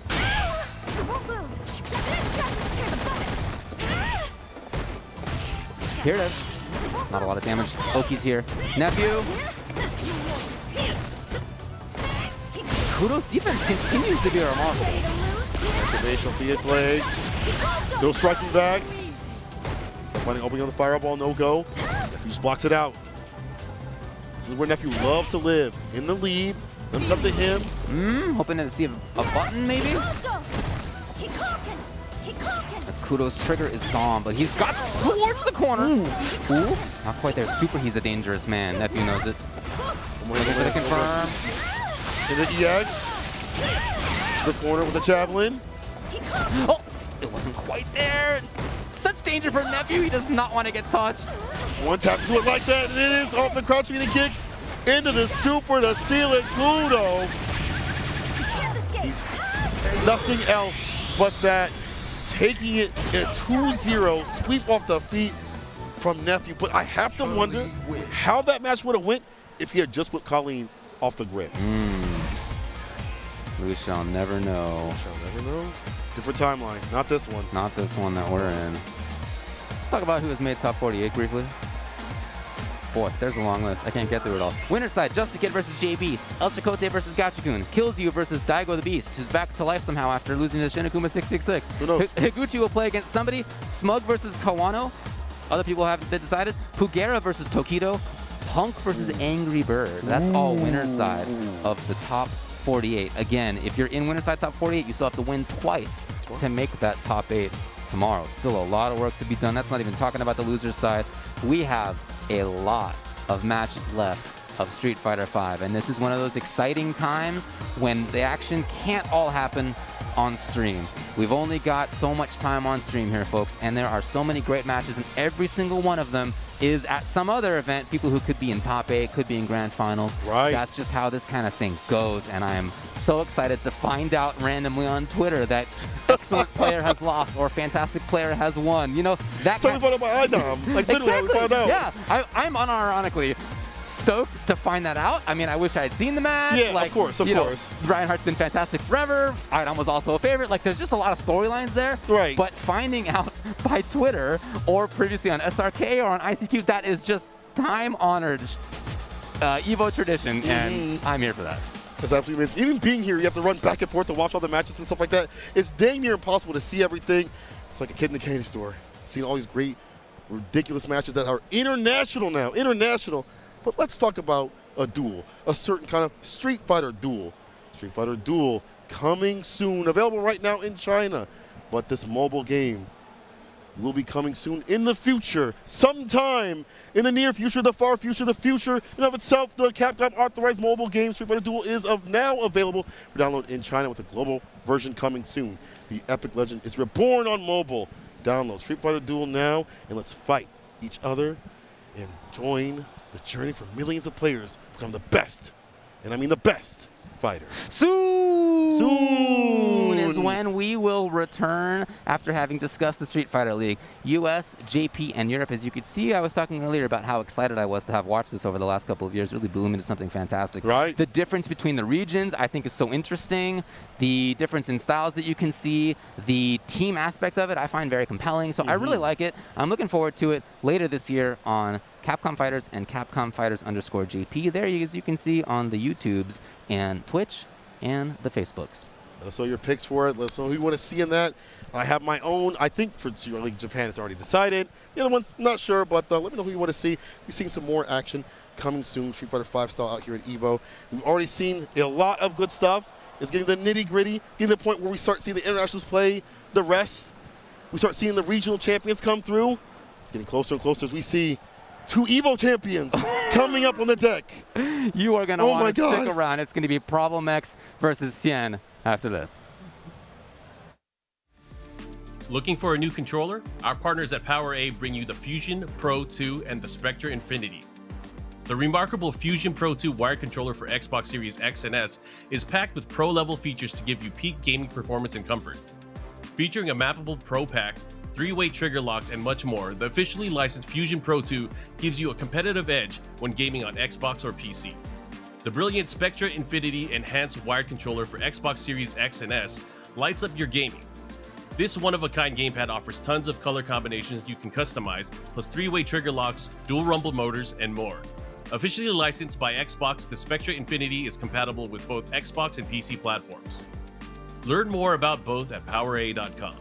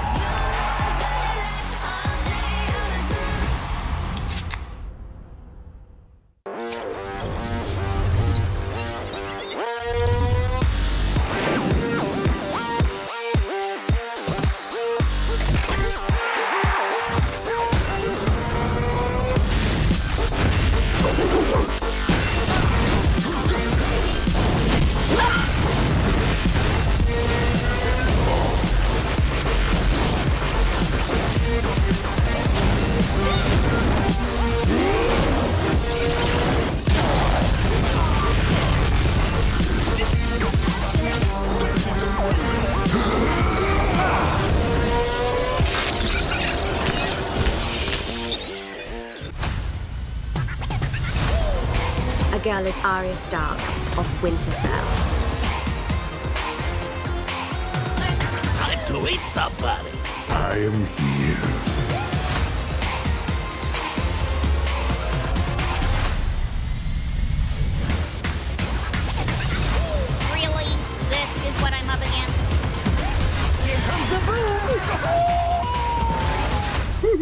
look good in the monocle.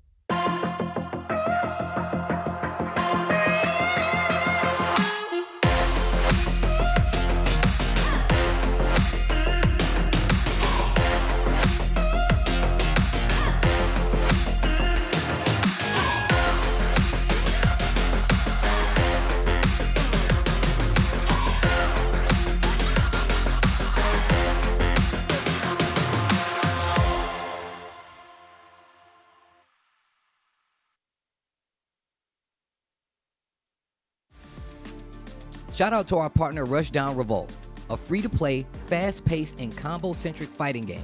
Experience 10 unique characters, best-in-class rollback netcode, and a fresh take on platform fighter combat. The game's signature spark mechanic lets you cancel any attack into a dash and sets you up to combo opponents like never before. Their alpha is available now on Steam with an open beta release coming August 30th. The beta will have new stages and a new stance character, the chain-wielding assassin Reina.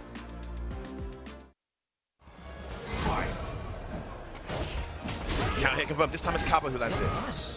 Yeah, he's been putting that fierce out after the block so bad. It seems to be cross-counting all those buttons with Daigo presses. That sweet works again. Baits out the stand throw. Jab interrupts. This is back and forth. This is there it is, you see it? Absolute slobber knocker. He's got the answer for that string that Daigo likes doing, and it is that fierce punch. Yeah, it has got the range. It has just enough frame advantage. Oh, that's too... Oh, he did hurt! Too much recovery. Kaba looking great here. Hasn't caught it. Oh, my days! Rango, wake up, flash kick. Back and forth. V-reversal. Again. Oh, that was a signal. That oh, great Kaba, what an answer. And the low forward from Kaba did about 200. Daigo. Days, the adjustment. What adjustment. And this is like a boxing match. You know when you get into a slugfest with a real heavy hit and you don't want to do it? Both players Daigo needs to go back to some traditional boxing, some science. He needs to just get back to that because zoning game. Slugging it out right now with Kaba is not working out. It's one apiece. We're going into our final game.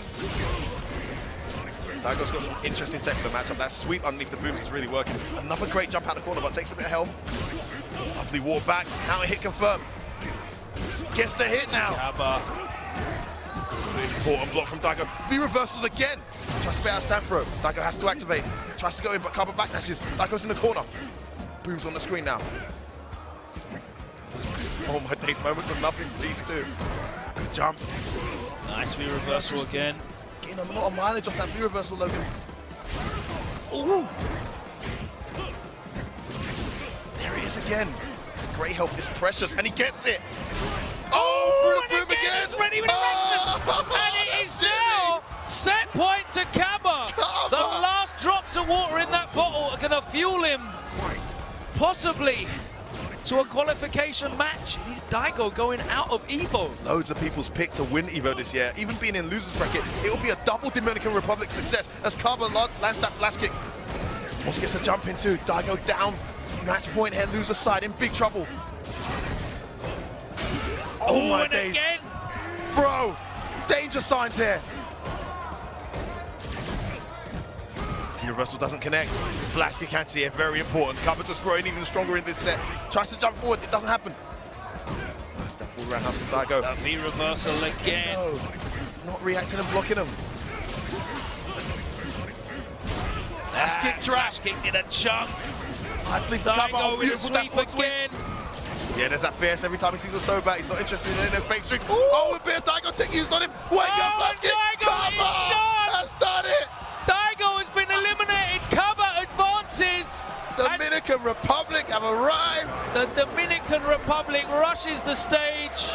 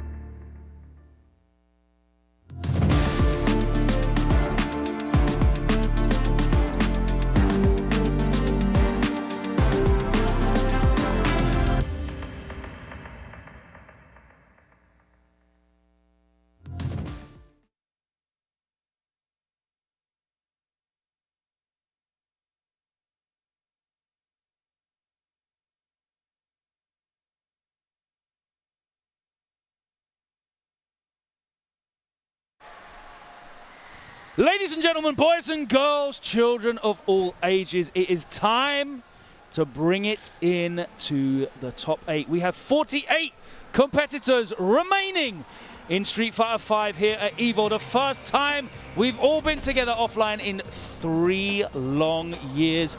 It is an honor and a privilege to call this action alongside my friend, the voice of Street Fighter 6 himself, Mr. Vicious. How you doing, sir? Please, Mr. Vicious is my father. I love the way he brings it in, to be quite honest with you, man. He's always brought that energy since day one, just like these guys that are prepping themselves on the stage. Again, it is a joyous occasion, bringing everybody back, but I'm sure you guys have heard the same song and dance pretty much all weekend long. Let's get into the action itself. We've been itching to call this particular matchup and the rest of these winners matchups. So this is actually still a qualification match for top 48. It was on the docket to come up, and the reason we're still playing this on stream because it's 2 EVO champions.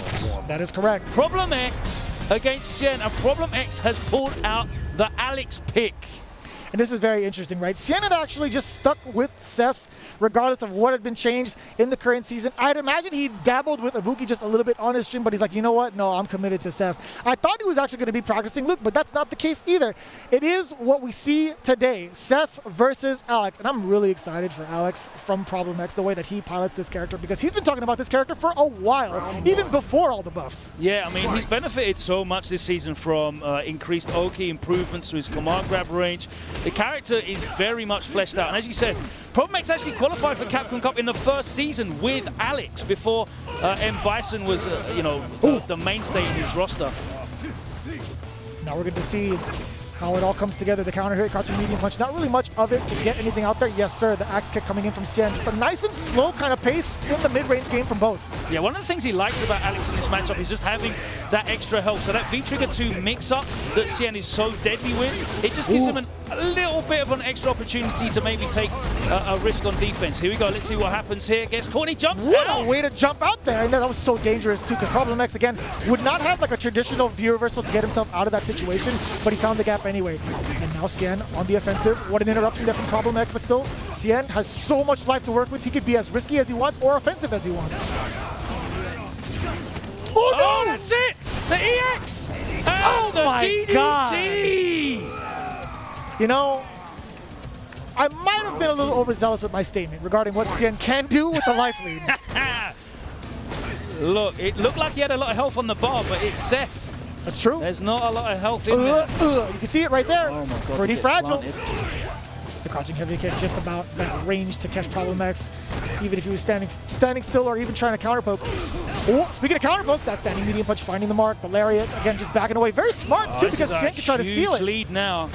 And how's he going to fight his way out of the corner? That's the big question right now. Cien actually just dashes up in front of Problem X's face. What are you going to do on defense?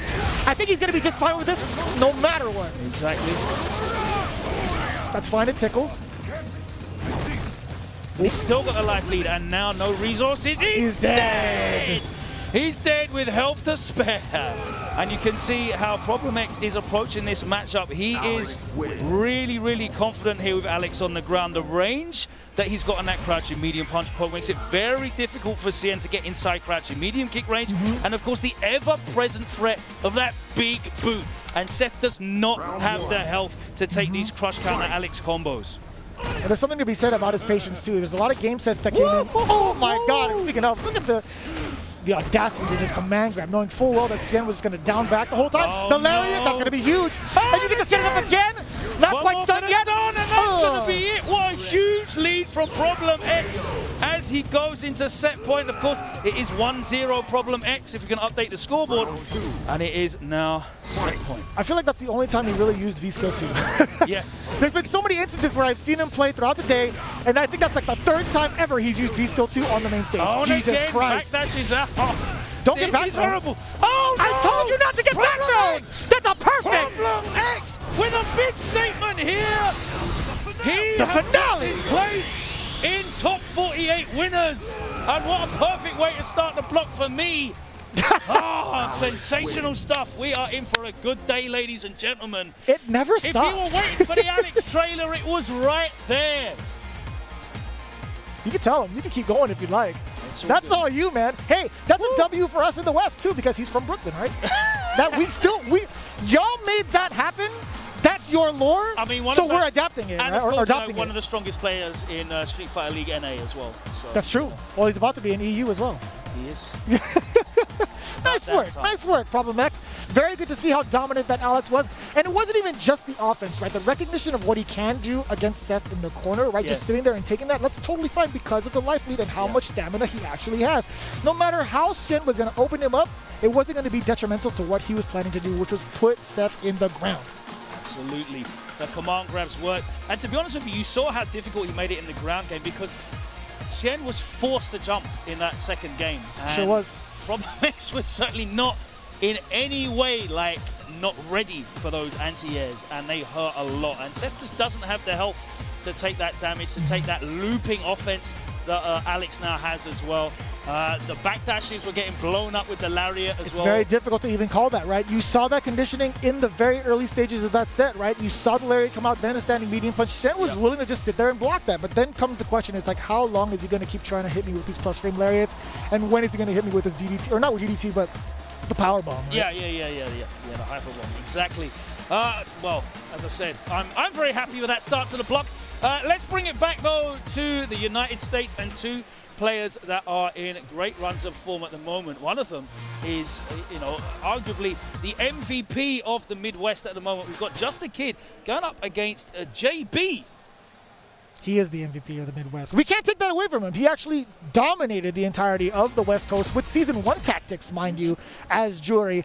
But it's not going to take away from the current strategies that he's been employing with this character. He's the one that's been innovating a lot of the gameplay we see today for the Jury players. I feel like not even just on a stateside level, but internationally as well. He's really making the most of the glow up that this character has had as well. I think, now that Jury has access to some real damage off of her conversions, she's got some great conversions off low short, which make her really dangerous. That V-trigger dash that she gets, the range, it's like a teleport almost. It's so good. And, if you add that with the consistency, and I know you put a lot of time into Jury a couple of seasons ago, you know how consistent her control tools are, but the reward for the damage was not there. It wasn't. It was very minimal, right? Like, even if you got the opening, you still had to spend some sort of meter to either get the damage or get the Oki situation. That's all been alleviated in this season. Absolutely. This is the first match of winners in top 48. You can follow at home on StartGG. Just do start.gg and add EVO 2022 and it'll come up in your Google search. You can check out all of the brackets and follow us all the way to top 8, because that's what we're doing right now. 48. We've got to see 40 players eliminated in this session. Of course, there's loads of games happening off stream as well. It's EVO. That's what it is. So you can follow on StartGG. And make sure that you know exactly how your favorite players are getting on. All right, let's get into this. JB, also a character we have to highlight, another player we should highlight, I should say. He's quite a character as well, to be fair. Putting it work in the corner. Rashid, has been overlooked, I think, a little bit. We saw Gachikun on stream earlier with Shine, and the character still looks very, very solid. I still think he's a very competent character that can deal with majority of the cast. I think there's just a lot to be said with some of the players that have dropped him. I think there's still a good amount of players that can make this work. And JB just might be one of those to prove that theory right. Just again with a very good neutral jump. I'm sure what JB tried to do in terms of an anti-air on that neutral jump, it didn't work out. Backs off. That's standing That's such a good buffer. Man, it's so good. Get activation, trying to check the movement, but no, actually caught him flinching. That was the classic JB. Oh, it wasn't ready to punish the V-shift. Oh! In the corner, Pro still alive. That's so smart and so risky at the same time. So nothing to really fear from Rashid with or without meter. Can't really use EX spinning mixer regardless. But Just a Kid, again, opting not to use that critical art in that very moment. Could have did him in the end. Ooh, you can't charge for free after that back throw. That is so far! That's such a great buff for her as well. Actually getting conversions off that Stand Fierce now. Woo. Being able to consistently hit crouching opponents too. Oh, yes. That V reversal is hard to actually land. Ooh. All Two right. ships passing the night. Solid jump in now. Just a Kid in dire straits. Nope, not at all. EX uppercut on the way out. Does get the low conversion afterwards. The fireball to chase. JB is in trouble. Where's that activation at? It's nowhere to be found. It's actually at the bottom of the heel of the medium kick. Party. And, you know, that's such a horrible position to be in when Jury just needs one touch to kill you. That medium kick is so difficult to get around. It's really difficult to whiff punish. You have to kind of like preemptively buffer something in there. And it comes out so quickly anyway. She can use it as a whiff punish herself in that situation as well. Really difficult to get around at that range. And that's why you saw Just a Kid backing off and just happily playing at that range. JB gone back to character select. I'm not sure if we're going to see a change. It's probably just for him to take a bit of time. We'll find out whether he's going to try something else here. He needs to definitely try something else in terms of strategy, because Just a Kid is looking very comfortable. You think it would be a change-up of V-triggers? Because, again, he was rocking the V-trigger too. Didn't really get a chance to utilize it. Yeah, no enhanced really moves there. I'd imagine, yeah, you would want to kind of have that force of the trigger one. Let's see. Let's see if he changes anything at all. You can see him deliberating over it. Nope. Taking the breath. Nope, it's the same thing. Front flip, V-skill 1, as well as the trigger 2 with the Izifa. I'm not even gonna try to pronounce juries. I probably could. I just gotta read, which is hard. Either way. I have committed to actually learning move names in Street Fighter 6. That's been one of my goals, yeah. I'm gonna do it. Round 1. We should all be more like jammers. God bless you.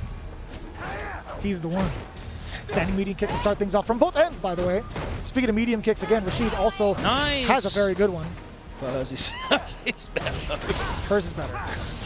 No doubt about it. Nice. Oh, wow, fell out of the pinball. Doesn't matter. Still does its job. Anti-airs. So needy. The V-reversal does get chased down. Does get the sweep, but again, not too big a damage. A nice conversion out of the corner, spinning that bar just to recreate this positioning now on the offensive. Just a Kid, a little overzealous on that. Pass out.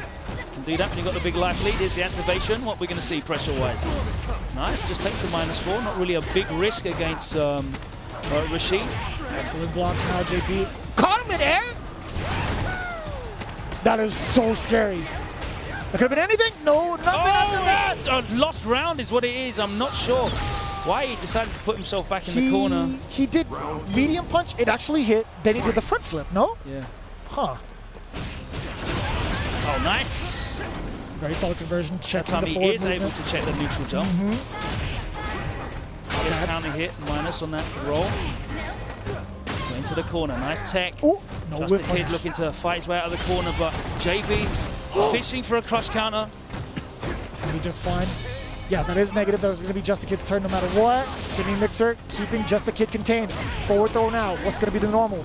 Crouching short, dashed up immediately, but Just a Kid taking advantage of that. Now out of the corner. Here comes the pressure from Jury. Yeah, that JB roundhouse would have exploded if he'd have tried to take that throw. Buffering And behind again that jump catches fierce. it Oh with my the god. instant EX dive kick. Still alive though. Oh! That was sick. That was actually disgusting. 2 steps ahead, JB, the Hamburglar. Just a Kid, desperate for that activation. He thought he got through the whirlwind, but no. And this EX dive kick is working out really well for JB in all situations. Gets put back into the corner though. Hold this. Plus frames are plenty. Does get the charge up. He does the fireball and the medium too. The medium storage. Okay, I do like that. Checking the movement yet again. Checking the lows this time, JB. He's going to be stuck in this corner for a while. Yeah, Just a Kid is really looking for JB to take a throw, but he's being quite patient. If he hasn't shown that card, I'd imagine he'd try to go for a little bit more throws, maybe like another set of frame traps possibly. Or even just chip damage. Not ready to interrupt that EX whirlwind shot. Now he takes a throw again in the corner. Oh! He actually threw the start frames of a button. He caught him Extended hurt box, yeah. Nice check.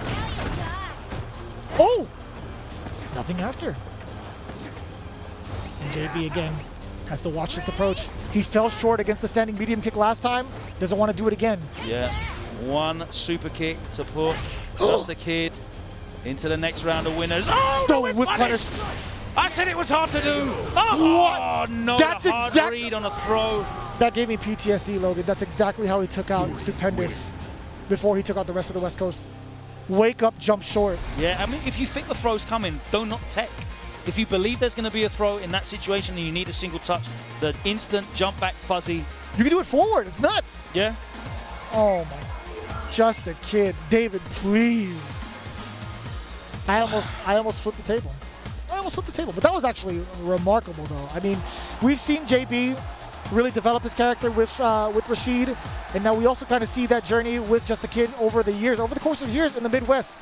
we finally get to see them come into their own here in the final stages here at EVO 2022. It's really great to see, you know, these players that have really ground out regionally have the opportunity to really show off their stuff here on the world stage, because we just never knew, did we? We didn't know how each country's best would fare. You know, we're kind of still going on that 2019 meta where, you know, the Japanese are without a doubt the best in the world, and there's a spattering of players across various different countries, but there's so much parity now between the very, very best, and it's really exciting now that we get to see them compete here at EVO all together. Talking of exciting, my God, we've just seen two of the best from NA, but look at what we have now. If you watch Topanga League, then you will know how exciting this matchup is going to be. Pugera's Boxer went on an absolute tear, terrorizing some of the greatest Street Fighter players in history in the recent Topanga League. He had a great show in an Intel World Open as well, didn't he, with that Boxer? Without a doubt. Actually, they faced off into each other, I think, like 2 times over, I believe. Even before that, when they were practicing, I think Tokido was streaming, and he was trying to get some sets in with another Balrog player. I couldn't remember who it was, but he was trying to get that practice in,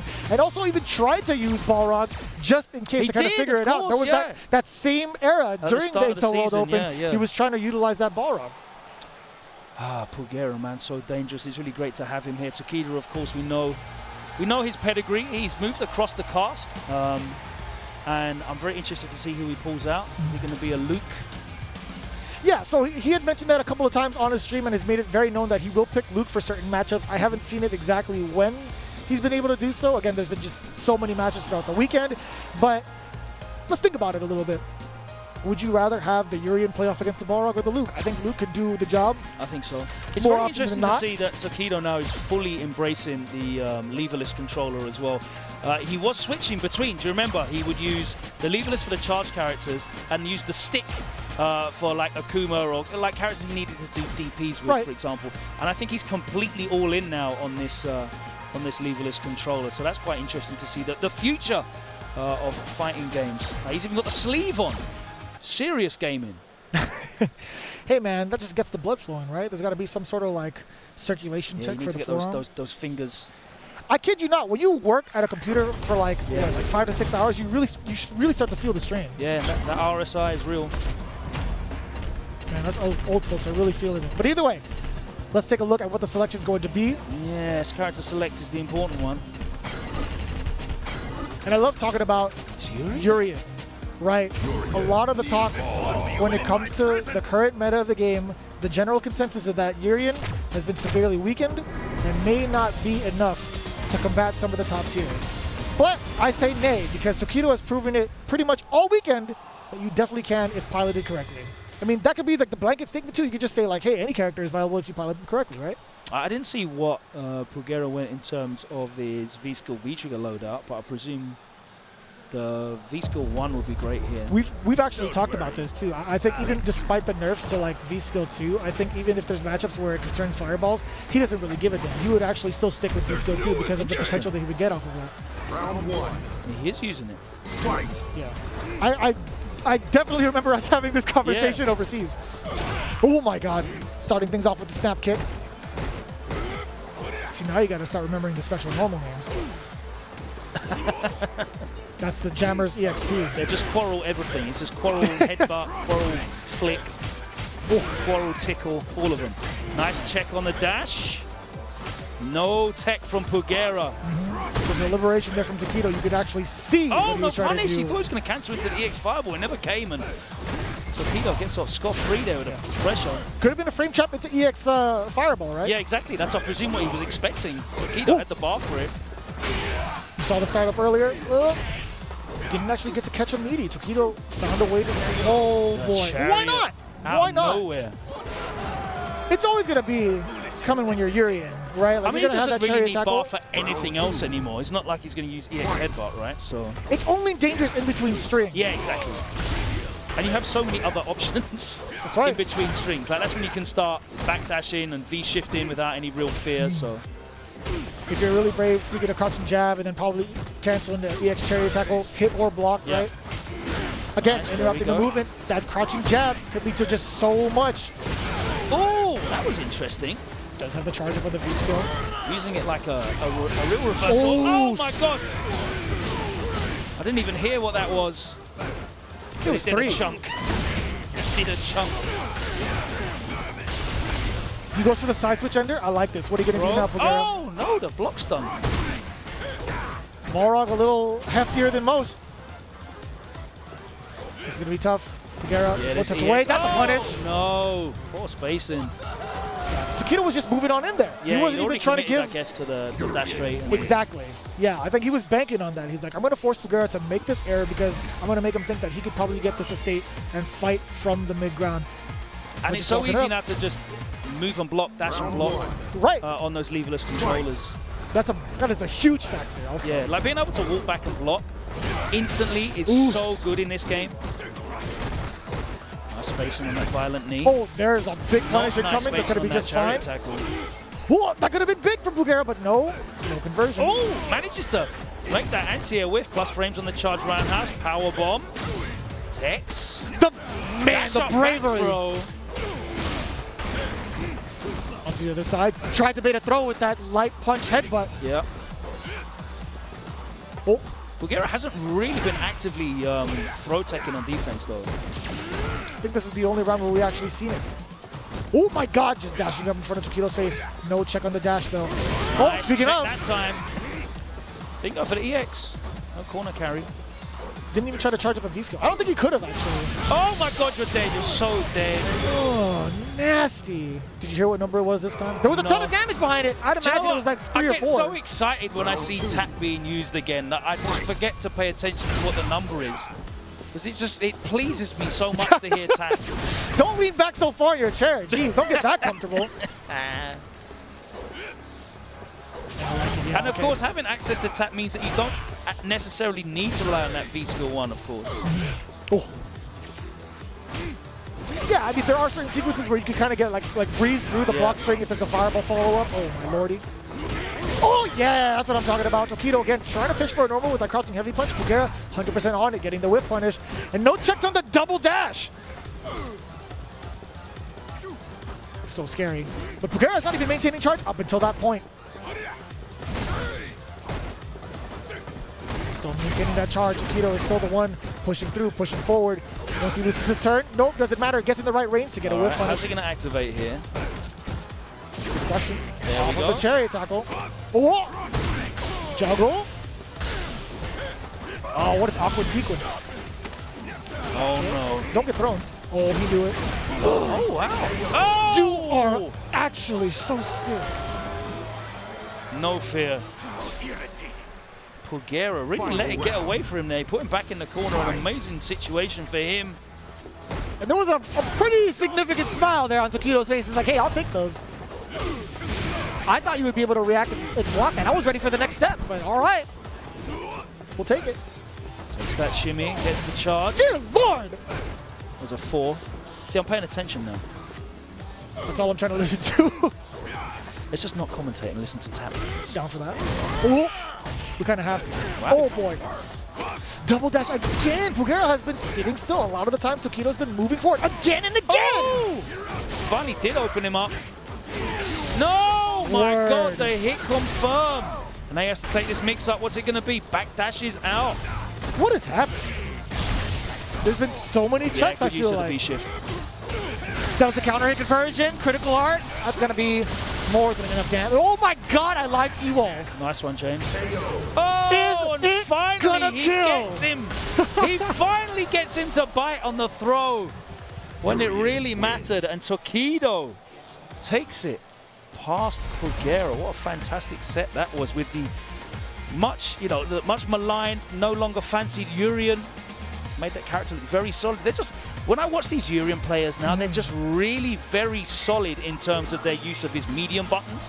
It's like a very neutral base game. The character doesn't look very special at all. I just watch these guys and I'm kind of wondering, how did you win? So one of the biggest things that I like to highlight in terms of like any sort of Urien player that manages to execute this is being able to maintain your charge and hit confirm off of the medium punch into tackle. Yeah. Because if you miss that opportunity, then the opponent knows like, all right, if you block this medium punch, well, you pretty much lost your charge. I know for sure you were trying to charge back and buffer. But people that actually confirm off of that, there's like a handful of them in Japan as well. Yeah. So like once you see that, it's like, all right, well, if he manages to get this down pat, this is going to be a problem no matter what. That's a sign of a really, really solid Urien player to consistently get that standing medium punch confirmed with the chariot tackle. Absolutely, man. And, you know, the follow-ups from that, having access to the reliable knockdown, the Oki, and being able to maintain that pressure as well. It's such a big part of making the most of that character. I really appreciate watching Takedo squeezing whatever he can out of Urien, keeping him relevant, and he advances in the winner's side. The action has been great so far. We've got so much more. We need to get 8 qualifiers for the big Sunday Arena Finals for Street Fighter 5. We'll be back with more games after this short break. The EVO team would like to give a big thank you to FreshCut, the highlights partner of EVO 2022. Finally, a dedicated home for gaming's best moments. Find all of today's top trending FGC games, creators, and tournament highlights all in one place with FreshCut. FreshCut is the next generation creator content platform redefining engagement between creators and fans to help communities build and grow. Remember to catch all the highlights this weekend with the FreshCut EVO 2022 Best Moments playlist live each day in the FreshCut app at 1 p.m. Pacific. Check out FreshCut over at freshcut.gg/evo. Dash up, back throw though. Mochi got a call for the corner. Are you kidding me? Oh my God.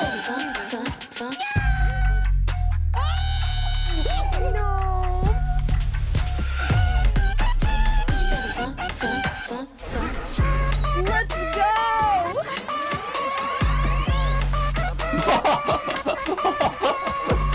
what I'm talking about!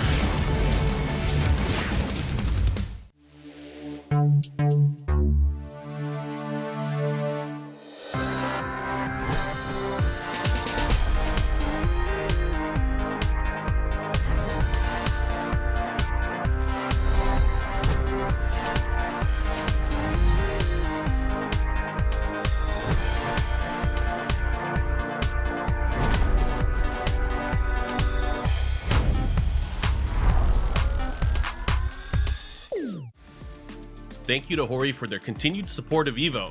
They've been our supporters for countless years and have had top-notch fight stick and controller products for fighting game competitors.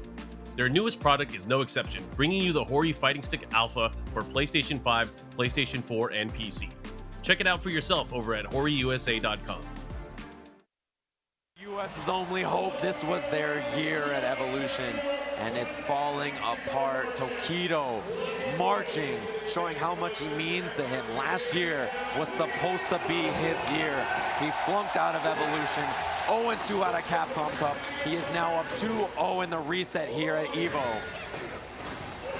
And Punk is just falling apart. He had that one good round. He needs to remember what happened there. Get back into that mindset. But here comes Tokido. He has just been pressuring with these throws. The throw mix-up has been too strong for Tokido. He's unstoppable. There's never been a moment where Punk can be comfortable. Misses the punish on the Tatsu. All right, but here we go. Big jump in now. Huge opportunity for Punk. Takes the slide on the knockdown. He's looking for pressure, the fierce. Oh, that was just too high. He just missed that. He just missed that. Counter hit confirmed Tokido. He's gonna have the setup here. Left or right, you gotta guess. Oh my God. Big damn, oh my, is that enough? He's dead. Tokido gets another round. He's one round from Evolution. He has had an Evolution 2017 point, ladies and gentlemen. It's just one round away for Tokido. Is he gonna dash the dreams and hope of all of US? This is his opportunity. He's trying to fight for it. Punk has got to stay alive in this bracket. He's got to get around for himself. He's got a long road ahead of him. He needs to win 3 games in a row. He needs to build some sort of momentum here. He needs to shake Tokido somehow, and this is a great start. He gets the jump in over the fireball. Punk staying alive. Oh, risky jump for Punk, but he got away with it. Tokido is playing amazingly, but there are holes, there are moments where Punk can capitalize. He's just got to find them. Ooh, a huge jump from Tokido. That is not a life deficit that you want to start with. Oh, beautiful anti-air challenge to the Demon Flip. Okay. The throw, we're very even here in this round. The other side, Punk stayed ducking, he had a read. Again, walking into that standing medium kick. Tokido, he needs anything now to take this match. He's got V-trigger. If he finds a hit, he'll kill. He jumped onto it. Oh, he baited the throw. That's it. That's it. Tokido is the Evolution 2017 champion, coming all the way from losers bracket.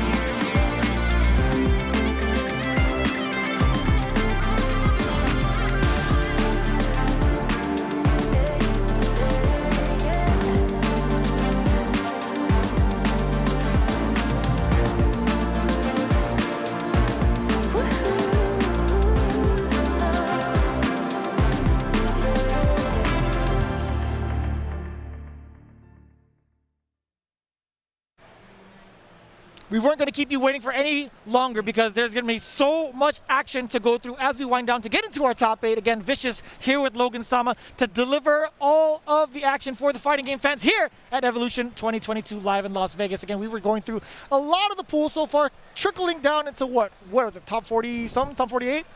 Yeah, that's right. That's right. We're going to be going through all of them. So we've got 40 players that we need to get rid of, unfortunately, but 40 players that all have had a great result. Top 48 EVO is something you can put on your resume. I'm going to run quickly through some of the results whilst we're waiting for this match to start. Luffy beat Hotdog 2-0. Mr. Crimson eliminated Picoro 2-1. Phenom eliminated SD Pnoy 2-0. Mortzi eliminated Nephew 2-0. Cien eliminates MQS 2-0. Idom eliminates Danka Diaz 2-0. Terrence eliminates Wolfgang 2-0. CgrisCCH with the big win against Menat RD 2-1. YaNoob gets revenge for America against Ryan Hart after Ryan Hart sent Idom to losers bracket. Mira advances against a name that I don't recognize because it is in Hiragana and I cannot read it. Mono beats No Need to Talk 2-1. Knight eliminates Shine 2-1. Jot eliminates Nigel 2-1. Hermes Venatori eliminates Cammy. And Oil King beats Uzura, the Ryu, who gave us so much excitement yesterday. He wins 2-0. You can follow that on start.gg. But let's get into this one. It's El Chakotay against Gachikun. Gachikun had an incredible match against Shine earlier on stage. Let's see how it does against Chakotay's. Yeah, we kind of prefaced this earlier with the amount of players left that are using Rashid, Gachikun still being the tried and true, the one setting the trends and showing us why he's so powerful with this character. But Chakotay also got a significant buff himself, and we're going to see exactly how and why. Oh what my a God, call how did he know? What? How did he know? There's the counter Oh, here. and it was so deliberate. There was such a significant pause after that. He was still managed. Absolutely a call out. How did you manage to get Chakotay to flinch like that? And you can see it. They're reintroducing themselves with the normals presented in neutral. Catches him again. Not sure what that caught, but. And it's so intense. Chakotay doesn't even want it to be overzealous. But the dropkick is always a great entry point. Yeah, he's starting to, really rely on that drop kick in neutral, especially the charge one, just to get in on plus frames. You need to be wary of getting too predictable. That Gachikun will neutral jump that. There you go, you see, looking for a drop kick. He will take it. Doesn't work on him though. Chakotay with the medium punch into the EX. Shooting Peach, gets opened up with the crush counter. We're going to the corner, Eagle Spike. There's the activation. Get some enhanced moves, and again, that crouching medium after a tap is really consistently working against El Chakotay. It's been a long weekend already, bro. Sorry. I totally understand. Gachikun sitting on a ton of meter, right? No Any sort of punish. confirm that could be more than enough. Yeah, and I gotta say, even without that, that was still gonna be a death scenario. Chakotay was definitely within chip range. Yes. No V reversal to save him. Either way, no matter how you spin it, Gachikun was gonna take that W. I like that, how you spin it, and it's Rashid. Yeah, very good. I The appreciate wordsmith, that's why they got you in the game. Sometimes, yeah. It's one of those zingers, those one-line zingers. Can we talk about the game? Come on, man. We can. It's coming out real soon, hopefully. Gachikun taking the first W over Chakotay. Are we going to see Lucia? What do you reckon? That'd be nice. Yeah. Might be nice. He's been focusing with that character for quite some time, but no, it is Auto or Mika. Okay, never mind. Yes, come on.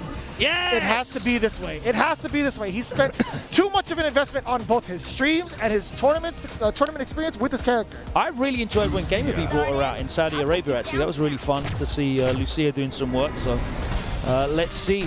El Chakotay, I think he's used Lucia already in this tournament. I'm pretty sure I saw her on the big stage yesterday. So. I wouldn't be too surprised. And I really like the adjustments. Like we kind of talked about this a good amount of times. There's not a lot of Lucia players, but to talk about the damage consistency she gets, right? She doesn't have to be too reliant on meter to get some of the big damage combos that she has now. And also just like the Oki scenarios she consistently gets. But I'm more impressed with what she gets off of lights. We'll see if that even comes into play. Gachikun already applying that pressure. No interruption on that whirlwind shot. Got him shut. Oh, and again, that crouching medium punch, man, knocking on the door, and that door is always open. You already know what those are going to do it. Oh, that's a little bit too far. Actually, that could have hit off the counter hit, stand strong. Yep, can't punish. You do have the trigger on deck.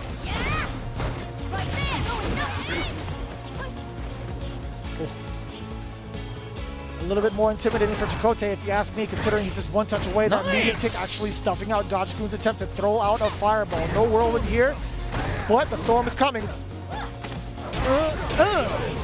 Nice and easy so far for Gachikun. Yeah, not really been able to really pressure Gachikun, put him under any kind of duress at all. Very smooth sailing Gachikun. So far, it's been a pretty calm approach from Gachikun. He's just looking for a lot of the normals that Chakotay's presenting. A lot of them are whiffing, right? But Chakotay has still been within range of what Gachikun's been wanting to press. That's the first time we've actually seen a whiff punish. Yeah. I'll take that. Counter poking is actually being within range now. Back throw for Gachikun. Man, a lot of these normals just getting... Yeah, he was desperate for that activation of the EX run into the V skill. Gachikun, oh no, and that's going to be it. The stun was racked up. He got the follow-up hit. There is the CA to close it More out. than enough damage. There was, man, all of Gachikun's normals in that particular round just happened to be hitting Chakotay, whatever he wanted to do on offense. Yeah. Rashid wins. It was actually quite intimidating. Just the amount of normals you would expect from Rashid, like from what we're so used to seeing. Like you see a lot of the medium kicks come out, crouching medium kicks as well, but mostly the crouching heavy punch. We've only seen that land like about 3 times, and it was because Chakotay was just trying to run into it. He thought he had the green light to go, but there's just been certain moments where Gachikun was just so ambiguous as to when he wanted to counter poke or at least stop the approach. Yeah, I mean, Gachikun looked really, really comfortable with the Mika matchup, and that is to be expected. There's, you know, you got Fudo out there. He would have been playing for like the last 5 years in the game. He's going to be incredibly comfortable. I was really impressed how comfortable he was in terms of the neutral against Lucia as well. A character that you hardly see at all out here on a competitive level, at least. Yeah, I don't think there's a big representation of that character on an international scale either. So, I mean, like, I think it was just one of those things where Gachikun just had to pretty much play his game. I've just seen he walked on stage. Oh, this is exciting. Ooh. So Just a Kid will be facing Gachikun for a qualification match for top 8. That is hype to say. Just a Kid, what an incredible season. But look at this, ladies and gentlemen. So, just in case, I'm not going to hover over Angry Bird for this one, but just in case, hypothetically, what happens if Punk happens to take down Angry Bird? Do you know who's out? Do you know who's after that in pools? I believe Tokido would be waiting for a top 8 qualification match in winners. That's the winner of this insane. will go on to face Tokido. That's actually going to be insane. Will we get that faded evil run back, or will it be a different challenger stepping up to the plate? Angry Bird's been looking really, really strong recently, I have to say. He did really well in Qatar. The Ken was looking very, very impressive out there in Saudi Arabia. Of course, we've seen him over the last couple of years performing in things like Street Fighter League, Kumites and such.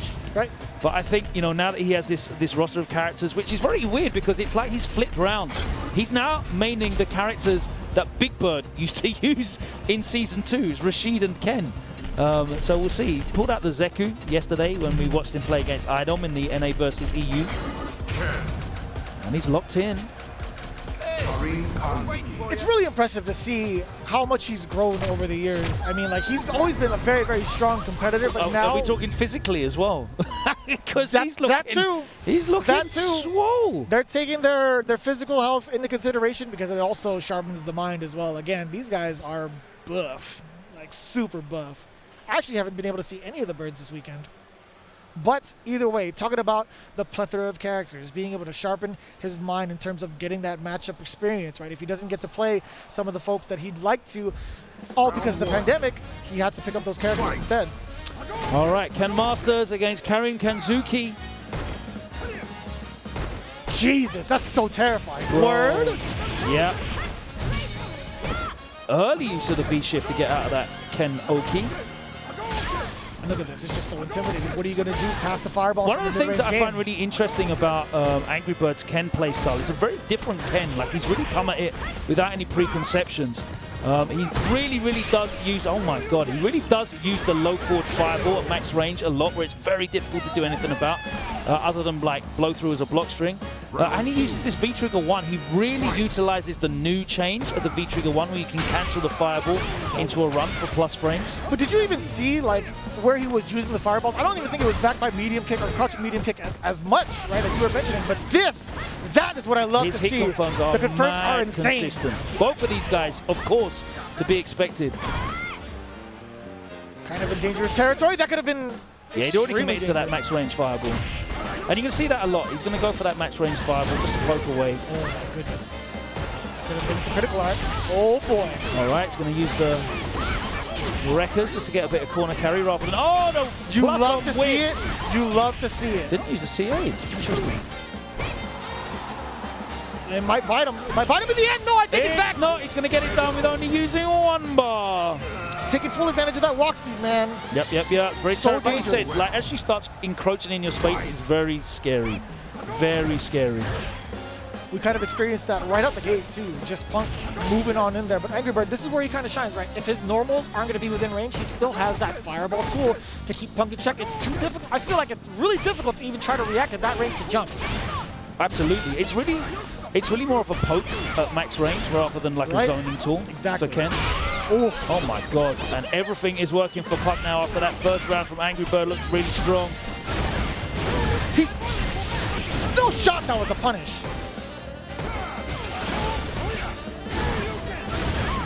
And this is guess the game. It's going to be back throw.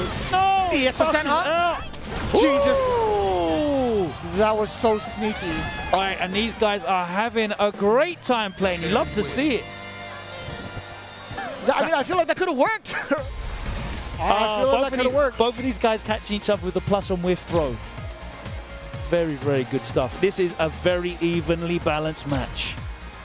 Round 1. I love to see it between these two. Right, we're going to see the highest potential. Some of the highest potential. Just out of range for the counter hit conversion into the medium punch there for Karin. And you can see Angry Bird is being very, very intentional on his spacing, staying out of that low forward range. Oh my God. If that had been blocked, that would have been a big punish. All right, here we go. Moving again. The fireball has been getting a lot of mileage against Punk, by the way. It's just been so good. Double dash forward. The aggression coming in from Angry Bird from out of nowhere. Yeah, trying to catch him off. Just throwing his tempo. Yeah, it's only +1, so pressing the 3-frame jab is... Yeah, and that's the danger when you start getting a bit predictable with that fireball at that range. Yeah, but at the cost of what, right? You do get the size he's sure, he's lost the bar as well, so... Woo! Bumper! No overhead, nice and easy. Also, Angry Bird set point now. Still within that range to get that overhead, but man, the throw, very much so enough to do it. Punk, what are you going to do about this? No, it's air down such an awkward angle. You can't crouching heavy punch that because it moves her forward. Yeah, Karin's always had a bit of problem with anti-air. It's much better now than in the earliest iterations, but still, as you said, the forward-moving crouch. What is happening? He can still get so much more after the EX Tenko. He didn't even attempt to go for the V skill. I don't understand. Activation stations. That would have been. If it was counter hit, it would have been dead. That would have been dead anyway. Oh no! It happens to all of us. He got the jab. He could have done crouch jab, stand, light kick, DP. That would have been dead. True. All right. The delay. Angry Bird takes it 2-0 against Punk's Karin. That is a huge statement to make. Yeah, I feel like we've caught Punk in a transitional period where he's looking for the character that is the one that's going to get the job done for him. I've seen him using Luke the last couple of days, and his Luke's looking very dangerous. The Karin just doesn't look as terrifying as it did in seasons past. We saw that when he pulled the Karin out in Saudi Arabia recently. We saw it there as you were questioning some of the conversions, the follow-ups as well. The Karin just doesn't look as terrifying as it used to do. It doesn't have that same aura around it. You know? It definitely felt out of character. There were certain sequences where he could have followed up. There was actually even 2 sequences before he had missed the EX Tenko into the V skill. There was a moment where he actually got an EX Tenko and actually missed a side switch. I'm like, what was the intention here? It was very uncharacteristic of Punk, to be quite honest with you. I don't know what it could have been, but as it stands right now, Angry Bird is going to get the most of it. Would have loved to see it go down to the wire because, again, 2 very, very good players. Absolutely, we are blessed though to see Tokido versus Angry Bird in the next round. We are not going to see that run back of the 2017 Epics. It is what it is. Tokido on Punk, but we might still get it. Punk might go on an Epic losers run. He's got it in his locker, so we'll see how he gets on. If you want to follow what's happening in the losers bracket, you can do it at home. On start.gg and just search for EVO 2022. It has the brackets of all the events, so you can see exactly what's happening as we march towards top 8, which of course will be in the Michelob Ultra Arena tomorrow. Can't wait to be back in the arena. No, without a doubt. Crazy. Yeah, no, we're going to see all the players there. We're going to see a whole plethora of characters in that arena for Street Fighter V, which we could also see over in Street Fighter Duel. Again, we've talked about this game for quite some time now. It's been a long time, but the Capcom authorized mobile game Street Fighter Duel is now available for download in China with a global version coming soon. The epic legend is reborn on mobile. Download Street Fighter Duel now, and let's fight for each other and join the journey with millions of players to become the best fighter. Now, we've talked about this as well.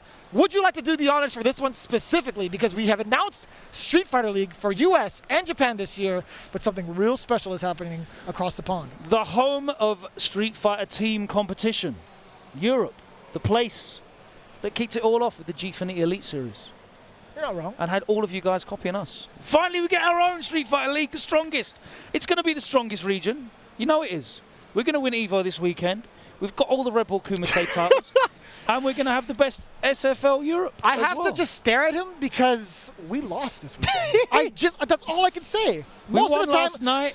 I would give him banter. Like, I normally wouldn't just like lay down and take it, but at the same time, right now, Logan's right. Hashtag winning what am I supposed to right do? now. Listen, I'm Chat, so what am I actually supposed to do? happy that we are seeing like a full worldwide representation of Street Fighter League. And I love the new format they're going for as well, by the way. The Japanese format is really, really cool.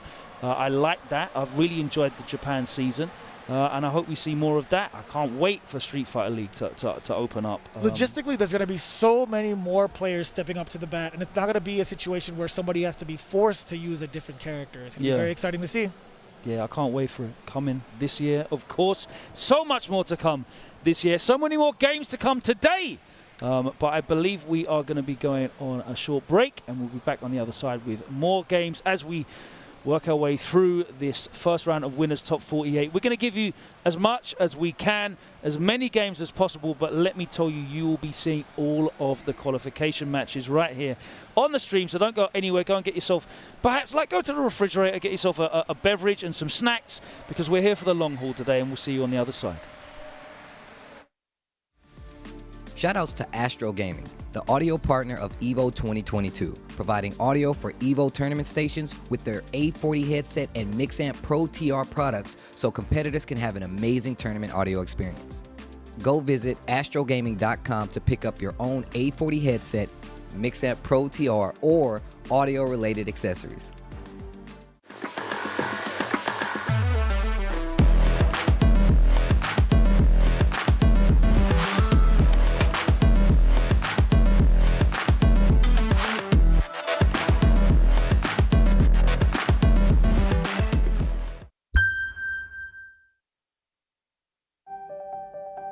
What's one award?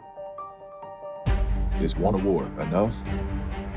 Well, the gold medal. Was that enough? Nah. Is one title enough? Nope. What about one sponsor? No way. With every win, you only want more, because enough is never enough.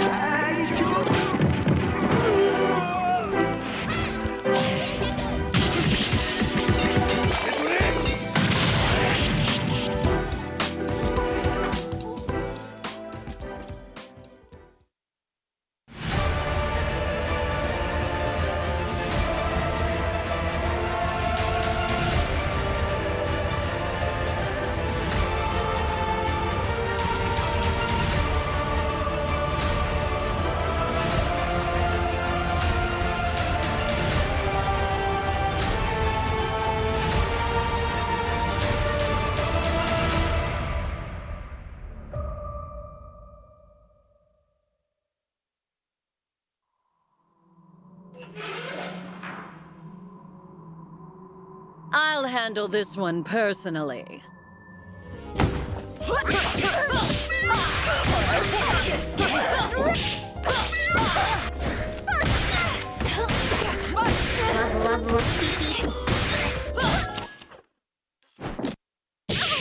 What fun!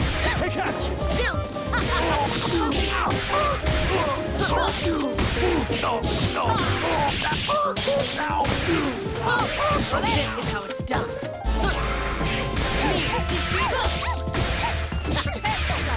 Farewell.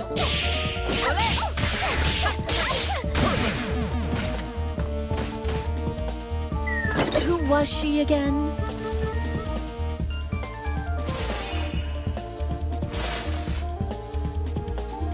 Coming soon to Skullgirls Second Encore and Skullgirls Mobile. Check out the latest apparel from 10-0. Brand new officially licensed products featuring Tekken, Guilty Gear, the King of Fighters, and some of your favorites from the fighting game community like Eris from Avoiding the Puddle, Tasty Steve, XO Academy, and more. You can scan the QR code or visit 10-o.gg/merch. Opportunity that he can make it count. So here it is, final match between these two loser semis here at EVO. Whoever loses here goes home 4th place. Winner moves on into top 3. Well, countering with that crouching light punch, but there it is, the uppercut from Tokido. Oh, and a punish, wow. I'm not even sure if he just confirmed that or if he just saw that Itabashi was touching a button. Not enough to stun. Goes for the throw, oh my God.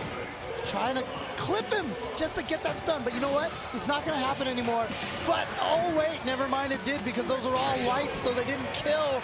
But Tokido now at match point. It's really been back and forth between these two.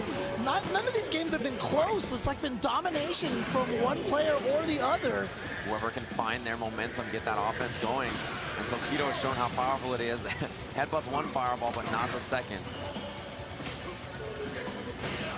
Zeku moving in. Still no anti-air from Tokido, the big crush.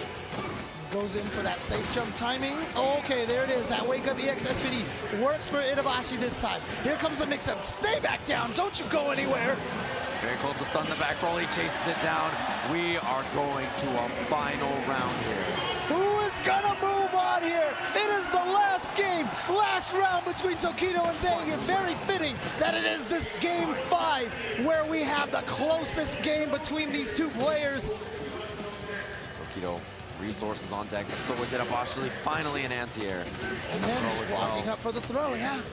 You gotta be so careful, Guile, with all those resources. 60% can be drained at any time, any jump, any confirm. Again, no life lead against Zangief is enough because it could all go downhill. But again, Tokido on point with his anti-airs here in this game. Oh my God. Okay, here it goes. Here we go. Here we go, ladies and gentlemen. Here's another SPD. Activates the V-trigger. Oh, was it close enough? He's a little far. Oh my God. Confirmed. Tokido confirms into the critical art. It's not going to be enough to kill. He's just got a tiny bit left. It is not safe by any stretch of the imagination. Look at the meter for Itabashi. He's so close to having it. If he gets a hit, it could be death. And a light punch into V-trigger will still connect. Oh my God, what are you doing, Tokido? You are a madman. Tokido knew that Itabashi was gonna go for a crazy Hail Mary.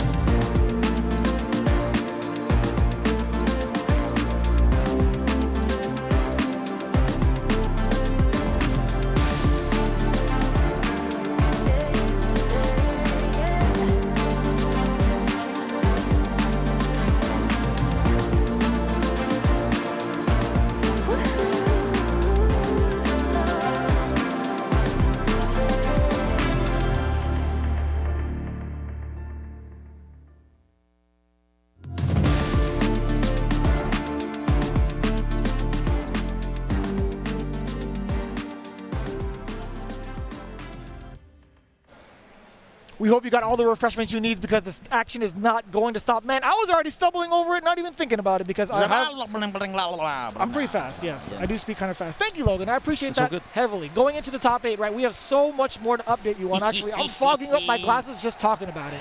Let's take a quick run through the losers bracket round 2. Luffy eliminates Brolylegs 2-0. Mr. Crimson eliminates Phenom 2-0. My heart. Cian beats Mortzi 2-0. Idom eliminates Terrence 2-1. CgrisCCH eliminates YaNoob 2-0. Mira beats Mono 2-0. Knight, the Japanese player who qualified through a Sony qualifier with Ed, beats Jot 2-0. And Oil King eliminates Hermes Venatori. You can find all of the brackets right now on Start GG. We have got 4 more first round matches to come. We've still got Problem X Kudo. We've still got Smug Kawano. We've still got Daigo, the Beast Umehara against Killzu. But now it is time for Filipino Man against Higuchi, the young gunner himself. This is the redemption match for the Definitely friendship not Angry camp. Bird and Punk. Yes, there we go. So looking at it earlier, Higuchi, again, the last time we saw him on stream, took down CgrisCCH, sent him into losers against that Seth, but Filipino Man is looking to exact revenge here in this particular match, but Higuchi, Nice counter hit not going to let up, conversion not of at all. that bazooka knee. Ow. And this is bullying corner pressure, making Guile, it's like he's the Season 3 Guile again with that pressure. And it's going to be all Higuchi being able to dictate this pace no matter what. Again, just kind of teasing the charge. Is throwing out the sonic booms. Slide. But it wasn't going to be enough after that, right? It was pretty deep in there to like not really pursue anything afterwards. So Higuchi, again, taking the first round of game 1. Filipino Man needs to find an answer now or else Higuchi's going to be all over it. Damn!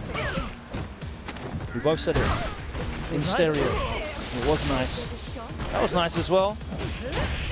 Catches Higuchi reaching. And how is Higuchi going to know this matchup? That's the thing. Are there many Roses in Japan? I can't think of many. And, you know, there's 2 really strong Rose players on the West Coast. They're going to have an abundance of Guile matchup knowledge at least. And let's see if Filipino Man can actually start getting something going. It's looking very, very unlikely in this match. Yeah, there we go.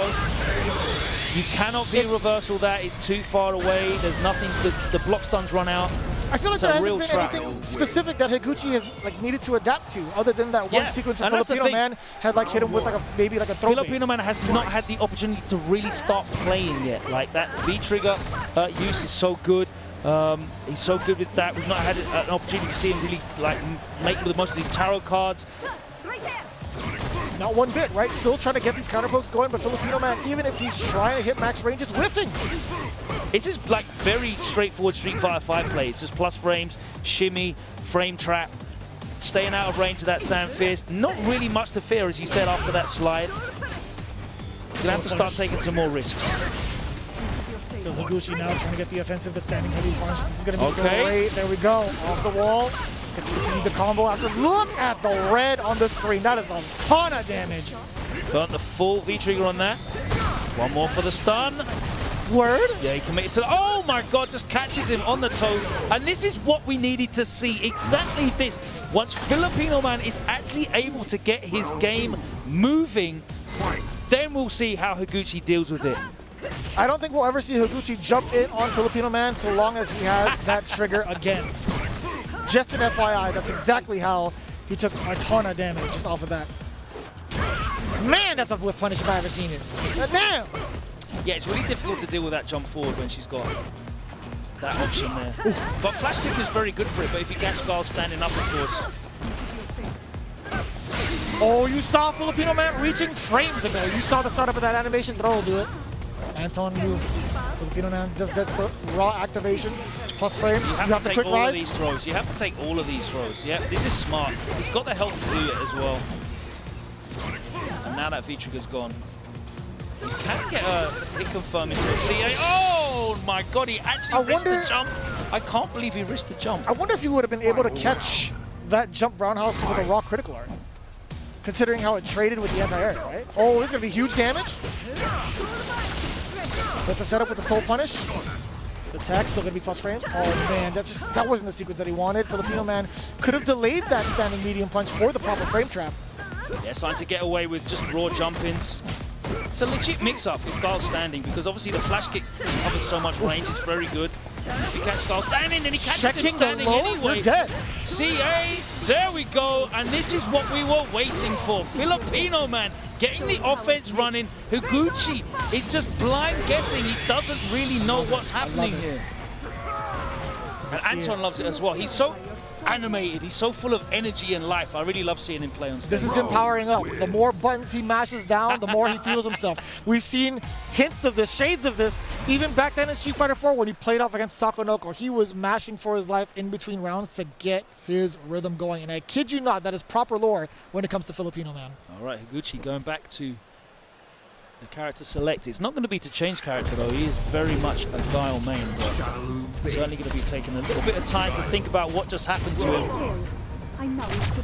No changes in the D set either. No. Indeed, there's going to be some time to cool off and figure out what the heck just happened. How did I get all this damage on me while she had trigger? Hello, Rose? You're viable? Sure is. I mean, very much what happened to the Japanese when they started having to play Rose in Street Fighter 4. A lot of those console-exclusive characters in Street Fighter 4, they didn't have a lot of experience against. We've even showcased that in some of the the flashbacks we've had from previous Evos. Oh my God! I'll look for the whiff punish, but wasn't there. Just at the edge of that soul spiral. Not really gonna get a punish off of that air fireball, allowing Higuchi to close the gap. A little bit of subtle checks here from Higuchi, primarily been whiff punishes. Ooh. Jeez! Fire! Dash up, then what happens? That enemy bazooka was meaty. That hit so deep. Nice. And the meaty again. Now utilizing the tarot card, does have the purple one out there. Ooh! Oh no, the interruption. And we got loops. Jab Filipino man is in dire straits. One touch, the overhead actually allied to you. Now within light punch territory. Damn, just went for the hard read. Just outside of range on the slide. Set point Higuchi. That was a lot more evenly balanced though that time round. You saw Higuchi being a lot more passive, respectful in neutral until he got the interruption with the back fist. Opting to fire off with the EX Fireball. I don't know if it was just to kind of close the gap a little bit. The Filipino man still stuck in this predicament, getting closer to the corner. Higuchi just firing away with a Sonic Boom from certain ranges, right? He doesn't want to get countered, but man, two big whiffs on the forward fierce. Yeah, just out of range of the low forward, trying to whiff punish that. But it's Higuchi with the dominance here.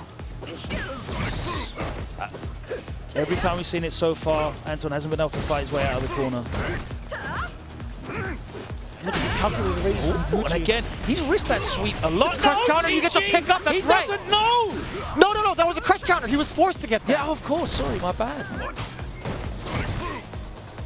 Too excited. It happened, man. We still don't see enough Rose, man. I get it. No, anti-air, that's going to be more than enough. Okay, well, at least one more touch, maybe a throw. Here we go.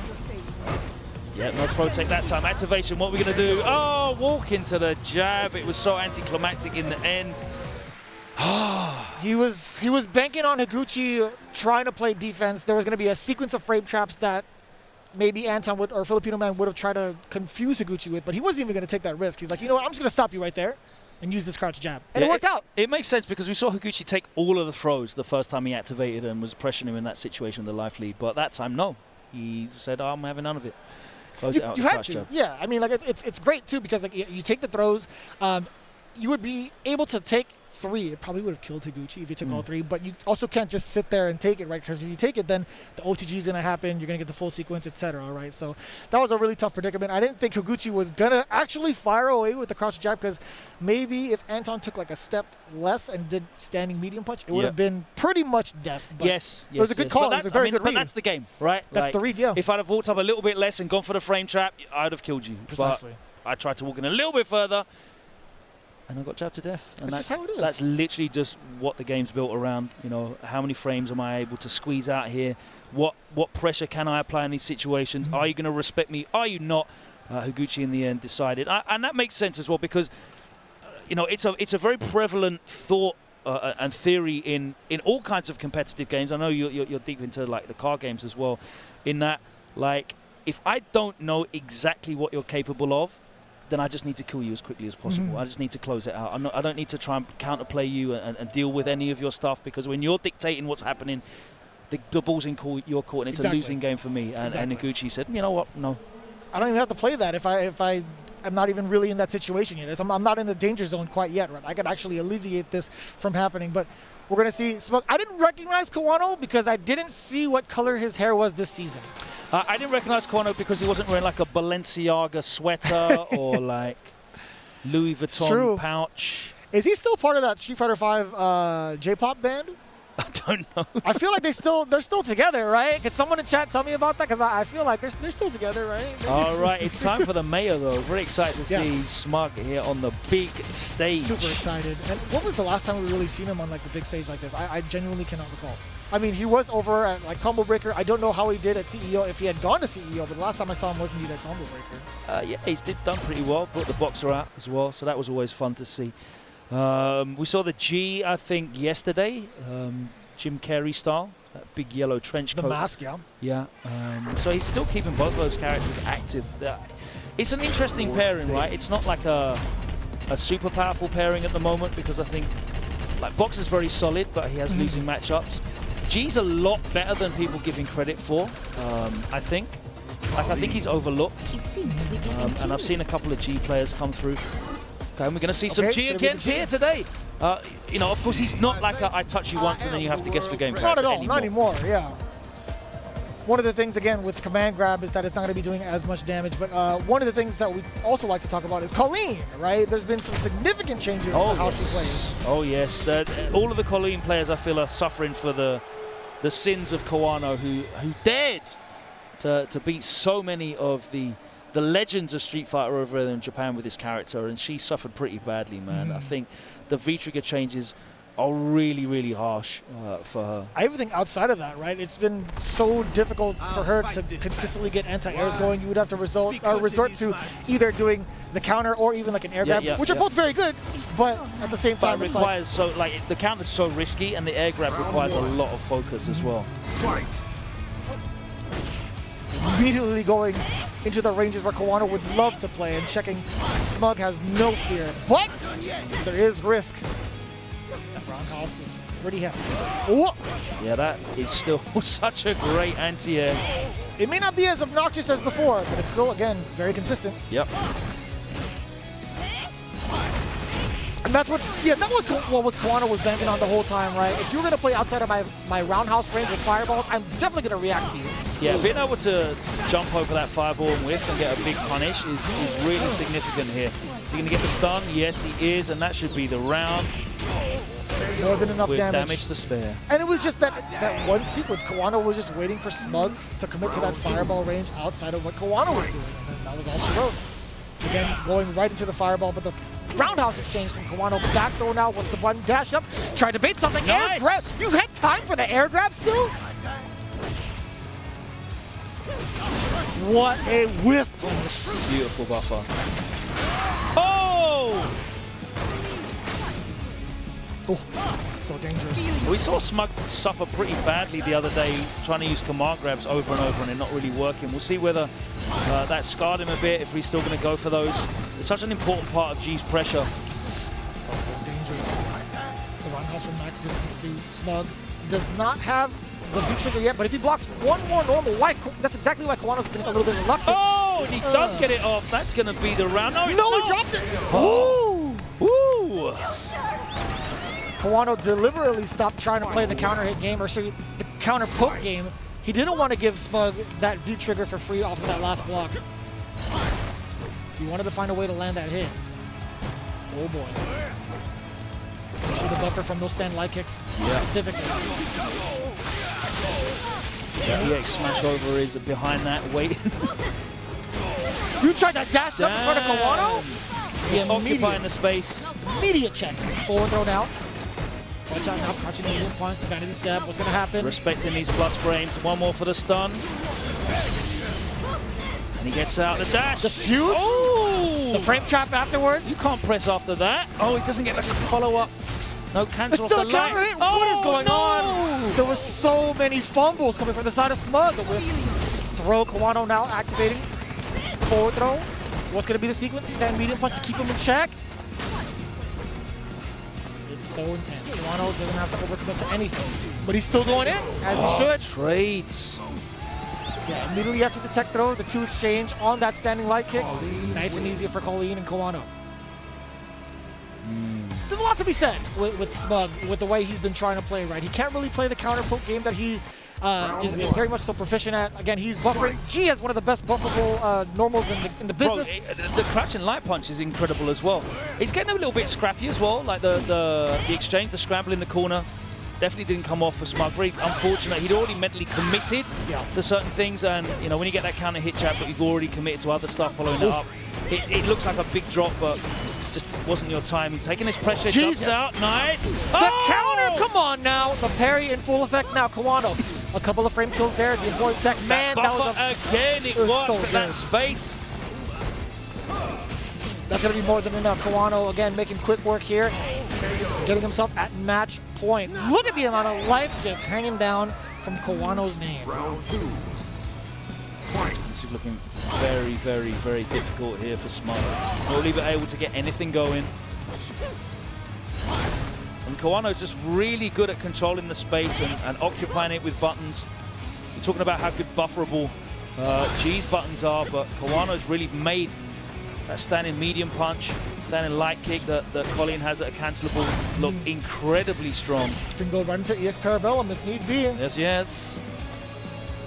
Smug, he's calculating his way through. Just dancing around that range and then getting away with the dash. What's the button press again? Oh! That was what he was looking for last time in game number 1. Frame kill again, forward throw. Watch out for the crouching medium punch. Trying to bait it again, the same exact sequence. Vanity step now, applying pressure, forward throw. One more will be stunned. Oh, the counter hit again.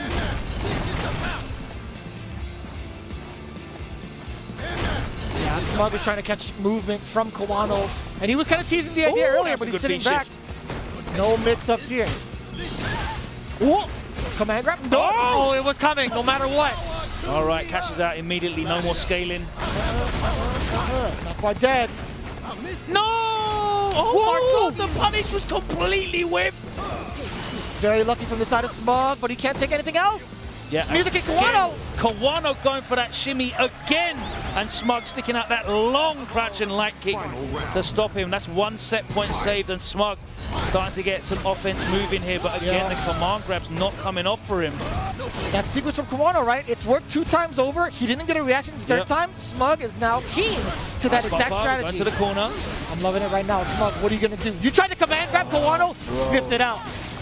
Immediately checking with the jab, checking the movement again, activation of the trigger. What now? Drag to the corner, decent amount of damage. What's the frame kill situation? No, just walks up, forward throw, one more throw will stun. And he knows it. I like that V reversal as well. He's still going to get V trigger, but just means the threat of the stun and the round loss is gone. He's back in the corner.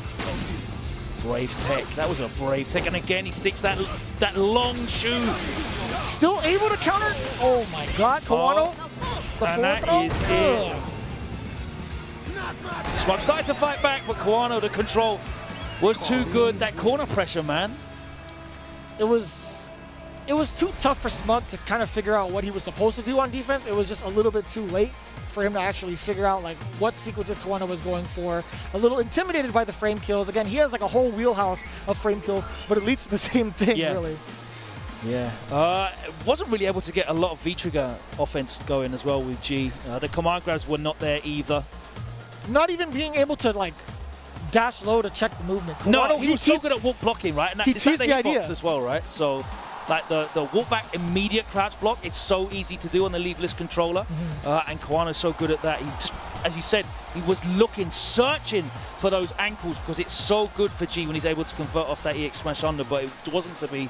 And Kawano advances into a qualification match for top 8. But ladies and gentlemen, let me tell you who we have got up next on the stage. You don't want to see us. Can we see the stage, please? No one wants to see us. Switch to the stage. There it is. There he is, the man himself, the man, the myth, the legend, on the hitbox. Our Lord and Savior. Newly sponsored. Daigo Umehara. He's got a new Velcro patch on that bomber jacket. And there it is. And he's got plenty of space for more, and I wouldn't be surprised if we filled it up by tomorrow. Boom, there it is. VIP. Now we're just zooming in on Daigo's dad bod rather than the actual hitbox itself. But you know, it is what it is. Still rocking the Beast logo. Again, he is the Beast. But let's talk about his opponent, right? You're very much so familiar with this young cat. Our Mika player kills you. Karin, actually. Not even going for Mika anymore. Because, I mean, I was just talking to Jammers about it, and he was just telling me about it. I'm like, huh, all right, well, maybe I was missing. I might be behind. But yeah, I've always seen him use Karin. Yeah, he's really talented, man. Come through. He's kind of like come through underneath Mr. Crimson's tutelage in terms of, you know, studying and building up his experience in the game. Okay. They were both on the AS Monaco team together. And Killzoo's come through as a very, like, scary player in the region. He hasn't had the big wins, but he's kind of ever present there in France in terms of, like, top 3s, top 4s. He's actually not even, like, this isn't even his main game. He's always been sponsored as a Pro Evolution Soccer player, like, really, really high level there. And he's, you know, he basically plays Street Fighter as a side game. That's how talented he is. Super impressive. So, yeah, really, really impressive, man. I think he plays the Celtic, Glasgow Celtic team for Pro Evo. So, like, yeah, he's on a big organization in Europe for that game. And here he is on the big stage. There you go, Karin. This is going to be the ultimate test, really. You're going up against the Street Fighter player, Daigo. So we'll have a significant amount of experience in this matchup against Akainu in the Yes, region. yes, yes, yes, that makes sense. Obviously, Daigo and Akainu are different beasts, no pun intended. So, as you said, the ultimate test. Here we go. It's great to see Killzoo here in the winner's side, but he is going up against the living legend. Not a living legend, the living legend of Street Fighter. We're going to see how this plays out, really. I mean, on paper itself, I feel like Karin does have a slightly hard time in general trying to close the gap against Guile. There isn't too much that she can do to get past one thing, and it's Sonic Booms. We're going to see if Daigo starts to load up on that strategy first and foremost. Killzoo actually attempted to go for it. Damn! That standing heavy punch stuck whatever Daigo tried to attempt to do. Oh my god. And I like this compact play for Killzoo, actually making it a lot harder for Daigo to even think about throwing a normal or a boom. Oozzi was doing such a good job of walk blocking. So right good. There, it's so deliberate. Encroaching on Daigo's space. And Daigo's going to have to find the rhythm, the timing to just stop Killzoo from getting in. I had to look at what peripheral he was using. Oh boy, forward throw now. Yeah, I think he's a PS Pad player. I see. Like so many of these young players that are getting into the game. Oh, this is going to be huge for Daigo. Is he actually going to spend? No, he's going for the EX instead. Oki situation, forward throw now. Oh my You are seriously a beast. That was actually a good call. Daigo had gone for standing medium punch. Yeah, well, like to bait out something in terms of looking like a... Maybe like a Sonic boom? Fake boom, yeah. Yeah, like a meaty boom, right? That would normally be the case. But Killzoo just went right into the Rekka sequence. Confirm as well. Wall blocking again, doing such a good job of it. That's what I wanted to see. Taking the jump in. Oh, yes. Underneath the boom. From further out, you make that read that Orochi just bypasses the Sonic boom. Oh, no, we're threading the needle. This guy is actually super on point. He's flowing right now. Again, the wall block perfectly timed. And that's such a sharp angle. It's so tough for Karin to even consider. Yeah, we saw that with Punk, right? She has to jump back here to her medium, I think. There's the stun. Where did that stun come from? Everything was going so well. It was literally off of that one sequence where Daigo got out of the corner. But no, you're right. She has to commit to doing a jump back normal, even like the jump back target combo. She has to commit to it. It's too sharp of an angle. The dash up. Daigo's been dancing around a little bit. Killzoo a little reluctant to press a button. Anti-air is there. Daigo definitely knows that Killzoo would want to try to jump in and close the gap. But right now, the Sonic Booms have been taking up so much damage. That's great! Punishing the knee bazooka. Dash up with the Sapo. Forward throw now. Killzoo pretty much equaling up the life.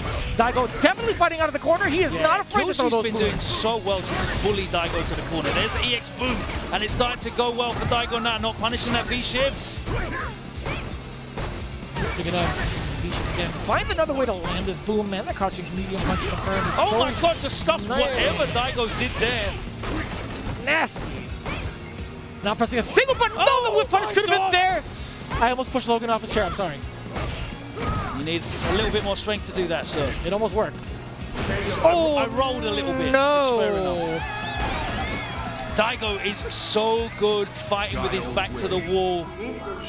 Killzoo's been doing excellently to push Daigo back to the corner, but Daigo will absolutely not be bullied and will not lose his composure ever. There were 2 times over where Killzoo actually attempted to jump against Daigo. Again, he saw a little bit of that success of getting those jump-ins early. Daigo had started to make those adjustments. I wonder if Killzoo is going to try to do it again. He does so successfully. Doesn't get anti-air. Word. Wow, okay. Overlap with the normals to get the Mujin cut. That's fine. Ugh. Now what? He's not maintaining his charge. That's the jump that he was looking for. EX Orochi. Extra damage off the roundhouse Mujin. Forward throw now. And now he's got the life lead. Throw again. Take that throw. Daigo can afford to take another one. How does he do Activation it? stations. How does he do it? Still alive. It's not going to be the enhanced version. That trigger is gone. Going to be just fine. Kills you. Trying to bait something out with the soul bot. Daigo trying to be sneaky with it. Yeah, he's got that EX tank. There we go! Ladies and gentlemen, from downtown, and kills you. Actually kills you.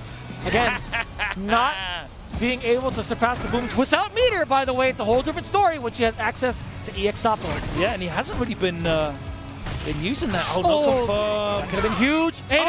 No cancel. Damage left on the table, but also the positioning stage afterwards. positioning, exactly. And Daigo making the most of it. That's going to be just fine. You can't afford to make those mistakes here against the Beast. He will punish you so heavily for it. And that should have been Daigo on the floor in the corner taking a guess. Instead it was kills you guess for game. And I like this, yeah. Daigo slightly reluctant to throw some of these booms. Kills you again with that threat of EX dash. But when it comes to this specific range, it's a matter of whether or not kills you can react to a sonic boom to punish. With a jump in.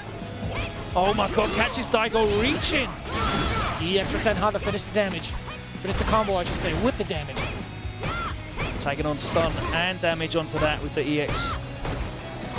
Oh Just my god. Keeping Daigo stuck to the corner.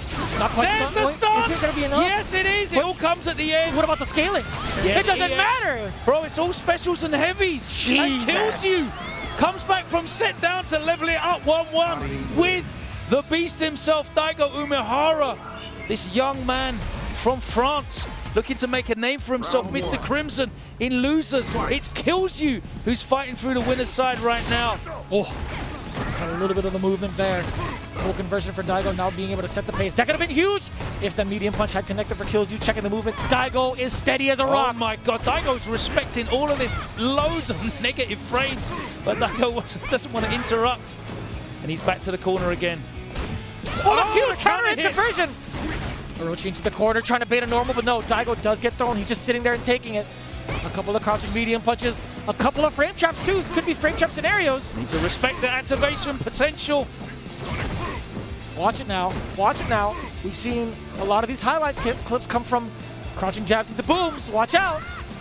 Yeah, he's staying well out of range of that, but there's still the threat of the boom activation. True.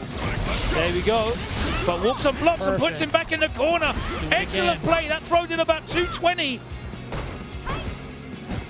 Oh, doesn't have charge for EX flash kick. Now's the time to strike. There's going to be Sonic Booms to back it up with, though. Daigo now moving forward. Yeah, the V-shift. V-shifts out, and there's no danger there. That was so scary. Oh, that's going to... Oh, no! No, he dropped the... Oh, no! You are so sick.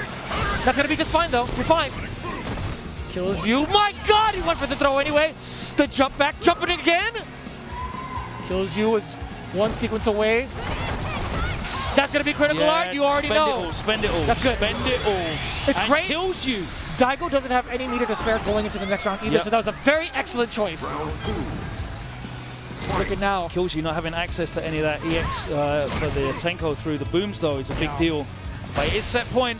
But now look at how much more aggressive Kills You is. He's already closed the gap within seconds against Daigo. And it's the same approach. Daigo with the big interruption, though. Catches him with the counter hit. Catching Kills You both in movement and pressing buttons on wake up. This is going to be dangerous. Daigo pressing the right button. Bruh, what a round that was from Daigo, dominating all of the right decisions. It's a whole different story now. But with the meter that Kills You has, Daigo has to pay attention to that. He can't throw those Sonic Booms freely, but we'll see if he does it anyway. It's a final round. The crowd is making some noise. And you see he's kind of making some erratic movement to make you think he's not going to throw the Sonic Boom. He's testing your reactions. That went under the jab. Okay. Pretty cool. Daigo being pretty passive on defense.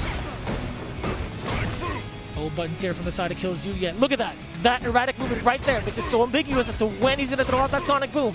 He's forcing Kills You to make that mistake. Yeah.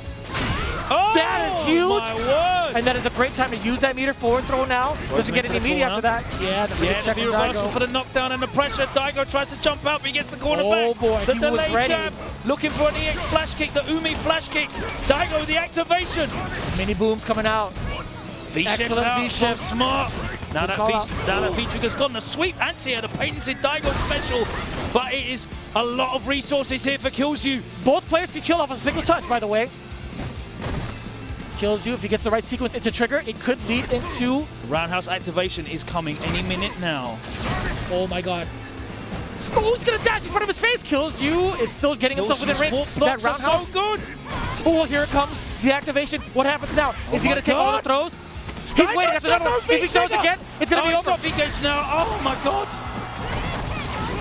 Oh, you could have killed. You could have killed. That was what he wanted. You could have killed. That was what he wanted. You actually could have killed Daigo. And kills you baited him correctly. Suffers again from an execution error. The bait was exactly what he wanted. You can see how disappointed he was. The wrecker with the backdash follow-up. He had the read. Oh, it was right. And listen, KillsU oh my beat God. Daigo. He beat Daigo. He genuinely but he dropped it. Oh, there was the execution errors are what cost him there. There was so many, not like he whiff punished into just a button with no cancel. The hit confirm into nothing. It could have been any button, Logan. He could have pressed any sweep button. and killed him. Could have him. done any button. I cannot believe it, dude. Oh man, he had baited Daigo into a kill scenario. He had baited Daigo correctly into the kill, and he missed his opportunity. I cannot believe it. I genuinely cannot believe it. Ladies and gentlemen, that could have been history in the making. You could have had Daigo into the loser's bracket and KillsU on his way towards a very, very, very successful position in the top 8. Whew. Listen, that was pretty intense.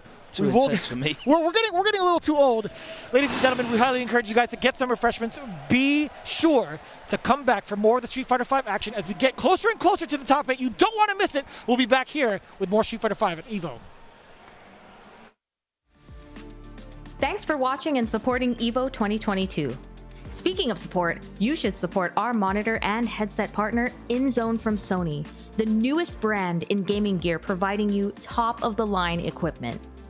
The InZone M9 and M3 27-inch monitors bring you incredible high-resolution and high-dynamic range pictures and reactive experience with 144Hz and 240Hz refresh rates, 1 millisecond gray-to-gray response time, variable refresh rate technology, and more. On the audio side, their line of headsets includes the InZone H9, H7, and H3 models featuring 360 spatial sound for gaming. The line offers noise-canceling, wired, and wireless options. With dedicated PC software for both monitors and headsets, the InZone Hub enables personalized settings to your optimization. Sharpen your senses with the brand new InZone products and check them out at sony.net/gaming-gear. Dash up, back throw, the Mochi got caught for the corner. On the parry on the drop. Are you kidding me? Oh my God.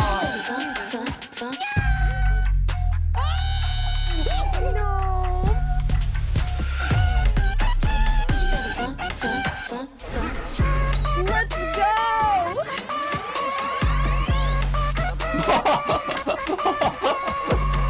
That's what I'm talking about!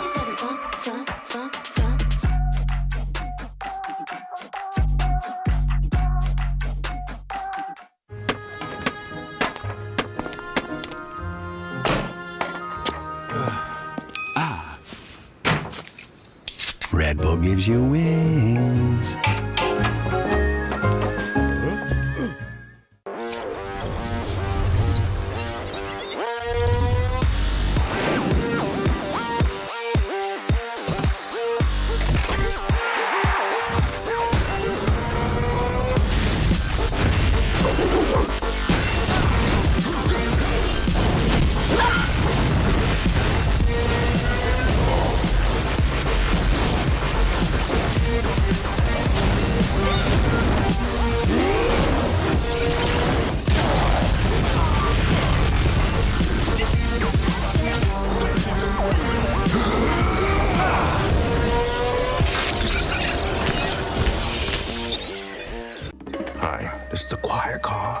remember me.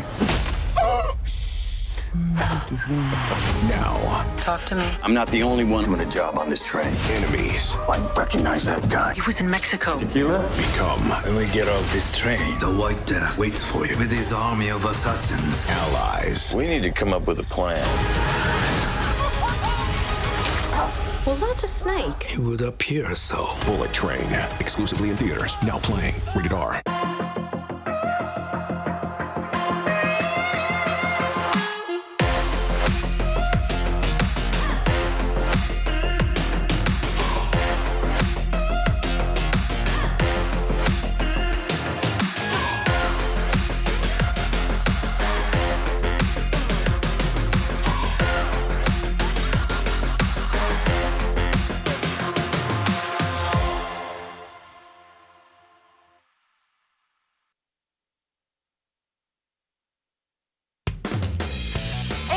Watching, bear witness, a clash of power and technique. This will be a fierce contest. Who will grasp glory in their hands? Who will eat and who will be eaten? The fateful battle is about to begin. Can you all feel the drama? Their true abilities will be tested. Show me the ultimate fight!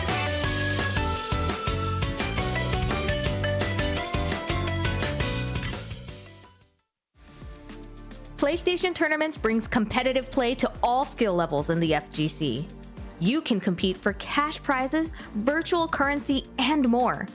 Find your next tournament and sign up at compete.playstation.com.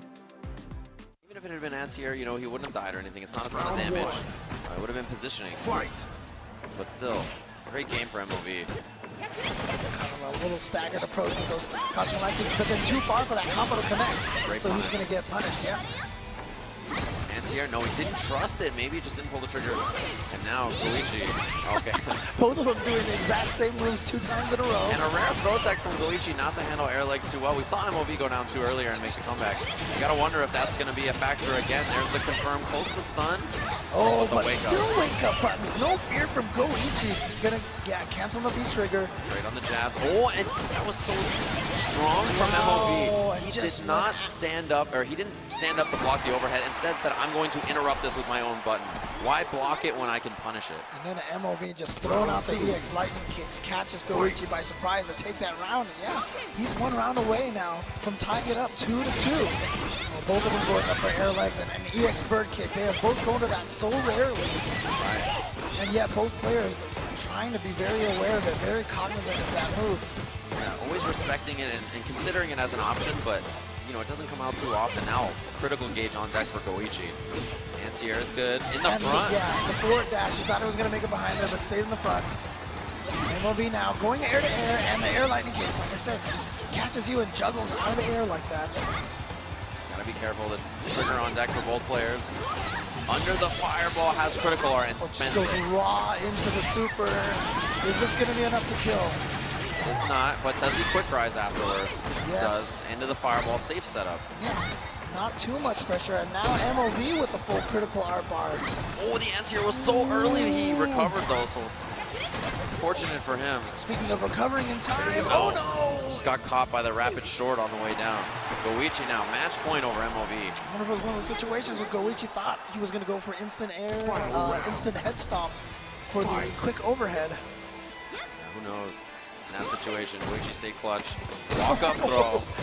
MOV saying, I know you're scared. I know you're going to play defensive. I'm going to get up for the throw. The jump over this time is good. Confirm from Goichi has the corner carry. And again, fireball setup, very safe. Doesn't have to commit to the dash up pressure. Antier works this time, gets under. Confirm from Goichi. And now has all kinds of offense and damage for himself. Critical art is available and spends it immediately. Had to. And it's not enough. Quick rise from MOV, tons of meter to work with. You see the staggered pressure, what's the block, and that's a cross-up stomp from Goichi. He takes it over MOV, putting him out of the tournament. We had seen so many ridiculous comebacks all throughout the day.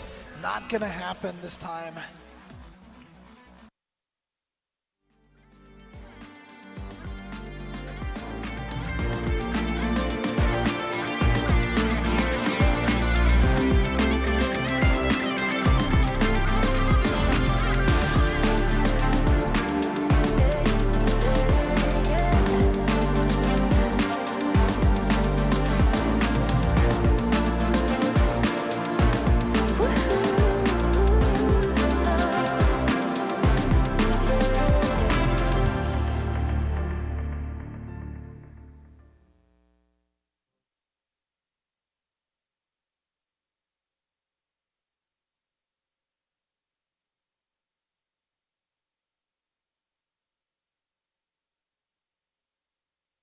Welcome back to EVO. We are running through top 48, and we have almost all of our winner's side of top 16 together. Unfortunately, one of those names is not KillZu after an incredible performance against Daigo Umehara.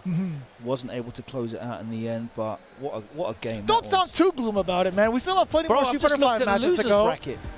Inform the folks what you've seen. So KillZu after basically beating Daigo and then just missing the punish at the end. He goes down into the losers bracket, and he has to play Mr. Crimson, who just eliminated Phenom. And the winner of KillZu and Mr. Crimson has to play Luffy. And as a proud European who voted to remain in the EU, by the way, I am so very sad that so many of our European players will be exiting the losers bracket, unfortunately. But we'll do a rundown of what the losers bracket looks like at the moment. If you want to check for yourselves, you can check on start.gg/. Well, no, just do start.gg and search for EVO 2022. I don't know. That's the easiest way to do it, right? Yeah, it's the easiest way. Getting right into it, Problem X versus Kudo. Kudo is a player who I have enjoyed immensely watching over the past couple of months. He had a real breakout performance at CEO, I think it was. I've watched him play online a number of times as well. The exchange student from Japan living in New York, utilizing this Chun-Li, making her look incredibly strong, but it is a dramatic battle now, and you are against the final boss, Problem X. And the last time we saw Problem X on stream, he was using that Alex, by the way, up against Cien, changing it back to the M. Bison. What a whiff punish. Against the standing medium kick, again, knowing all the ranges. Kudo is looking to be as aggressive here. Yeah, Kudo famed for his incredible conversions, tremendous combo execution, and of course that stand fierce into the CA confirm that we saw close out so many rounds at CEO. Also pretty interesting, utilizing the V-skill too. Another Hazashi user. I wonder how effective it's going to be in this particular matchup. Oh, this is going to be huge. All right, going to see some loops. There's a reset. That was actually a ton of damage off of that single conversion. Yep. Caught a counter hit conversion. He's so ready. That's super impressive. Anytime I see a player convert off from a crouching light normal into a medium normal from a counter hit that consistently, it's always impressive. Nice interruption with that free frame cut short to the EX legs. I like that confirm. Yeah. So delayed. No, actually misses opportunity for the stun. But it's going to be just fine. -2 off of the EX legs. No big deal. Yeah, that's punish. Dash up twice over. What's the open situation? Problem X actually sneaking a couple steps back. It's going to be just fine now. Kudo's fishing does get a bite. Forward dash now. Forward. Oh boy. Gosho? Koken, excuse me. It's just a fireball, mate. Listen, we're happy with that. You have to practice now. You said you were going to do it. You got to practice now. After Evo, I promise. Problem X with all the resources there. Barely walking out of there. That micro walk has been paying him so much money. Oh boy. Checking the lows afterwards, but still Problem X again. Damn! The call out. That was pretty sick. How often do you even get to see that? The timing on that is so specific as well, because the projectile invincibility on that dash is not like, it's not even close to the start up of the dash. It's awkwardly placed in the middle. Yeah. It really is. If you look at the data itself, it's awkwardly placed in the middle. Oh boy. Nice, he spends the bar, gets the Oki as well. Oh, he went for the throw, but the EX reversal. No, it didn't hit. Yeah, the invincibility of the activation made it go straight through. I see. That makes sense. Oh, not gonna be too bad, yeah. Yeah, minus after that. Trying to catch a button afterwards. The Problem X more than familiar with that situation. Now it's just one light away. Yeah, that standing medium kick, so good at closing rounds out. So powerful. It's not even like, it's such a good button. There's no overcommitment to anything else. It's just nice and easy, especially with one hit. Not a problem. It's way more intimidating for Kudo to even get in that space because of Bison's ranges on all normals. It's really good off the strings as well. Like if you notice players trying to jump out off the EX scissors, it's a really good button there. It's just a good utility button. It's a really good utility button. Problem X, having a little bit of trouble, but coming through. So that's all good to see for me. Kudo Going back to character select, going to have a little bit of a thought here. I don't think we're going to see much change. There was a change. There was a change. So the V-Skill 1. Oh no, V-Trigger 2, V. Huh. Okay, so I did see a little bit of a flash. Yeah, it was like a blip blip. I think Yeah. it was a change. It's pretty quick. All right, it's still going to be the second set from both Trigger and the skill. And the big Gicorgo. Ah, I see. Oh yes. He's got it. I'm a quick learner. Fight. You're lucky I don't know the read. All right, so already swinging. Problem X was actually trying to get the standing heavy punch. Trying to catch a normal from Kudo, which makes sense because Chun-Li would definitely like to fire away right out the gate. She has the normals to do so. Ooh, that's exactly one you of them. don't want to get into a normals game with Bison on the ground though, because once he starts getting a read on your timings. Excuse me? Gets a read. It's a read on his throw tech timing, so Problem X is stunned. I was trying to figure out what you were trying to apply after he gets the read, but Kudo, again, definitely not an open book here. Well, Bison as a character just wants to play neutral with you, right? He wants to throw out Psycho Axe and Stand Fist. I know the special move names as well. Trying to get those normals with a side of fire of Avines. Oh boy. Yeah, awkward angle. Would have had to air. Problem X, so position of that normally. Ooh, what an interruption there from Kudo. Yeah, he's done really well that low short into the EX legs. And I love that sequence, Problem X. I didn't even know he was hiding a V-skill charge fireball in there. Whoa! Backing up, just kind of reassess. Kudo is still having to deal with this problem. No pun intended, obviously. Again, look at the amount of chip damage he's doing. Target combo activation is going to be a nice bit of damage. The implant with the command grab. What's going to happen? Get ready for the explosion. What side? Nice. Excellent block from Kudo. Problem X. I don't think he's just going to let it wind down. There's the aggression that we were waiting for. Are we going to see maybe like a Psycho Crusher to get a whiff punish? He's done it before. Oh. That V-Trigger takes ages to go, by the way. He can play a good 10 seconds. Well, he's not going to be able to use it gone anymore. now. Oh, you're dead! 1-1! Just like that, Kudo, nice and easy, playing it very, very patiently. Problem X, again, getting that entire sequence off of a Shadow Axe sequence, the target combo, I should say, into the V-Trigger activation. It didn't lead to as much as I thought it would. No, I mean, listen, that was all about blocking the mix-up after the implant, right? So, What is it, like 7.5 long seconds? Something like that. Kudo doing really well in terms of his conversions, though. And the neutral game's working out really well for him. That forward medium punch, a Stand Fist, getting a big chunk of damage. Probably needs to adjust his neutral buttons here. That was a counter hit, too. Oh boy, my God. Plenty of counter hits coming in from the side. But doesn't get enough. That's a rare drop. Should break stuff so the anti-air completely. Yeah. No back roundhouse for you. No longer even able to use stand short because of that significant nerf. That back roundhouse just takes too much time. Back throw instead. That's a great activation round. But the fear reversal is there for Problem X. He's not going to get his trigger though. He has plenty of life to rebuild it. Is he going to take that risk? Probably not. Watch out for that trigger activation. Kudo could lead to a ton of damage, but more importantly, the Oki situation afterwards. Or we could make something completely unsafe into a frame trap. Let's see how it plays out. I like nice it. Punish. Dash him twice. Trying to get a throw bait after that. I understand now. Here comes the trigger. Damn. Again, that could have been a counter hit conversion. That's Oh no, it's stuffed him. Oh, that was so awkward. Set point. That the was actually Psycho Crusher mad awkward. stuffed. You heard it. You literally heard the animation of the Psycho Crusher. Kudo actually dropped the combo even more. Problem X was just caught standing. Great confirm there from Kudo, just dashing up in Problem X's face. There hasn't been a lot that Problem X has been putting out there in neutral to intimidate Kudo from moving forward. Trying to dash through that fireball again, but you see how difficult the timing is.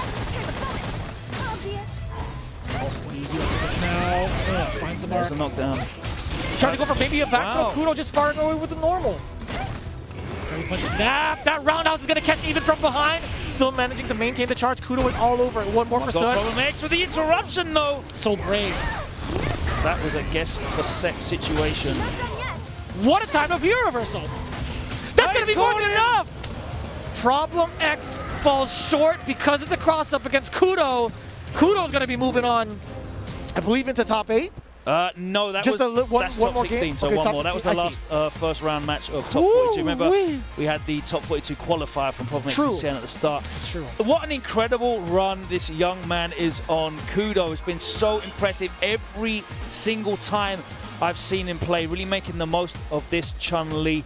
A couple of drops there, so he wasn't actually as clinical as I've normally seen, but he still was able to get the victory against Problem X. I was really impressed with how he kind of made Problem X play a much more passive, reactive game in neutral.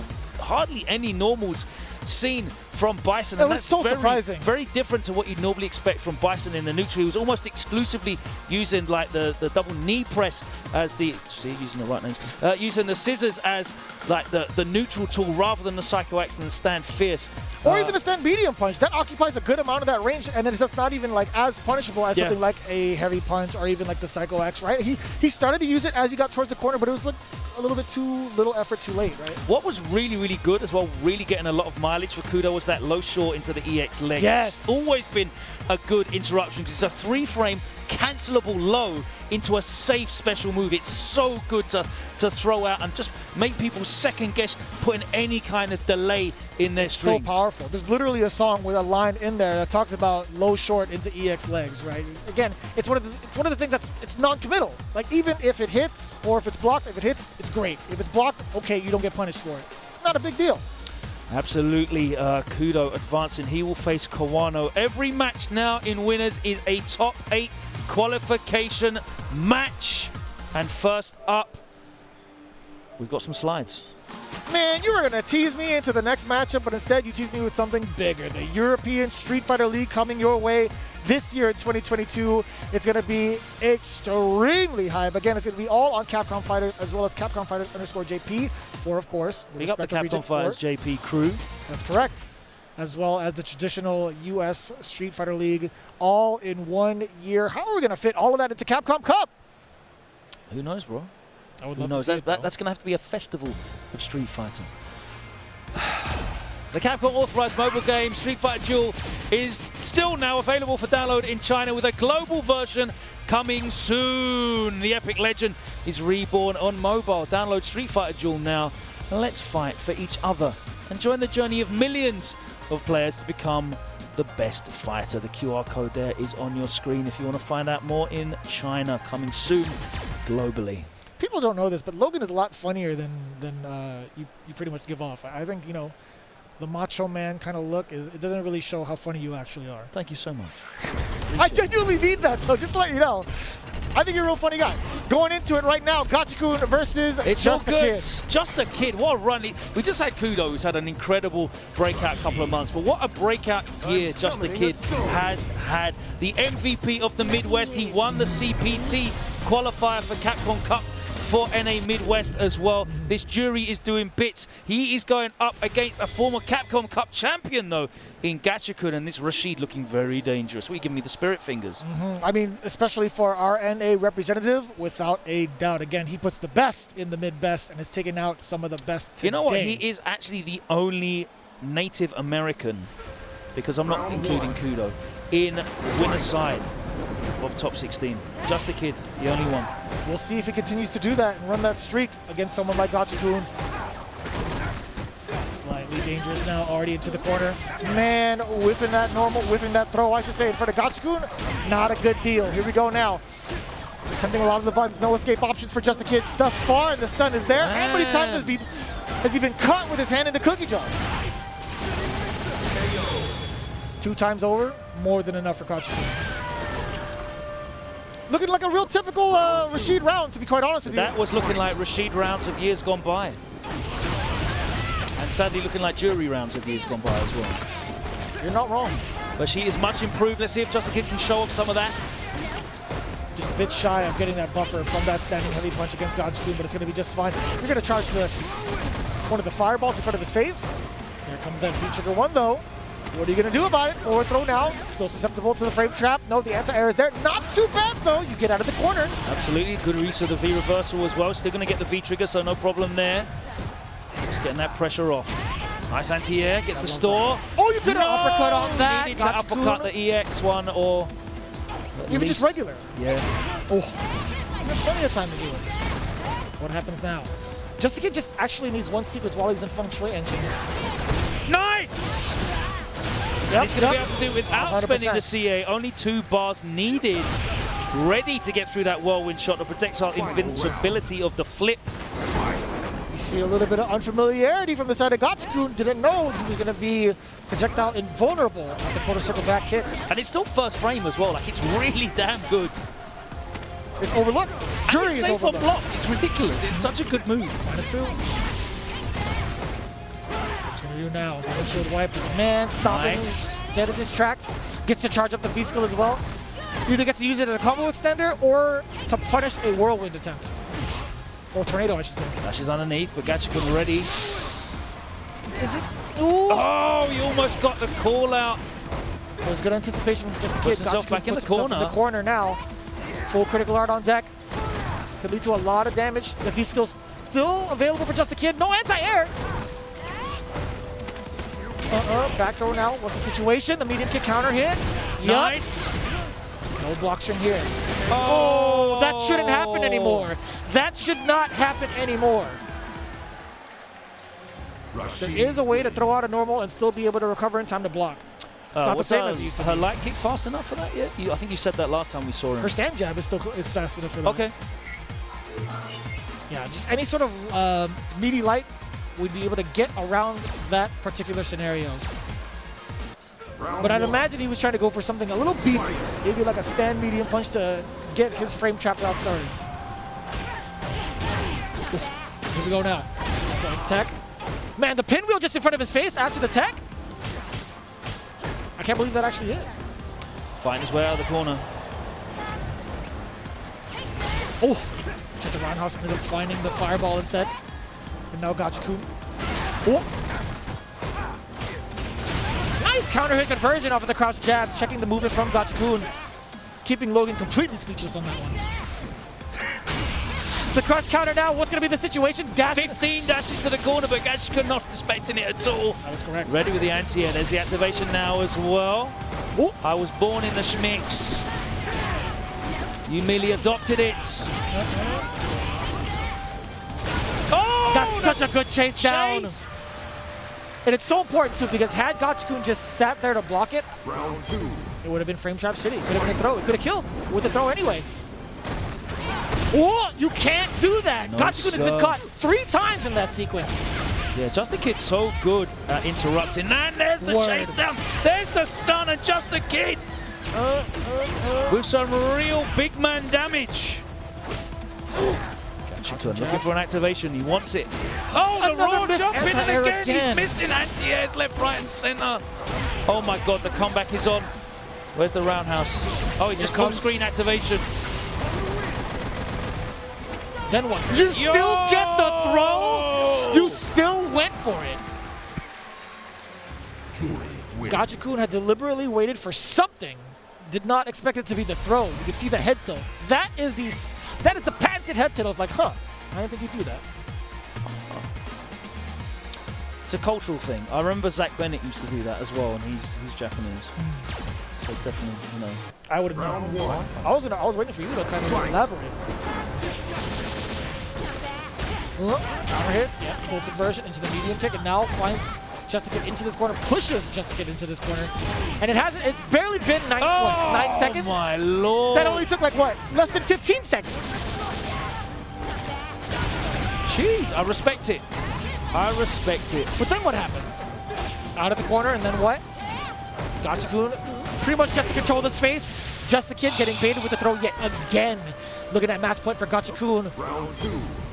Set point. Here we go. Going around and around in terms of strategies implemented. Gachikun now back to the throw bait game, but now he's actually getting these throws against Just getting in way too easy as well. Nice buffer. That's a change as well. Gives us some decent damage there.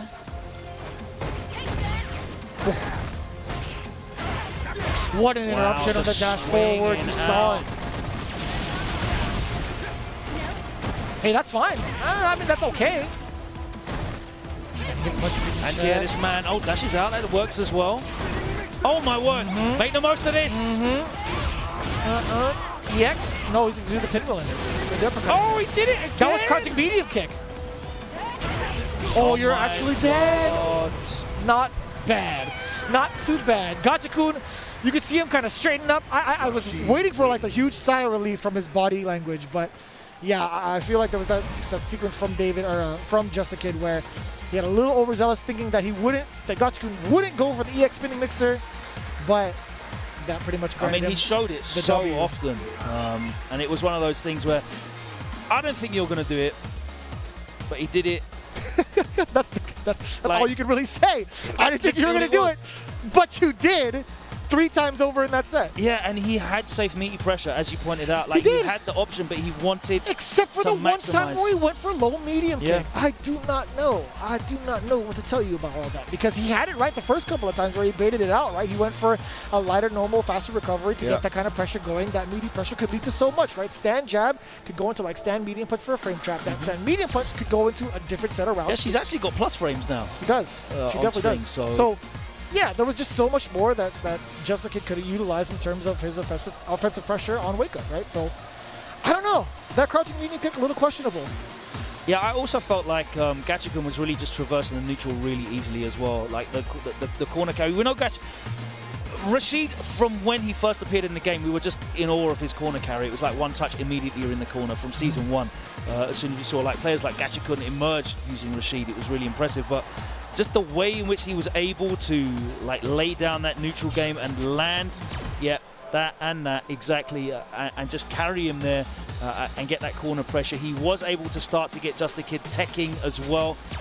Yes, Just a Kid did a great job of dealing with the fireball pressure, but other than that, it was just way too easy for Gachikun to maintain his offensive pressure, and Just a Kid wasn't able to really handle that. So unfortunately, Just a Kid drops down to losers, but Gachikun is our first name in top 8 for tomorrow.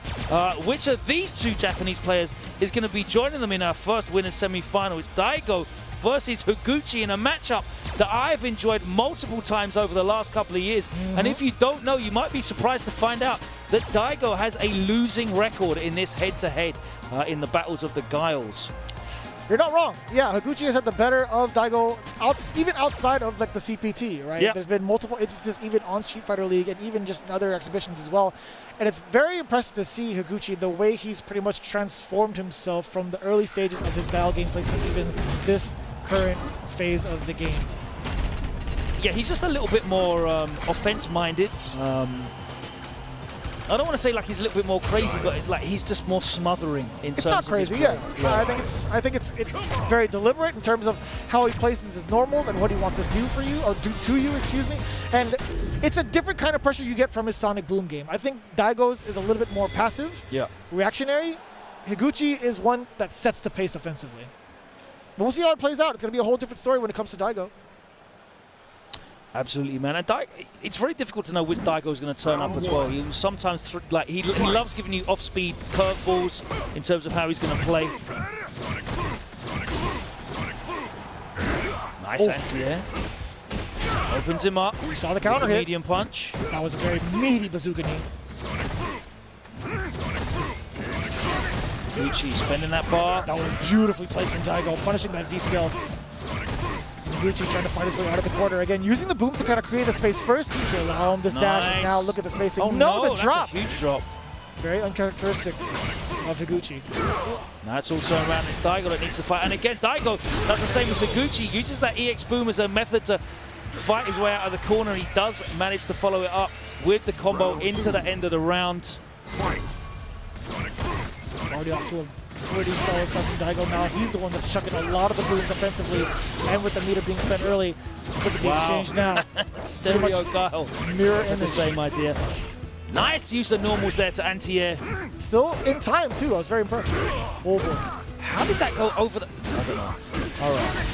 Higuchi with a knockdown. Daigo patenting Ume flash kick.